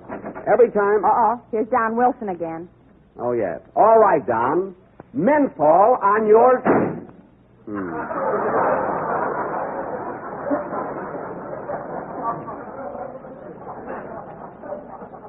There he goes again. Can you imagine such a stubborn guy? Well, at least he's got pride. Mary, I wrote that commercial, and I insist that he read it. I'm running this show, and until we find... I'll take it. Hello? Hello, Mr. Benny. This is Rochester. Hello, Rochester. What do you want? I'm quitting, boss. Effective as of immediately. What do you mean you're quitting? What's the trouble? It's that crazy boarder of yours, Mr. Billingsley. He's been chasing me around the house all day with a bow and arrow. What? And he keeps putting apples on my head. He thinks he's William Tell. William Tell? From the overture of the same name. Oh, there's nothing to get excited about. Just humor him. Let him shoot an apple off your head. Are you kidding?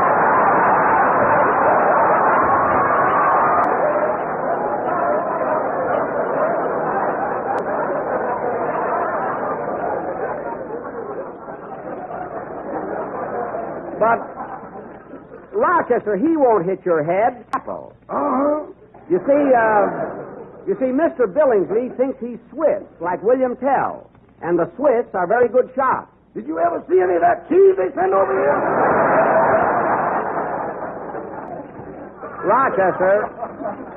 Rochester, you're not going to be shot full of holes.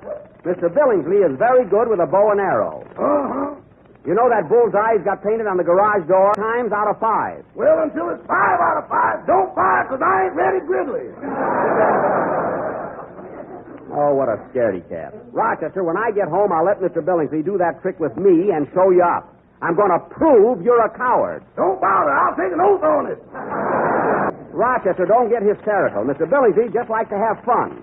So the minute I get home, I'm going to stand against the wall, put an apple on my head, and let him shoot it off. You better have your toupee on still. Anyway, I'll be home in a few minutes. Goodbye. Goodbye. Oh, say, boss. Now what? Can I have the evening off? I want to go down to Central Avenue for the Easter. For the Easter parade. That was just a rehearsal. Tonight we're going to strut on down. Okay. So long. Mr. Billingsley is such a playful fellow, and Rochester doesn't seem to understand him. Oh, well, maybe if I... He's here again. Yes, I'm here. All right, Don, the program is nearly over. Now, for the last time, menthol on your chest. Oh, very well. Ladies and gentlemen, the next time you go to your neighborhood grocer, be sure to buy a package of pictures. Here it comes, folks. And the menthol say it's chest wonderful. I hope you're satisfied. Well, he'll pay for that door, or my name ain't Scarlet. For your next salad, friends, try this delightful Jell-O treat. It's a grand combination of sweet cucumber pickles and sunny lemon Jell-O. And it's so easy and simple to make. All you do is dissolve 1 package of lemon Jell-O in a pint of hot water, chill until slightly thickened, and add 6 small sweet cucumber pickles finely cut. Then mold and serve as a salad, or if you wish, as a swell spicy relish. Here's something mighty grand, a really enjoyable treat that will add lots of color and flavor to any meal you serve it with. So make up this tart, tempting blend of delicious sweet pickles and rich golden lemon Jell-O. Get a package of lemon Jell-O tomorrow, and when you do, be sure to get genuine Jell-O, because Jell-O's new process locks in the flavor, makes it extra good. A little late next week at Camp Hahn. Good night, folks.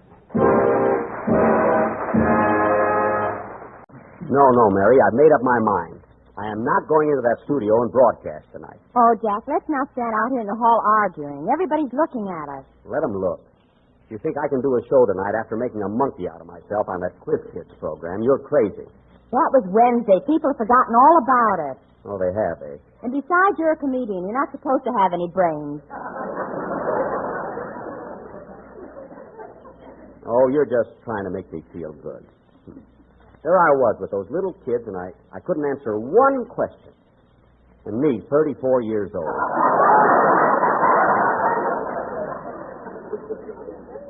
I couldn't even answer a simple question like, where's the Taj Mahal? You could have built the Taj Mahal since you were 34. Go ahead, rub it in. What a blunder. After all the years I spent in show business, I had to stick my neck out and ruin everything. Oh, well, that's life for you. Pardon me, Mr. Benny. May I have your autograph? You don't want my autograph, girlie. I'm washed up. Thanks, just the same. Oh, Jack, you have to dramatize everything. I do, eh? Supposing you did miss on a few questions. You're not supposed to be Einstein. I'm not supposed to be Phil Harris, either.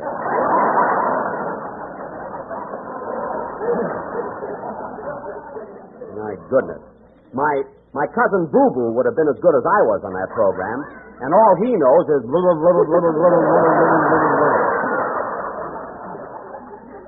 I tell you, Mary, I'm not going on the air tonight. Oh, for heaven's sake. If you're so ashamed of yourself, why don't you go out and join the Foreign Legion?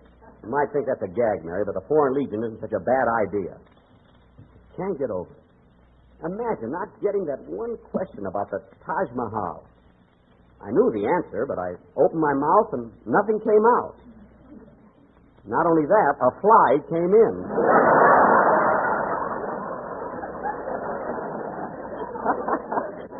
Oh, well. Nothing I can do about it now. Jack, hurry up. The program starts in 30 seconds. Well, I won't be on it. Now, Jack Benny, stop acting like a big baby. He'll be right in, Don.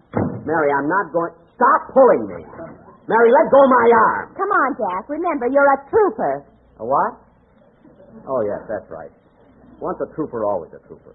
The show must go on. Quiet, Jack. We're on the air. Okay. Gee, I hope I'm good tonight. J-E-L-L-O.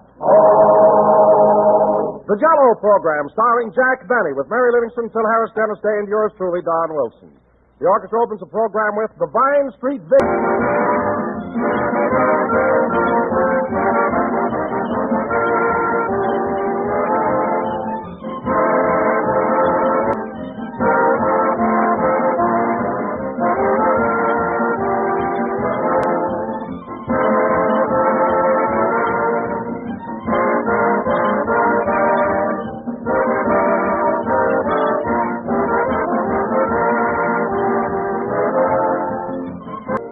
Every housewife knows, in cooking and baking, you get the best results if you follow specific recipes instead of just guessing at the measurements and ingredients. And it certainly pays to be very specific when you're ordering the foods that go into those recipes. That's why it's always a wise thing to ask for Jell-O whenever you're buying a gelatin dessert. If you ask for this swell dessert by name, you can be sure of getting every single time all those good things that Jell-O has come to stand for. You'll get Jell-O's brilliant colors that always look so gay and inviting. And you'll get Jell-O's grand, distinctive flavor. A flavor as refreshing as the juicy, ripe fruit itself, the very island. So when you ask for any of those famous 6 delicious flavors, remember, ladies and gentlemen, to specify the name Jell-O, General Foods. And those big red letters on the box tell you that here's a mighty delightful treat. America's favorite gelatin dessert, Jell-O.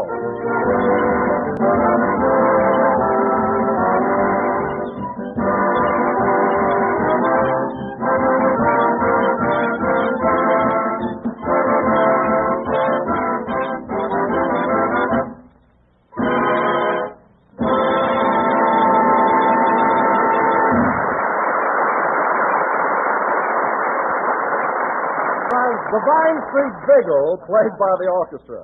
And now, ladies and gentlemen, at this time, we bring you one of the most brilliant minds in America today. A man whose meek and humble appearance a man who appeared on the Quiz Kids program Wednesday night and didn't know the Taj Mahal from the Empire State Building, Jack Benny.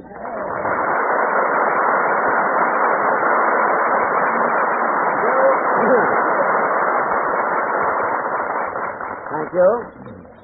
Hello again. This is Jack Benny talking. And, Don, I can't blame you for ribbing me tonight. Those Quiz Kids really gave me the old 1-2.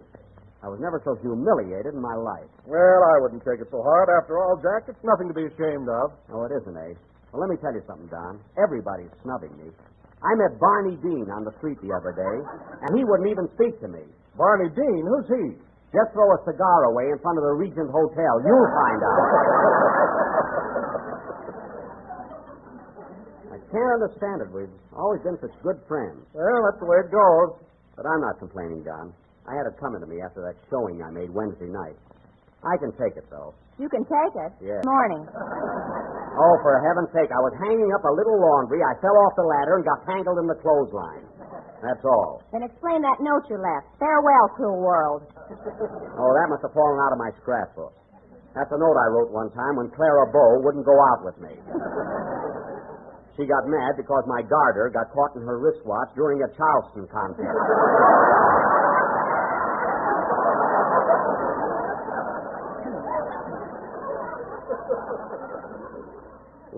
We were disqualified. Anyway, Don, when Mary saw me, I was just hanging up a few socks. On Thursday? I thought you always did your washing on Monday. I couldn't do it Monday. I gave a reception for Lady Mendel. What do you want me to do, ask her to run the ringer? She came over to my house to meet the Quiz Kids. Then why didn't you do your laundry Tuesday? You know darn well that Tuesday is my day to go out and catch dogs in Beverly Hills. I was elected to the office, and it's my duty. Now, hello, Dennis. Hello, Mr. Benny. Say, I heard you on the Quiz Kids program last week. Oh, did you? Yeah, you sure were smart. My mouth. That's what I mean. Don't talk, brother, unless you got a lawyer with you.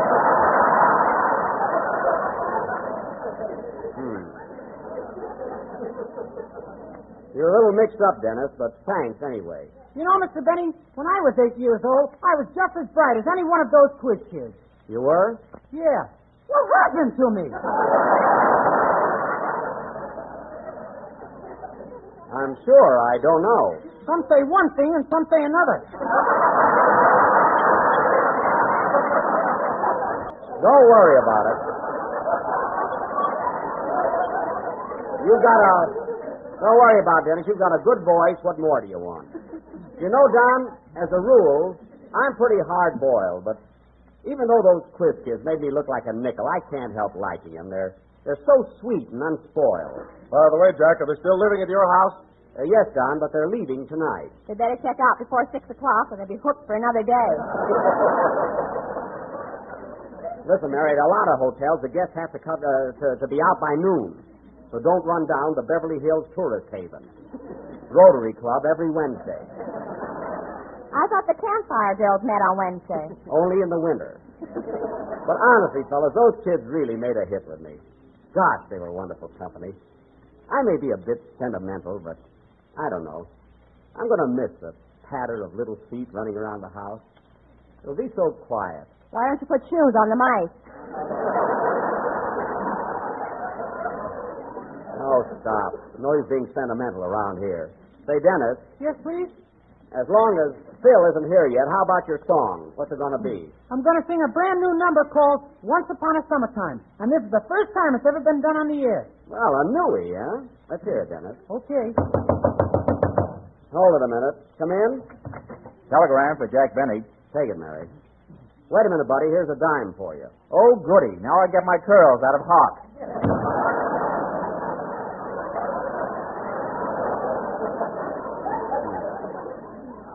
That's all that zombie needs is curls. Say, Jack, this wire's from Waukegan. Oh, from home, eh? Yeah, it says, you certainly disgraced the family on the Quiz Kids program. Personally, I'm disgusted with you. Disgusted with me? Who's that from? Cousin Boo Boo. Boo Boo ever find out about telegrams? He must have seen the picture, Western Union. Sing, Dennis.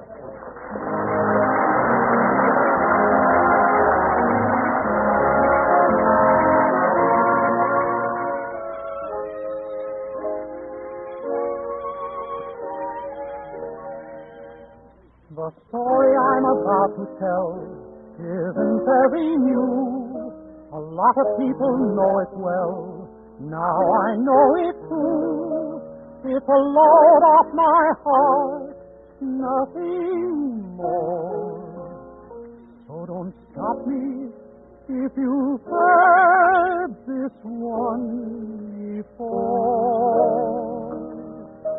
Once upon a summertime, not so long ago, there were two in a love affair. One of them didn't care. What happened, I'll never know. For once upon a winter time, this affair turned cold. And because of a change of heart, this story had to be told. It lasted through September, October, and November, and I still remember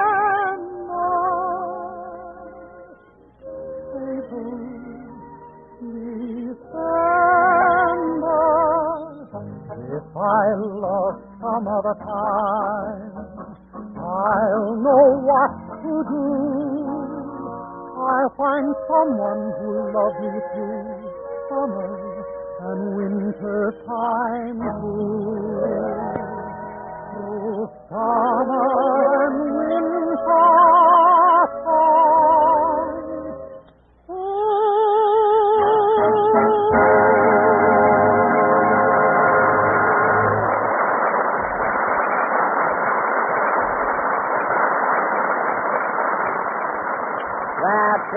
That was Once Upon a Summertime, written by Jack Brooks and Norman Barons and sung by Dennis Day. And Dennis, that was not only a great number, but your voice was really heavenly.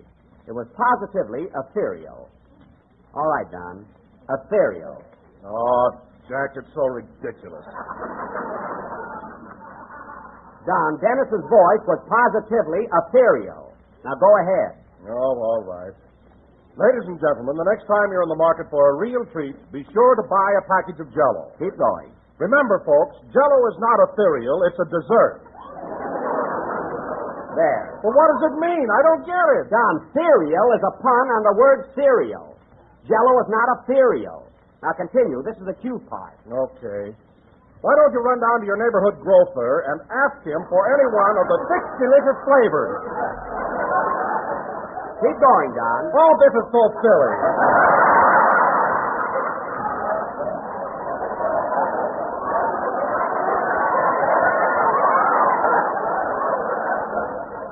Don! So look for the big red letters on the box. Darn you, Jack Benny, I'm going home. What? Well, I'll be darned, he left. I must have wounded his big fat vanity. He's so temperamental lately. Well, I don't blame him. Did you write that commercial, Jack? Yes. Well, it thoroughly stunk.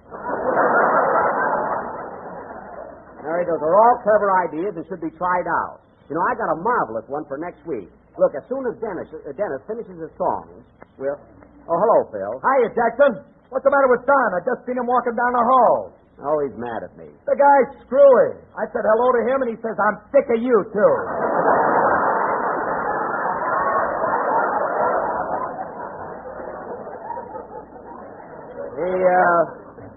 He did, eh? Yeah, you know, the guy was lip-sync. That's lip-sync. Not lip-sync. Well, he did it with his lips. I don't care what he did it with. The word is lip-sync. All right. Have it your way. Hiya, Mary. Hello, Phil. Say, Phil, how are you and the boys going over to the Paramount Theater? Mary, we're a riot. You ought to hear the laughs I get with my gags. I can imagine. Get this one, Jackson. When I first walk out on the stage, I say to my guitar player, I say, hey, Frankie, who was that lady I seen you with last night? Uh-huh. And before he can answer, I hit him right in the kisser with a blueberry pie.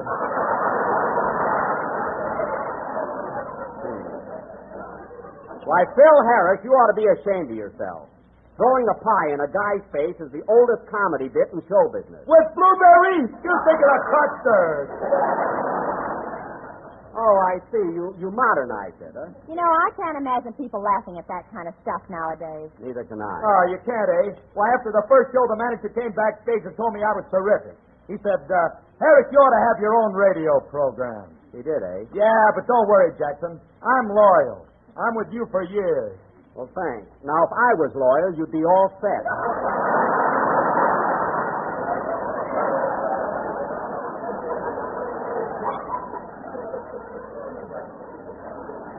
Let me tell you something, Phil. I used to be in vaudeville, but I never stooped so low as to throw a pie at anybody.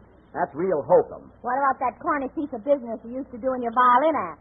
Corny piece of business. What was it, Mary? Jack used to play by the waters of the Minnetonka, and for a finish, Barney Dean would squirt him in the face with a bottle of seltzer. Yeah. Now the guy won't even speak to me. But, Mary, that was a very clever tie-in. You see, the song I was playing was about water. So Barney Dean squirted seltzer water on me. That was the idea. Remember the time you played Among My Souvenirs and he took your watch? That was just for a gag. I got it back later. Anyway, I'll never forget one day when Come in. Hello, boss. Oh, hello, Rochester. I got the quiz kids out in the car. They're all ready to go to the station. Already? I didn't know it was that late. Say, Phil, the kids are going back to Chicago tonight, and I promised to take them down to the train.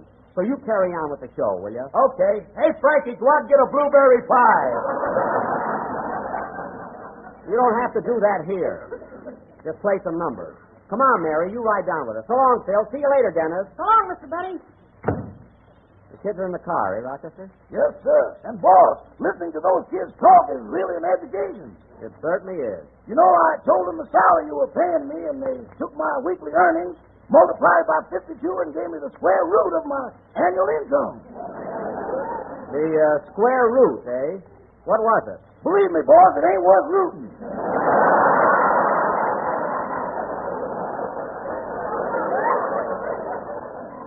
That's too bad. Now, listen, Rochester. Oh, there you are, Mr. Benny. Yes? I've got your papers ready to sign. You leave in 10 days. What? Oh, I meant to get in touch with you about that. I'm not going. Well, it's pretty late for that, Mr. Benny. I'm sorry. You'll have to forget the whole thing. Come on, Mary. Doggone it, I meant to write him a letter. Who is that, Jack? The recruiting officer for the Foreign Legion. You know how depressed I was. It's all off now, though. I'm sure disappointed, boss. I got a gal in Morocco. Well, you weren't going. Well, there are the kids. Come on, Mary. Okay, Bojack. Hello, kids. Here's Uncle Jackie to take you to the train. Now, I'll sit up in front with Rochester. And, Mary, you get back there with the kids. Move over, Gerard.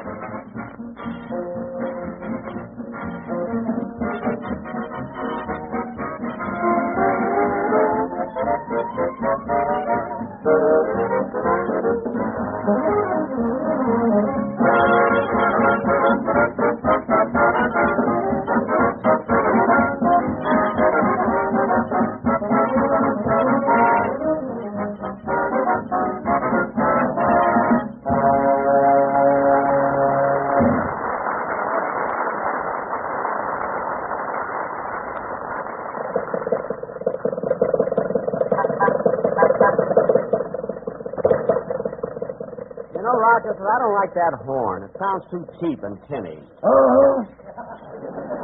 That didn't come with the car. Where do we get that horn, Rochester? There ain't no horn. It's an old atomizer. An atomizer? Yeah, don't you smell that Toujours Lavoie every time I squeeze it? Well, that's one on me. An atomizer for a horn. That's nothing. Our spare tire's a life preserver from the Albany night boat. Oh, yes, I fell overboard one night. It's lucky I had that on. Everything comfortable in the back seat, kids? Yes, Mr. Benny, it's fine. Fine. Good, good. You know, Uncle Jackie's going to miss you, little rascals. But you certainly had me on the ropes last Wednesday night. We sure did. Yes.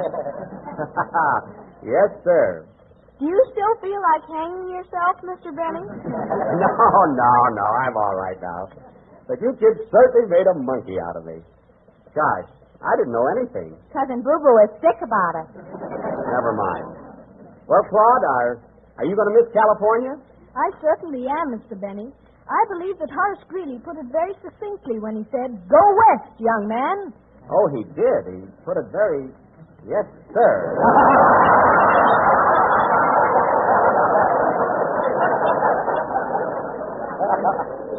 You know, Horace Greeley was a great inventor. Why, Mr. Benny, Horace Greeley wasn't an inventor. He was a newspaper editor. Oh, he was, eh? Well, if you're so smart, what paper? The New York Tribune from 1841 to 1872. I'd give $1,000 if I could learn to keep my mouth shut.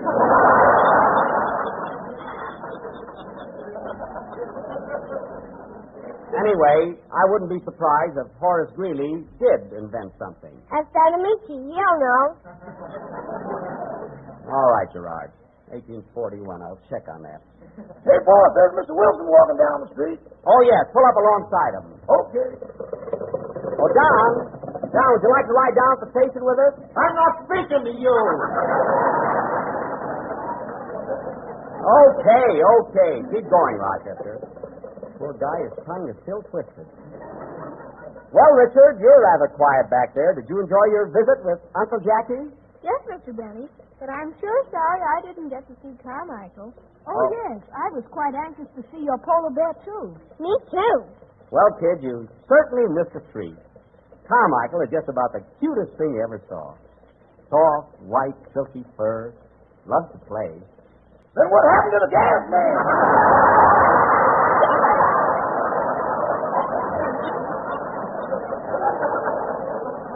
You just drive the car. And Rochester, watch out. Watch out for that bump up ahead. The what? That bump. Oh, hang on, everybody.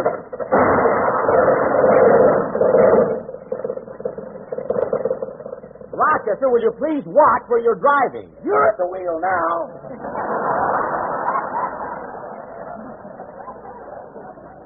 Oh, my goodness, get over here. Mary, are the kids all right? You better call the roll. Okay. Claude? Here. Richard? Here. Gerard? I'm Gerard Garrow. I'm 8 years old and I go to the Bradwell School. Don't give your billing. Just answer.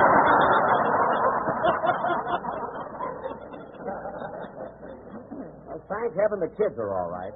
Be careful now, Rochester. Careful. Still don't like that horn. Try to get something unusual.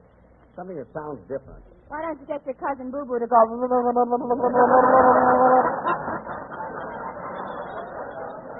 Just keep my relatives out of this, will you?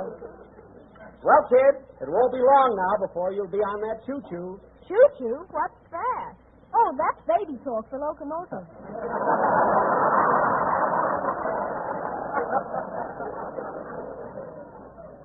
Baby talk, eh?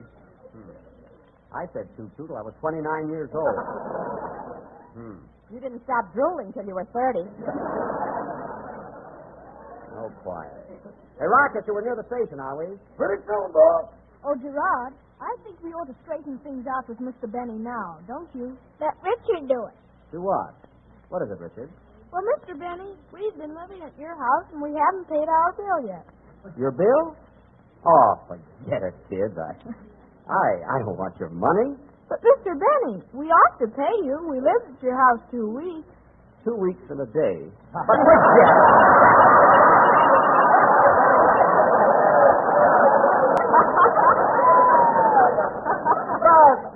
Forget it, kid. It's all right with me. I enjoyed having you. Really. But, Mr. Benny, if we went to a hotel, it would have cost us money, so why shouldn't you get it? Yeah. Why? Oh, forget it. Forget it. You kids were my guests. Let it go at that. But, Mr. Benny... Watch out, Claude. This can't last forever. Mary, you know very well I wouldn't accept any rent from these lovable children. But when they get to Chicago and they feel like sending me a little gift, that's entirely up to them. Oh, we haven't got much time. Pile out, kids. Come on. Watch your step, kid. Watch it there. Take it easy. Say, boss, should I put my red cap on and take the bags in?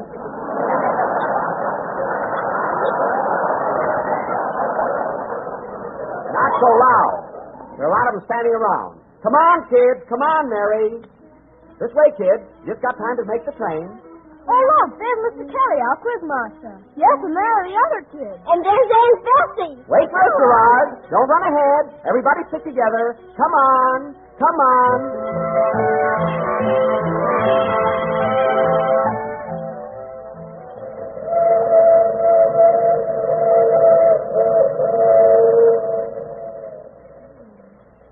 Well, here we are on the choo-choo, as Mr. Benny puts it.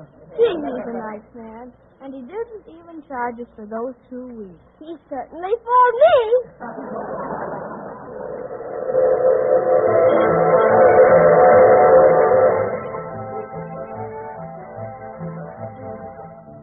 Ready to go, boss? Yeah. Gee, I hated to see those kids leave. You know, Mary, they got to be just like my own children. No kidding, I was crazy about them. Oh, stop blubbering. You'll see him again. Yes, but I was so used to playing with them and everything. What'll I do now? What'll I do when I come home evening? What'll I do in my spare time? Let's look for the gas man. Oh, quiet! Come on, let's go.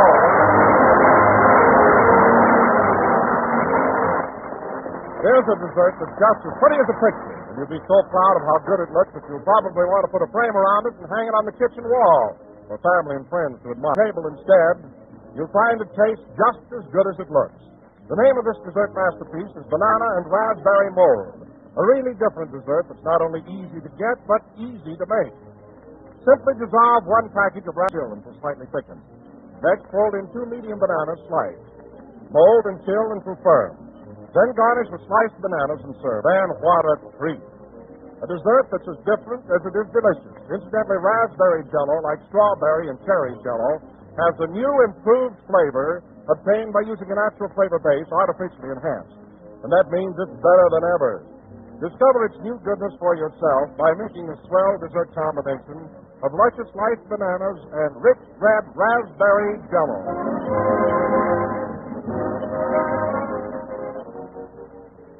The next time you buy Jell-O, get Jell-O pudding, too.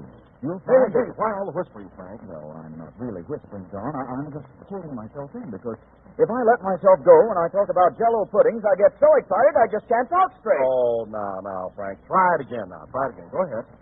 All right. Jell-O puddings, ladies and gentlemen, are made by the same folks who make Jell-O, and like Jell-O, they're downright swell. For smooth, creamy goodness, Jell-O puddings are simply unrivaled. They're easy to prepare, just as Jell-O is. And they sell for the same low Jell-O price. So try these rich, mellow puddings in 3 flavors, chocolate, vanilla, and butterscotch. There, I told you could do it. Get Jell-O puddings tomorrow. Get Jell-O puddings Oh, we're a little late. Good night, folks.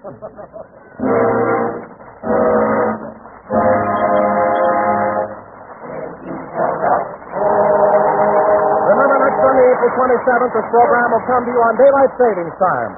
Consult your local newspaper or movie and radio guide for current time in your community. This is the National Broadcasting Company. J-E-L-L-O. The Jell-O program, starring Jack Benny with Mary Livingston and Phil Harris and his orchestra. The orchestra opens the program with Life Begins When You're in Love.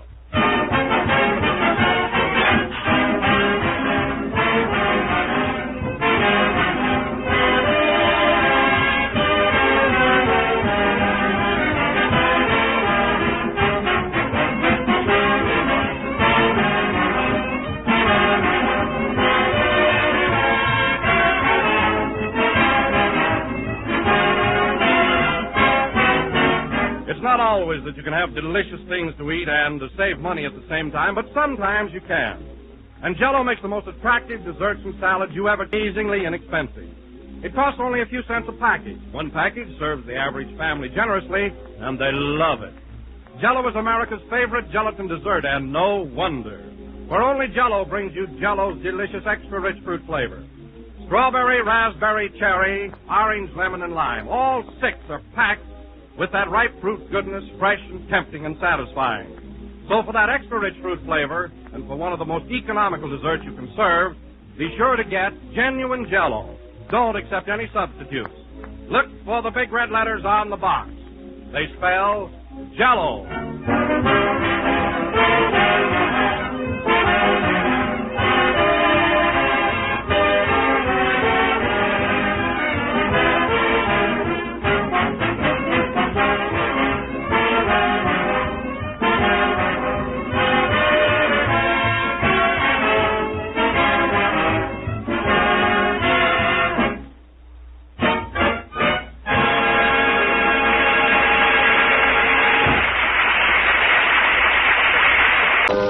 Sunday night. Why couldn't you guys pick a better night than Sunday night? My one day off, and I have to come down here. Sorry we had to call you, Joe. This the guy, huh? Yeah. Hey, you. That's it. C flat. If I had my wrench... This is the lieutenant. Oh. Oh, I'm sorry, Lieutenant. Name? Oh. My name is Remington. Hercules Remington. That's it, Joe. We checked. Huh. Pardon me, Lieutenant, but my wife, Martha, is going to be awfully worried. You see, I haven't seen her since this morning. They told me... You haven't seen your wife since this morning? No, and I thought that if I could phone her and at least tell her where I am... Where'd you pick him up? Coney Island, Joe. He called us from there. Yes, and I should have called my wife, too. Look, Lieutenant, I don't want to seem persistent about You'll have this. plenty of time later to call your wife. Now, give the lieutenant the story in detail, just like you told it to me on the way down here to the station. What kind of work do you do, Remington? Well, I'm a piano tuner, Lieutenant. Yours is out of tune.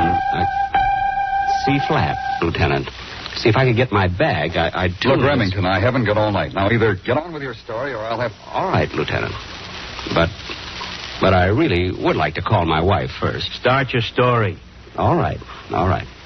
If there was any explaining to be done to my wife, you guys will have to do it. We'll be happy to. Now, go ahead. Yes, sir. Well, Lieutenant, this whole mess started yesterday morning, Saturday. I got up, had breakfast with my wife, Martha, and my Uncle Herman. He's my black sheep uncle of the family. He's a carnival man, came to work at the World's Fair here, and has been living with us ever since. I think he ought to pay at least 1/3 of the rent, but Martha, well, she feels sorry for him. Anyway, I left the house around 10 o'clock on my way to the Lippin Ridge School of Music. I usually tune their pianos on the first Saturday of the month. You see, because there aren't any classes there on that Saturday. I catch the BMT at 57th and get off at Union Square. Well, yesterday morning I got on the subway, just like I always do. I carry a little ordinary brown bag with all my tools in it and usually lay it right next to me under the seat. I was just sitting there, thinking hard, wondering how I was going to meet the bills at the end of the month, when a man sat down next to me. He shoved something under the seat and just sat there staring ahead. B flat, D flat, B flat, D flat, B flat, D flat. I beg your pardon. Oh, I'm sorry. I guess I got carried away for a moment. 4 stops later, the man got up, reached under the seat, pulled out a little brown bag, and started for the door. I remember noticing he was bald-headed and wearing big black horn-rimmed glasses. For a minute, I thought he'd stolen my bag of tools, but I reached my hand under the seat and found my bag was still there. I remember sort of chuckling to myself, thinking of the coincidence that he'd been carrying the same type of bag. Well, anyway, I got off at Union Square and walked up to the Lippin Ridge School of Music on 14. There are 4 floors there, a piano on each floor. And I usually start at the top and work my way down. Well, since the school doesn't have any classes on Saturday, the place was deserted.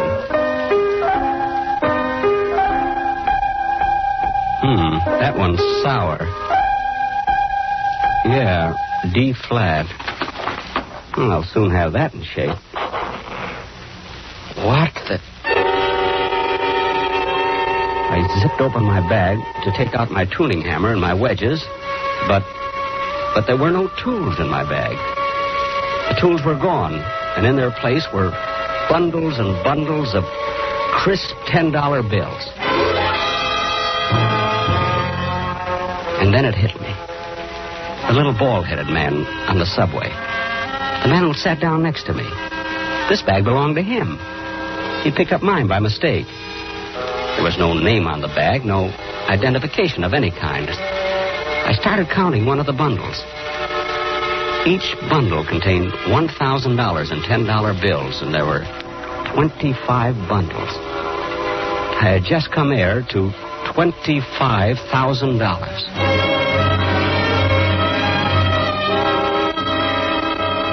When I got home, Martha was washing some clothes out on the back porch, and Uncle Herman was rolling pennies for his pitch penny concession. I called both of them into the living room, pulled all the shades down, closed and locked all the doors, and set the bag on the table. Hercules, what are you doing back home so soon? What kind of nonsense is this, nephew? Martha, Uncle Herman. You look awful pale. I guess I do. Hercules, what's the matter with you? Listen to me, both of you. I'm rich.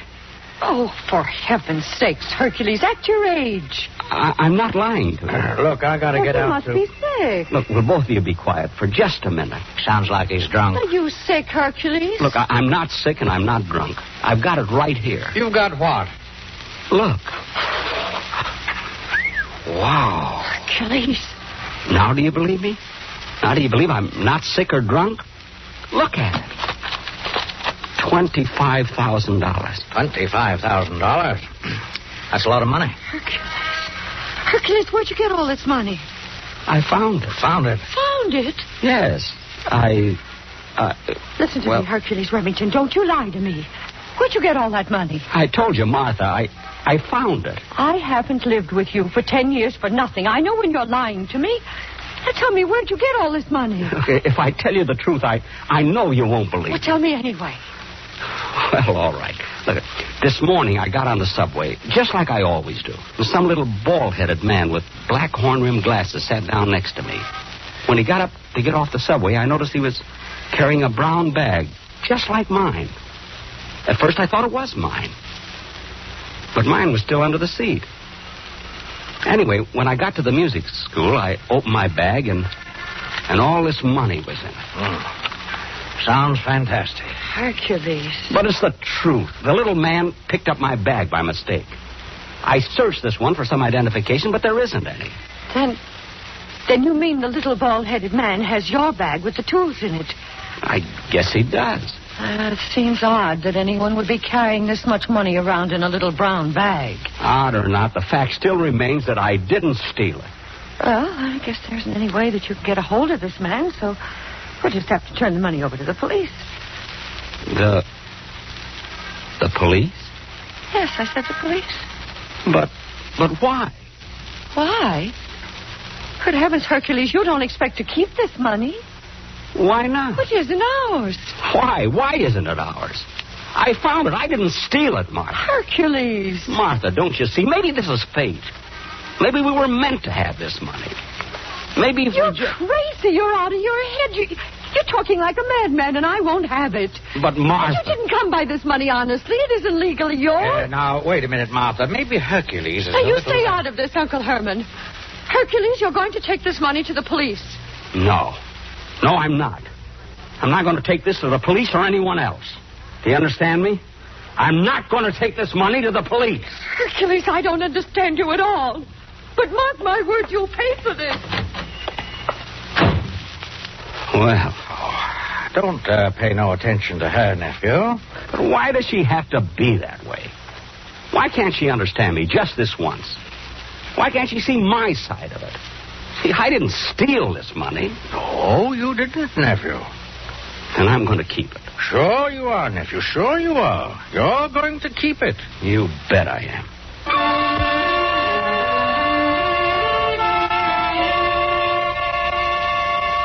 The next morning, that was this morning, Sunday, Martha wouldn't speak to me at all. Her eyes were all red and puffed up. I could see that she'd been crying. And Uncle Herman wasn't doing much talking either. Martha just kept sniffling as she puttered around the stove. I am? You sure are. I guess I should be. That was the little boy.